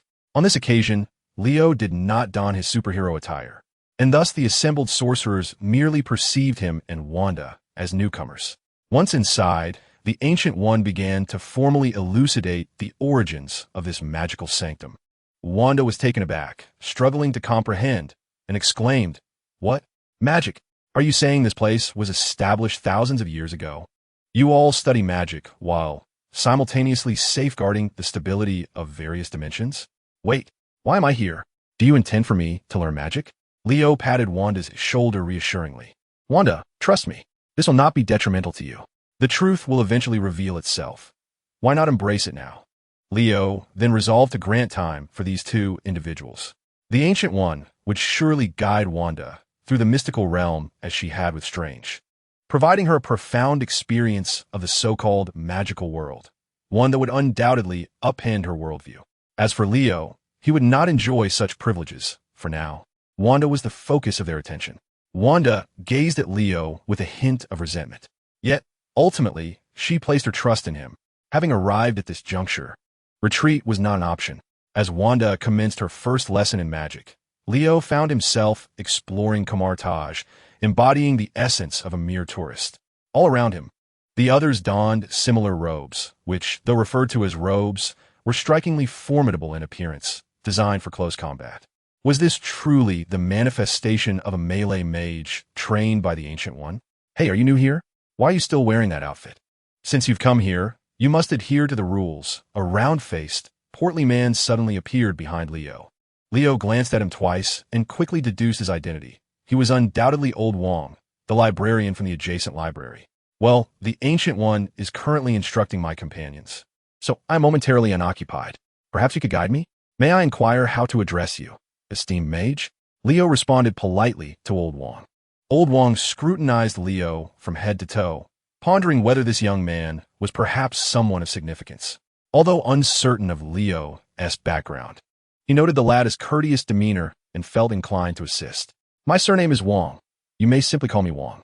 I shall take you to get your robe and share some fundamental knowledge with you. However, the subsequent matters will depend on how the Supreme Mage decides to proceed. Follow me, Old Wong declared as he led the way, with Leo trailing behind. The two engaged in casual conversation as they walked until Leo remarked on the aura that surrounded Old Wong, a quality befitting only a Supreme Mage. Old Wong's chubby face broke into a broad smile, revealing creases of joy. He then escorted Leo to the training grounds, allowing him to observe the daily drills of various mages, even demonstrating how to use the levitation ring. Now it's your turn, Leo, just as I demonstrated. Focus your energy and envision a familiar place, Old Wong instructed, tossing the levitation ring into Leo's hands. Curiosity piqued, the other mages gathered around, eager to witness whether this newcomer possessed the innate talent to become a mage. Magic, after all, was an enigma. Some grasped it effortlessly, while others struggled throughout their lives without ever touching its essence. Chapter 66. Xiao Hong. You're like a superhero with cheat codes. Hee, that chaotic little girl is yours. Isn't she? I knew it. You, a superhero, have come to Camartage to learn about magic. I've seen it all. The Ancient One is entirely preoccupied with that girl. Who knows, she might even take her as a disciple. In a few years, she might inherit the position of Supreme Mage. At that point, you'll have it easy in winning her over. Truly, you possess quite the charm. In Liao's mind, Xiao Hong incessantly chattered away, and now it seemed she had grown less averse to Superman's cunning schemes. Instead, she cheerfully engaged Liao in discussions regarding future strategies and developments in Camartage. One could only conclude that the adage "a person is known by the company they keep" holds a significant truth. However, Xiao Hong remained indifferent to whether Liao was diligently practicing his spellcasting. Enough. Be quiet. You're distracting me. Liao couldn't help but mutter in his mind. The fleeting sensation he had just managed to grasp had vanished. Old Wong and the other mages, who had once been filled with enthusiasm, now found their spirits utterly deflated. It seemed they had overestimated the rarity of genius. Such prodigies are not as abundant as one might hope. If this lad were to practice for another year or so, perhaps he might spark some magical brilliance. Old Wong patted Liao's shoulder in consolation, saying, "This is quite normal for the vast majority of people in the world. If you were to acquire the suspended ring on your first attempt, you could open a portal. I reckon even the Supreme Mage would be pleading with you to become his apprentice." Yet, scarcely had Old Wong's words faded when, unexpectedly, a portal materialized behind them. Goodness, could it be that young man has suddenly had an epiphany? Liao fought, only to discover that standing within the portal were Master Gu Yi and the woman in red. Wanda, wielding the suspended ring, had indeed opened the portal. Liao felt a twinge of disappointment. Thus far, he had been unable to accomplish the tasks he had set for himself. But now it seemed that possessing certain abilities meant relinquishing others. Why couldn't one have it all? After all, isn't it children who are forced to make choices? Wanda ultimately accepted the reality that she was not a mutant, but a sorceress. Nevertheless, this did not hinder her from harboring the heart of a mutant. In just a day's time, she had effortlessly mastered the fundamental magic that took others years to learn. Her spirits soared even higher upon discovering that Superman was utterly clueless about magic. Suddenly, the words he had spoken before her arrival resonated with clarity. Perhaps he wouldn't even need to carry her back home. After all, she could now open a portal to New York at will. Wanda, I kindly request that you, as my sorceress, assist me in opening a portal back to the city. You can stay here and continue your studies at your leisure, for you can always return. Liao had no intention of remaining in Camartage. His schedule was already brimming with commitments. University life was not like high school, where one could skip classes daily. In a few days, he was set to accompany Tony to Monaco for the Formula One race. Moreover, he was to attend the Avengers' inaugural hero assembly as Iron Lad. In summary, a leisurely existence was simply out of the question. Hey, my suspended ring. Never mind. I have no use for it anyway. At this moment, Lao Wang realized that his suspended ring had been taken away by Leo. However, he considered that although the boy lacked talent, he was nonetheless an apprentice of magic recognized by the Ancient One. Leaving the ring with him was inconsequential, as it was something that everyone possessed. Could Superman truly be incapable of wielding magic? If one were to draw from the comics, it appears that magic can indeed disrupt the energy balance and functioning within Superman, thereby weakening him or temporarily depriving him of his combat prowess. This includes, but is not limited to, being controlled by magical forces, being possessed by magical entities, or being affected and diminished by Diana's lasso of truth.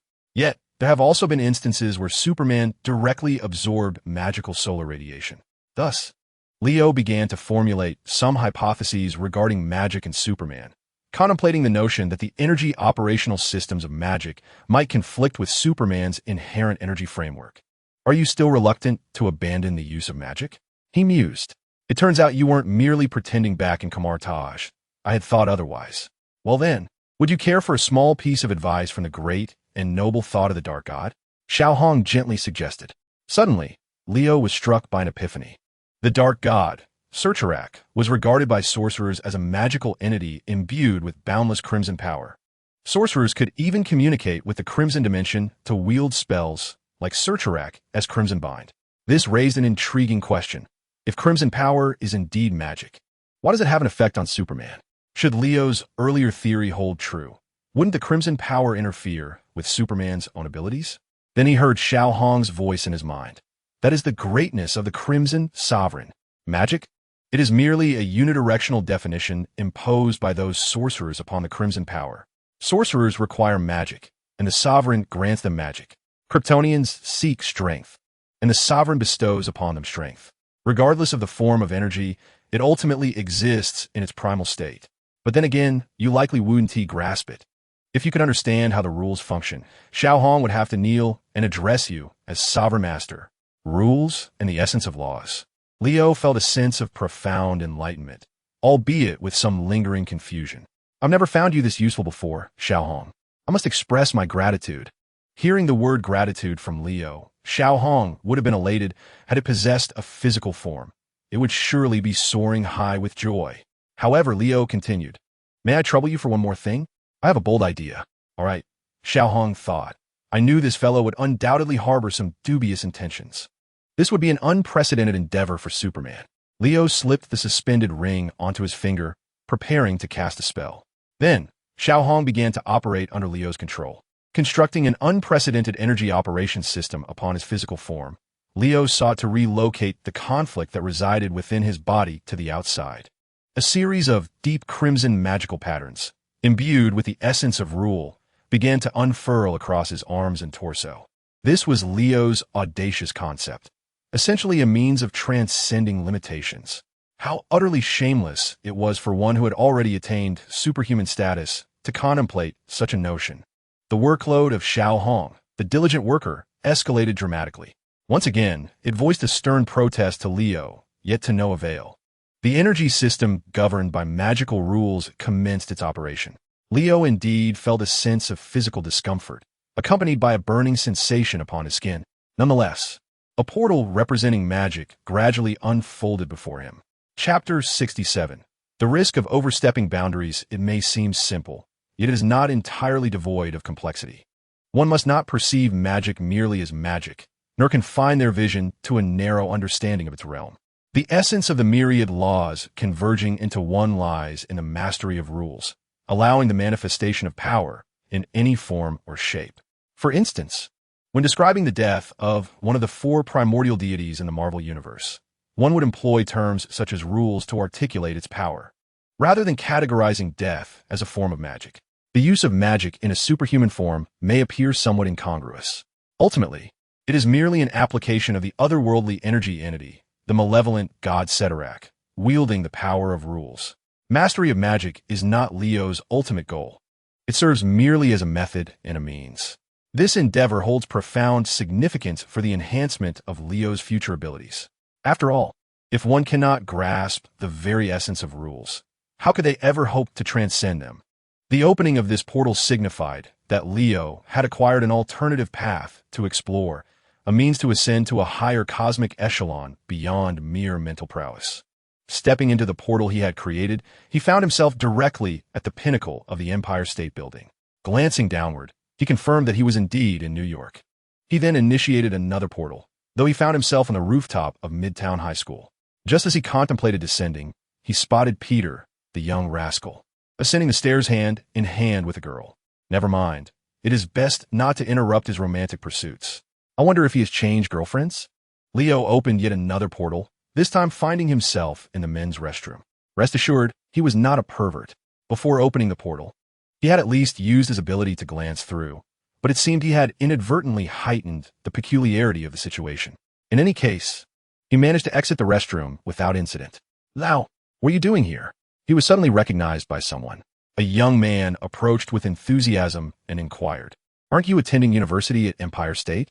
I can't believe it's truly you." An exhilarated girl exclaimed, "Iron Kid, could you please sign my autograph? May we take a picture together?" Others directly asked him, "Leo Stark, why aren't you donning your iron suit today?" The charismatic figure from Midtown High had returned. Before long, news of Leo's homecoming spread throughout the school. Unable to resist the fervor of his teachers and classmates, he even delivered an impromptu speech, recounting his experiences as a superhero and reminiscing about the splendid moments spent at Midtown High. The gathering nearly transformed into a personal homecoming celebration for Leo Stark. Eventually, after all the festivities concluded, he encountered Gwen. "Oh, isn't this the college student? Are your university courses so leisurely? Pray, tell me, what brings you back today? It surely isn't a new mission from S.H.I.L.D. Ever since Gwen joined the Avengers, she felt as though her life as a superhero had lost some of its luster. Perhaps it was the absence of a certain freedom. Even apprehending a petty thief required filing a report. Leo noticed a hint of weariness etched on her face. "Of course, it's not any mission. I merely returned to see how things are faring in my old high school, and to check in on you and Peter." Gwen shrugged. "Oh, we're doing quite well. Life is rather tranquil. Occasionally, I get to jam with the music club, strumming the guitar and beating the drums. Gina is a splendid girl, and our band is thriving." Observing her nonchalant demeanor, Leo could not help but smirk and tease. "So, your band has shifted from rock punk to folk melodies? Is that how you find tranquility?" Gwen dismissed Leo's jest with a wave of her hand, indicating she needed to prepare for her next class. Leo pondered that perhaps he should suggest Gwen to graduate early, while Peter should savor the sweet moments of young love in high school. Once he confirmed that no one was around, he activated the portal once more, this time envisioning a distant location. Atop the pyramids in Egypt, the sun shone brightly. In the past, he would bring along a chair and a cola, traveling thousands of miles to bask in the sun on a recliner while sipping a refreshing, chilled cola around 3 in the afternoon. However, now he found he no longer needed to fly. Learning to create portals did not replace the art of flight. Rather, the two complemented each other. One of Leo's motivations for mastering magic was that it served as a convenient and efficient tool. Despite the fact that Leo can now wield magic through external means, it does not necessarily indicate a significant enhancement in his prowess. Nevertheless, magic possesses an array of wondrous applications that mere brute strength cannot rival. One can never have too many skills. No one would disdain the acquisition of knowledge. For his next teleportation, Leo resolved to return to Kamartaj. He believed that the reclusive sorcerers nestled in the mountains would be utterly astounded at the sight of him emerging from the portal. After all, who isn't a prodigy of magic? In the training grounds, a portal suddenly materialized. To his astonishment, Leo found himself face to face with Wanda. At that moment, her gaze upon him was nothing short of seismic. "What? You?" she stammered, struggling to articulate her thoughts. With unwavering confidence, Leo spread his arms wide, declaring, "Magic isn't all that difficult, is it? Compared to you, I have merely invested a little more time."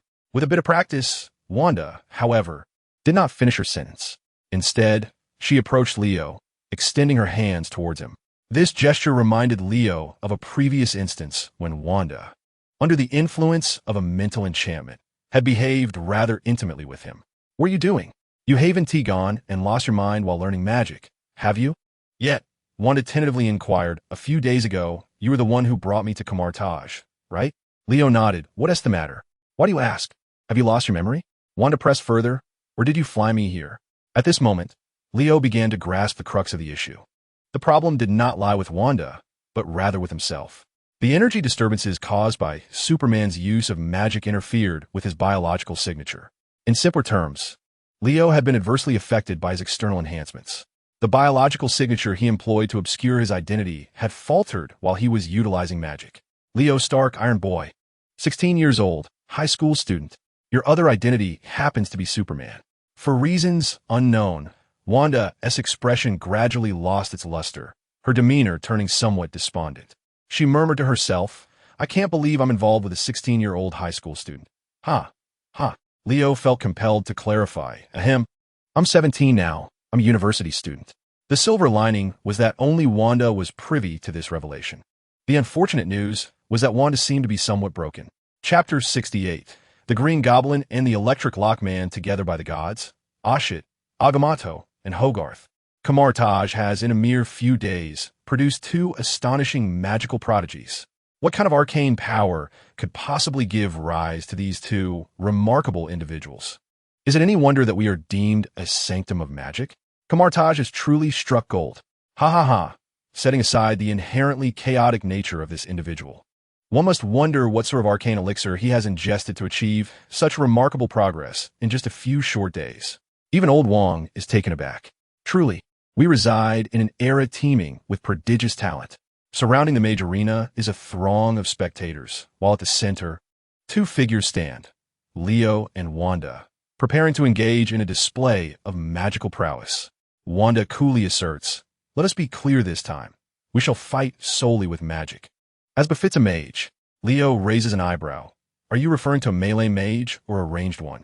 With lips pursed, Wanda's chaotic energy surges, and without uttering a word, two hands formed from concentrated chaotic magic hurtle towards Leo. Leo swiftly extends his arms, rotating them before him to conjure a tri-layered defensive array. The Seraphim Shield. In the next instant, Wanda's magical hands collide with a resounding crash, shattering the first two layers of defense before halting at the final barrier. Wanda intensifies her magical output. With a crack, both the array and Leo himself splinter apart, transforming him into a flurry of crimson butterflies, the ancient form of Horgas. Wanda's forceful strike results in a miss. However, as she pivots to locate Leo, his brief invisibility dissipates, and he unleashes a multitude of crimson, tentacle-like appendages from his hands. Ensnaring her completely, the Scarlet Bind of Sadarak is a technique Leo wields with remarkable finesse, drawing gasps from the onlookers. This lad is truly ruthless. He dares to employ any tactic. Old Wong chuckles enigmatically. To be young and play so flamboyantly. Yet, in a twist of fate, the bound Wanda shatters as well, revealing yet another illusion. Not stopping there, she ascends to hover above Leo. Suddenly, one Wanda splits into 7 or 8 forms of Aiken, each simultaneously casting magical chains towards Leo. Although the strength of these chains pales in comparison to the Scarlet Bind, their sheer number poses a formidable challenge. Just as Wanda believes she has Leo cornered, a portal materializes abruptly before him. The other side of the portal faces none other than Wanda herself. Dozens of magical chains surge through the portal, ensnaring her true form. This is a self-imposed binding. What? Such a maneuver exists. Today, mages have witnessed the astonishing versatility of portals. It is truly a spectacle to behold. The speed and timing of his spell casting are remarkable. While ordinary mages take several minutes to conjure a portal, or at best, a mere 10 seconds, few can master it to such an extent as Leo has in just a couple of days and apply it so effectively in combat. The manner in which the youth engage is truly beyond imagination. Old Wong shook his head in astonishment, his plump cheeks quivering thrice. At that moment, Leo also spoke. So, shall we continue, Wanda? Wanda dispelled the magical chains and freed herself from her self-imposed restraints, just as she was preparing to steadfastly continue her battle with Leo. Master Gu unexpectedly arrived at the sidelines. Let's call it day, Wanda. Sometimes, acknowledging a momentary defeat is not a disgrace. The purpose of competition is to identify one's weaknesses and strive for continuous improvement. Wanda absorbed Gu Yi's words. She cast a glance at Leo, then turned away resolutely. So, how did I perform? Leo yearned for the Supreme Master's evaluation. Gu Yi succinctly revealed. What does not belong to you will inevitably be lost one day, perhaps at a cost. However, I admire your relentless pursuit. May you traverse this path to its conclusion. Gu Yi maintained that enigmatic half-smile. Leo understood that Gu Yi's words were directed not solely at him, but also at herself. Her utilization of the dark dimension's power made this clear. Like Leo, she was one who would go to great lengths for her own goals. Though her words bore a semblance of sarcasm, they were, in fact, a form of recognition. The portal opened once more. Leo stepped through, bidding farewell to Old Wong and the other sorcerers. In their eyes, Leo had earned Master Gu Yi's acknowledgement. He would henceforth walk the path of a legitimate sorcerer. This was unprecedented in the annals of Kamar Taj. Perhaps, many years hence, the name of another legendary sorcerer would echo throughout the dimensional realms. If only Old Wong knew that the young man he valued was not only failing to seek progress in the magical arts, but had also directly ventured to the sunlit Mediterranean. Vacationing in Monaco and watching car races, what would he think? Leo, you absolutely must keep this a secret from Pepper. I'll just take a couple of laps. If you don't say anything, there won't be any issues. Tony was pleading with Leo to cover for him. After all, he was Tony Stark, the Iron Man. No one could refuse a request from Iron Man, except for two individuals. At that moment, the Stark-sponsored racing team was all set in the garage. All right, just 2 laps. But remember not to exceed the speed limit. Leo shook his head in resignation. The other staff members were left bewildered. Speaking of formula racing, what speed could be considered not exceeding the limit? Nevertheless, to ensure Tony could safely navigate the track, Leo decided to eliminate potential hazards at their source. As he utilized his X-ray vision to scan the entire venue, including the logistics area, the basement, and even the restroom. Who was there? Where has that fellow, who favors the lightning whip, disappeared to? Could it be that he has vanished once more due to the butterfly effect? Meanwhile, Tony has entered the racetrack in his blue and white racing car. Pepper has indeed noticed Tony's participation in the race. After all, the television broadcast had the cameras fixated directly on his face, making it nearly impossible to overlook. However, just as Tony completed half a lap, Leo suddenly spotted a green figure, clad like a goblin, soaring towards the arena on a jet-powered skateboard. Not only that, but the electric whip man was hanging beneath the skateboard. Good heavens! The Green Goblin has allied himself with the electric whip man. Habby, fetch the battle suit immediately. There is no time for explanations. Tony is in danger. Leo shouted towards Habby at the entrance. Habby was momentarily taken aback before turning and sprinting towards the garage. The new generation Mark III portable battle suit could easily be carried by Habby with one hand. Chapter 69.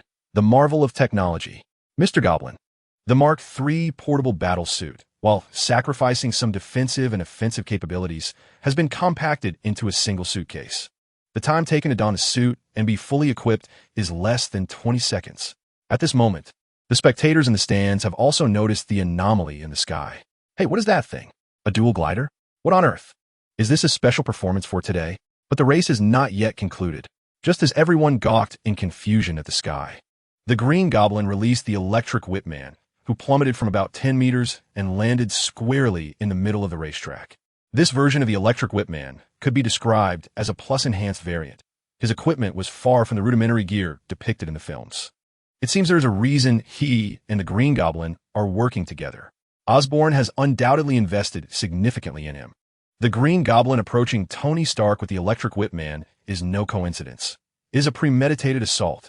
2 high-speed formula racing cars, while maneuvering to avoid the electric whip man in the center of the track, were cleaved in 2 by his dual whips. The drivers and the wreckage of the cars tumbled several times before coming to a halt. The audience in the stands finally comprehended that this was unequivocally a terrorist attack. A wave of screams erupted from the crowd, and everyone turned to flee towards the safety exits. Shortly thereafter, Tony's blue and white racing car approached the electric whip man. However, before the electric whip man could unleash a deadly strike, Iron Lad, clad in his battle suit, soared out of the garage and crashed directly into the back of the villain. The electric whip man was sent flying into the arena's barrier, and Tony's racing car finally came to a stop. Just as Leo hurled another set of armored combat gear towards Tony, the Green Goblin, who had been lurking in wait, descended from above. The glider beneath him extended its sharp spikes, aiming directly at Leo. Swiftly, Leo adjusted his stance and evaded the goblin's assault. Although Leo's physical form was tougher than the armor itself, he was reluctant to see his newly acquired toy damaged. Ha ha ha. Your revenge is in your hands now. Next, I shall have some fun with this little brat. The manic voice of the Green Goblin echoed from beneath his mask as he maneuvered his glider, once again targeting Leo. Simultaneously, Tony positioned his feet atop the armor storage unit. The Electro-Whip Man, recently sent flying by Leo, had regained his footing. Clearly, his vendetta was aimed squarely at Tony Stark. Damn it, the donning speed of this suit is still too slow. Leo, just hang on. With the Electro-Whip Man charging at him, Tony managed to complete his transformation at the last possible moment. The Green Goblin offered Leo no opportunity to retaliate. A volley of small rockets launched from the glider below, locking onto him. Naturally, Leo could not charge in a battle with a barrage of rockets at his back. Reluctantly, he ascended vertically and released countermeasures from his rear. The rockets detonated mid-air, enveloping the area in a thick cloud of smoke. The Green Goblin, relentless, pursued Leo into the haze. Just as Tony prepared to take flight, he found himself ensnared by two electro-whips. You thief! You loser! Tony Stark! The animosity from the Electro-Whip Man was palpable. He seemed intent on turning Iron Man into a grilled delicacy. Tony reached out, his palm repulsor primed, unleashing a barrage upon the Electro-Whip Man's head. The latter adeptly blocked with his other whip, resulting in a stalemate. At that moment, some thrill-seekers, undeterred by danger, returned to the stands. Iron Man is engaged in battle with that whip-wielding foe. I must upload this video to my personal account. And where's the Iron Kid? He's up there battling the Green Goblin. But where exactly is he? No one could spot the Iron Kid, for even the Green Goblin had lost track of him. The smoke from the explosions had yet to dissipate, and the Green Goblin spun his head in search. Just then, a voice echoed from behind him. Come on. Weren't you eager to have some fun with me?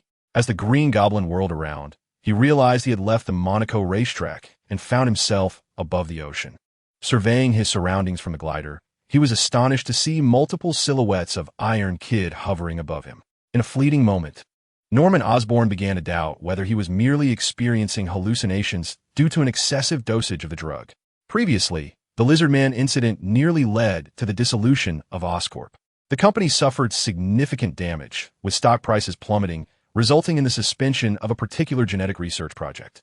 Norman attributed this debacle to Stark's fault, believing that had Leo Stark not provided Connors with an erroneous decay formula that fateful day, a cascade of subsequent disasters, including the emergence of his Green Goblin persona, could have been averted.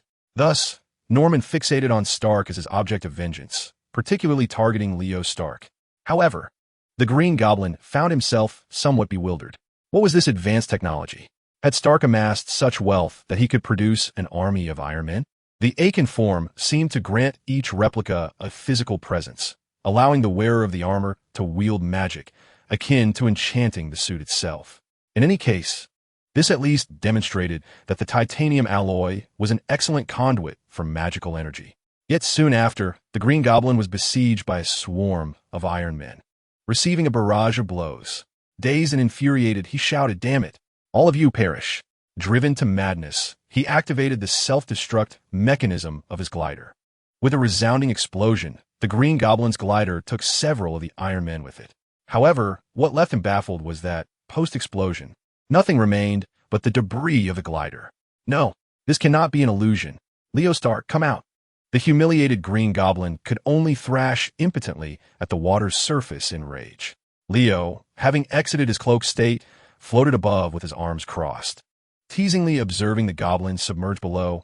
Well, how is it, Mr. Goblin? Enjoying yourself? If you're not done yet, I have a bungee jumping experience from high altitudes to offer. The Green Goblin retorted with a curse. Damn it. But before he could finish his profanity, Leo hurled him into another portal, allowing the goblin to experience 30 minutes of free fall. Chapter 70. The Wild Thor's Hammer, just after Leo had sent the Green Goblin through the portal.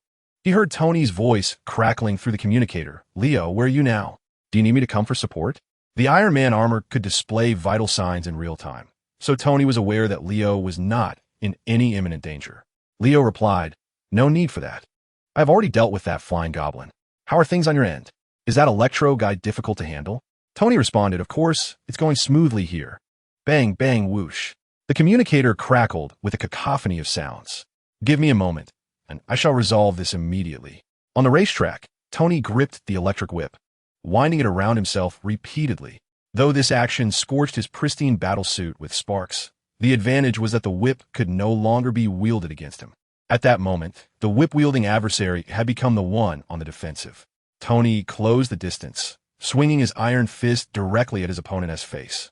The electric whip armor, augmented by Osborne technologies, clearly drew design inspiration from Iron Man's own suit. Yet, it became evident that it was merely a facade. With just a few decisive blows, Tony sent the inferior metallic helmet of the whip-wielder flying, and then seized the counterfeit arc reactor from the foe's chest, crushing it with a resounding crack. Instantly, the power supply to the whip was severed, extinguishing its sparks. Gripping the whip wielder by the chest, Tony brought him close and quipped, "Now who is the loser?" The stands erupted in a chorus of cheers and applause. "Incredible, Iron Man! Well done! How dare this circus clown, wielding a whip, attempt a terror attack?" Once again, Iron Man had thwarted a nefarious plot. However, a question lingered. Where were the flying green fellow and the Iron Lad? Just then, a rumble echoed through the sky. The crowd looked up to see Leo descending, holding what seemed to be the unconscious green figure. Astonishingly, Iron Lad emerged unscathed, his armor as pristine as ever.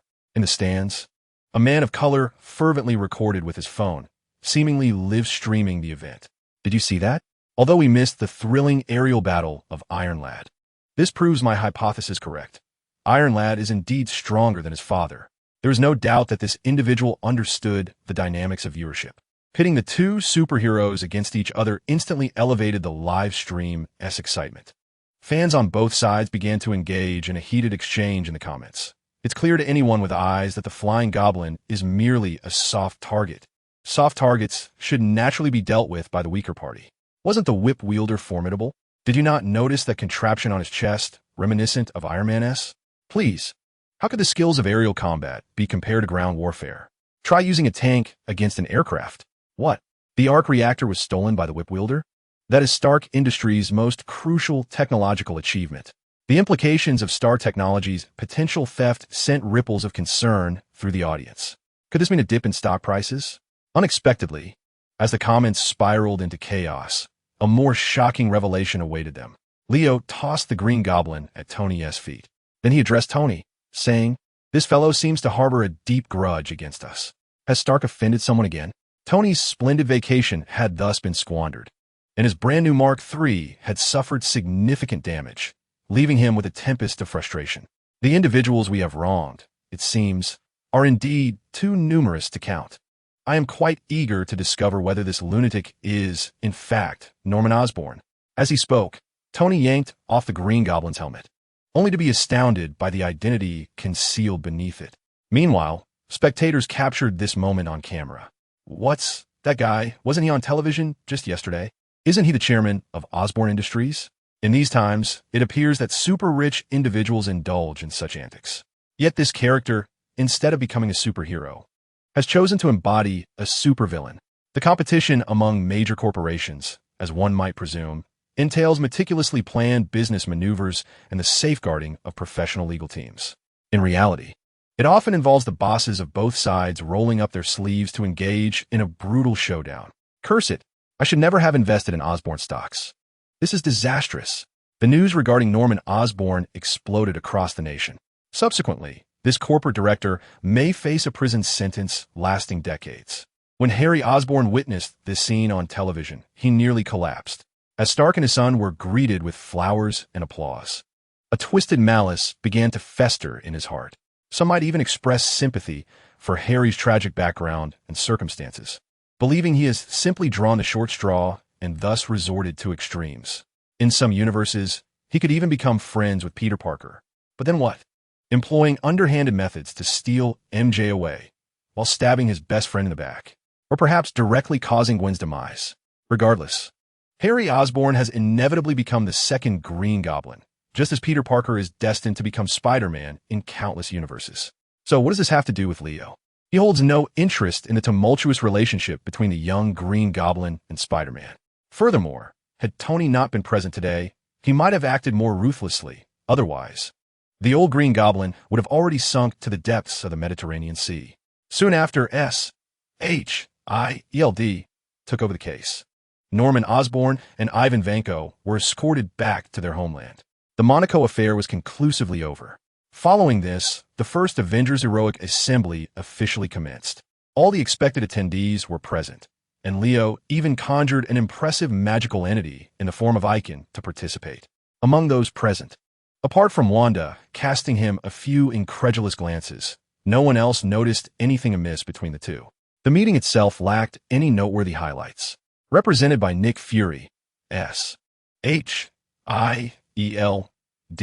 and the International Security Council aspire for an alliance of superheroes to assume the mantle of safeguarding global security. In the latter half of the meeting, a summary was presented, enumerating recent supernatural security incidents occurring worldwide, including an ongoing event in New Mexico, where SHIELD had cordoned off the site of a hammer. This appeared to be a trivial matter, as no serious or even minor security incidents had transpired. Nick Fury had merely dispatched Agent Coulson to investigate the scene.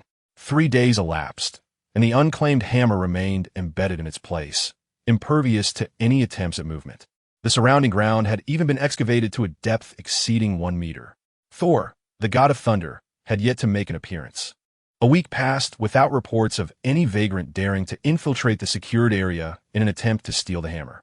Furthermore, after Leo's thorough patrol of all nearby towns within a 10-kilometer radius, no peculiar behavior among vagrants was observed.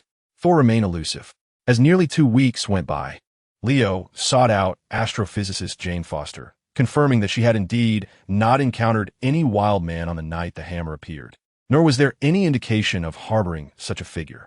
Where could Thor possibly be? Was he not supposed to be cast down to Earth by Odin? Leo pondered whether the butterfly effect might be at play. After all, no matter how vigorously a butterfly flaps its wings, it shouldn't be able to conjure a tempest in Asgard. Meanwhile, whispers circulated within SHIELD about the extraordinary hammer in New Mexico. The agency had exhausted nearly every conceivable method to budge it even slightly, testing various instruments without yielding any results. What then? Was the purpose of relocating the laboratory to this site? After 10 days or more of fruitless efforts, it would be imprudent to deplete all resources in this endeavor. At this juncture, thoughts turned toward the esteemed members of the Avengers. As the point person for the hammer, Coulson was tasked with reaching out. Upon hearing the news, Spider-Man quipped, "Oh, a magical hammer. Does it nail itself into place? If it just stuck there, I think you could use the principle of leverage. Didn't Archimedes say he could lift the earth? Well, it seems Spider-Man might not be the solution after all. If it were possible to lift the hammer with mere words, Coulson might have considered inviting him over. Then there was Spider-Woman, whose candid response was, "What? You want me to run to New Mexico to move a hammer? Do you think I have nothing better to do? I'm still a high school student. Don't you realize that? I possess a band, and with the impending graduation, my schedule is utterly consumed." Ultimately, Coulson pondered the prospect of Iron Man. Would it be feasible for Iron Man to ramp up his power to the maximum in his suit? However, Tony Stark's response was that the Stark Technology Expo was about to commence. "Personally, I am rather occupied, or you might consider reaching out to the young steel hero." Before Agent Coulson contacted Leo, he hesitated slightly, as past encounters with Leo had often resulted in unfortunate outcomes. Should he seek out Superman directly? After much deliberation, Coulson decided against it. Was it truly appropriate to summon such a formidable presence merely for a hammer? After all, the hammer was not on the verge of annihilating the world. Ultimately, Coulson dialed a number. To his surprise, Leo Stark was exceedingly agreeable and readily acquiesced. Unbeknownst to him, Leo had long harbored disdain for the hammer, but felt it inappropriate to intrude uninvited. He mused that if Thor could lift it and Captain America managed it, then could the magical Superman also be deemed worthy? Or must even Superman conform to Odin's whims? On that day, Leo arrived at the site clad in his iron suit. He greeted Coulson with a smile, saying, "Long time no see, Agent Coulson." Observing Leo's cheerful demeanor, Coulson felt an inexplicable sense of unease. The hammer is right there. "Allow me to escort you." The two proceeded through a temporary passage constructed by SHIELD to reach the hammer's location. Should this endeavor yield no results, SHIELD DS next course of action would be to withdraw from the scene. At that moment, the mischievous spirit, Little Red, interjected. Indeed, the hammer bears Odin's magic. However, I doubt you possess the requisite worthiness. Perhaps other universes Clark Kent might stand a chance, but alas, you're Leo Stark. Nonetheless, with my assistance, the Crimson Power can surely unravel Odin's elaborate gift. Before Little Red's words had fully settled, Leo effortlessly lifted Thor's hammer. At that moment, not only was Coulson astounded, but Leo himself was equally taken aback. He had exerted no effort whatsoever, let alone utilized his super strength or the Crimson Power. It was as if he had nonchalantly lifted a bottle of water from the table. Had he truly been deemed worthy by Odin? Did he possess such greatness and nobility of character? He was utterly unaware of it. Leo could hardly believe he could lift Mjolnir. Little Red added quietly in his mind. Of course, I too find it hard to believe. So is this the truth? Perhaps it no longer matters.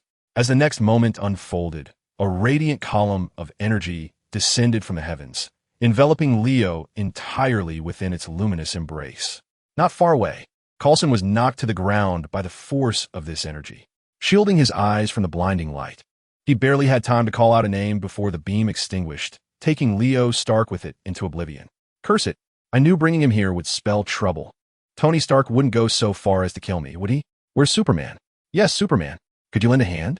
Superman, pick up the phone. What do you mean you're out of service? Regrettably, Superman was unable to answer Coulson's call, for he had already arrived on the Bifrost Bridge of Asgard. At that moment, Leo donned his iron armor, one hand raised triumphantly with Mjolnir in tow. Before him stood a vigilant figure, a black man clad in golden armor and wielding a long sword. He spoke, Midgardian, have you truly earned the favor of Mjolnir? Leo replied, meow meow. You mean this hammer? I suppose so. Yet, the black man quickly urged, you must leave here at once. Loki is approaching with his guards. I will escort you to safety, but time is of the essence. What kind of plot twist was this? Before Leo could inquire further into the situation, Heimdall activated the Bifrost once more. The blinding beam once again engulfed Leo, and when he opened his eyes, he found himself surrounded by a desolate, icy landscape.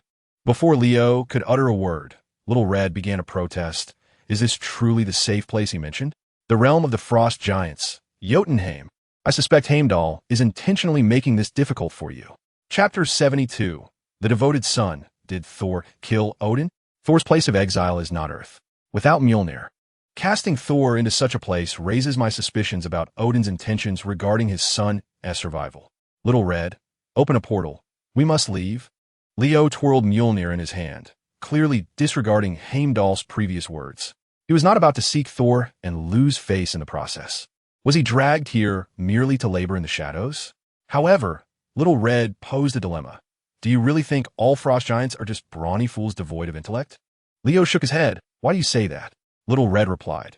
Why do you think the frost giants are confined here, unable to go anywhere? Is it because they lack mages who can open portals? Leo contemplated.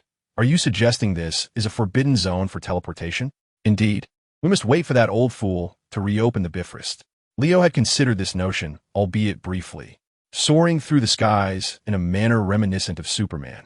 Yet the dilemma lies in the absence of precise coordinates. The cosmos is not circular. One cannot simply choose a direction and venture forth aimlessly. Nonetheless, let us consider this a mere excursion. At the very least, once Thor is located, I could return to Odin to negotiate a compensation for my lost time.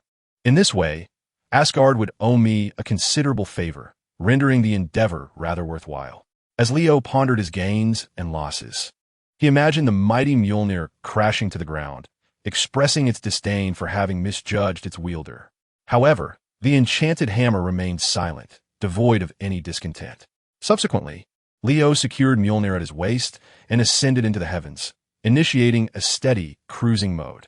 Jotunheim proved to be desolate, with heavy clouds obscuring the sun's rays, and below lay an endless expanse of icy wilderness. It wasn't long before Leo stumbled upon a cluster of edifices sculpted from ice and stone, and his keen sight detected numerous humanoid figures. Since he was in search of inhabitants, inquiries were inevitable. Draped in his iron battlesuit, Leo landed with a thud upon the solid black rock beneath him, startling the frost giants clad in scant attire, their blue-black skin reminiscent of primitive beings. Startled, They brandished their weapons, confronting Leo with defiance while uttering a cacophony of their native tongue. This was Leo's first encounter with the language of the frost giants, compelling him to rely on Little Red for mental translation.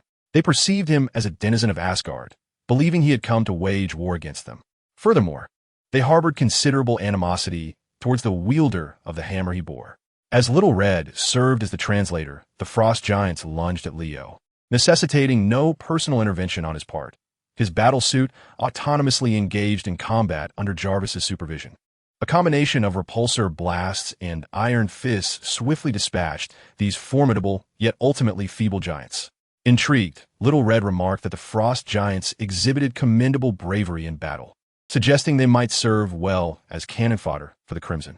So, Superman, shall you not consider forming your own legion? Leo, however, remained noncommittal. First, focus on your role as my translator. Quickly delve into their minds and ascertain any news of Thor. Grasping a frost giant's head, a surge of crimson energy emanated from his hand. Regrettably, Thor was not found. Yet, a surprising revelation emerged approximately a week prior. A small band of Asgardians, 3 men and 1 woman, had ventured here, likely dispatched by Heimdall in search of Thor's whereabouts. Alas, these individuals met with disaster shortly after their arrival, falling victim to the onslaught of the frost giants, resulting in nearly total annihilation. Some perished beneath the onslaught of frost giants, while others were wholly consumed by the icy behemoths, leaving no trace behind.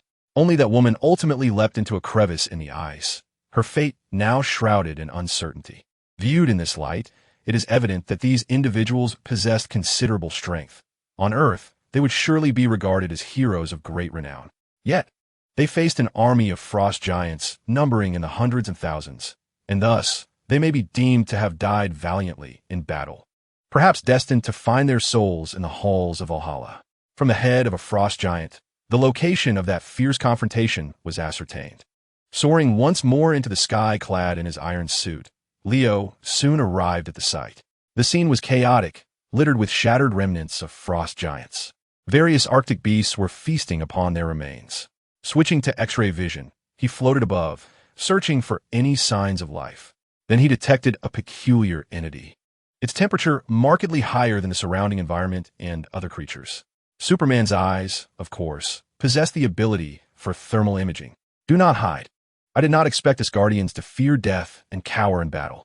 I thought you all aspired to reach Valhalla after death, yet here you are, concealed among these decaying corpses, Leo declared. At that moment, a figure emerged from a crevice in the ground. Thor, you wretched scoundrel. I nearly met my end in this cursed place because of you. Why do you dress like a harbinger of doom? A woman clad in green robes with flowing golden hair shouted at Leo, evidently mistaking him for Thor upon sighting the hammer at his waist. When Leo removed his helmet, the golden-haired woman was taken aback. Regrettably, I am not the Thor you seek. However, our objectives may align. Leo appraised the woman before him. Initially, he had assumed that the trio of men and 1 woman were Thor's comrades, the warriors 3 and Sif. Yet, it was clear that this woman bore no sword. How could she possibly be Sif?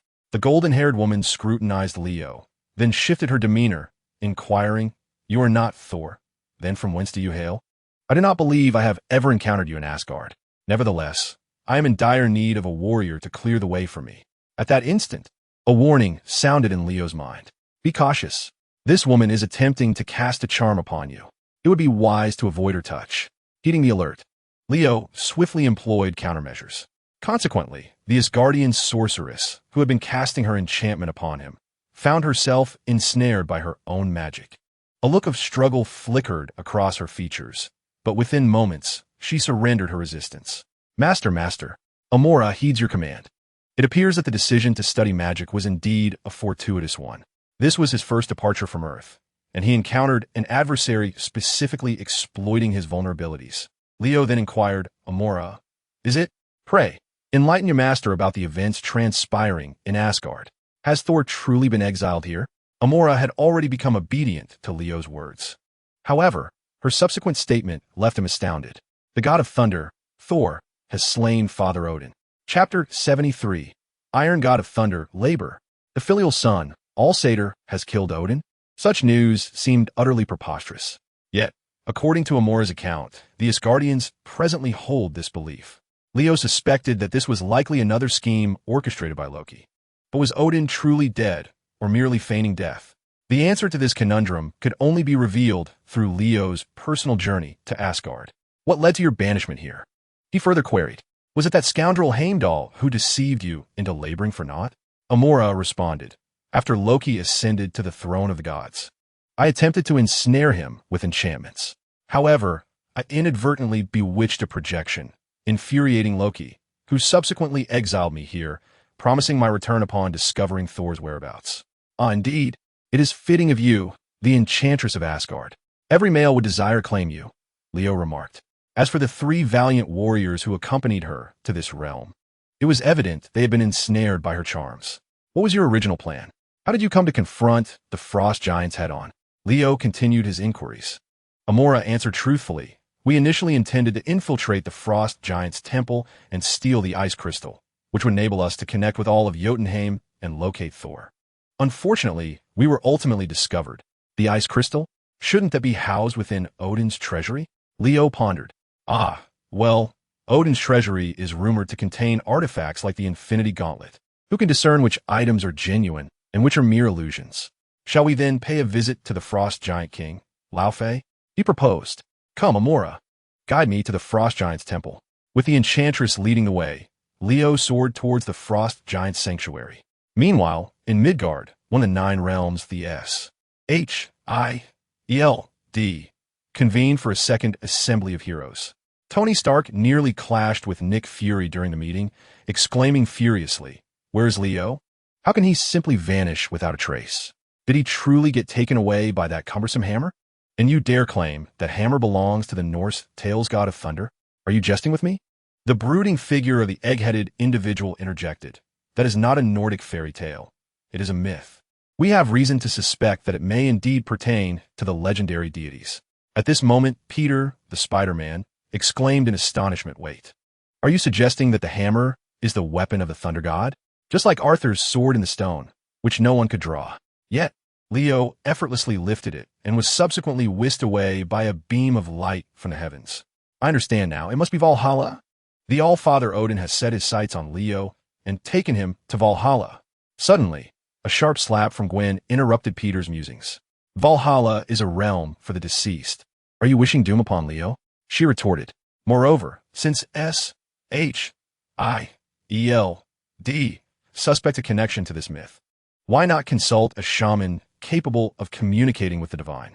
At this juncture, Bruce Banner offered his perspective. Well, I believe we ought to trust in science. Perhaps the Nordic gods you speak of are merely extraterrestrials, a form of intelligent life distinct from humanity. If they possess civilization, I am confident we can find a way to communicate. Black Widow and Hawkeye exchanged glances, silently questioning whether they could rely on this disjointed group for salvation. Superman, where has he gone? Agent Coulson mused, still preoccupied with his beloved Superman.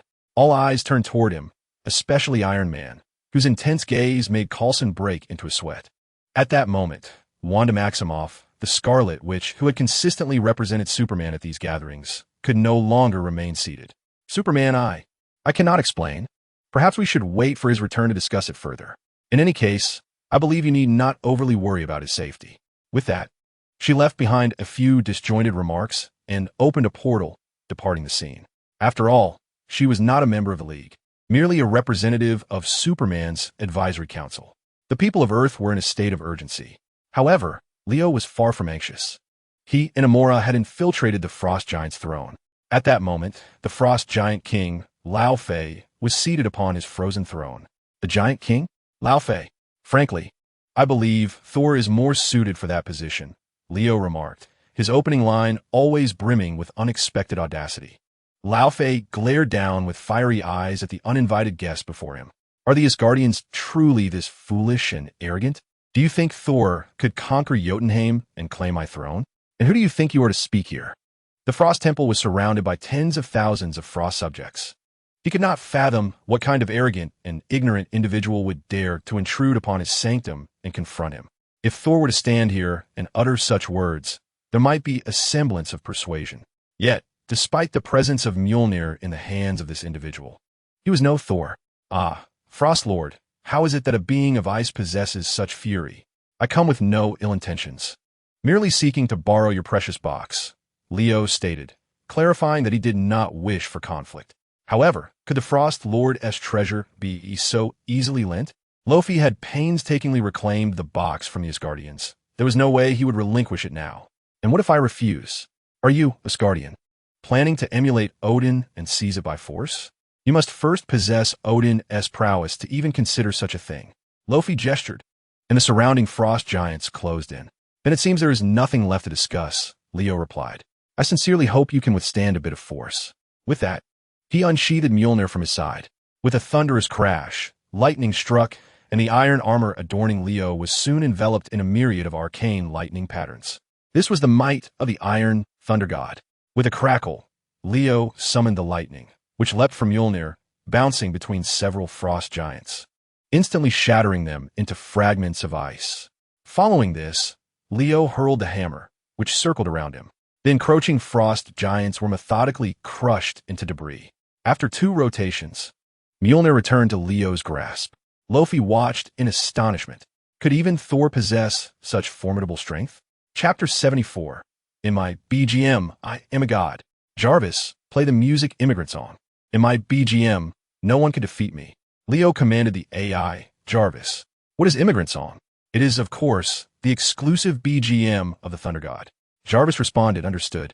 Sir, music playback initiated. The intense rhythm of drums and guitar resonated through the air. Leo raised Mjolnir high, beginning to summon a tempest of lightning. Above the Frost Temple, a crimson storm gathered, and bolts of lightning cascaded from the sky, each strike destined to claim a fortunate frost giant. We come from the end of the ice and snow, Leo declared, casting 3 hammers towards the Frost Lord seated on the frozen throne. Lofi's eyes widened in disbelief. What kind of throw was this? He had no desire to confront the formidable hammer forged of divine iron head-on. With a swift motion, he rolled away from the throne, which was instantly shattered into countless fragments. The hammer of the Thunder God soared back into Leo's grasp. At that moment, Lao Fei, from some concealed place, produced the frost treasure chest. This rectangular box bore a striking resemblance to the hammer of the Thunder God. Under Laufey's command, an icy handle began to materialize from the center of the chest. Was this the true purpose of the frost treasure chest? The frost war hammer. Prepare to meet your demise, Asgardian. With both hands firmly gripping the frost war hammer, Lao Fei leaped towards Leo with an intent to strike. You wish to clash with me? Then your desire shall be fulfilled. The lightning in Leo's hand surged forth as he too leapt into action. The 2 forces collided with a resounding boom. Ice and thunder met in a spectacular explosion, creating a blossom of frost in the center of the temple hall. It was said that the power of this frost treasure chest could freeze an entire planet, so it was no surprise that in Laufey's hands, it transformed into a frost war hammer capable of matching the might of Leo's hammer. However, at that moment, Leo, clad in his steel armor, found himself encased in a thick layer of ice. Even clad in armor and wielding Mjolnir, what does it matter? Do not forget, this is Jotunheim, the realm of frost. Lao Fei jeered, raising the frost war hammer high. In the next instant, he swung it down towards the encased Leo. But just then, 2 beams of searing heat pierced through the icy layer, colliding with Laufey's ice hammer. The clash of extreme cold and intense heat erupted in an explosion. Oh, Lao Fei, my apologies, but I must now get serious. Leo emerged from the ice, tossing Mjolnir into the air. After releasing his steel armor, he stepped forward to catch Mjolnir once more. This move was aptly named the unbinding of the seal. Lao Fei, witnessing this, was taken aback, pondering how this warrior could forsake even his armor. Surely, one must wonder if the chill of ice has indeed frozen one's faculties. With a resounding crash, thunder once again descended, and Leo finally donned the majestic attire of the Thunder God, crimson robes, black armor, and a winged helmet. In the blink of an eye, Leo vanished from sight, moving with a speed beyond the capacity of Laufey's mortal perception. By the time Laufey regained his senses, he found himself struck in the chest, sent hurtling backwards and crashing through the walls of the ice temple, soaring into the air. I had proclaimed that this was my moment of musical accompaniment. As Leo shattered the wall, he ascended into the sky. The already crumbling ice temple trembled on the brink of collapse, crashing down in a cacophony of destruction. Before Lofi could touch the ground after being flung into the air, Leo seized him by the throat, lifting him effortlessly. Lofi's mind was in turmoil, yet he could not budge that iron grip in the slightest. Such terrifying strength and speed. Could he truly be the embodiment of Odin? Lofi, I present you with two choices.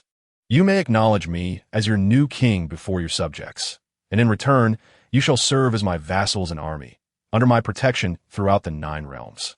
Alternatively, I can release you now, and we shall see just how well you withstand a fall, Leo declared, holding Lofi before him. Yet Lofi managed to force out a few words from his throat. Frost giants shall never be enslaved. With a hint of regret, Leo loosened his grip, and Lofi plummeted. However, unbeknownst to Leo, everything unfolding in Jotunheim was being observed by a host of onlookers from Asgard, including Loki, who took the lead in this spectacle. When Heimdall activated the Rainbow Bridge earlier, he had anticipated that the old blackguard had surreptitiously transported individuals to Jotunheim. Although he failed to intervene in time, he later dismissed Heimdall and imprisoned him for his negligence. As for how Loki and the Asgardians managed to cross realms to watch the drama unfold, it was due to Loki's machinations involving the enchantress Amora. Prior to this, Loki had exiled Amora to Jotunheim, intending to monitor her closely, hoping to locate Thor through her eyes. This was his cunning plan all along, to manipulate this overly passionate succubus into ensnaring Thor.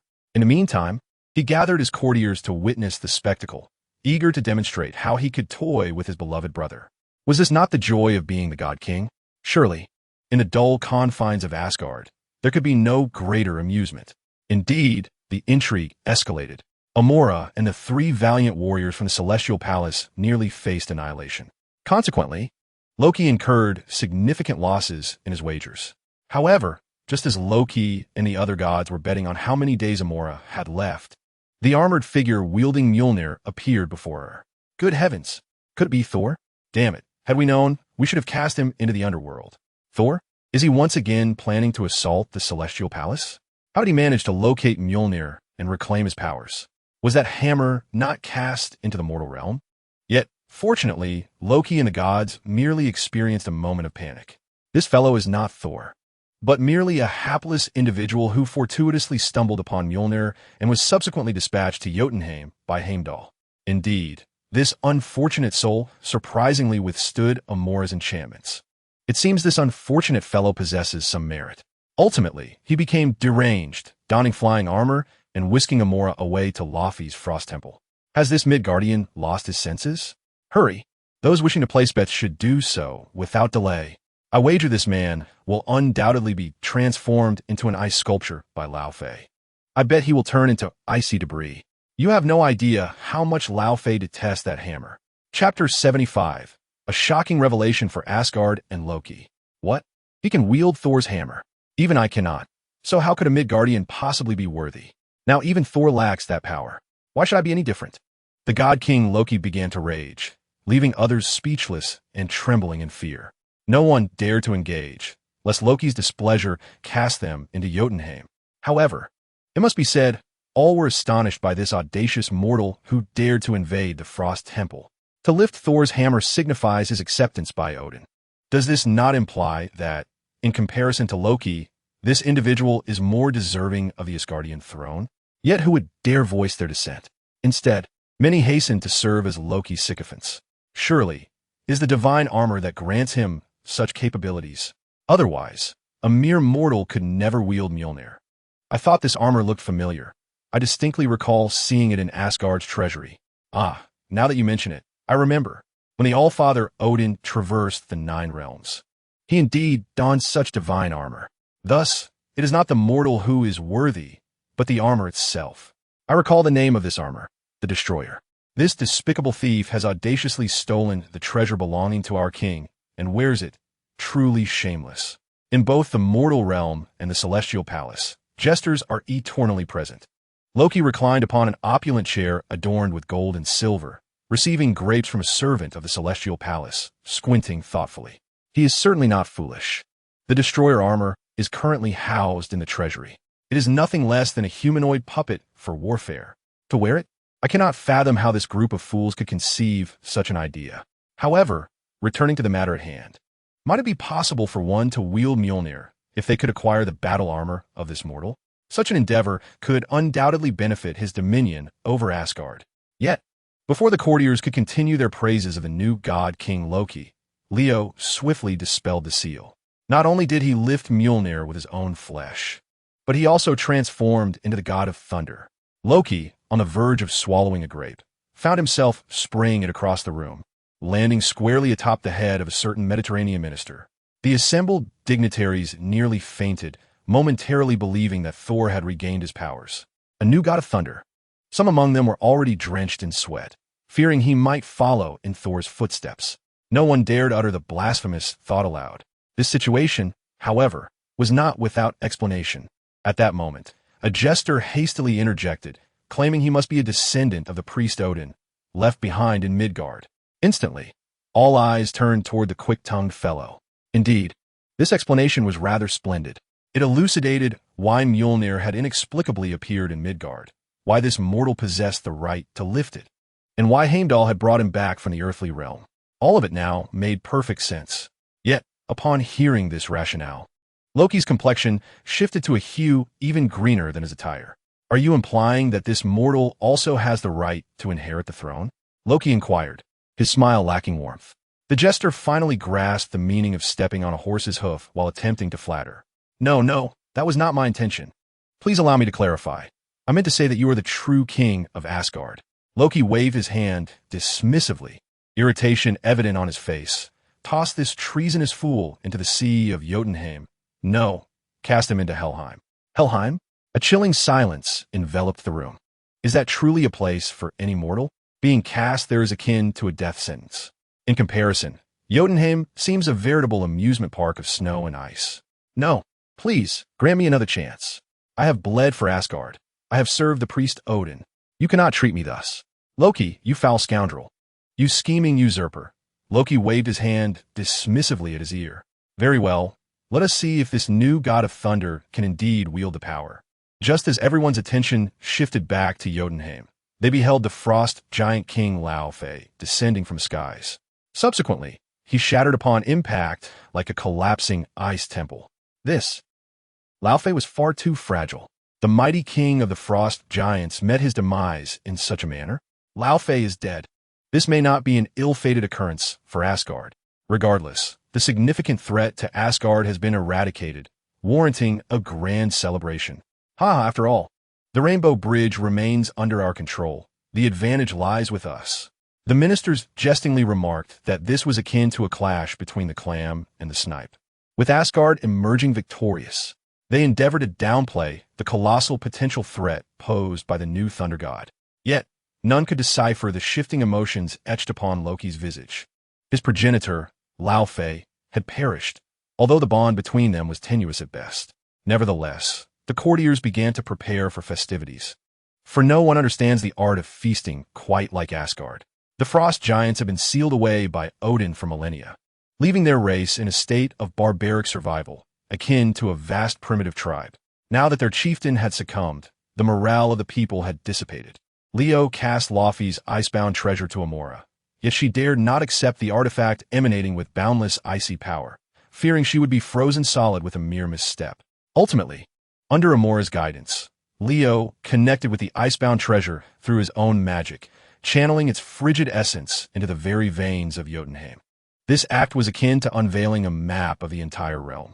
Through it, Leo could explore every nook and cranny of Jotunheim. Yet still, he found no trace of Thor. Was it possible that Thor had not been exiled to Jotunheim? No, Leo did uncover some lingering signs, such as the remains of hunted tundra beasts. By summoning the spirits of these creatures, Leo finally glimpsed a figure resembling Thor. He had ultimately leaped into the luminous currents at the world's end of Jotunheim. What? Had Thor, in a moment of despair, chosen self-destruction? No. Amora elucidated a potential theory. The 9 realms, in essence, are like the divergent branches of a single world tree, interconnected yet distinct. Presently, while Jotunheim is forbidden from utilizing any teleportation magic other than the Rainbow Bridge, There exists a perilous risk of becoming lost in the cosmos or being cast into a void should one attempt to depart for the unknown. Chapter 76. The Realm of the Dead, Helheim. Leap, leap. You jump, I jump. Even that brash Thor dares to jump. Do you not dare? Are you truly afraid of plunging into a crimson sun? Fear not, for perhaps before you transform into Kryptonian jerky, the Scarlet Sovereign might yet come to your aid. Little Red has begun to entice Leo, urging him to dive into this torrent of space.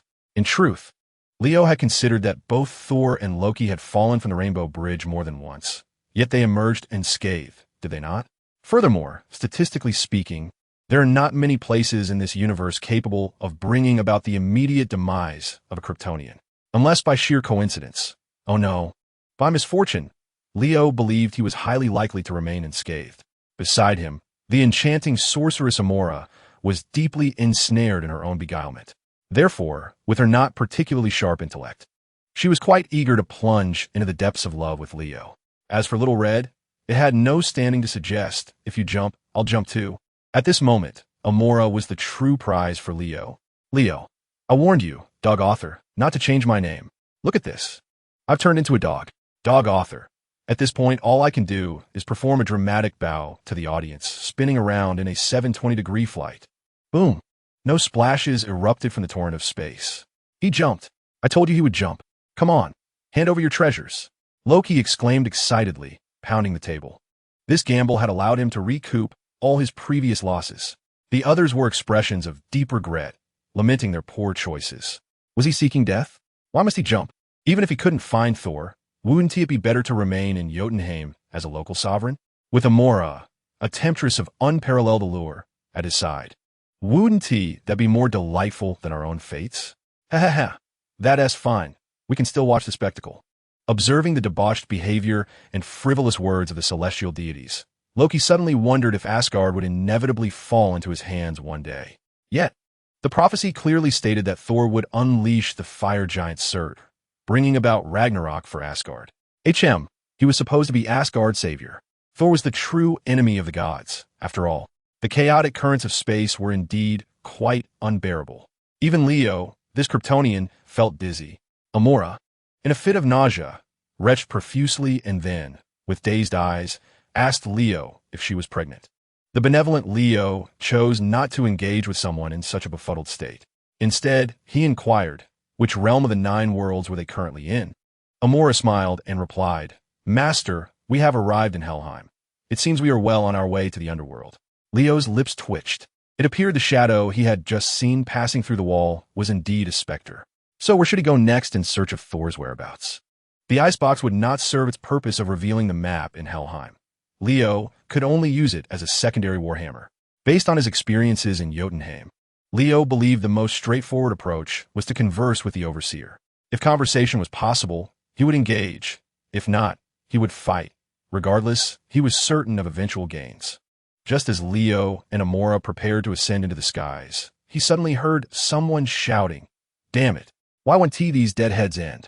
Loki, how dare you exile me to this wretched place? My ancestors once aided Odin in quelling the rebellion across the 9 realms. Yet here I find myself, reduced to this desolate fate, merely for uttering a single ill-chosen remark. You usurper, I know your lot is watching from Asgard. Come on, place your bets. Wager on how many undead I can fell. Known as the Executioner, Scorch wields a battered double-bladed axe, fiercely cleaving through the relentless horde of resurrected corpses.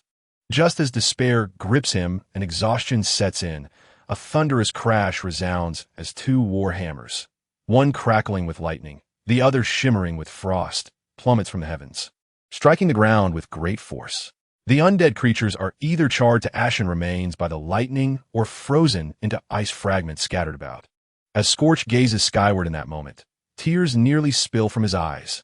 It is none other than Odin's illegitimate son, a force to be reckoned with in Jotunheim.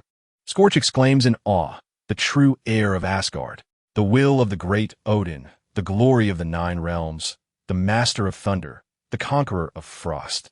Leo observes the frenzied bald man and interrupts, inquiring, Hey, living being, do you know whose territory this is? Scorch's eyes dart about. Of course it is yours. The 9 realms shall henceforth be under your dominion. Leo sheaths the two hammers at his waist and scrutinizes Scorch. Enough flattery. Let's converse. Who are you? I overheard you mention being exiled here by Loki. Scorch pauses for a brief moment before, with tears streaming down his face, he begins to recount his grievances against Loki, detailing the entire sequence of events.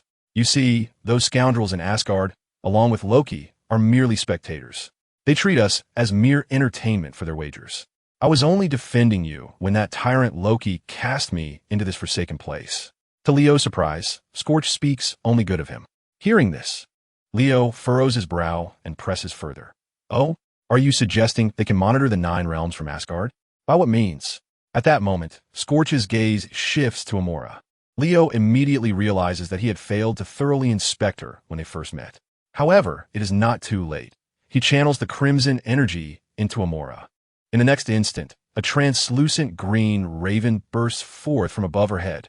Leo swiftly crushes it with a single hand. He then turns his attention back to Scorch. Undoubtedly, Scorch too bears a raven's possession. Loki's use of such petty tricks is hardly surprising. Unbeknownst to him, aside from the 2 ravens, there may be others that require his gathering. However, this is of little consequence now. Leo must locate the master of Helheim to fulfill the main quest. Scorch offered his new king a suggestion. Are you referring to the most formidable creature of Helheim? I have indeed heard tales of the great wolf Fenrir. That colossal and ferocious wolf is imprisoned here. It was once foretold to Odin that Fenrir would vanquish and devour him during Ragnarok. Alas, it seems this fate has already been fulfilled by Thor, the noble son. Chapter 77. Hel is a tempestuous figure in Helheim. Amidst the ancient ruins, a thick mist pervades.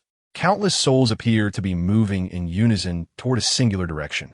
Perhaps only the living, like Leo and his companions, possess the allure to divert their attention from their destined paths.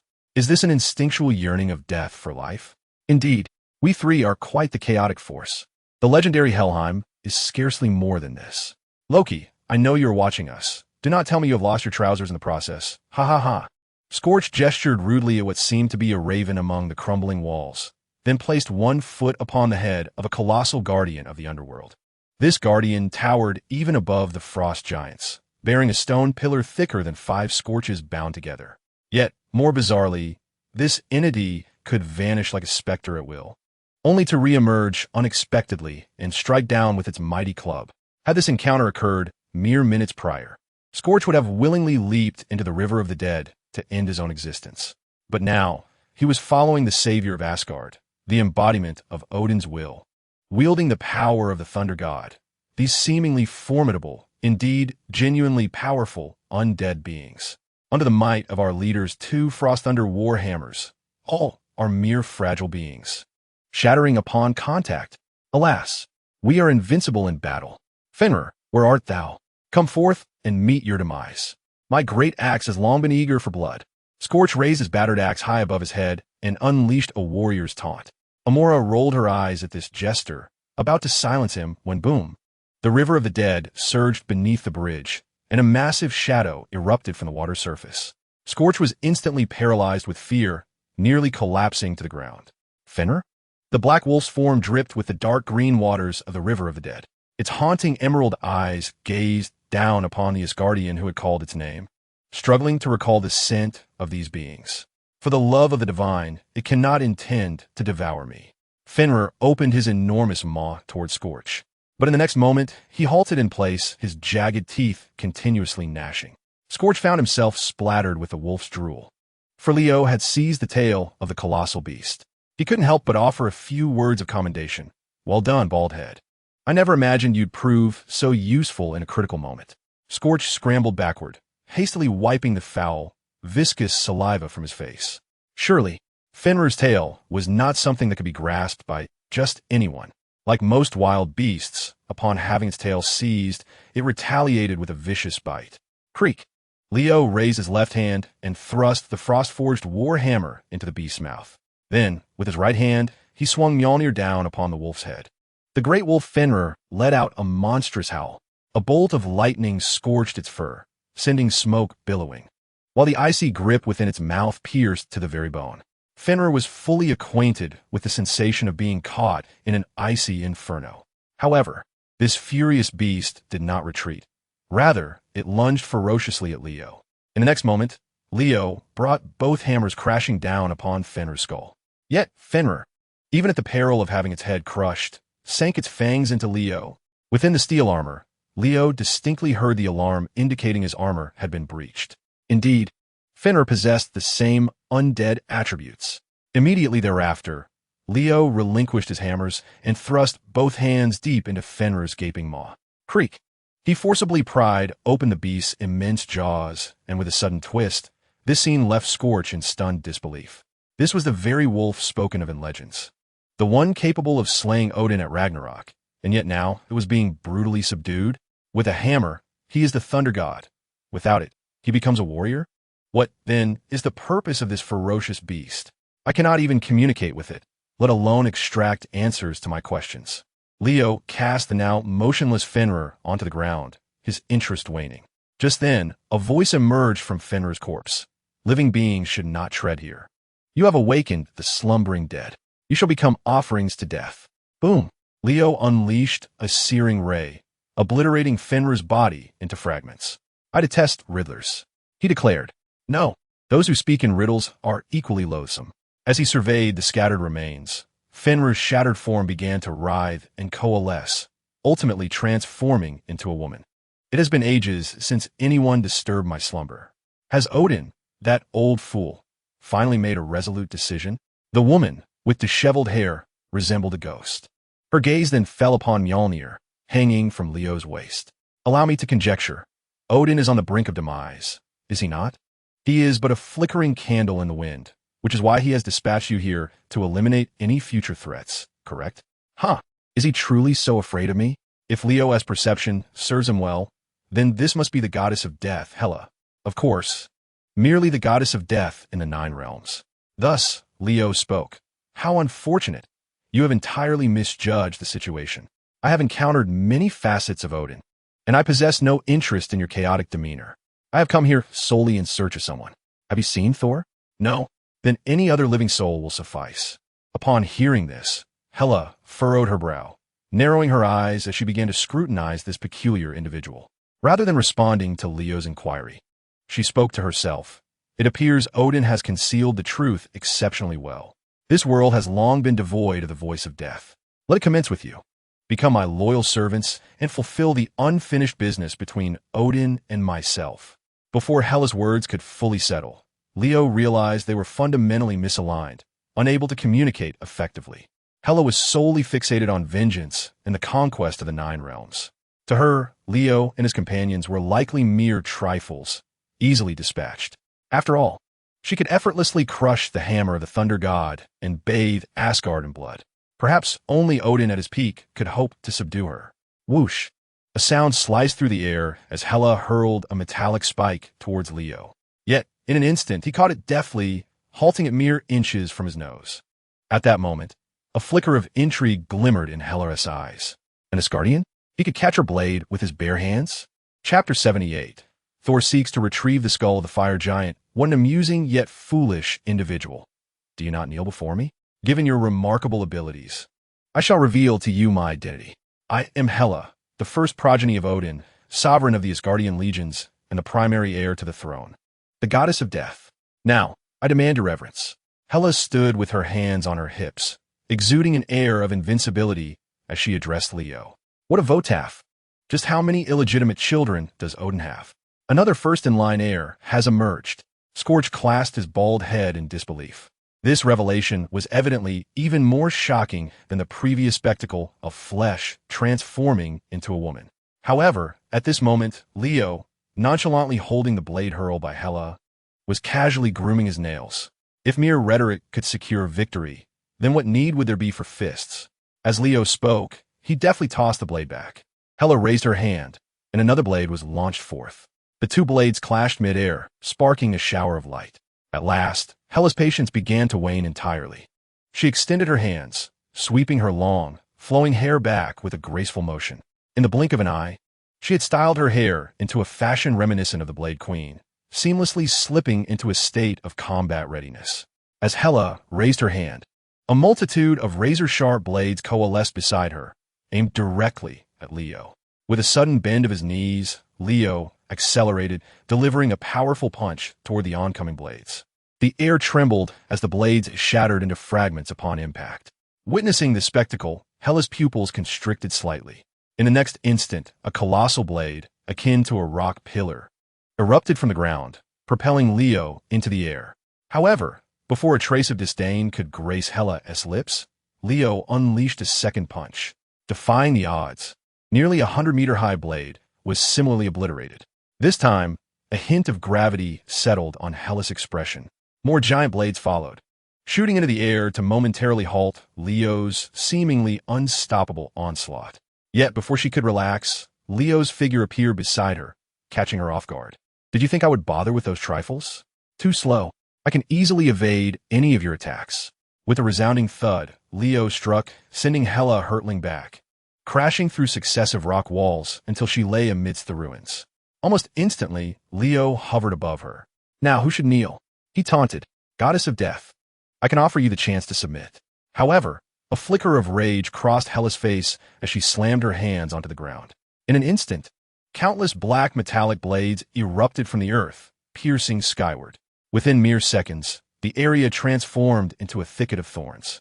"You cannot kill me." Hela's voice echoed ominously. Almost as if responding to her summons, the spirits of Helheim began to converge from all directions. "Did I just punch my way into phase 2? Leo thought, stifling a bemused remark. He realized he had lost track of Hela entirely. Even his enhanced vision could not pinpoint her location. Thus, he opted for an area of effect strategy. Drawing a deep breath, he began to compress the air in his lungs. The frozen breath instantly enveloped the steel thicket below in a layer of frost, followed by a sweeping barrage of searing rays. In an instant, Helheim was thrown into chaos. Was Hela attempting to exhaust him with such tactics?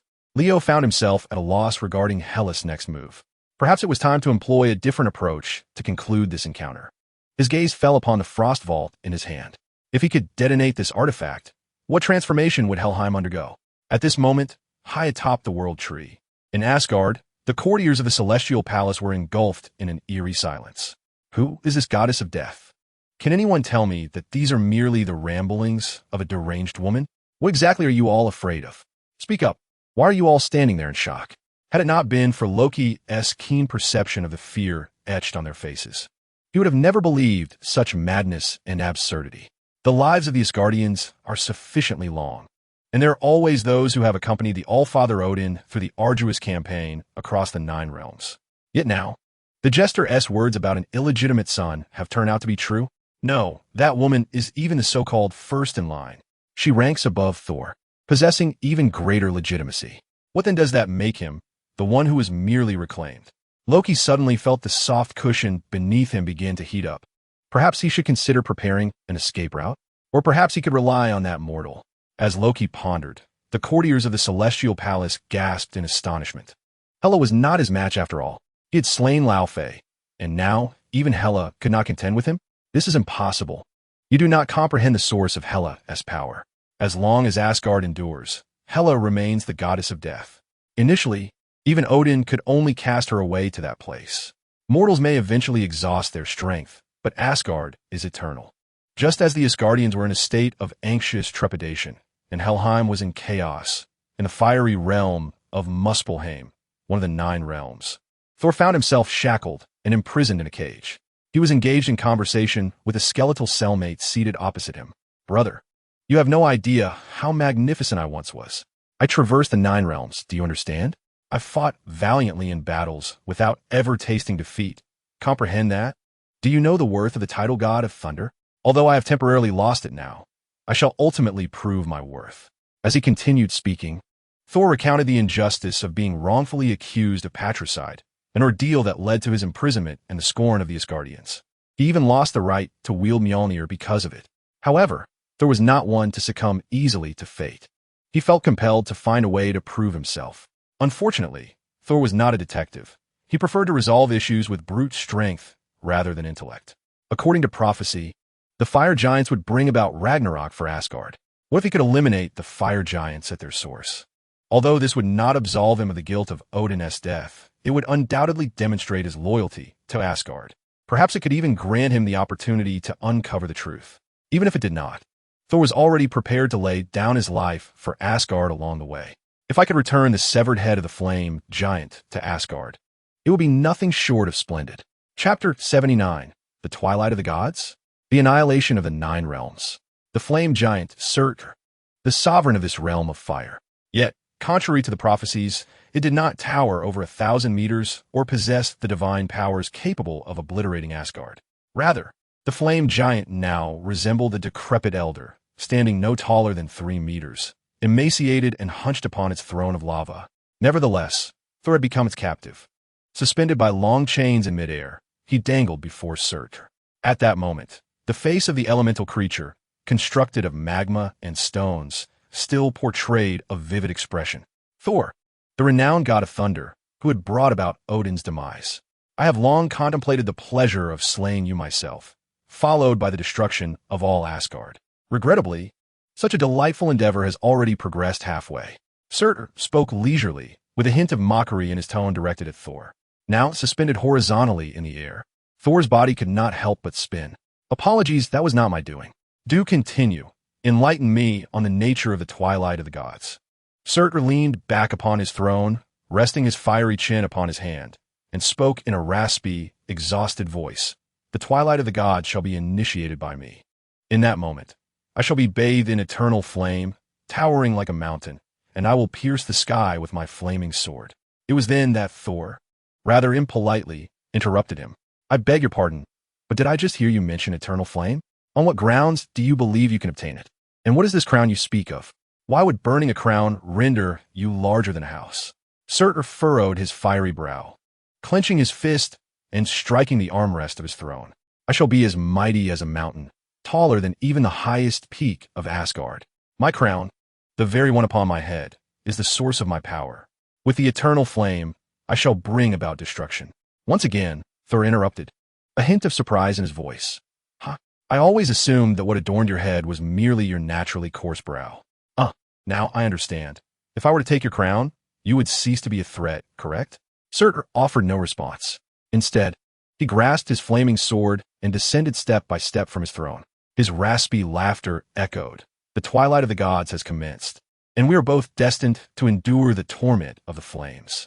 Bound by chains, Thor felt beads of sweat upon his forehead. Now, I must undertake the actions befitting a hero. He extended his hands backward, remaining motionless. As Surtur raised the flame sword, I realized I should have allocated a few more seconds earlier. Suddenly, a piercing sound echoed from afar. A golden spear was hurtling towards us at an alarming speed. At that moment, Surtur gasped, recognizing the spear as Gungnir, Odin's weapon. Thor had transformed into a spearman. Gungnir pierced the chains binding Thor and then drove straight through Surtur's body. Had Surtur not been an elemental being, that strike would have certainly claimed its life. Thor landed gracefully, catching the returning spear and spinning it in his hand. Surprised, are you? Do you like this special gift? No one knew I brought Gungnir with me. Did you truly believe I had completely lost my divine power? Do I appear to be that foolish? Surtur, clutching its chest, howled in fury, unprepared for the cunning of the stout and fierce Thor. With a roar, Surtur lifted its sword, and all the flame elementals in the underground temple surged towards Thor. Transformed into a spearman, Thor began to wreak havoc. Indeed, the battlefield was where he thrived. Fighting was exhilarating. He thrust the spear's tip forcefully into the ground, creating a shockwave that obliterated the encroaching minions. He had not forgotten his mission, to bring back Surtur's formidable brow. Spinning the spear, he deflected all of Surtur's fiery breath. As the flames extinguished, he hurled the ever-accurate Gungnir, instantly piercing Surtur's molten head. The crown of the fire giant fell to the ground. Yes, I never anticipated that ending Ragnarok would be so simple. I haven't even exerted myself fully. With your pathetic form, you think you can bring about Ragnarok? Perhaps a divine siesta would be more fitting. Eagerly, Thor picked up the chains that had bound him and secured the fire giant's crown upon his back. All right, the great benefactor of Asgard is ready to return triumphantly. Hey, Heimdall, did you see all that? You must tell them of the trials I endured to reach this moment. I have proven myself. Now, take me home. Thor raised Gungnir. Yet the rainbow bridge remained unresponsive. The flame elementals began to converge once more, and even a fire dragon broke free from its restraints. Heimdall, Can you not forgive me? Will you truly abandon me now? Damn it, I must escape. Thor swung his spear, piercing through the rock layers to return to the surface. However, the dragon followed closely behind, having smashed through the ground. While Thor felt that slaying a dragon posed no challenge, the problem was that the indigenous inhabitants of the entire planet were converging to hunt him down. He certainly did not wish to meet his demise here in such a torturous manner. Yet at that very moment, Thor suddenly lifted his gaze and discerned an unusual hue in the sky. By the gods, is the firmament collapsing? Is this the twilight of the gods? No, it must be the end of the 9 realms. The shattered Helheim was plummeting towards Muspelheim. The earth trembled, and the heavens began to descend. Leo could not slay Hela, who drew her power from the entirety of Asgard. However, being unable to kill her did not imply that he would allow her to thrive. Thus, Leo thrust the frost box into the depths of Helheim and pressed the power button. The outcome was that both Helheim and Hela could not endure it. After all, it was a realm filled with the dead. What could be worse than these souls perishing yet again? Yet, before detonating Helheim, Leo did not forget to retrieve his 2 loyal companions, for they had proven their unwavering allegiance. At that moment, Hela was still reeling from the devastation of Helheim. Despite her self-proclaimed title as the goddess of death, intent on conquering the 9 realms, she had never envisioned such a divine act as obliterating an entire planet. She sought to rule over the 9 realms, not to bring about annihilation. So who exactly is this fire giant? Chapter 80. The madman's method is to be even madder. Helheim exploded, but not all at once. At the very least, a third of Helheim was currently engaging in intimate contact with Muspelheim. Perhaps, ultimately, Helheim would completely disintegrate under the planet's gravitational pull, transforming into a planetary ring surrounding Muspelheim. Leo was descending towards the ground, accompanied by Amora and Scorch. Simultaneously, Hela sensed a trace of Odin's essence, that of the eternal spear Gungnir. Having fought alongside Odin across the 9 realms for millennia, she could not possibly forget the aura of this artifact. So, the wild figure on the ground, with disheveled hair, being chased by a great fiery dragon, could it truly be that he did not know how to wield the eternal spear? Hela had not anticipated that her hope of returning to Asgard would manifest in such a manner.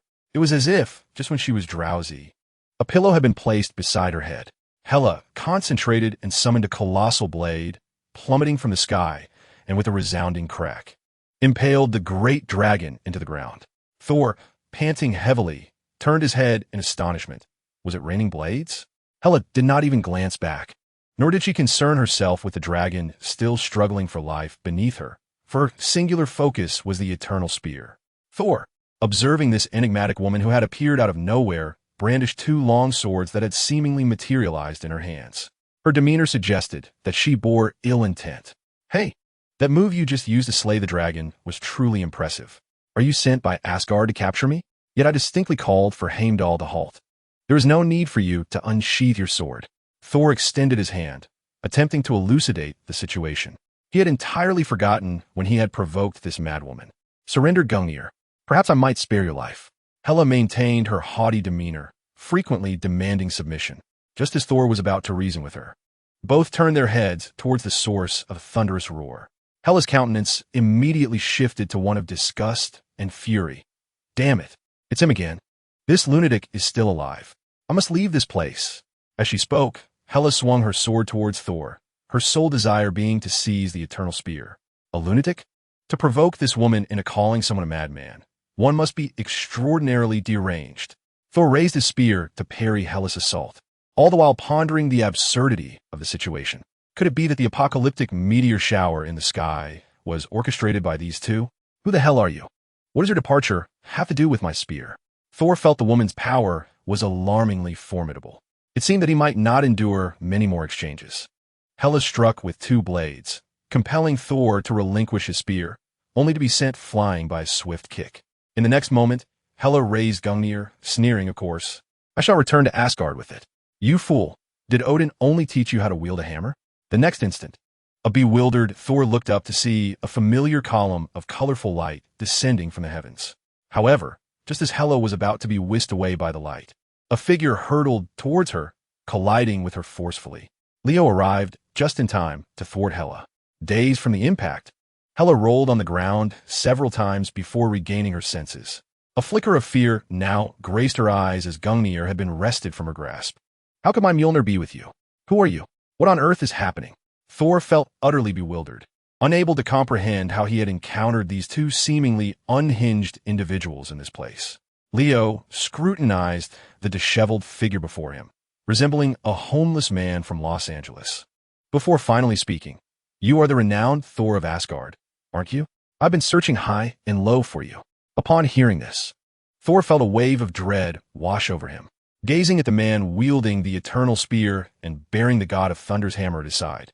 He feared that this individual might also be intent on his demise. However, the next words from the stranger left Thor utterly astonished. "Heimdall summoned me from Midgard. Then, in a hurried manner, I left a remark requesting him to find me. Do you think I should venture to Asgard to seek an explanation? Not far away." A colossal meteor obliterated the peak of a volcano, sending plumes of smoke billowing forth as lava began to erupt. Was this the reinforcements Heimdall had summoned? Yet Thor knew that this was not the moment for pleasantries. If they did not depart soon, doom would surely befall them.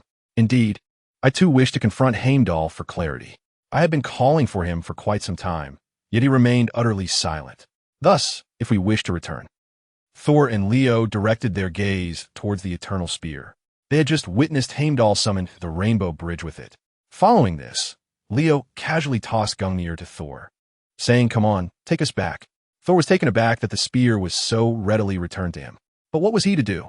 He lifted Gungnir in imitation of Hela, yet nothing happened. "Rainbow Bridge, respond to my call. Quickly, take us away." After a few fruitless shouts, still nothing occurred. Then, their gazes shifted to Hela, who approached with her hair disheveled and a mocking expression. It seemed that this artifact was not something just anyone could wield. Leo remarked to Thor, "It appears we must seek assistance from this madwoman." Thor, however, was reluctant, recalling how he had almost been slain by her. "So who exactly is she?" Leo replied with a teasing smirk. "Don't you know? Odin's eldest daughter, your sister." Thor's face transformed in astonishment. "What? She is my sister? The woman who nearly killed me and sought to abscond with Gungnir? You claim she is my sister?" Hela approached them with an air of confidence. "Oh, my foolish brother, it seems Odin told you nothing. You poor boy, deceived and living in a web of lies. Now, kneel, and perhaps I shall consider allowing you to leave this world on the verge of collapse as the king of Asgard." Leo, however, burst into laughter. "It seems my earlier suggestion was too mild. I actually have a far better proposal. If this spear of the king were to be detonated, its power would surely surpass the spectacle of Helheim." Thor and Hela turned their heads, exclaiming in unison, "Are you out of your mind?" The siblings, Thor and Hela, were nearly wide-eyed in shock at Leo's words. Yet Leo, with a mischievous grin, replied, "Hey, please, don't look at me like that. I was merely proposing an alternative that everyone could agree upon." Although this course of action is undeniably fraught with peril, before Leo could finish a sentence, Thor hastily interjected, Stop. What a truly lamentable compromise. We are in possession of Gungnir and the ability to wield it, courtesy of this sister of mine, whom I have yet to meet and who wishes me dead. Might I suggest a more prudent option? Let us refrain from a battle to the death and instead ensure our safe return to Asgard, where we may deliberate on our next steps at our leisure. Heaven help us. What circumstances have compelled the reckless warrior Thor to assume the role of a diplomatic mediator? Indeed, it was a resounding crash as a massive fragment of Helheim, resembling a mountain, plummeted from the skyline, sending plumes of dust soaring thousands of meters into the air. This was swiftly followed by a tremor. The entire planet quaked. The once cold and detached Hela, who had merely wished to observe the unfolding drama, now felt a slight tremor in her brow. She harbored no doubt that this Midgardian, who was more unhinged than the Odin of his prime, would indeed follow through on his threats. At least Odin had his motives rooted in a desire to conquer the cosmos, rather than resorting to the reckless annihilation of a planet at the slightest disagreement. Finally, unable to contain herself, Hela raised her hand and declared, Enough. At this juncture, I must concede that my foolish brother possesses a modicum of intelligence that is indeed useful. I accept his proposal. After all, my original intention was to return to Asgard, and as the ruler of Asgard, I grant you permission to accompany me. With Hela's words, Thor released a heavy sigh of relief. Both turned their gazes towards Leo, who was preoccupied with cleaning his ears with his pinky finger, seemingly seeking his final verdict. Leo's eyes brightened, and he exclaimed, "Goodness! Is there truly a way to achieve such a harmonious resolution? Thor, your wisdom is far too grand for you to not be recognized as a god of wisdom. You are indeed the pride of all Asgardian deities. Perhaps only Asgard could produce both you and Hela, the divine phoenix and dragon of the Nine Realms. Then what are we waiting for?" Thor mused, his mouth twitching as he contemplated whether Leo was genuinely praising him or subtly mocking him. Hela, veins throbbing at her temples, refrained from retorting and instead strode purposefully towards Thor, snatching Gungnir from his grasp, while muttering something about her foolish brother. In a swift motion, she aimed the spear towards the heavens, causing golden light and runes to materialize upon its shaft. Meanwhile, millions of light years away, in Asgard, the Bifrost had been activated. With a resounding whoosh, a radiant column of vibrant colors traverses the vast expanse of the universe, descending upon the realm of Muspelheim. By the grace of the divine, what are they scheming? This is dire. It is utterly catastrophic. I can scarcely believe my eyes. A lunatic capable of annihilating worlds, a sinner who has slain Odin, and a banished madwoman joining forces?